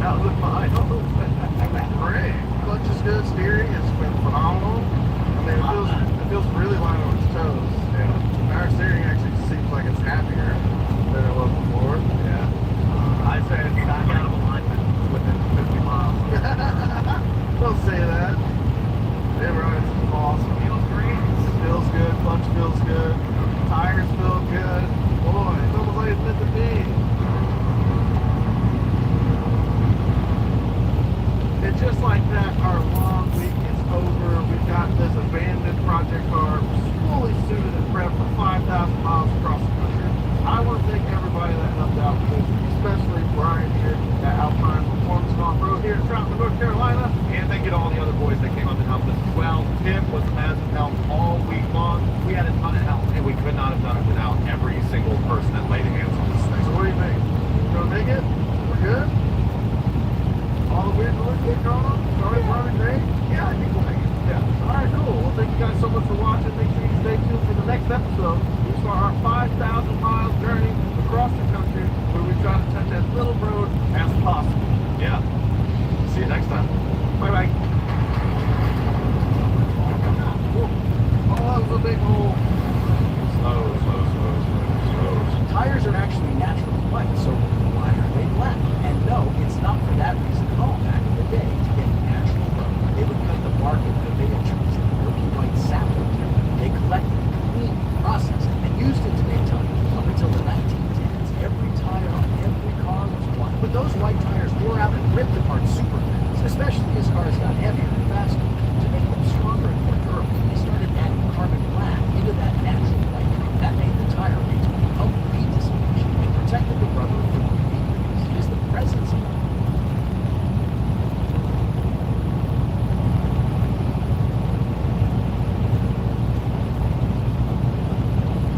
Jamie Lee Curtis has unexpectedly gone viral. Becoming Freaky Friday. Fans can't get enough. The beloved actress, who already holds a legendary place in Hollywood thanks to her decades-long career, stole the spotlight in the promo in a way that even die-hard Disney watchers didn't see coming. The ad meant to hype up excitement for the film.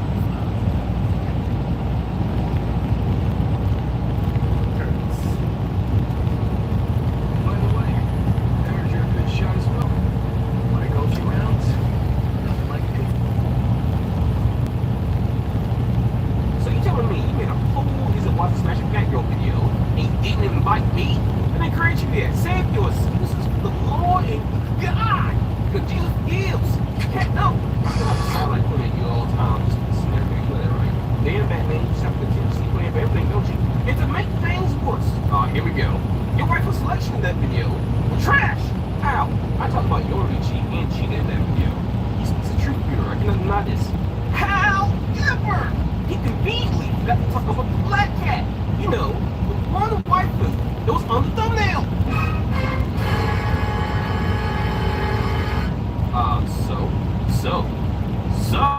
So you hate me, don't you? No! You didn't mention Black Cat, the Black Cat superiority, or the main Black Cat husbando. Me! Oh my God! We the Black Cats are superior. Look, I talked about Yorichi. Not good enough. I'm the one who you a dead rat off the street you don't ask for it. I'm the one who's not trash from the dangerous raccoons every single night. I'm the one who holds them apart from the dogs that bigger than me, but they ain't got that dog in them like me. I'm the one who sits in the face in the morning and suffocate you to wake you up like a gentle alarm clock. Or, you know, if I'm the one who lets you from my building. I'm the one who screws your white bitch because she knows I'm the GOAT. The GOAT! And I'm the one who does the video alone. You know that real thing. I'm the one who's doing this real thing till I die. So prepare yourselves for a takeover. Alright, just in case you didn't figure it out yet, this is a Why Smashing Cat Wipe video, part 2, under new management by me, since I wasn't created during the first part, because of some people. Look, I'm sorry, don't give me excuses, give me results. Your pros and cons were weak, but don't you worry, Knight, that's why I'm here. The cat wipe for the truth may seem perfect. Hell, us black guys look like the best thing God gave man to this day. So to counter this obvious perfection, I'll be talking about each of these characters' pros and cons, individually, starting with this furry hussy, Chitara from series Undercuts. Now watch closely. Tiger, I know the fans only been the main character because also the main female character, but I tasted the fucking flakes, and them things are alright. So I decided, I love you. Shut up, bitch, I know it. Now give me some. Huh, get it. Now hold up. Is that my brother having sexual relations with that cat? It should have been me! So that sums up that interaction, but why did I mention that? It's simple. Let me cook. Matt was like 10 years old during this time period, and I specifically remember him thinking, why the hell are we watching two furries make out in 4K? I'm only paying $20 on DirecTV every month. For this, I'm a child to other cats. I don't want to see cats French kissing. I want to see parties. And I also remember him thinking that Chitara chose the wrong one. She should have chose the true GOAT of cats everywhere. And no, I do not mean Lionel. He has no riz. I mean the true goat, just the cheetah. It's not easy being cheesy. Well, I don't know what you're thinking, you. Voice, that is not a con. That's what you're thinking. But I beg to differ, because if you're telling me it is wise to smash a cheetah-like woman who chose Tigra over the goat, then perhaps you, yes you, are the true crazy one here, viewer. And I don't care if it wasn't one of her options. My brother, it is fiction, it could have been. So she either should have chose the goat or die alone, like every other cat lady. Now am I wrong for thinking this? I think not. Anyway, you're probably thinking, but Voice, this is a smash though. Tis true, viewer, tis very true. But it is also true. The 1985 Chitara and the 2011 Chitara got no ass and fur all over that body. When she wants to clap, it doesn't jiggle, it sheds, viewer. She's a con to man everywhere, and God, now I admit she is very pretty, but obviously better. And if it wasn't for her 2011 version, she wouldn't even be on this list. And also I have to bring up that she is a Thunderian. And while this may not apply to her, there are Thunderians that have shown racial prejudice and a superiority complex over other species. So, if you're looking at this realistically, smashing her would probably lead to some dire consequences for people. Now, it's debatable, but I'm looking at likely cons. Now, whether people would shun you or invite you into the cat house. Or also a con, shedding. Now, there's no information that says that Thunderians shed a lot, but just using my common sense and my eyes and my reading skills to see that in the Thundercats universe, there is also a species called Snarfs. And they apparently shed during a specific season. And also, cheetahs in real life are known for seasonal shedding. So, you can assume that smashing cheetah would leave you covered in hair, maybe bites. Moving on. The black cat, or what I like to call her, the black cat sometimes, because they're here looking mighty white, Felicia. And I mean, seriously, even Catwoman from DC Universe was made black in some continuities. And the only thing really cat-like about this woman is that she steals, causes a lot of trouble, and has bad luck. As if all black cats steal, cause a lot of trouble, and have bad luck. If you can't represent my people right, then keep the black cat name out your mouth. That's all I'm saying. Anyway, it's obvious that the 616 Felicia Hardy black cat version is drop dead gorgeous, and she is canonically bisexual. So the real question is, who would she smash? And I'm not saying a bisexual woman was cool with anyone, but if she's bisexual and she looks like this, her options are open. And I mean, who's her competition? The girl or guy with the blue hair and nose ring? I think not. Anyway, like I was saying, her pros are obvious. She's hot. She was a catsuit. She'll sleep with almost anyone. You know, maybe. But her cons are a bit more hidden. And her first con is she's a professional thief. Now I get you could smash, obviously, but also obviously she'd rob you afterwards. You can sit there and say, no, she wouldn't. My brother, please. She's not just a thief. She is an expert thief. This woman is skilled at stealth, picking locks, escapology, which I didn't even know was a thing for this video. Apparently, escapology is the art or practice of escaping from restraints, confinements, or difficult situations, often as a form of entertainment. And just to add to her list of cons, she's also able to evade alarms and crack safes. Yeah, she's robbing you. And just in case you still don't believe me, I know for a fact she's robbed Spider-Man multiple times. If she can rob a man with a spider sense without him knowing, even though she has slight feelings for him, then she'll definitely rob somebody she had a one-night stand with. Oh, and also I was going to say a con was that she had bad luck. But her bad luck powers seem to only occur to her enemies in her line of sight. So no, you will not get bad luck from smashing Black Cat. Moving on, the next one up is Aisha from the anime Outlaw Star. And the first thing that stuck me about Aisha was the fact her last name is Clan. Why is this gun in water? It's going to rust. Thank God we got the ATK before it rusted because we need to use it. We also need... Name is Clan. And it's spelled twice. What? Now thinking about this and looking into her species called the Patal, which is a stupid name for a species. I mean, come on, why say it twice? Anyway, her people place great importance on strength alone and subjugating the weak. Any show of weakness is met with disdain. Also, they have a reputation for being warriors, and the species is also known for their physical prowess. Plus, they're a metamorphic species, meaning in this case, they have to change their physical forms into that of more of a primordial creature, usually to enhance their strength and durability. And also, just a fun fact, according to Aisha Clan herself, she states that her people are an immortal species, but can still be killed from exposure to intense pressures and temperatures of space, as well as destruction of their brain. So right off the bat, the Tarls sound a lot like Saiyans. Plus, Aisha Clan and her species in general are known to be easy to anger. Now, that may not stop you from smashing, but it does make her quite dangerous. And just to put this in the context of why this is a con, you are a man trying to get a one-night stand with a cat girl who's easy to anger, with super strength, durability, agility, eyesight, hearing, and quote-unquote beast powers. If something goes wrong, you could be cooked. Now, you may be thinking, but voice, why would she get angry if we're only trying to smash? Man, I don't know. She's a woman. And how many times have any of y'all ever known a woman to logically get angry about something? Now, it can happen. Doesn't really happen a lot, though, in my experience. And just to add to this, there was a small story I read about the Qatar Qatars in this universe. Now, this story involved a female Qatar Qatar who was a competitor in a Universal Strongman tournament. And from what I read, this Qatar Qatar became overly excited and bit off her opponent's ear. And before being disqualified for this and going berserk, she apparently killed hundreds at this event and injured thousands. Now, because of this event, Qatar Qatars are barred from entering the strongman competition. Now, let me remind you, this Qatar Qatar did all this because she got excited. From what I read, the Qatar Qatars are not the most emotionally stable creatures. And Asha Clan, despite her obvious, well-endowed pros, is no exception to this. Now, she does have 2 more pros I would like to mention. For one, she's 18, so, giggity. And the second one is a pro and a fun fact. Did y'all know that her English voice actress also voiced Rogue in the 1992 animated series X-Men? Like, I'm sorry, but that makes all her cons redundant and a danger worth risking. I love me some Rogue for specific reasons. Hey, don't judge me now. Y'all think about this scene too, won't you? Yeah!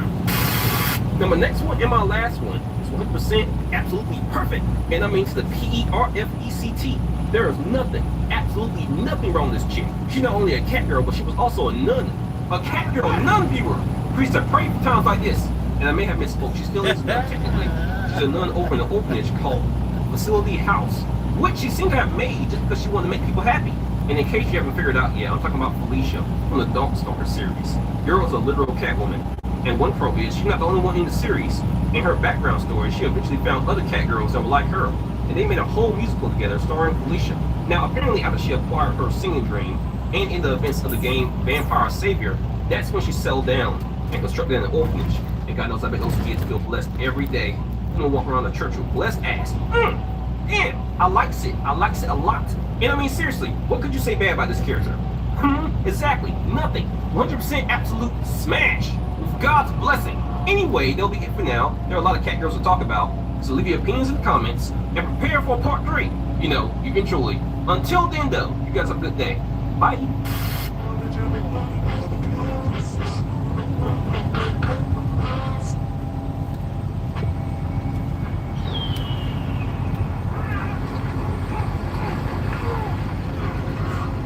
Oh, Lord. Another night, another terrifying baddie. With some big old bazooms, dog. Oh, yeah, check out this design real quick. Girls outside in some heels, in the dark. Double cheeked up, on both ends in the dark. Like, I know she's supposed to be scary. Because, you know, I think originally she doesn't have, you know, all that. But, what she did, though? And I mean, seriously, even if her face isn't all that great, you put a little bit of makeup, a sundress, some heels, and a gym membership that lasts at least a month on an ugly chick, or in this case, a haunted chick, who's an 8-foot tall legendary yokai. And then, my brothers, you add the cake. Oh yeah, smash. Oh, and I know what you're thinking, viewer. You're thinking black. What if she wants to kill you? Well, I would say that's a good question, don't you think? Oh, not your way. You're gonna woke me up, you perverted idiot. It is 12 o'clock in the morning. It is too early to be going into some ghost waifus. Wrong. 12 o'clock in the morning is the perfect time to be going into some ghost waifus. Because the freaks come out at night, and I'm trying to see all the 4 corners of that booty. You understand me, Knight? I'm trying to go door to explore on those cheeks. Can you see the cheeks, viewer? Point to the cheeks if you can see them. All they should be seeing is a legendary yokai called Hachishaku-sama, aka the 8-foot tall lady with cheeks. Boys, she's not supposed to be thick like this. With long arms and long legs, like Slenderman. Are you trying to say a skinny girl can't have a big booty? Because I beg to differ. I'm trying to say she's dangerous and could kill you. Well, maybe it's my time, Knight. And if I must go, may she use 100% of that booty to crush me. I'm trying to feel the gravitational force of those cheeks as they plummet upon me like a nuke. Oh, for crying out loud. Boys, she is a predator. And I thought we agreed in that last video night that predators are good. And they're excellent lovers. Wrong predator, genius. We're talking about the aliens, right? Right? Maybe a tiger? A puma? A hyena? A kitty? I'm sorry, boy. She likes children. No!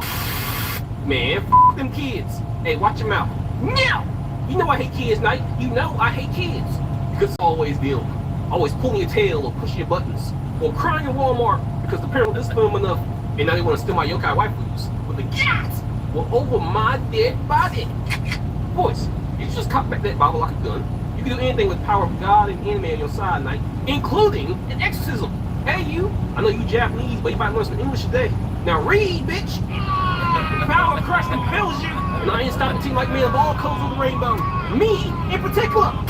Alright, just to make this clear, the 8-foot tall lady, aka the Hachishaku-sama, does not sexually like children. At least not in normal media. And by the way, if you see these two on the internet, you've gone too dark. If you can guess, these are from adult videos. And these two versions, like Shota's. But then again, I'm pretty sure the male character in this doesn't really have an age. So it's kind of up in the air. Either way, you've been warned. And no, I did not watch it. Megun, we still have standards. We hate children. The power of Christ compels you! Yes! Alright. Anyway, me and Boyce did find 3 better versions of this 8-foot-tall woman. But before we get into that, let's talk about the lore. Hachishaku-sama is called an 8-foot-tall woman who steals children. Not just boys, girls too. She's from Japanese folklore, and her personality is described as terrifying, mysterious, elusive, and malevolent. And those who don't know, malevolent means having or showing a wish to do evil to others. So yes, she is. In most descriptions, but not all, Hachishaku-sama is portrayed wearing a long white dress and a white kasa. And kasa in Japanese means umbrella, by the way. And in this text, it means she has an umbrella-like head. Her hair is long and black and usually conceals her face. And of course, obviously, she's tall. In fact, she's been described many times as being the Japanese version of Slender Man. And she's not just compared to Slender Man because of her height and looks. These two are also compared because of their obsession with children. I always knew Slender Man was Diddy. Anyway, when she's near you, she emits a sound in a masculine voice that goes, ho, ho, ho. Wait, she sounds like a man? And not really. I read that she may have sonokinesis, or in other words, sound manipulation.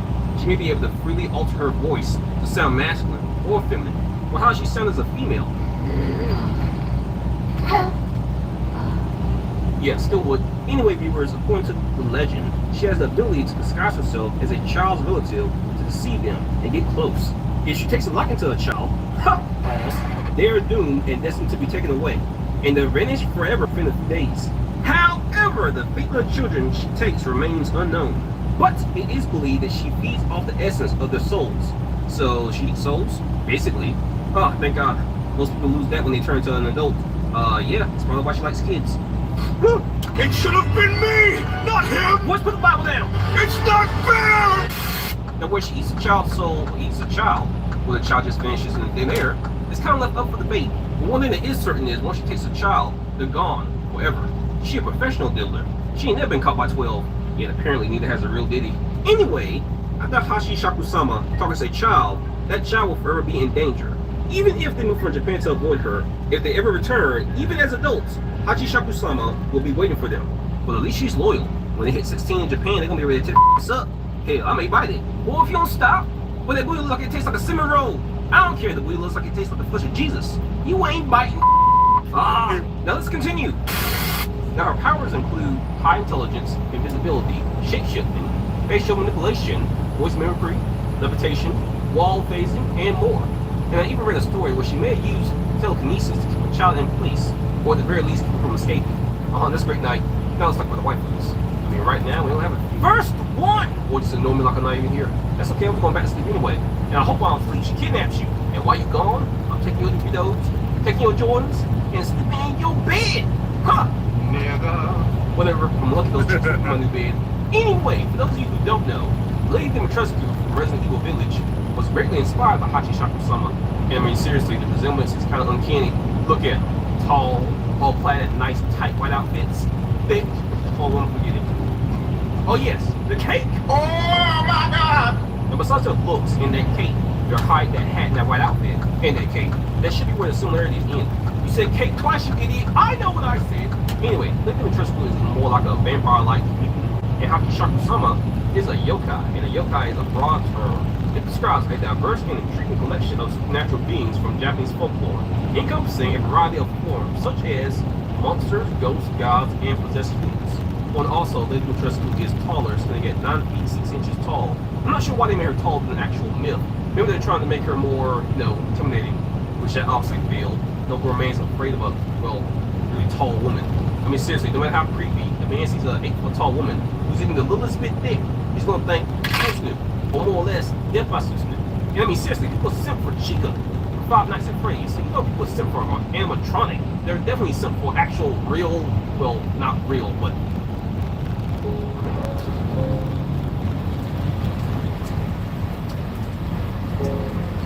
actual real, well, not real, but, human-like woman. And yes, even if she wasn't killed, ain't no one into a toxic relationship. A little more than toxic.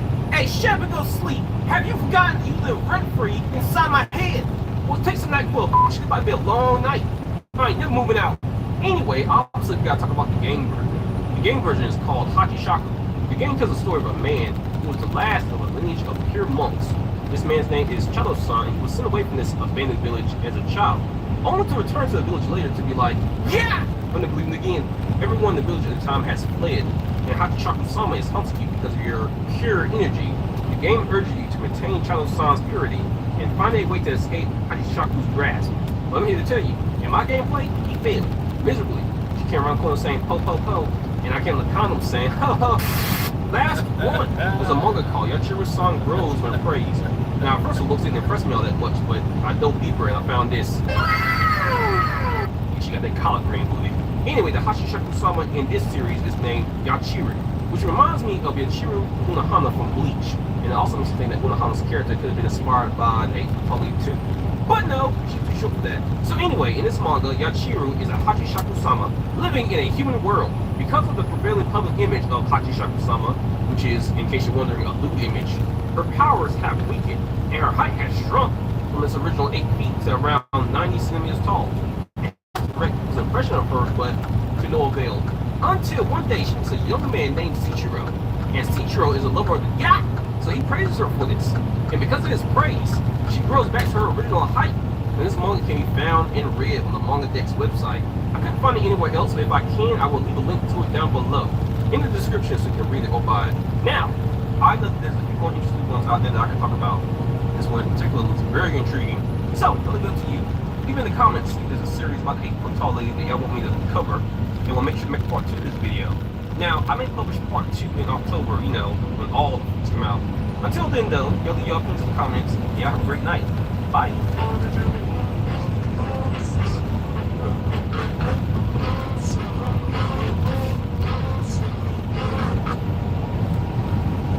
Ladies and gentlemen,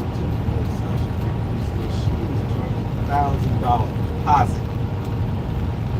From this point on, the man wants to date her, to take her on a date. You got to give her $1,000. She says she's no longer dating for free due to men's behavior.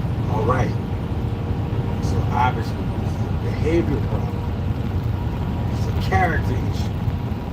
We think that charging money is going to fix that. So I'm going to tell you what's going to happen. You're going to go from dealing with a bunch of ain't men to a bunch of ain't men with money. The only thing you're going to attract is men who paid $1,000. And you said deposit means that you're going to give it back. That's what deposit means. Money has never vetted character. I don't know why y'all. What is it about y'all? This is a prime example that this is why you're dealing with what you're dealing with. How about your ass just wait? Let's not make it complicated. Go on a coffee date. Coffee date, and then somebody saying they're never going to coffee date. Forget that. The bottom line is coffee. The simplicity of it allows you to actually know who you're talking to. Y'all be so busy. I want to go here. I want to go Red Lobster. I want to do this. No. Go somewhere where you can talk to somebody. That's why you value. Back in the day, they used to go take walks in the park. Go walk in the park. Ain't nothing here but silence. We can talk. Let me see whatever's coming out of your mouth is what's going on in your damn head. Huh? Conversation rule the nation. But the problem is, you want to be distracting. A lot of y'all, not just women, a lot of men want to be. It's easy. You know why you having such a problem? You want to be distracted. You want to be distracted by somebody's money. Men, a lot of y'all want to be distracted by somebody's sex. Soon as them legs pop open, here you go. Sending money abroad. Why? She's smarter. I saw this astrologist today, and she said Mercury's in retrograde, which I think means anal. Finally, some astrology I can get by.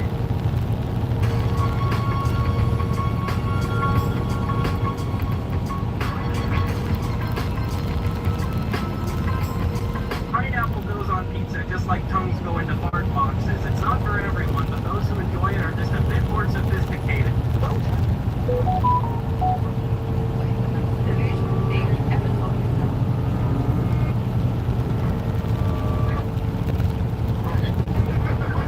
If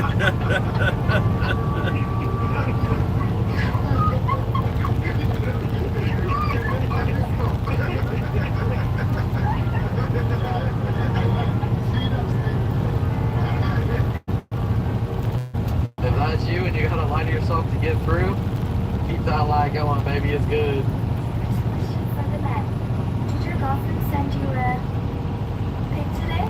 Or do I need to do her job for her?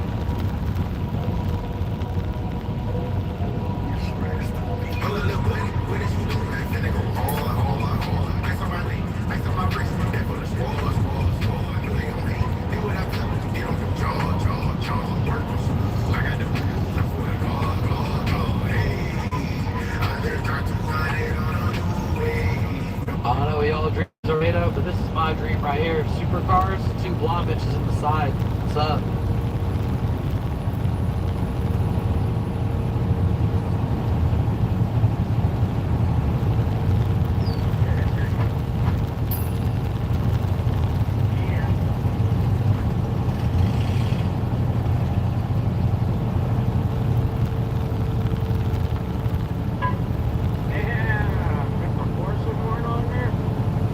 Somebody help me find out who's putting Count Sack. This is probably one of the funnier tags I've seen. I would like to get in touch with this guy because I'm pretty funny, pretty creative. Putting Count Sack. Old girlfriend has us stripping over its osmosis water system and putting in minerals because this takes out all the minerals, right? Is that right?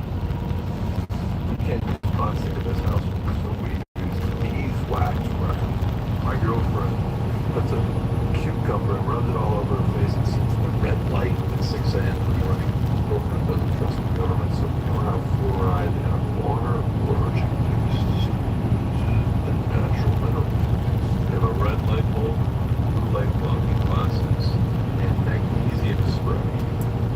The weed white bar has we use bamboo. You can't breathe normal air, so we breathe filtered air at the night time. Hey, that was really good. That was a really good clip. I gotta say, this chick must have a dad because she really got her shit together.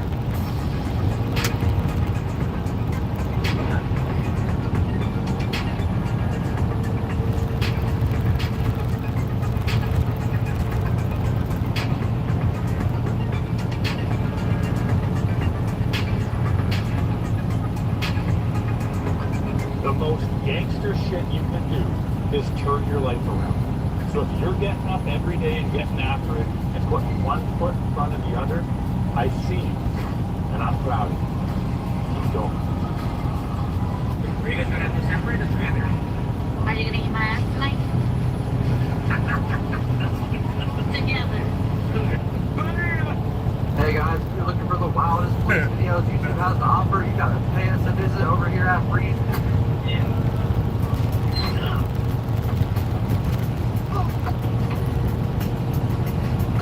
And I can eat Greece, Italy, no problem. But I was gluten-free in 15 years. I've been gluten-free in Canada, America. Can't eat it. That's because in America, what we call bread can't even be considered food in parts of Europe. See, here in America, it's not so much the gluten as what we've done to the grain. About 200 years ago, we started stripping the brain germ, or the fiber and nutrients, to make flour shelf stable, also nutritionally dead. Because the nutrients were gone, we enriched it with folic acid, which a large majority of the population can't even metabolize. Therefore, many people experience fatigue, anxiety, hyperactivity, and inflammation. But then the bread wasn't white enough, so they bleached it with chlorine gas. The bread didn't rise enough, so they added a carcinogen called potassium bromate, which is banned in several countries like Europe, the UK, and even China. Then we wanted to ramp up production, so we started using glyphosate to dry out the wheat before harvest, causing endocrine disruption and damaging your gut. So now you're bloated, brain fogged, tired, and blaming gluten, but gluten is just the scapegoat. The real issue is ultra-processed, chemically altered, bleached, bromated, fake vitamin-filled wheat soaked in glyphosate. This isn't bread. This is. We do have a serious food problem in America. I go organic for the most part. Bread, I mean, I'm screwed. I just get off the bread section, but you know, I also fast. I just got done doing a 2-day fast. A lot of autophagy, a lot of HGH boost happens in that period of time, so definitely look into fasting. I'm doing it like once a month. I'm doing it every day technically, because I eat one meal a day, and I usually don't start eating till 3 o'clock. But, you know, ultimately, we really got to look out for our health, never let the old man in, and really be thinking about stuff like this.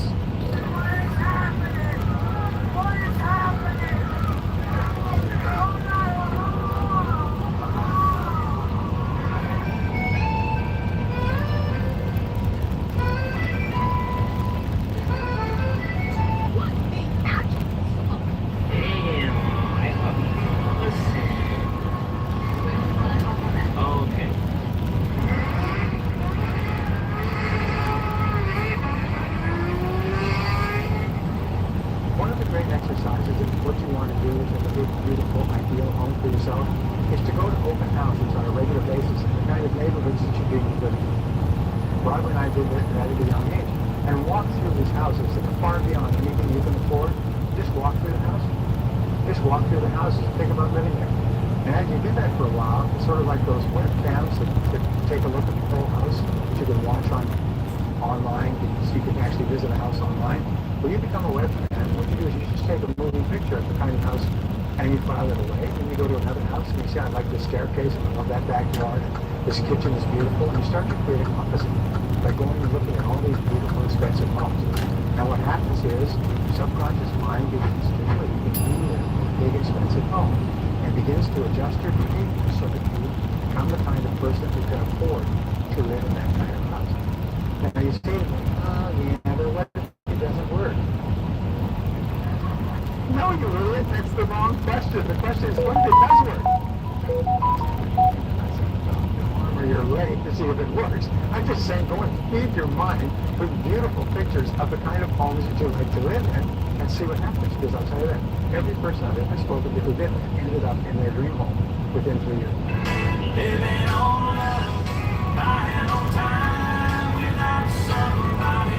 I'm gonna tell you right now, I am not being submissive. If you want to be with me, you need to be the provider, you need to be the protector, you need to make sure my hair is done, my nails done, my feet are done. Look at my yard, I need my grass cut every single week.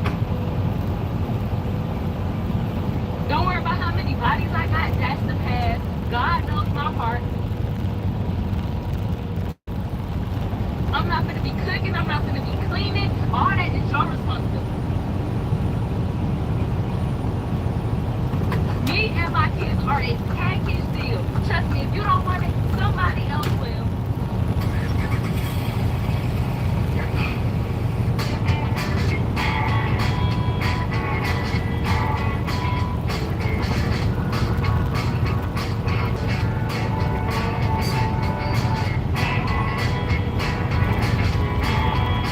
Well, I stepped it down from boys, I've been drinking for days. Well, I stepped it down from. Alright, y'all, let's see what I got for you today. Check it out, boys. Starts right up. Got the truck started. Gonna get this wiring job done. I got the fire under my ass now to get this thing done. It's gonna be a nice one.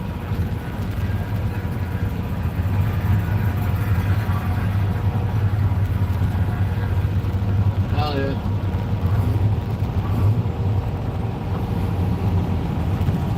Next generation Chevy, still cooking. Ended up buying this right here with the parking money and about $1,000 on my own.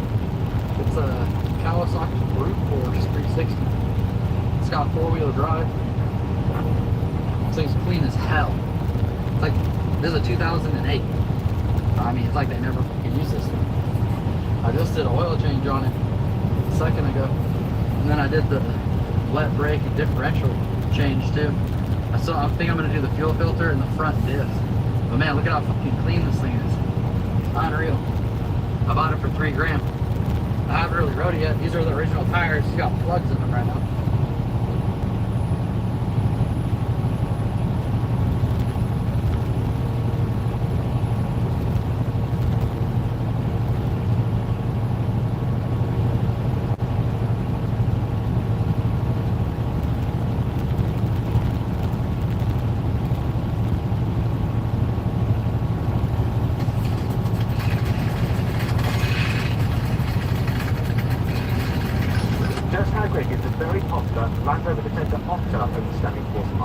going to find out racing game against a serious high performance off-road vehicle.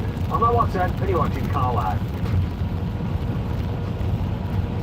This Land Rover Defender has a 5-litre supercharged V8 with 525 horsepower and 625 newton-meters of torque. Send that power to all four wheels via an 8-speed automatic gearbox. The car weighs in at around 2,600 kilograms, and this 110 version originally cost before it's on sale. The Land Rover Defender Octa has a 4.4-litre twin-turbo V8 with 635 horsepower and 750 newton-meters of torque. This sends power to all four wheels via an 8-speed automatic gearbox. The car weighs in at 2,510 kilograms and costs from 100. So, which do you prefer, a supercharged engine or a turbocharged engine? I prefer a turbocharged. Or middle. What is your reason for a turbocharged? Sound, productivity. I don't like the linear way supercharged big power. I prefer something that fine sound with the dash. Rev up your car. Yeah, but this is a loaded. This is a trick example. Fine, okay.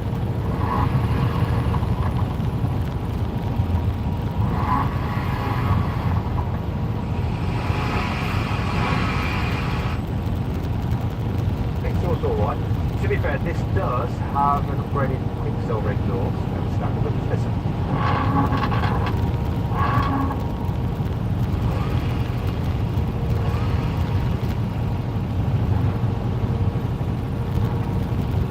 Okay, I admit that sounds lovely, but that could just be a V8. There's no horrible whining supercharger sound.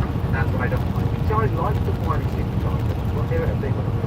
I like the linear power delivery. It's like a mattress-grade engine. Yeah, it suits your amateur ability. Oh, what I say, you have to DPL sorting of that. Oh, before we do, if you're thinking about selling your car, if you want to get your car, then you need to get photos of your car, read the description, dealers. No break. Just go for it. Now you can check that out one. Alternatively, there's a link. Help me call out. Right, go. Which do you think is going to go quickest? I'm going to punish you quite hard. You're going to punish me quite hard. You know, like the dungeon.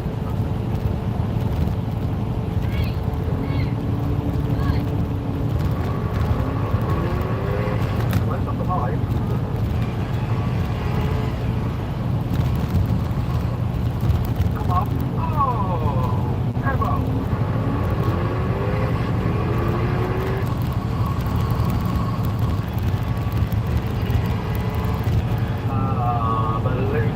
I think the sales are good.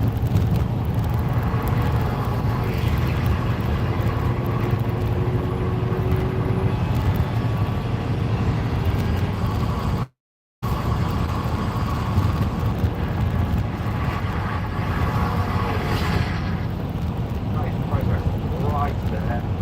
We launched simultaneously. I think the fastest car won the drag race. So then what exactly happened? Well, the Octa won. It completed the standard quarter mile in 12.9 seconds, whereas the old supercharged Defender took 13.7 seconds. Now again with rolling race, but the cars just in their normal driving mode, so comfort, the gearbox roll on 50 miles an hour and racing over the floor. And they can be smug, but you might not be smug a little later on in this video because I've got some surprises. Of course you do. Mr. Watson keeps going until he wins. I know the game. But I will try! Right, here we go. 3, 2, 1, go. Kick down. Oh.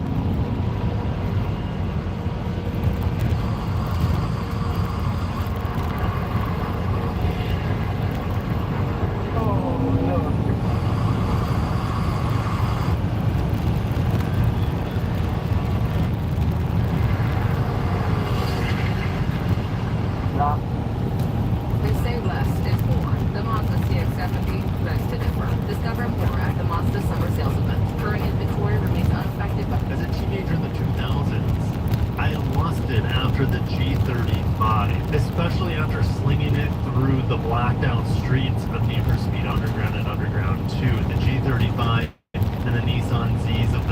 And you can see because of the success of the G35 and other very fun to drive Infiniti models, their sales surged in 2005 all the way to 136,000. Now they went down a bit because of the financial crisis.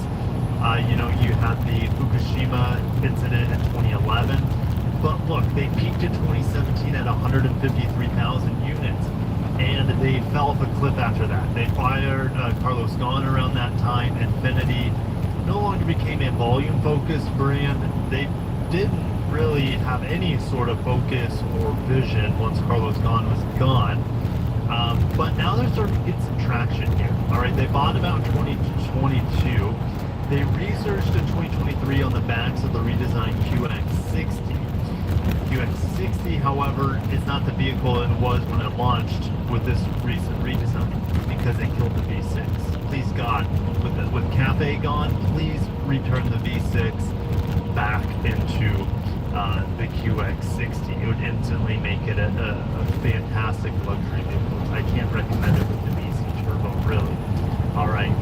Infiniti is just a two-car brand right now. The QX60, which I just mentioned, and then the fantastic QX80 that's built on the Nissan Armada and Patrol. Now, sales are down about 13% halfway through 2025, and that's because they killed off the QX50, which was built in Mexico. Sales were not good on it. They just killed it off, and tariffs accelerated that path for the QX.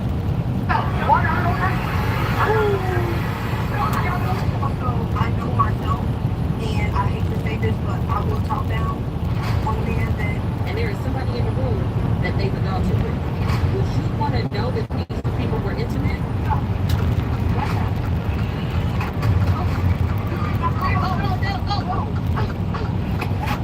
And she tells my son, he confides in him that his dad is his real dad, and now he went about his. Yo, you know what time it is. We got some great, funny clips for you. We got some clips that's going to make you laugh, clips that's going to make you think. We're just going to go ahead and jump right into it, my guys. Let's go.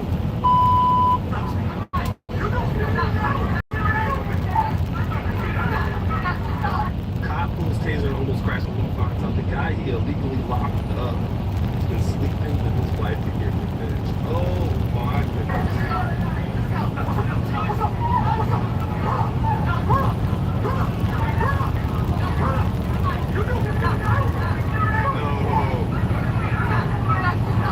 That kind of sucked, and it looks like he exposed him in front of all his fellow officers. I know he's mad.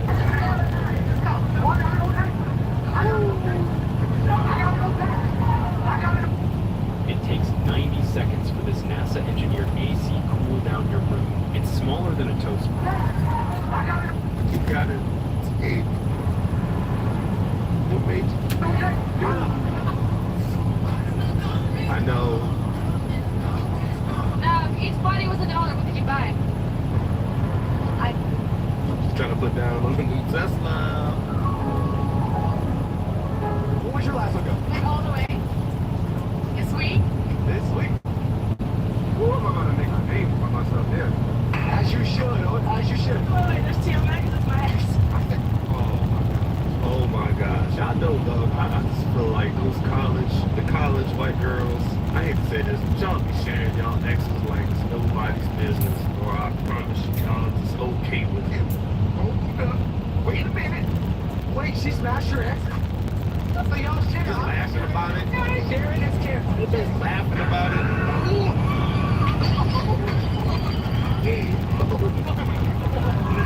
Look, no way in hell would I consider this person my friend. There's no way you're gonna sit there and knock me out off of a joke. Let's see. Sharon is careful. No way. Oh, hey. And trying to hug it after. Oh, hell no, you made me drop my beer and everything. Look, we're not friends, dude. I overpray this type of friendship will ever find y'all. Also, I know myself, and I hate to say this, but I will talk down on a man that make less than me.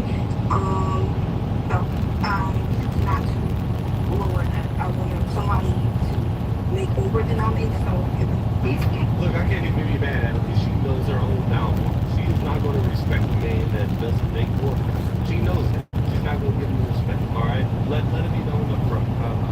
She said it. If you were getting into a relationship and the girl didn't really care about you that way, it really, which is crazy because you just want love and respect. But the only way you garner a percentage of that respect is from making more money with her to make it make sense. Now, y'all can be the nicest person in the world. You just probably make $5,000 less than her. She just won't respect you.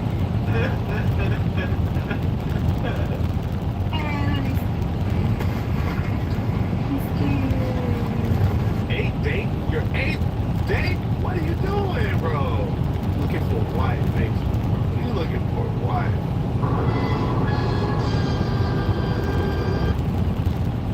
Quick question of the day. You walk into an event, you're with your mate, and there is somebody in the room that they've adulted with. Would you want to know that these two people were intimate? Or are you like, nah, I'm good, because what I don't know can't hurt? Don't tell me. Do not tell me if you with me. If I got a woman with me, you walk into a room and I know none of these there. Well, I don't. But she knows. I don't want to know. Why would I even want to know? And how would you even tell me? Hey, man, you see that dude over there? We smashed back in the day. How would you even tell me that? Why? Whoa. Hey. What would possess you to want to tell me? All right, so don't tell me. I'll be fine without knowing. And one other thing, don't act like I wouldn't pick up if you're gonna go talk with this guy, y'all trying to play it off and do small talk. Don't disrespect me either, knowing that you've been with this.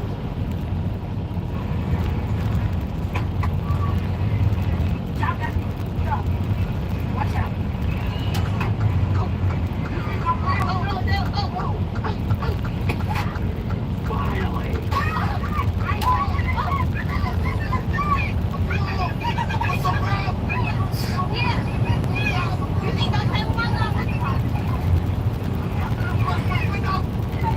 Man, he took forever and a day to put his pants back on, man. Homie didn't want to get caught. It looked like, let's get fast forward this. I don't know, YouTube going like that a lot. Man, dude, you took a long time to get up on out that car, huh, dog? I don't know if you got caught. Put your pants down. Hey, y'all, come look at this. The worst part is that this video went so viral that her husband saw it. Not only is she in danger of losing her job, she lost her husband because yes, he saw it, confronted her, and she came out trying to blame the public that it was their fault. Like, excuse me, it was not our hands out there. Like, girl, excuse you, you're the one doing things you should be doing. He was trying to get her the old cabbage search right here, right on the man. The crazy thing about this video, if y'all never seen it, y'all just saw a clip of it, is that she got caught. And like, look, the blue lights are on, bro. They got their lights on. They just don't have the sirens on. They're bringing attention to yourself. You got the window down. It's almost like you wanted people to see this.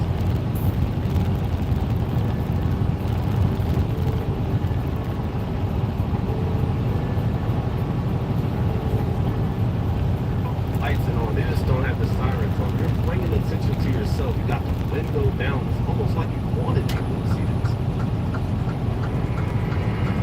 And look, judging from this picture that you took in the mirror, you're just trying to show off some kinks of the already know.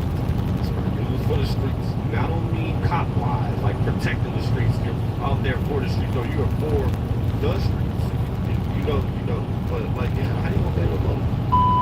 Our hands out there. Like, girl, excuse you, you're the one doing things you should be doing. If you sleep with somebody first, or do you introduce your kids? What comes first? That's a hard question. So, as a mother, you don't introduce your children. She's introduced.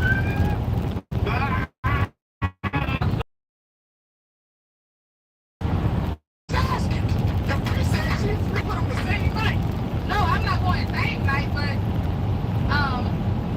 the children are more sacred. In your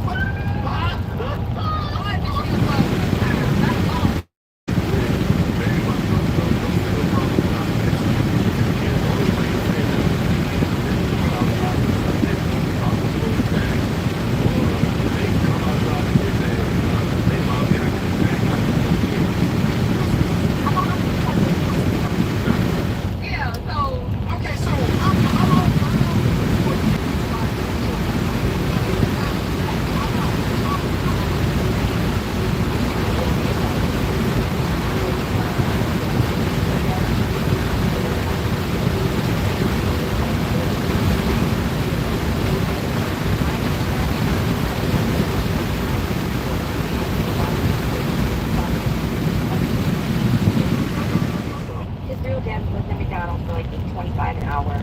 I don't want that as a man. And I got pregnant, and so I picked the richer dad. And although the richer dad doesn't take care of him and hasn't been around, he does pay child support, and he pays a lot, and it pays for the majority of my rent. Well, my sister never liked that, and I finally let her have my son, thinking I could trust him. And she tells my son and confides in him that his dad is his real dad. And now he went and found his real dad behind my back with my sister, and they are all trying to fight and get my son taken away from him. Look, man, it looked like his son was trying to have some adult connection, and not sure what happened, but you seem like the common denominator in the issue, right? The issue is that you couldn't really cut it with the first dad, and you're really not cutting it with the false dad. So now, the issue is on you. It stopped paternity fraud. That's not cool. You were also robbing your son also a valuable relationship with his very own biological dad. My son doesn't want to live in my house. We haven't talked in 3 days. I think it's the most miserable thing a person can ever do is ruin some stupid like that. I picked the right choice. Now who's going to pay my bills now? Because now they also told that the guy that's been on child support all these years, and he's trying to come after me and sue me for all the money he's been paying. I think it's absolutely ridiculous. Good. I didn't do anything wrong. Paternity fraud happens all the time, regardless of you feel like probably go to the side that was financially secure. Exactly. It makes sense. Why ruin lives? You didn't ruin 3 lives in the process. That's the biological dad, false dad, and sons. That was CJ Salter, man. I appreciate you guys. Good thoughts, man. Glad we could line up for that one. Babies should not have their father's last name. My one take of the day is that we should not have their father's last name. Baby should have the last name of the human being that birthed them and spent 9 months making them as an actual physical being, not the person who came inside of the baby who actually is going to make the baby. Also, it would be far easier if children had the last names of their mothers, so they can identify them on the family tree. I think it's really down to the father's last name. Because, like, fathers can have, like, 30 different babies in 1 year, while women can only have 1. Maybe 2, 3, 4, like triplets, like mom, 6, 7, 6, right? And it'd be easier to find like the lineage of a child through their mother's last name. But we live in a patriarchal society, so fathers take the last name. Like I like cultures where the child gets the last names of both their parents. Like that also does make sense to me. But just to get the father sounds really moved out. Yeah, I mean that's just been around since biblical times, because like you just ran across let's say John, the son of, Michael, that has just been around. It's not for you to come around and say, hey, my games need to be together with that. It's just a privilege, okay? Like, what else do they share, right? You also share the father's DNA. How else does this guy know that this is his child? He can just run off and do whatever he wants. Well, God knows too. But at least he has some sort of identity to connect himself with his son, regardless of the biology. There's all kind of reasons. You want to get technical, you want to get biblical, you want to get personal, but you're not carrying anyway from this one at all. Yeah, so when I have a child, it will be having my last name, because who the fuck is gonna have a last name? Yeah. You see that? Stop. Who's doing this shit?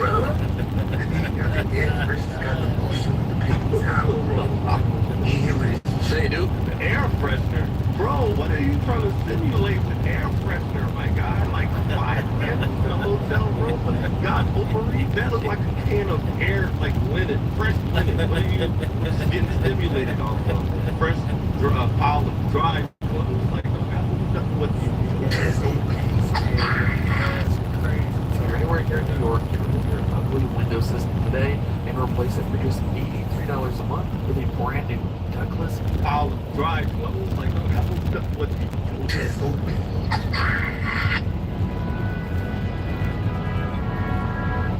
If you take a shift for 40 minutes every day at home, this equates to 3.33 hours per week, equating to 13.32 hours per month, equating to 160 hours per year.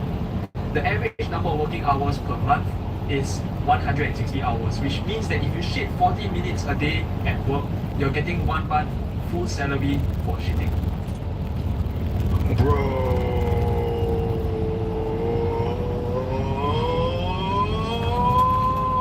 you just put us on, my God. Y'all want a whole other free salary just sitting on your butt, literally. You just Told you the hack. Life hack. OSHA wants companies to start paying their workers paid time off when the temperatures are too hot outside. And I'm not gonna lie to you guys, because sometimes it do be getting too hot outside. Not only that, they also want to implement 15-minute breaks, which will be paid every 2 hours whenever it's above 80 degrees. And as a blue-collar worker myself, I know a lot of people don't like OSHA because of all the regulations that they have. Sometimes you have to do certain things to get the job done. But stuff like this, I really do appreciate because, hey, when we're out there in the sun, don't nobody care about us. There's, the companies, these top companies or whatever, don't the ones making the money. They don't really care about us as long as we get the job done. So the fact that we get more benefits from everything, right, I think it's really just a W as a worker. I think this is powerful, and I think they should try to implement something like this, especially when the weather's hot. Man, I'm from South Louisiana. It's always hot, dude. Like, I can only imagine in some other places like Arizona and Florida where it can get immensely hot, right? Let them dudes take a break, man, because that stuff can just really put your whole life at risk. It really could, actually. Man, I lost my dad to a heat stroke. I did, you know what I'm saying? A fisherman in the Gulf. So I know what it's like, all right? So this is something that hopefully they do implement, and it doesn't hurt the company. It helps the employee. They find the middle ground, and they make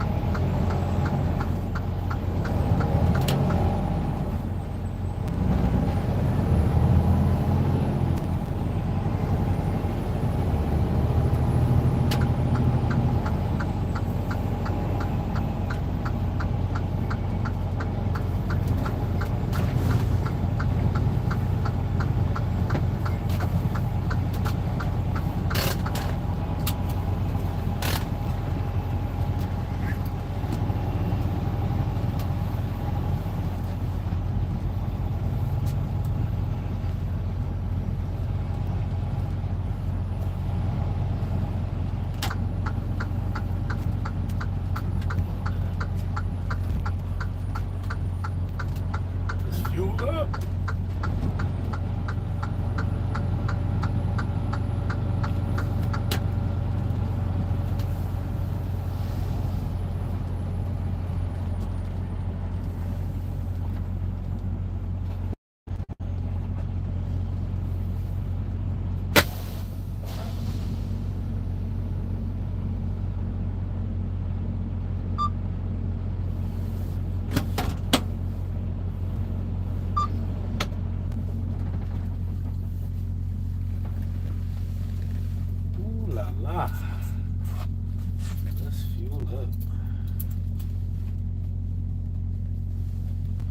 Let's get diesel fuel.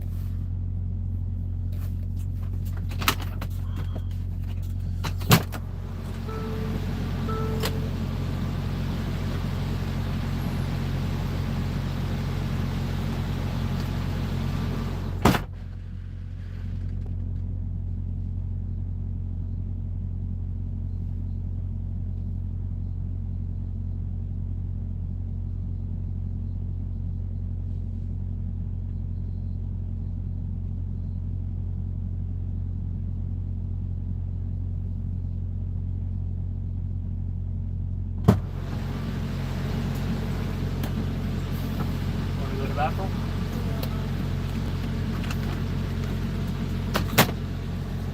Ugh.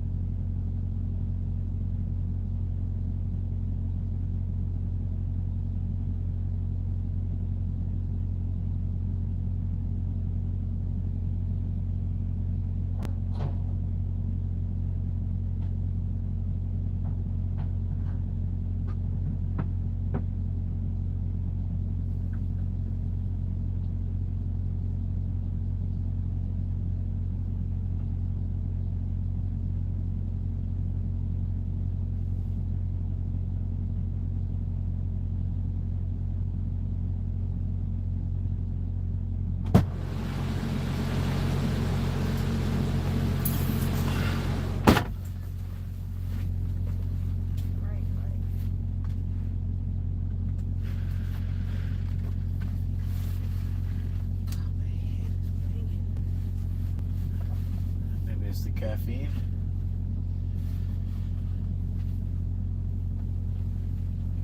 Trees, huh? We almost there. We out where we stopped last night, so not too far.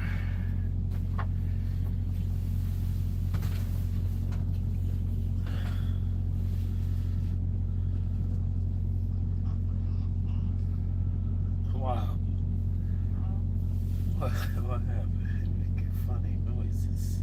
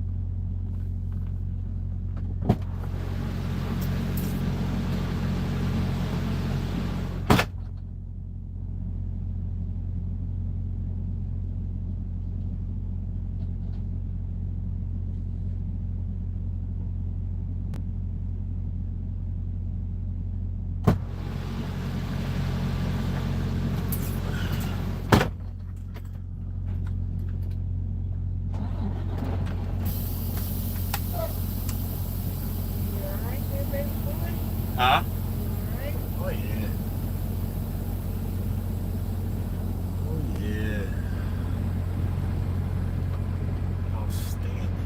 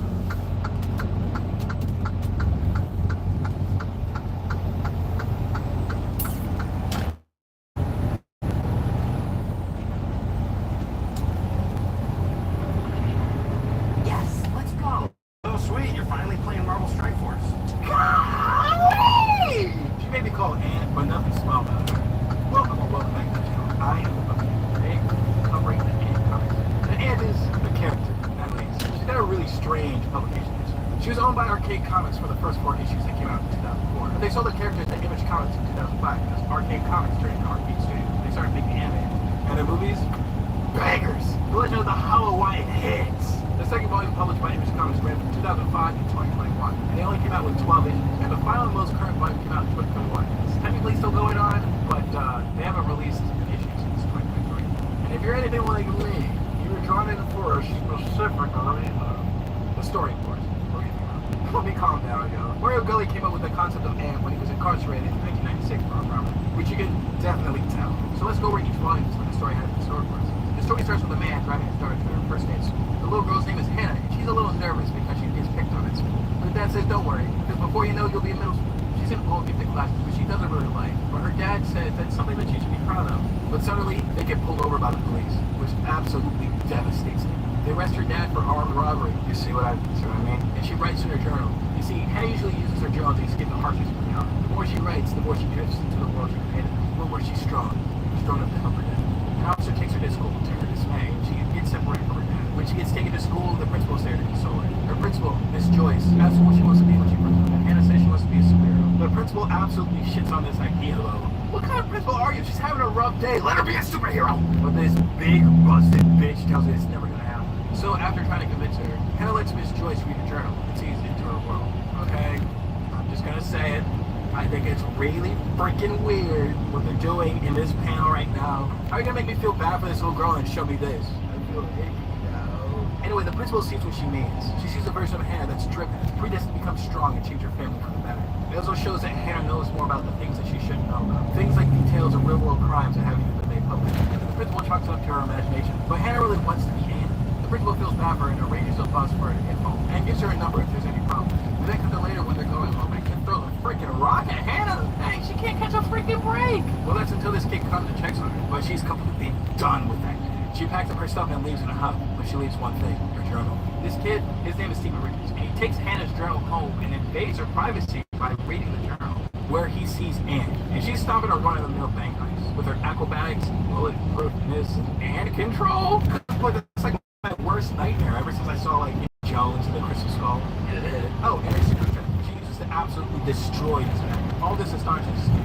But in the real world, Hannah stands back home, and we find out he actually didn't commit the crime. He's basically being set up to be the fall guy for his boss's murder. He's the last person who can see the murder. He absolutely refuses to go down for this because he just wants to be there for his little girl. When Hannah gets home, they reunite with a big hug. And Hannah's day starts to get a little bit better. Well, that's until she realizes one thing. She doesn't have a journal. Now that's just issue 1. The next 3 issues follow an investigation on Hannah's dad and how it's affecting her family. But ultimately, he gets sent to jail for something he did. But Hannah's mom's actually able to find evidence that he actually didn't commit the crime, and it was actually the guy's son. And so the cops kill him dead. But then the story takes a really strange turn because we then see an adult Hannah in an insane asylum, except everything that happened to her. But she freaking breaks out using her powers? Dang, that's really trippy. So that she become the aunt or not? You're probably wondering, with a story like that, why did it end so soon? Mario Gully actually addressed that in his Florida. He lived in Florida at the time, and they got hit by Hurricane Shelley. And he had a new baby on the way, so he wanted to focus on his family. The very next year, he moved over to Image Comics and started Volume 2. Because ultimately, he does care about the character. So let's cover Volume 2. Volume 2 starts off with Hannah in New York City, and she has super amnesia. She doesn't remember her life, she doesn't remember how she even got there. She can barely remember her name. The only thing she knows is what's in her journal, but it's written in some sort of code. The only thing that she can think of is some guy named Stephen Richards up there in her path, who just so happens to be in New York. She walks past some kids who are fighting over Invincible. Oh no, Invincible.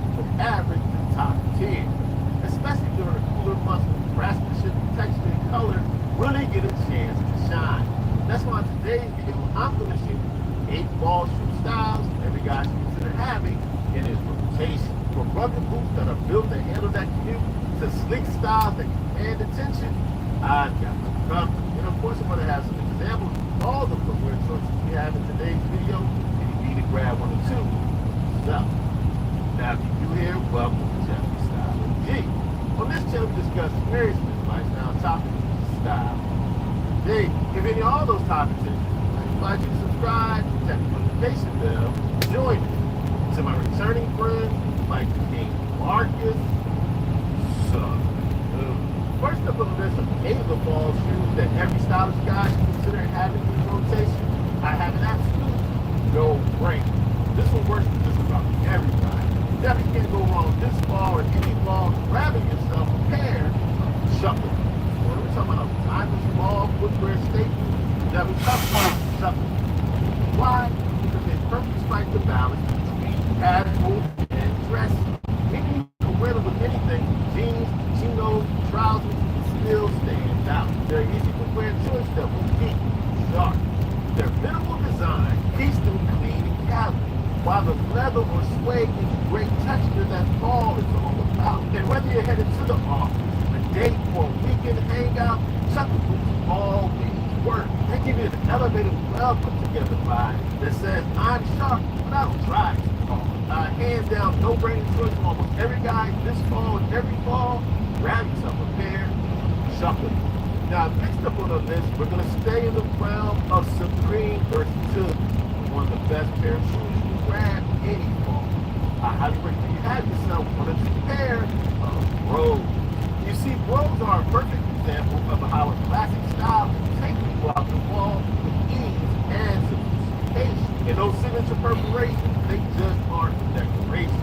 They bring your shoe game style, character, and personality. Especially if you grab rich fall colors like aqua, dark brown, or chestnut, the Bros pair effortlessly with the earthier tones that fall known.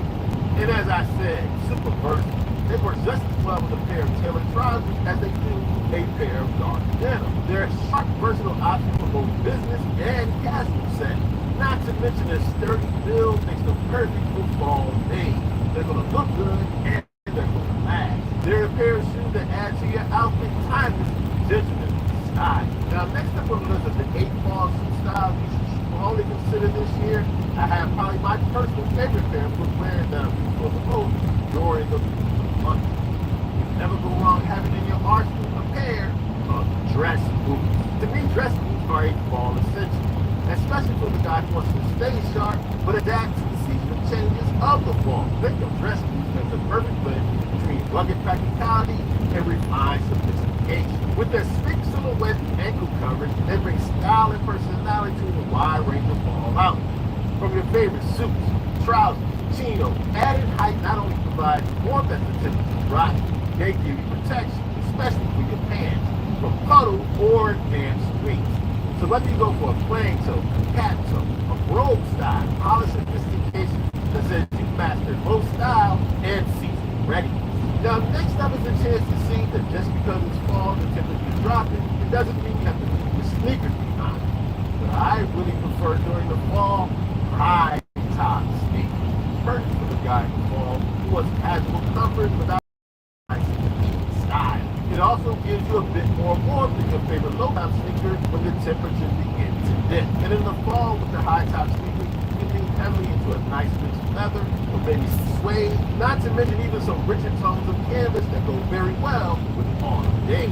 Pair them with your jeans, chinos, even a nice pair of wide trousers. This will easily give you a sharp, comfortable, and laid-back refined look. I believe high-top sneakers give you a nice, youthful, athletic edge while still giving you some grown man pop.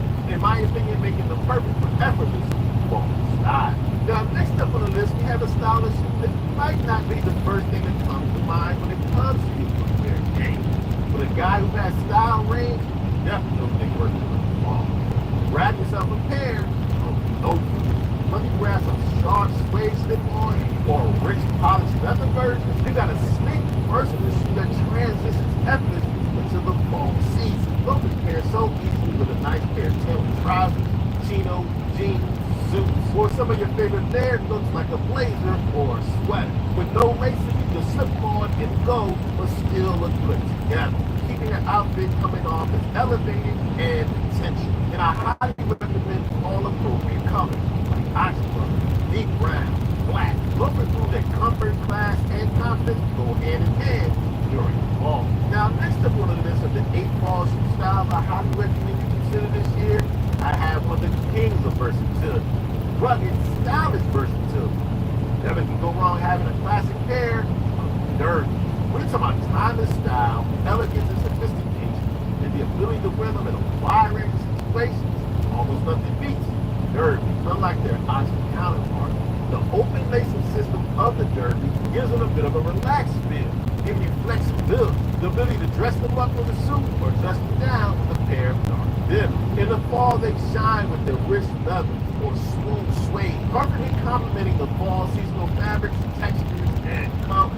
And they work super well from everything to a day at the office to a weekend out in the city without missing a beat. But Derby's got that sweet spot. Classic style, modern comfort, and the confidence to step anywhere looking sharp.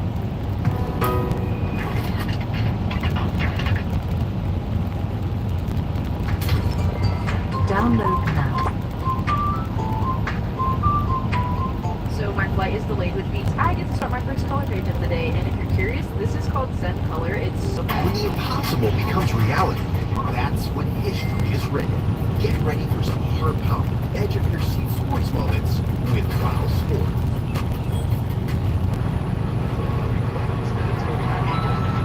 The angle was nearly impossible, but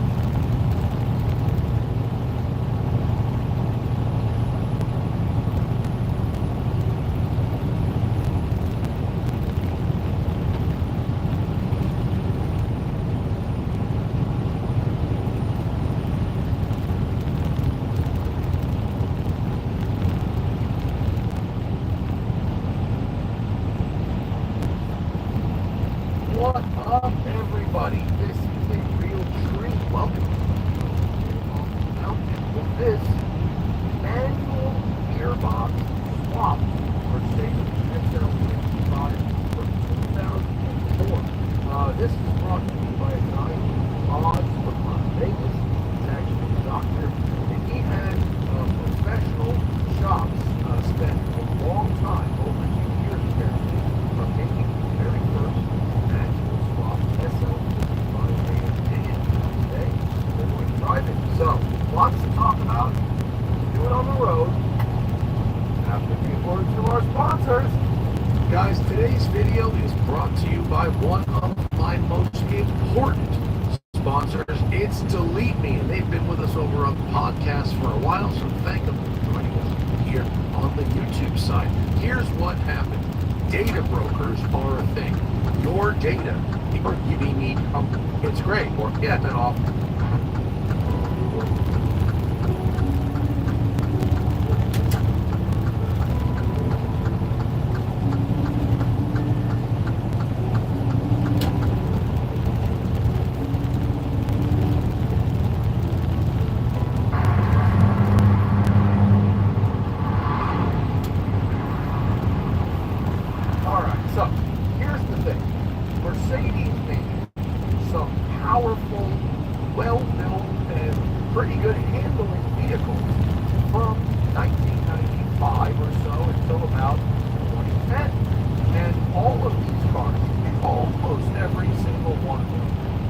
Worse, from a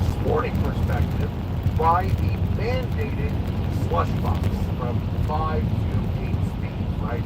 But the slushiest of boxes. And when this car came out, the SL55 in 2003, it was a marvel. 493 horsepower, supercharged V8, retractable hardtop, classic, timeless good looks. A lot to like, but they were never really considered that sporting. And so us, intelligent people, have tried to change that.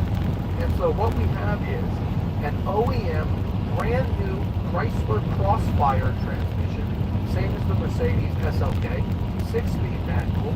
We have a clutch disc from some kind of Mercedes European spec diesel van. So that in theory holds the torque. We have a custom flywheel from some tuner shop somewhere. And the rest is OEM Mercedes bits. So they say. I'm unfortunately not a qualified enough engineer to really question these claims. The pedal box is from a C-Class, one of the European C-Classes that came with a manual, and it all does sort of fit. There's no check engine lights on the dash.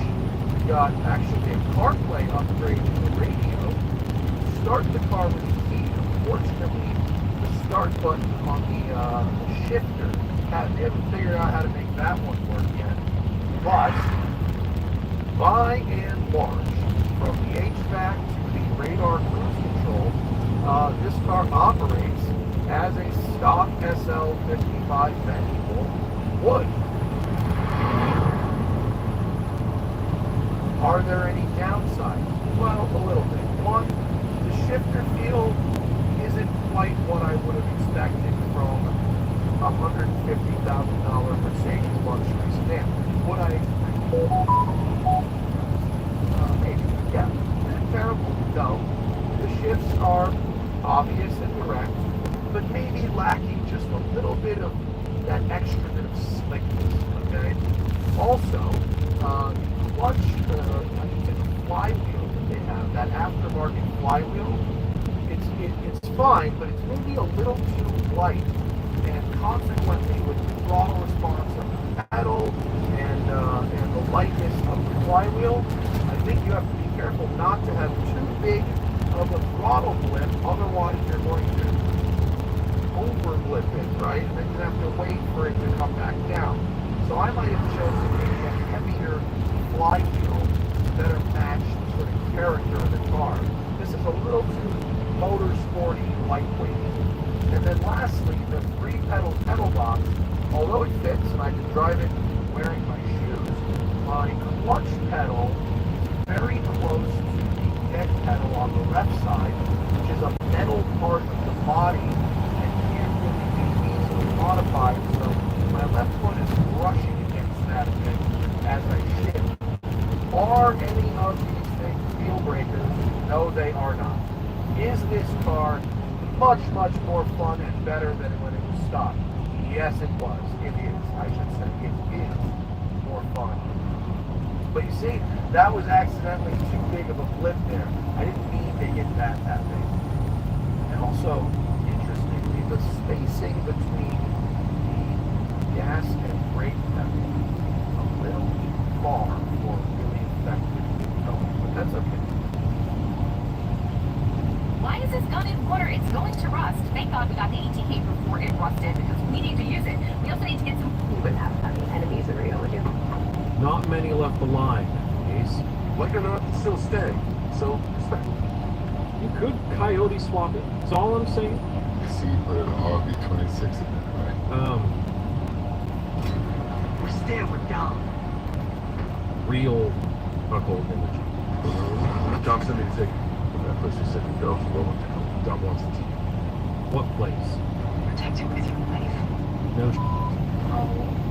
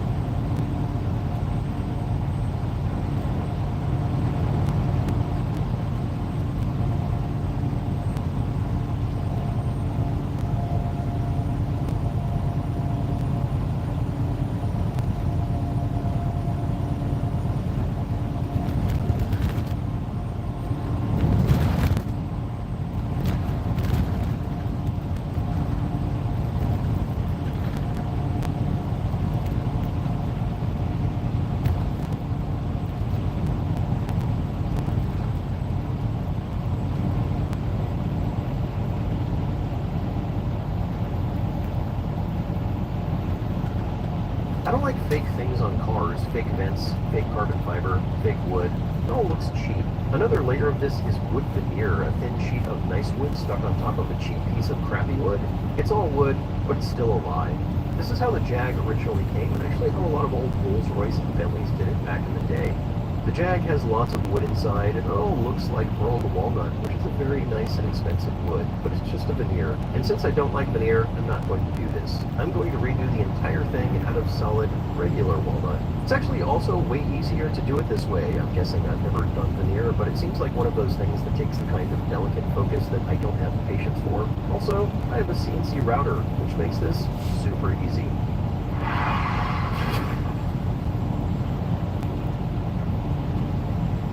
A few weeks ago, I redid the door cards for the Jag, mentioning that I would be redoing the wood on the doors, and a few of you asked me why I wasn't going to reuse the existing wood since it looks pretty straight. Well, it's because I want all of the wood to look the same.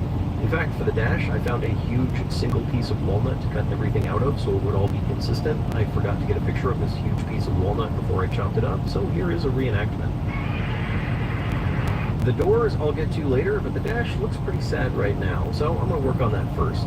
Step 1 of this process was 3D scanning all the existing wood pieces. That's what all these dots are for. Most of them are in decent shape, but some are not. I had to get a little creative with the CAD model for this piece. I hope it fits. They probably router cut all of these things out using a master template. They're all pretty basic shapes screwed together. It makes them easy to CAD. I moved my CNC router onto this roller table thing, and I hadn't yet resurfaced the MDF board to make sure it was flat, so I did that. Inside my makeshift tent so it wouldn't get sawdust all over my garage, which it did anyway. I started with the main dash gauge cluster, specifically the B side, which has pockets cut out for the gauges and switches to fit in. This let me fine-tune my spindle speed and feed rate.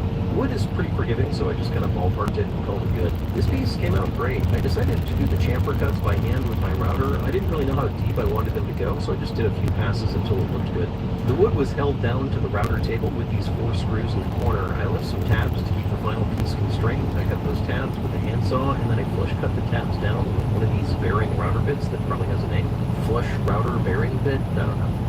Next up was the main upper dash piece. I cut all the angled parts with ball nose end mill, doing a ton of passes. I had to go back and smooth this down, but this got me most of the way there. I cut the ashtray separate. This has a lot of angled surfaces on it, and I didn't really like the way the wood grain showed up on this piece, so I ended up doing it again. I cut it out in a slightly different orientation to the wood grain, and it came out a lot better. But I did have to go back and recut the actual ashtray pocket with one of those flush router bit things. I should really figure out what these are called. This car originally had 3 glove boxes. This is because, and this is true, people in 1950 England had 6 hands. I have 2, so I'm going to leave out the one in the middle, but I'm going to keep the outer 2. These were originally made with multiple pieces of wood glued and nailed together. The whole thing is slightly taller than the enlarged piece of walnut I bought, so I glued some extra walnut on the top in a couple of places to get the height I needed. Hopefully this won't be too noticeable, and if it is, who cares?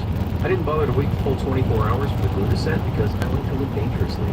The first cut on these was the opening. I left some tabs in there, so the last cut would cause the piece to jump and break my tool. With the piece screwed to the table, I cut those tabs with this vibrating cutter thing that I also can't remember the name of. The glove boxes have this wood piece stuck on here, but rather than cut out the back of this to fit, I just cut part of it into the wood, and then after I glued on some extra wood to reinforce it. This took a while to cut out because of this big radius here. I didn't feel like doing a ton of sanding, so I just let the machine do its thing. Yay, automation. I had a friend bandsaw my last bit of walnut in half so I could make the doors for the glove boxes. These pieces had an imperfection in the wood, so I lined that up with where the handles would go so that they didn't. I cut out new handles, but I don't like the way they look, so I'm going to be redoing these. Once those were done, I cut out the parts and cut the tabs flush using the tacky flushy router thing. And then sanding. So much sanding. Ridiculous amounts of sanding. If this video were to accurately represent how much sanding I did, then this part of the video would be at least 7 years long. At least. I started to put a coating on these. Actually, I just used the sealer, but then I decided I should probably test fit these before I get too far, since I'll probably have to do some trimming. But first... The gauge cluster on this car is a mess of dirt, dust, crappy wiring, barely functioning switches, and gauges that literally haven't moved since old HW was in office. I thought about trying to reuse some of the switches, but I'm just going to get new hardware. The gauges I do want to reuse, kind of, not the mechanicals inside, just the face and the glass. Fortunately, the front of these is glass, it's not plastic, so they should clean up pretty easily. At some point, I'm going to add stepper motors to these so I can have the gauges and output useful information. Speedometer will be speed, temperature will be one of the 15 temperatures the Tesla powertrain looks at, probably motor standard temperature. I can have one of these show power out to the motor from the throttle or regen. Anyway, that is for a later time. For now, we're just cleaning these things up. The fronts come off with a bit of a turn. I tried to gently pull off the needles, but they kind of broke on the way out. I might be able to salvage these, but probably not. They have a cool little counterbalance weight on them, so they're not affected by gravity or cornering forces. These old gauges are all mechanical, and they almost look like watch mechanisms. Delicate gears and springs. Neat. I had this makeshift switchboard here so I could turn things on and off and switch the car into drive and such. Nice, but ugly. All of this stuff is going into the new dash, but we're going to do it with switches that feel appropriate for the time frame of this car. I drilled all of these lower holes by hand after the CNC since they're at an angle. I also had to pocket out the rear so some of the shorter switches would fit in. I decided to move my fuse block to this piece since it's kind of where all the switches are, so I'll have to do some rewiring. But that is a problem for future Matt. Present Matt has to get all of this in the car, so it's time to test fit.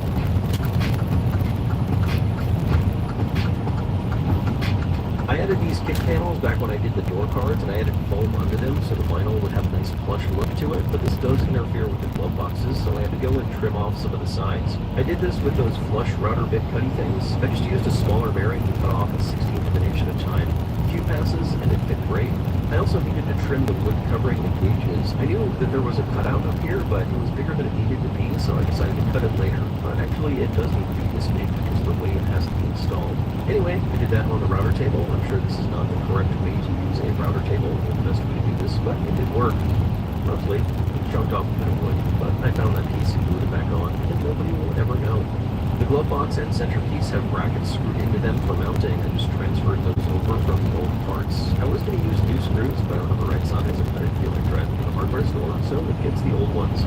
The dash is held at the top with bolts and the bottom with these brackets I swapped over. The glove boxes screw into the metal gauge cluster and actually cut off the bottom mounts while trying to make room for my new switches, but I can probably fix this with some small brackets. This top piece, I don't know, it probably has a name. It goes on the dash and it's kind of a wood board, so let's go with the dashboard. The dashboard has some fit issues. I need to cut out some wood in the corners to clear the windshield. I actually had this in the CAD model for one side, but not the other side. Probably the other side would like this. So I did a little trimming to get that fit in there. These mount to the car sheet metal using screw studs welded to a plate. The plate is screwed to the back of the dashboard. I made new ones out of stainless because the old ones were a little tired looking and also used a weird Whitworth thread pitch that's hard to find on sport. To get these in the right location, I just screwed them through the car, put double-sided tape on the back, and then installed the dashboard in the right place. Then I just unscrewed the studs and pulled the whole thing off with the plates in the correct location. The glove box has these little handles on them. I made new ones. I didn't like it. We talked about that already. And then I replaced them with even newer ones, which I also don't like. They're not great. They're not symmetric. But you know what? They're good enough for now. Probably good enough for forever. I gave all the parts a nice coating of polyurethane, getting a bit of overspray onto everything. This will nicely coat the sawdust that is already coating everything in the garage before it gets dirty. The glove boxes needed to be assembled with close-offs on the back, the crappy handles for doors, and of course the hinges. I'm not putting these locks back on when the old ones had a lock. I do need to add something to keep the doors closed. Jaguar used these spring detent things. I started to use those, but then I decided to go with something a little bit different. I also got new hinges. I wasn't really sure the best way to get these in the right place, but this worked pretty well. I screwed 2 of the hinges to the glove box, then used double-sided tape to get the hinges to stick right on the door. I wrapped the door in a few layers of painter's tape centered in the opening.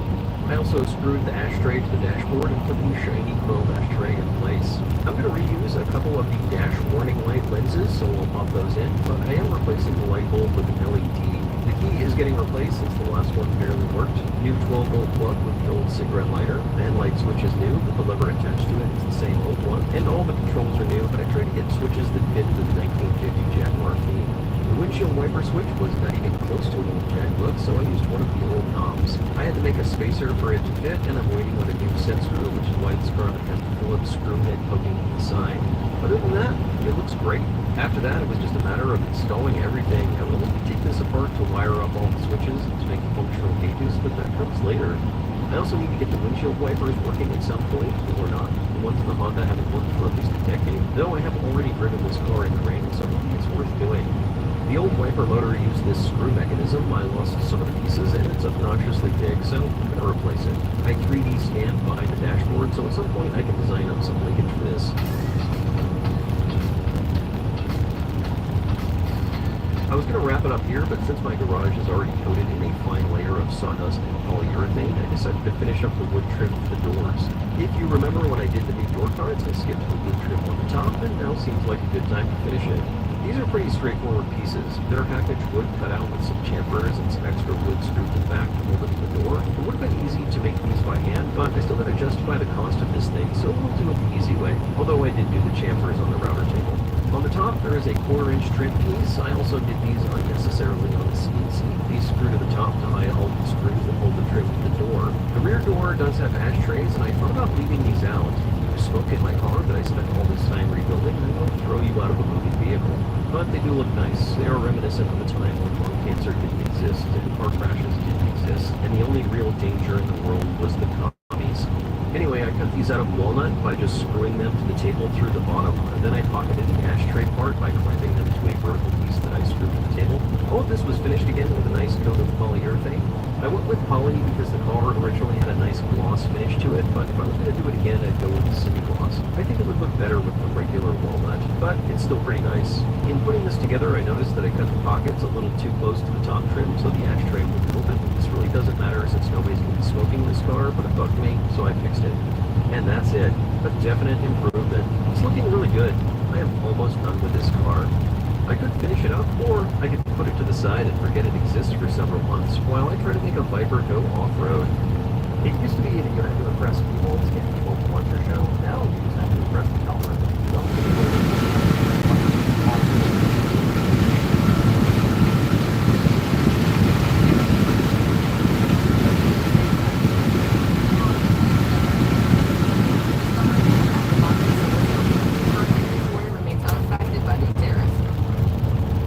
Have I got some Porsche 928 stories for you guys? Let's get started.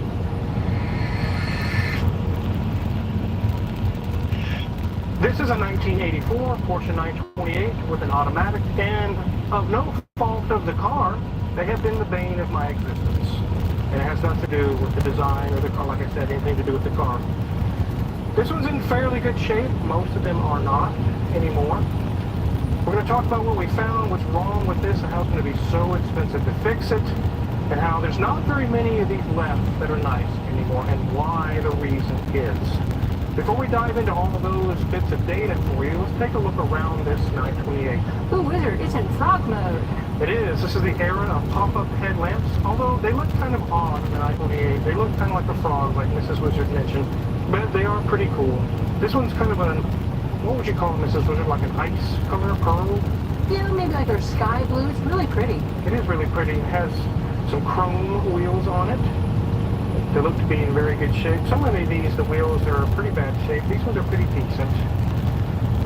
Around the back, we do have the rounded rear end. I did like that on the 928. It's kind of, this entire thing is plastic or fiberglass, whatever it is. Just kind of a wraparound bumper.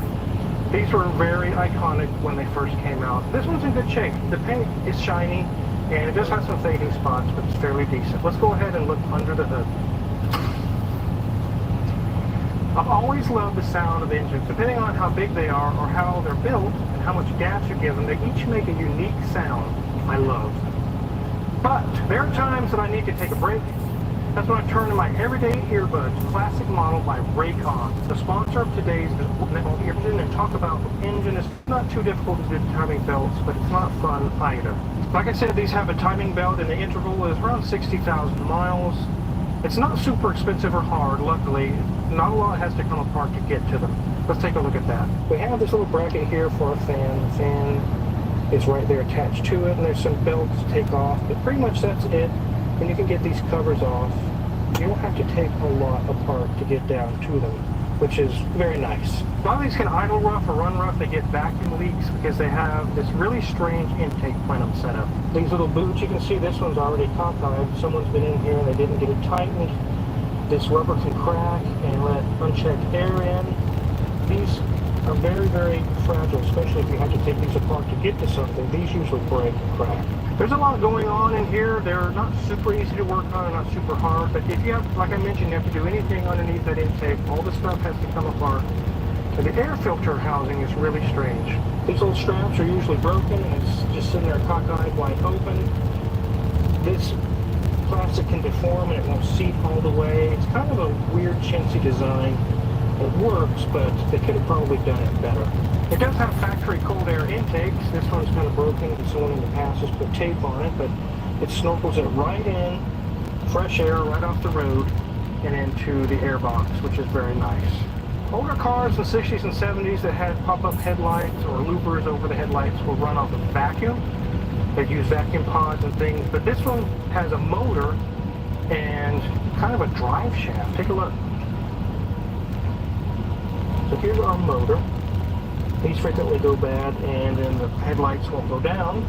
But here's the shaft. If I wiggle this headlight, you can see the shaft moves. The shaft operates both headlights up and down. And if they get stuck up and they won't go back down, you just turn this here and start putting them back down.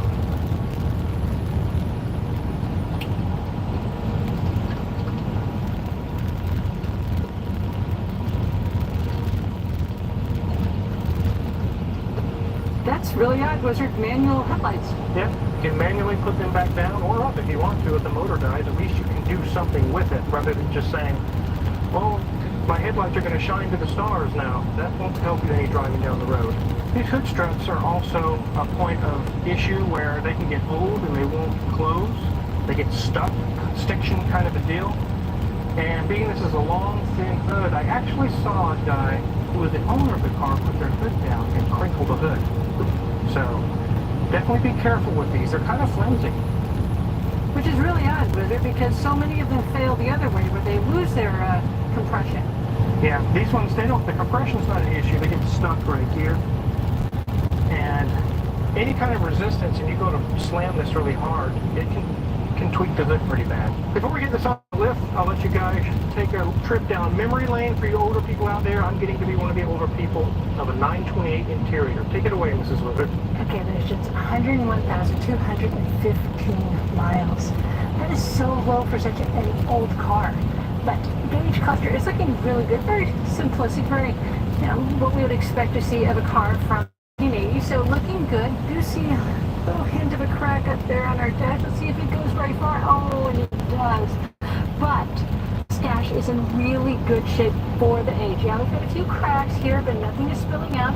It is very, very navy in here. So we've got our glove box over there. We've got two louver style vents right there. We've moved down. Got our slider bars for our HVAC controls, and they have added a Eclipse stereo system to the car because I imagine that the system in before was a little outdated. As you move back, you'll see that we do have controls for the windows, we have controls for our moonroof, and you're going to see this is a really big button for a very small moonroof, but you gotta wait till we get to that ceiling review for that. Then we have our controls for our windshield wipers as well. So that's kind of interesting. You'll see we do have a very small armrest that does open for what would have been cassettes if we had the original stereo system in here like that. They each have their own little slot. And we do have very small little valve covers that are just kind of have a very silver kind of design to them. So very nice, very lovely. But the latch is still working and holding nicely. But the seats are navy, and they are starting to show a little bit of their age, but they're holding up quite well. They really don't have a whole lot of bolster on the sides, but they are soft enough that you do sink into the center, so the bolster comes from once you are seated in the chair. The door card's looking really nice. A lot more of that navy showing as well. And so here's the back seat. Yes, I said a back seat. Well, it's kind of. You really don't get a lot of legroom, but they do have two bucket seats in the back and a very large armrest in the center, which is directly over the transmission. So that's why it's so much larger. And I like that it has a key slot. So you could maybe give the person in the back seat the keys to lock this, but it does lift and does open up to a very pretty large spot there. Because this is a hatchback, we do have a spot back there where he has put an additional carpet on there, hopefully just to protect it, but we don't know. We'll have to live in the mystery of what's actually under there. Looks like he's also got a few windshield wipers back there because they may be difficult to find. As I said, there are back seats, yes? Well, for the person in the back seat, they also get visors to go up and give them more shade. So if you are stuck in the back seat with no legroom, you do get a very large visor that can give you shake, but you might have to disconnect your head because, well, or duck a whole lot to get that thing to go the other way. So, interesting addition. The headliner is looking very good. It does look good because it is a vinyl material, so it's looking nice. When I said the moonroof, there it is. It's very small. It's probably only about a foot long, maybe. I'm guessing it's not very big at all. And the other ironic thing is the visors in the back are bigger than the visors in the front. There you go. Because it's 1984, we do not get buttons on our steering wheel. We just get 928 in the center section where we would press the horn. But I like how it has a top section and a bottom section. We're so used to having another bar down here, which gets in the way when you're driving. It's kind of annoying. It's always right there. You're like, oh, I just want to put my hands in another spot. So, let this interior top. Let's get this up in the air. Hey, if you've ever wanted a piece of my shop, Mrs. Wizard has a lot of artworks for sale. She makes really nice pieces out of parts that come out of the shop, customers' cars. There's a link in the description below that takes you to the auctions. It ends August 20th, 2025. Don't forget about those really nice pieces. Let's get this thing in the air.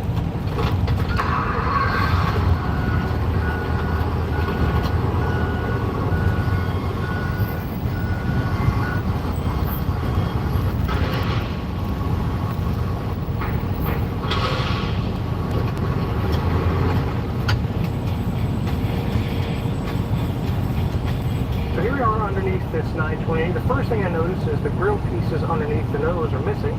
And out here, there should be some slats or things that go along, and they're typically always broken. But you get a nice wide opening for air to go into that nice fan, which is easy to work on.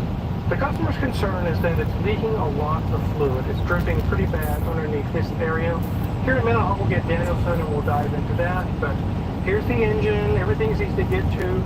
You're right, Wizard. There's a lot of rust drinking going on under here. Yeah, it's pretty wet.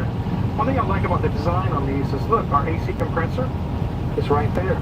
Easy to get to. So many cars today, you have to unbolt half the car to get to anything. It's right there. Over here is our alternator. Easy to get to. There's our oil filter.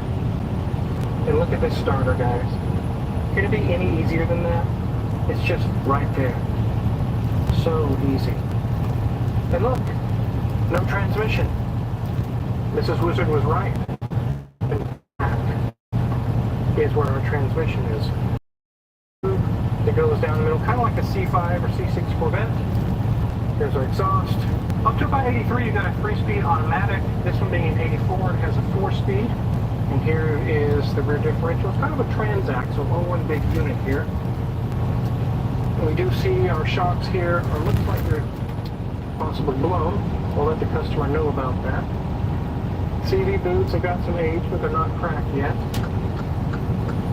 And we do see the same situation over here. The shocks are blown out. CV boot has a little bit of a leak, but nothing too serious. It has nice independent rear suspension and front as well.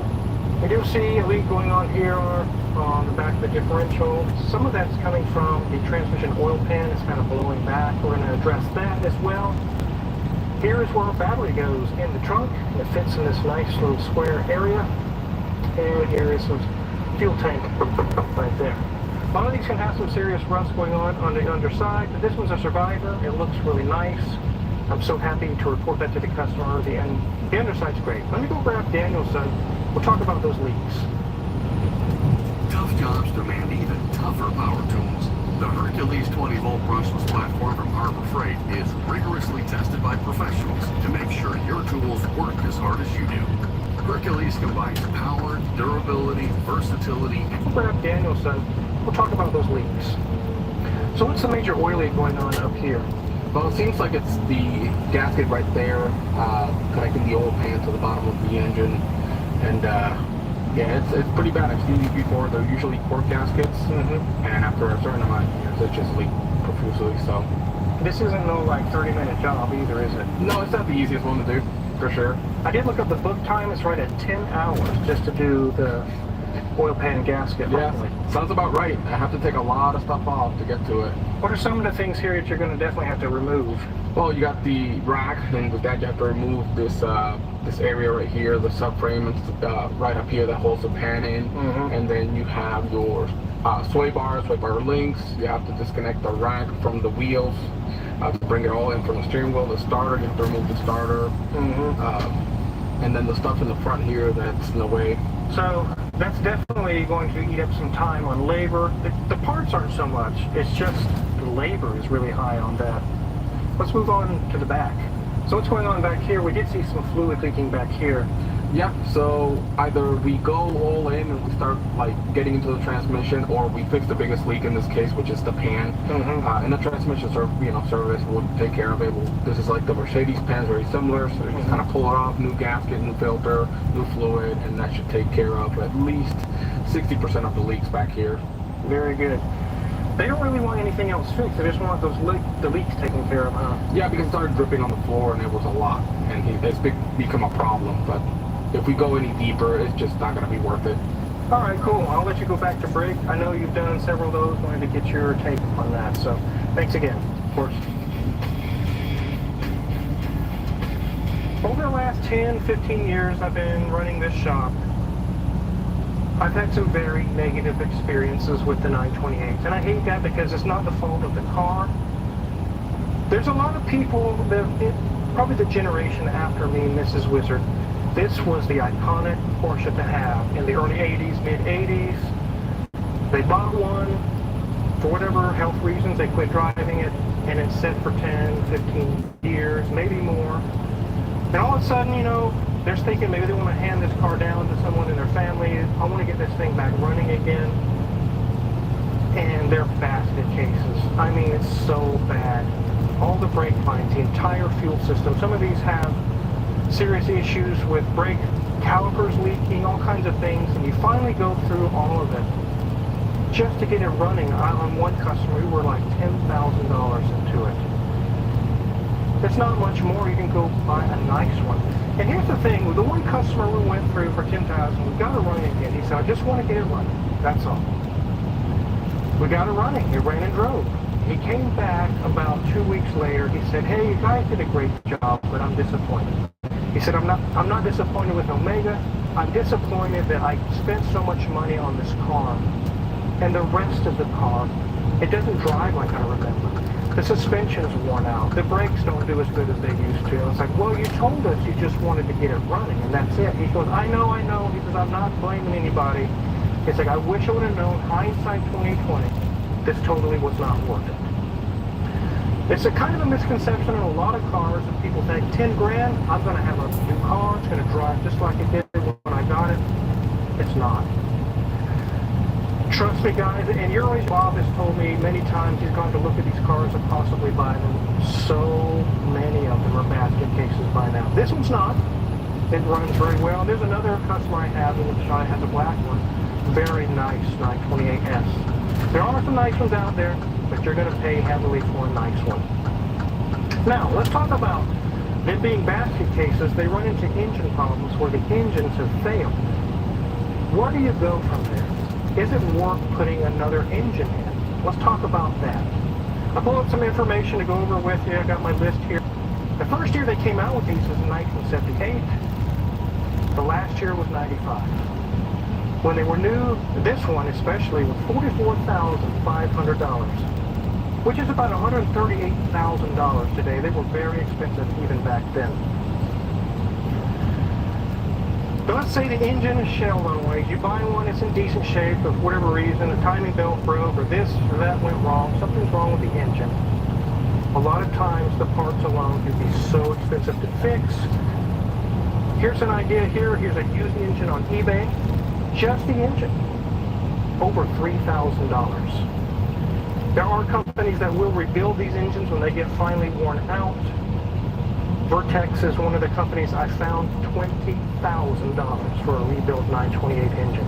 It's still a 40-year-old engine, and the car itself, that's half the value, or maybe more than half the value of the whole entire, just for the engine.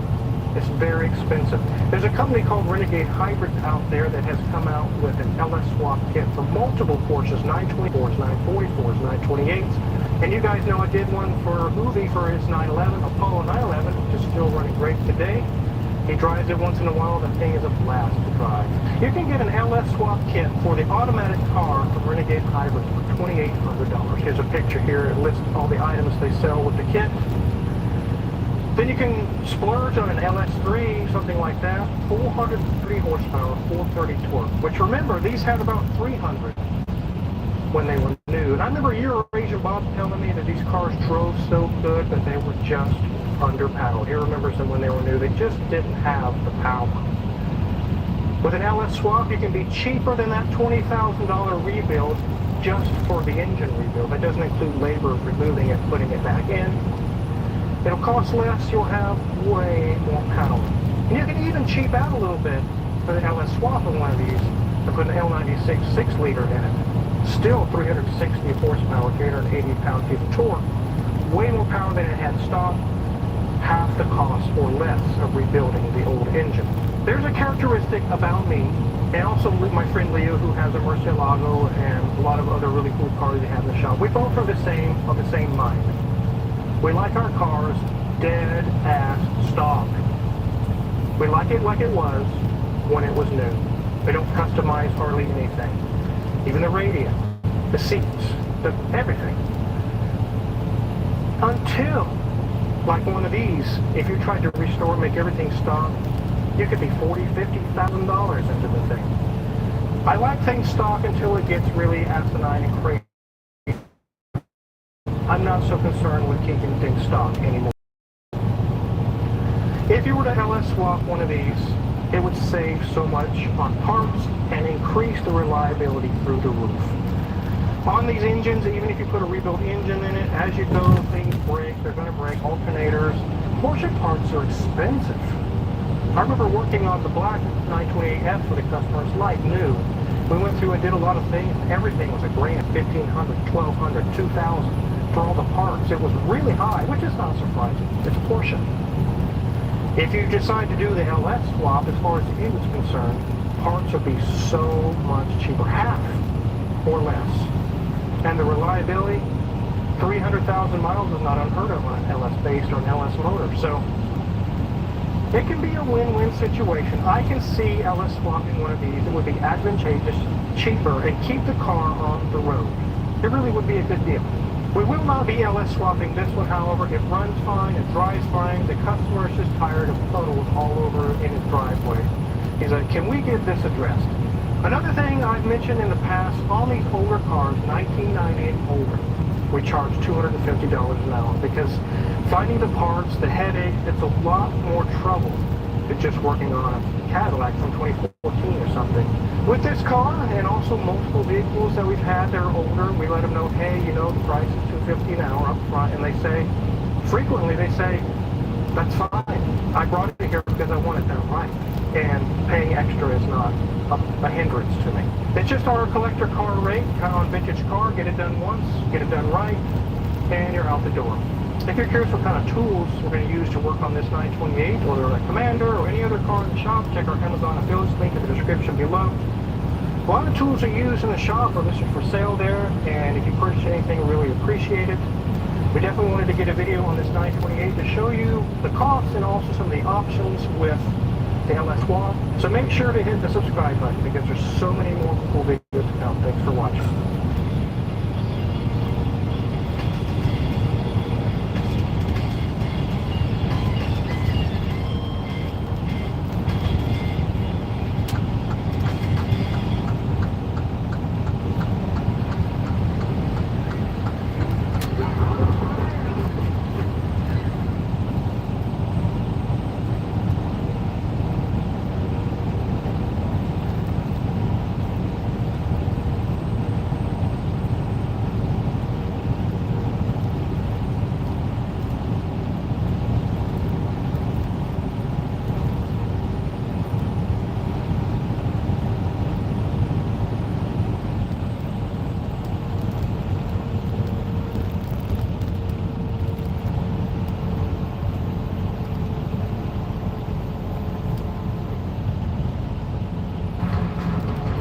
Wow, this is heaven. Nowhere in your life will you ever see more 59 Mercuries. That one sold for 100, that one sold for 100, that one sold for 100. 400. That was forever. That was over. These prices are bonkers.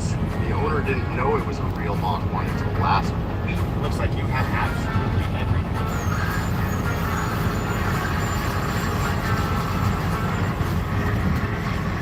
I've run into an interesting conundrum here, where I have run out of road front property to show off my rides. However, this field right here is also mine. So I will have all the way down to there, which of course means that I'm going to need some more rides. Oh, hey there, sport. So, I did what anybody in the situation that needs some more rides does, and I went and bought some more rides. Mike here from Russ Brothers. I'm just giving you guys a heads up. Some good friends of mine, Joe and Albert Glover from Irma, they're having a giant no reserve auction, almost 400 lots. Parts cars, project cars, finished cars, egauctions.com. Check it out. Get it off and have this ton of amazing stuff. On Saturday, there was an auction. I call it this at the very last second, so I didn't have any time to go there and preview any of these rides, which I always like to do before I buy. But in this case, it didn't even really matter, because out of those 400, probably half of those went for under $100 USD, which is absolutely mental. Like, I've never seen that in my entire life. And I really wish that it was closer to Calgary, because I would have bought a lot. But because it's not, I found 4 units that I really liked, and I snatched them up. 49 Studebaker pickup, 59 Mercury, 59 Pontiac, and a 64 Ford Galaxy. 2 of them cost me $125 each. Literally, my diesel to come and pick these up cost me more than these vehicles cost, which is insane. Getting here early so that I can walk the yard and show you all of the units. I'm going to show you all of the prices for everything that's there. I'm sure I'm going to have some regrets for what I didn't buy, but there's a pretty good chance that these units that went for $100 were to the scrappers. So if I found some stuff I liked, I could probably just leave a note, and they'd most likely call me back, and I can also make another trip out here. We'll see what happens. Oh my god, there is so much stuff here. Oh, I gotta get my drone out here next time. This place is nuts. I literally know nothing about this sale. The Glover collection. That's about all that I know is what's on the side right here. So it looks like they maybe sold the cars, but I saw about 6 trillion tractors out there. There's a lot of stuff. Here's the lines of cars. Oh my goodness. Oh, so thick. Oh, I see my Mercury, the blue one right there. She's a beauty. This collection is absolutely insane. And this is every car that was auctioned off here. Oh my god, I can't. They actually look so nice. Oh man. So many of these look so cheap. It's hard to even think about them as being real cars when they're just a photo on the internet. Wowie. This is amazing. That's my 64 Galaxy right there.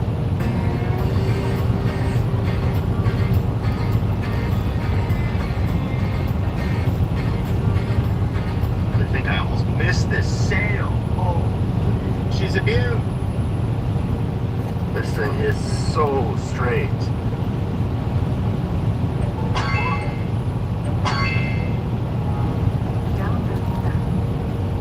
It takes 90 seconds for this NASA. This is Braden, and Braden is Gen Z. He spends his time causing chaos on TikTok, not cleaning old cars. He's never detailed a car before, so he literally had to start from square one. Today he's facing a garage find Corvette that hasn't been cleaned in 40 years. Can he make it shine, or is this Corvette about to humble him in front of the internet? Braden's stepping into the real world of car detailing for the very first time today. His mission: take this forgotten Corvette from completely neglected to showroom masterpiece. There will be dirt, sweat, and a lot of laughs, but by the end, we'll see if Braden has what it takes to be a barn find master, or if Gen Z is about to meet his match. And make sure you watch until the very end, because we got the owner's reaction, and it was the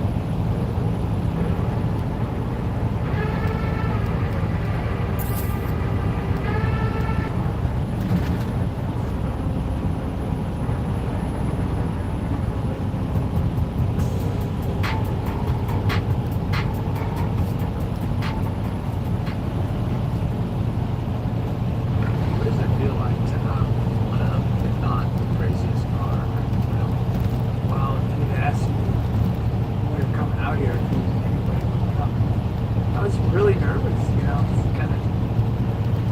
good spot right now that it's over. And think of how many people literally came by to see this. And, you know, in my mind, I actually freaked myself out. And I really got afraid. You notice that there's a lot of people. It's kind of amazing to me that you're still doing this. Like, I feel like you guys, I would say know the recipe, but you know, what you can do. Yeah, like, I mean, we're talking, SEMA's one thing. Quail's another. I've never heard of it, you know, up to a year ago. And, you know, HRE's always said, oh, you gotta go try the quail. So I looked it up. We can't afford that. We finally built something we felt like that might be a place for it to go. And you know what? We threw 1,200 pounds of concrete in the back of that, plus a car, a bar, and all the pergola to build it. And off we went. So we're going to give it a roll. And it was amazing. But one day. Yeah, well, to play on the same field as Gordon Murray, Manon, you mentioned, the singer, one is like basically all of the boutique, high-end builders in the world, showcasing the best Lamborghini, and then you're right at that level. So those guys came by, he didn't say hi. I'm like, oh my God. I didn't know who they were. You know, it was amazing. You know, surprisingly to me, this is a lot more relatable to me and also my audience because it is something that you use a massage, it is something that you improved on, created your own thing. It is so cool to finally see it. You don't have to be a VIP to get all of your savings with Geico. Every customer gets 24/7 fast-friendly claims. Could I get a picture? Yeah, it's not like you run into animal celebrities every day. It's just a mom! Get more than just savings, get more with Geico. Get a brand new, super efficient air conditioning system installed and do not put a single penny down in the process. That's right, guys. Not only is this system going to run perfectly cool and in 100+ degree summer heat, but right now, as we head into the summer months, we have an incredible offer going on. Get your new air conditioning system installed for $0 down with 0% interest financing. That means you can spread it. So cool to finally see it out in the light. How did this start? Where did this project start? Oh, there's a gentleman that's cool. He's next to us. He's 30 miles away. His name's Eric Johnson. He came to us. He had actually bought a couple of our cars, you know, they went up for sale. And came by the shop, super cool, and said, I want to build a car. And he said, what do you guys want to build? And we said, we want to build a European muscle car. So we literally Googled European muscle car and DBS popped up. We had never seen one. And it was pretty fun to see a car for the first time and imagine what you would do with it. So that was the fun part. You know, as you know, we've done a lot of American muscle over the years, done the same type of American muscle for a while, and it was really refreshing to look at something. Seeing it for the first time is always fun, and seeing it coming out. And then with James Bond, it was like, oh God, Aston Martin, what a treat to be able to do that. It's interesting because you started with something that I wouldn't say has the same shape, but has similar lines to a lot of American cars of that era. And you just improved upon it. Yeah, I mean, everybody says, oh, it's a Mustang, but the actual original designers who designed the DBS, the Italian designers, they were the ones that actually looked at the Mustang to design the DBS. So, yeah, it probably does have a Mustang flair, but that's what the original DBS looked like, too. What did this start life as? 1971. 71. First year of the V8. How was the car? It was nice, but it was never going to be restored. It was motors, junk, you know, overpaid for something. And honestly, like, if anybody knows this, we did that Valkyrie car that we did, and we used a lot of the infrastructure on that. And that was the plan on this. But when we did skin that car, it's not made the same as an American car. You know, they're kind of coach-built BBS, and a lot of that infrastructure we couldn't use. So we ended up you know, doing a full cage and burying it so you don't see, but we built out a full CNC cage to bond the body panels too. So it just morphed into much more than what we had imagined. This is a question that I've asked you before on your other builds. How much of the car is like the original car? Less than anything we've ever done. Some inside window tracks, the original window switches, some of the valve covers. None of this. No, we machined all that. The glass is the same profile. Honestly, we did the water jet, the front windshield. My first quote for glass, 4-piece of glass, what do you think? $92,000. Get out of here. People wonder why cars cost so much. Just for 4 pieces of glass, my quote was $92,000. And it was, you know, this is the same profile as the DBS. So this is the windshield out of a DBS. We just changed it. So I ended up getting this to work. I bought new glass out of Europe, $7,000 worth of glass. I ruined it all because I tried to water jet and quit crack. The back glass is exactly the rear glass, but you cannot cut this big a chunk out of glass with all that built-in pressure. You know, it would crack. Actually, if you had an original piece, you might get away with it, but it wouldn't.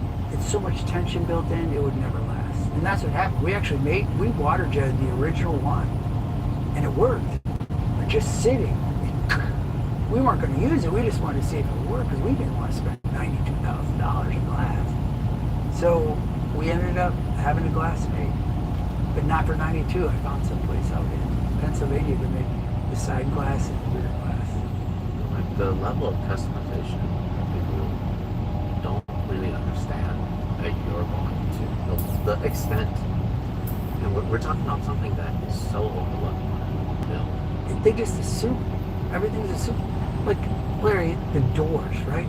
So you have this door. You make a carbon door. You make an inner and outer carbon structure, right? Because the original cars. Well, great. Well, now you got to make glass, okay? We got rid of the vent window, which means this glass, based on this angle, has to go down inside that door. And it's got to go all the way down to the belt line, right? So you get it, and you realize when this glass goes down, it would protrude through the front of the door. So we had to, in CAD, bump out, which I don't know if you can see right here, bump out the door, inner door mount, so the glass could go beyond. Oh, this thing. Yeah, but even down further, right here where the glass runs, this bumps out of the door to allow the glass to go far enough down. And then, okay, so you got a glass, right? You got a door, you got an inner and outer. Well, if this was just all carbon, you want to shut it against a seal. I don't care if it's carbon or not, this thing's gonna flex. So we had to line this, machine a piece of steel that goes inside this door all the way down, all the way around with an impact bar, so that when you shut the door in carbon, it doesn't twist, right? Or else it wouldn't seal. Okay, figured that out.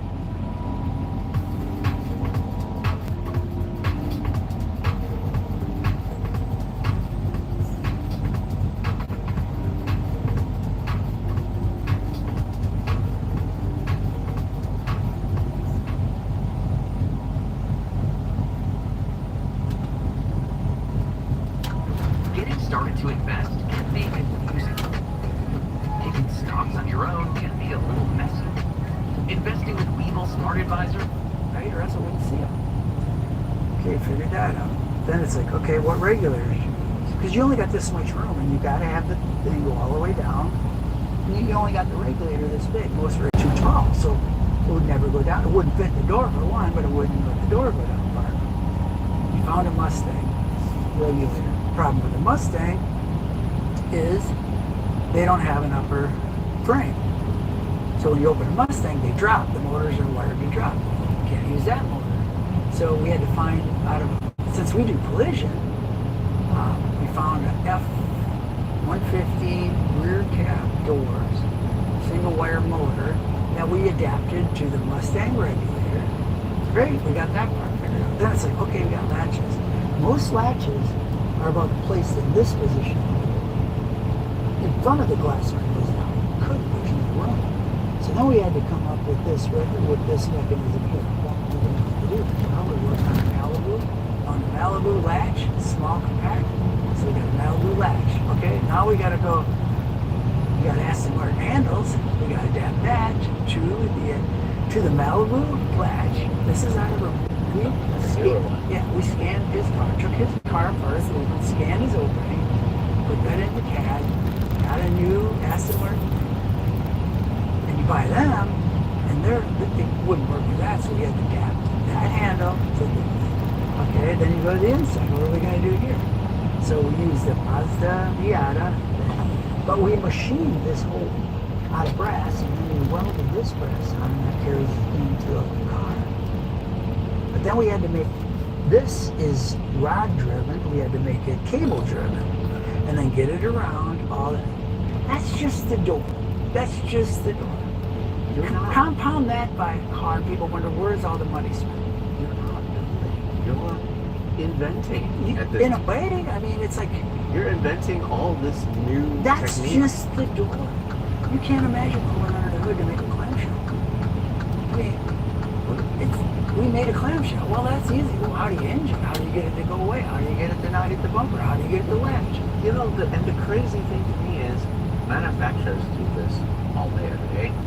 But they're building like a million cars. Yeah, they build the latch, right? They design it in and then make it and have some company make the latch that they design because they know how it is. You're doing all this. But that's not to say it's good for you to have knowledge, maybe moving forward for another project, but it's so nuanced, like, and it's so specific for every car that you're building too. Yeah, because, I mean, that's what I believe that our collision shop has given us. Ability to take the cars apart and remember that latch that was in, it was really compact, like the latch in the trunk was out of the Corvette. I remember going, that's kind of a latch that could work.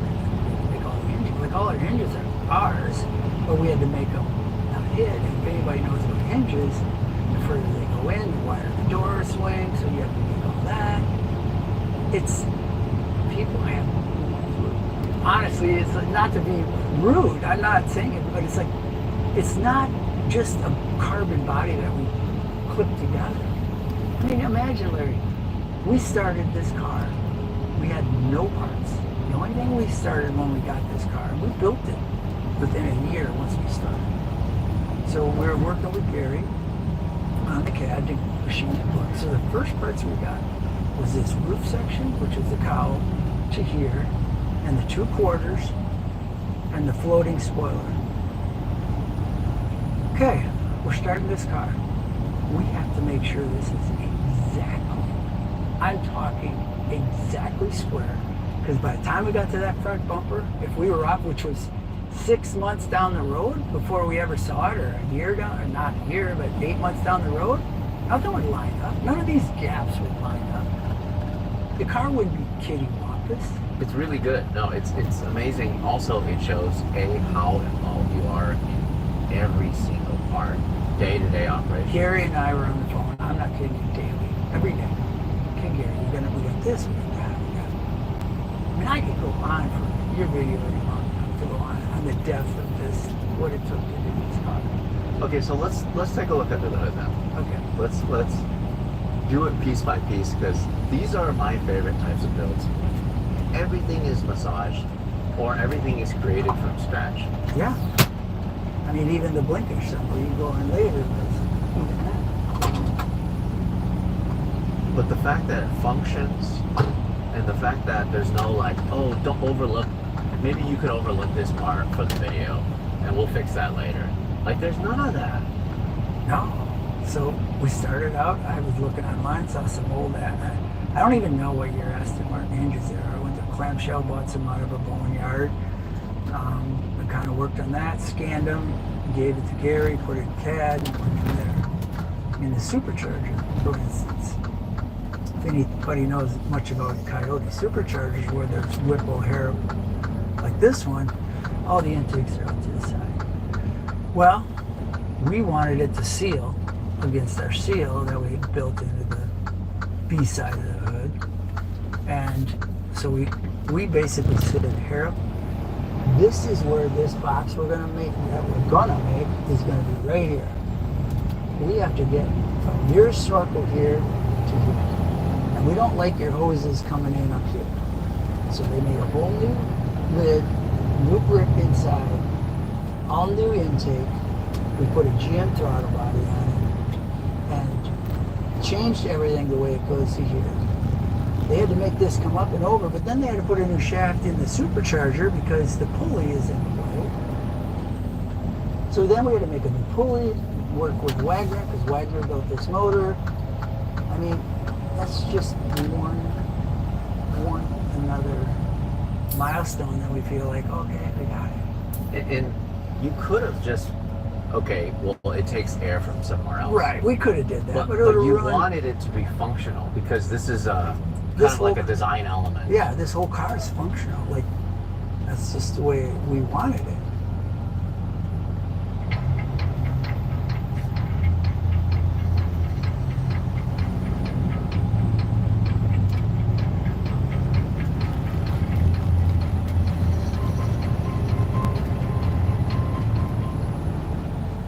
We wanted it.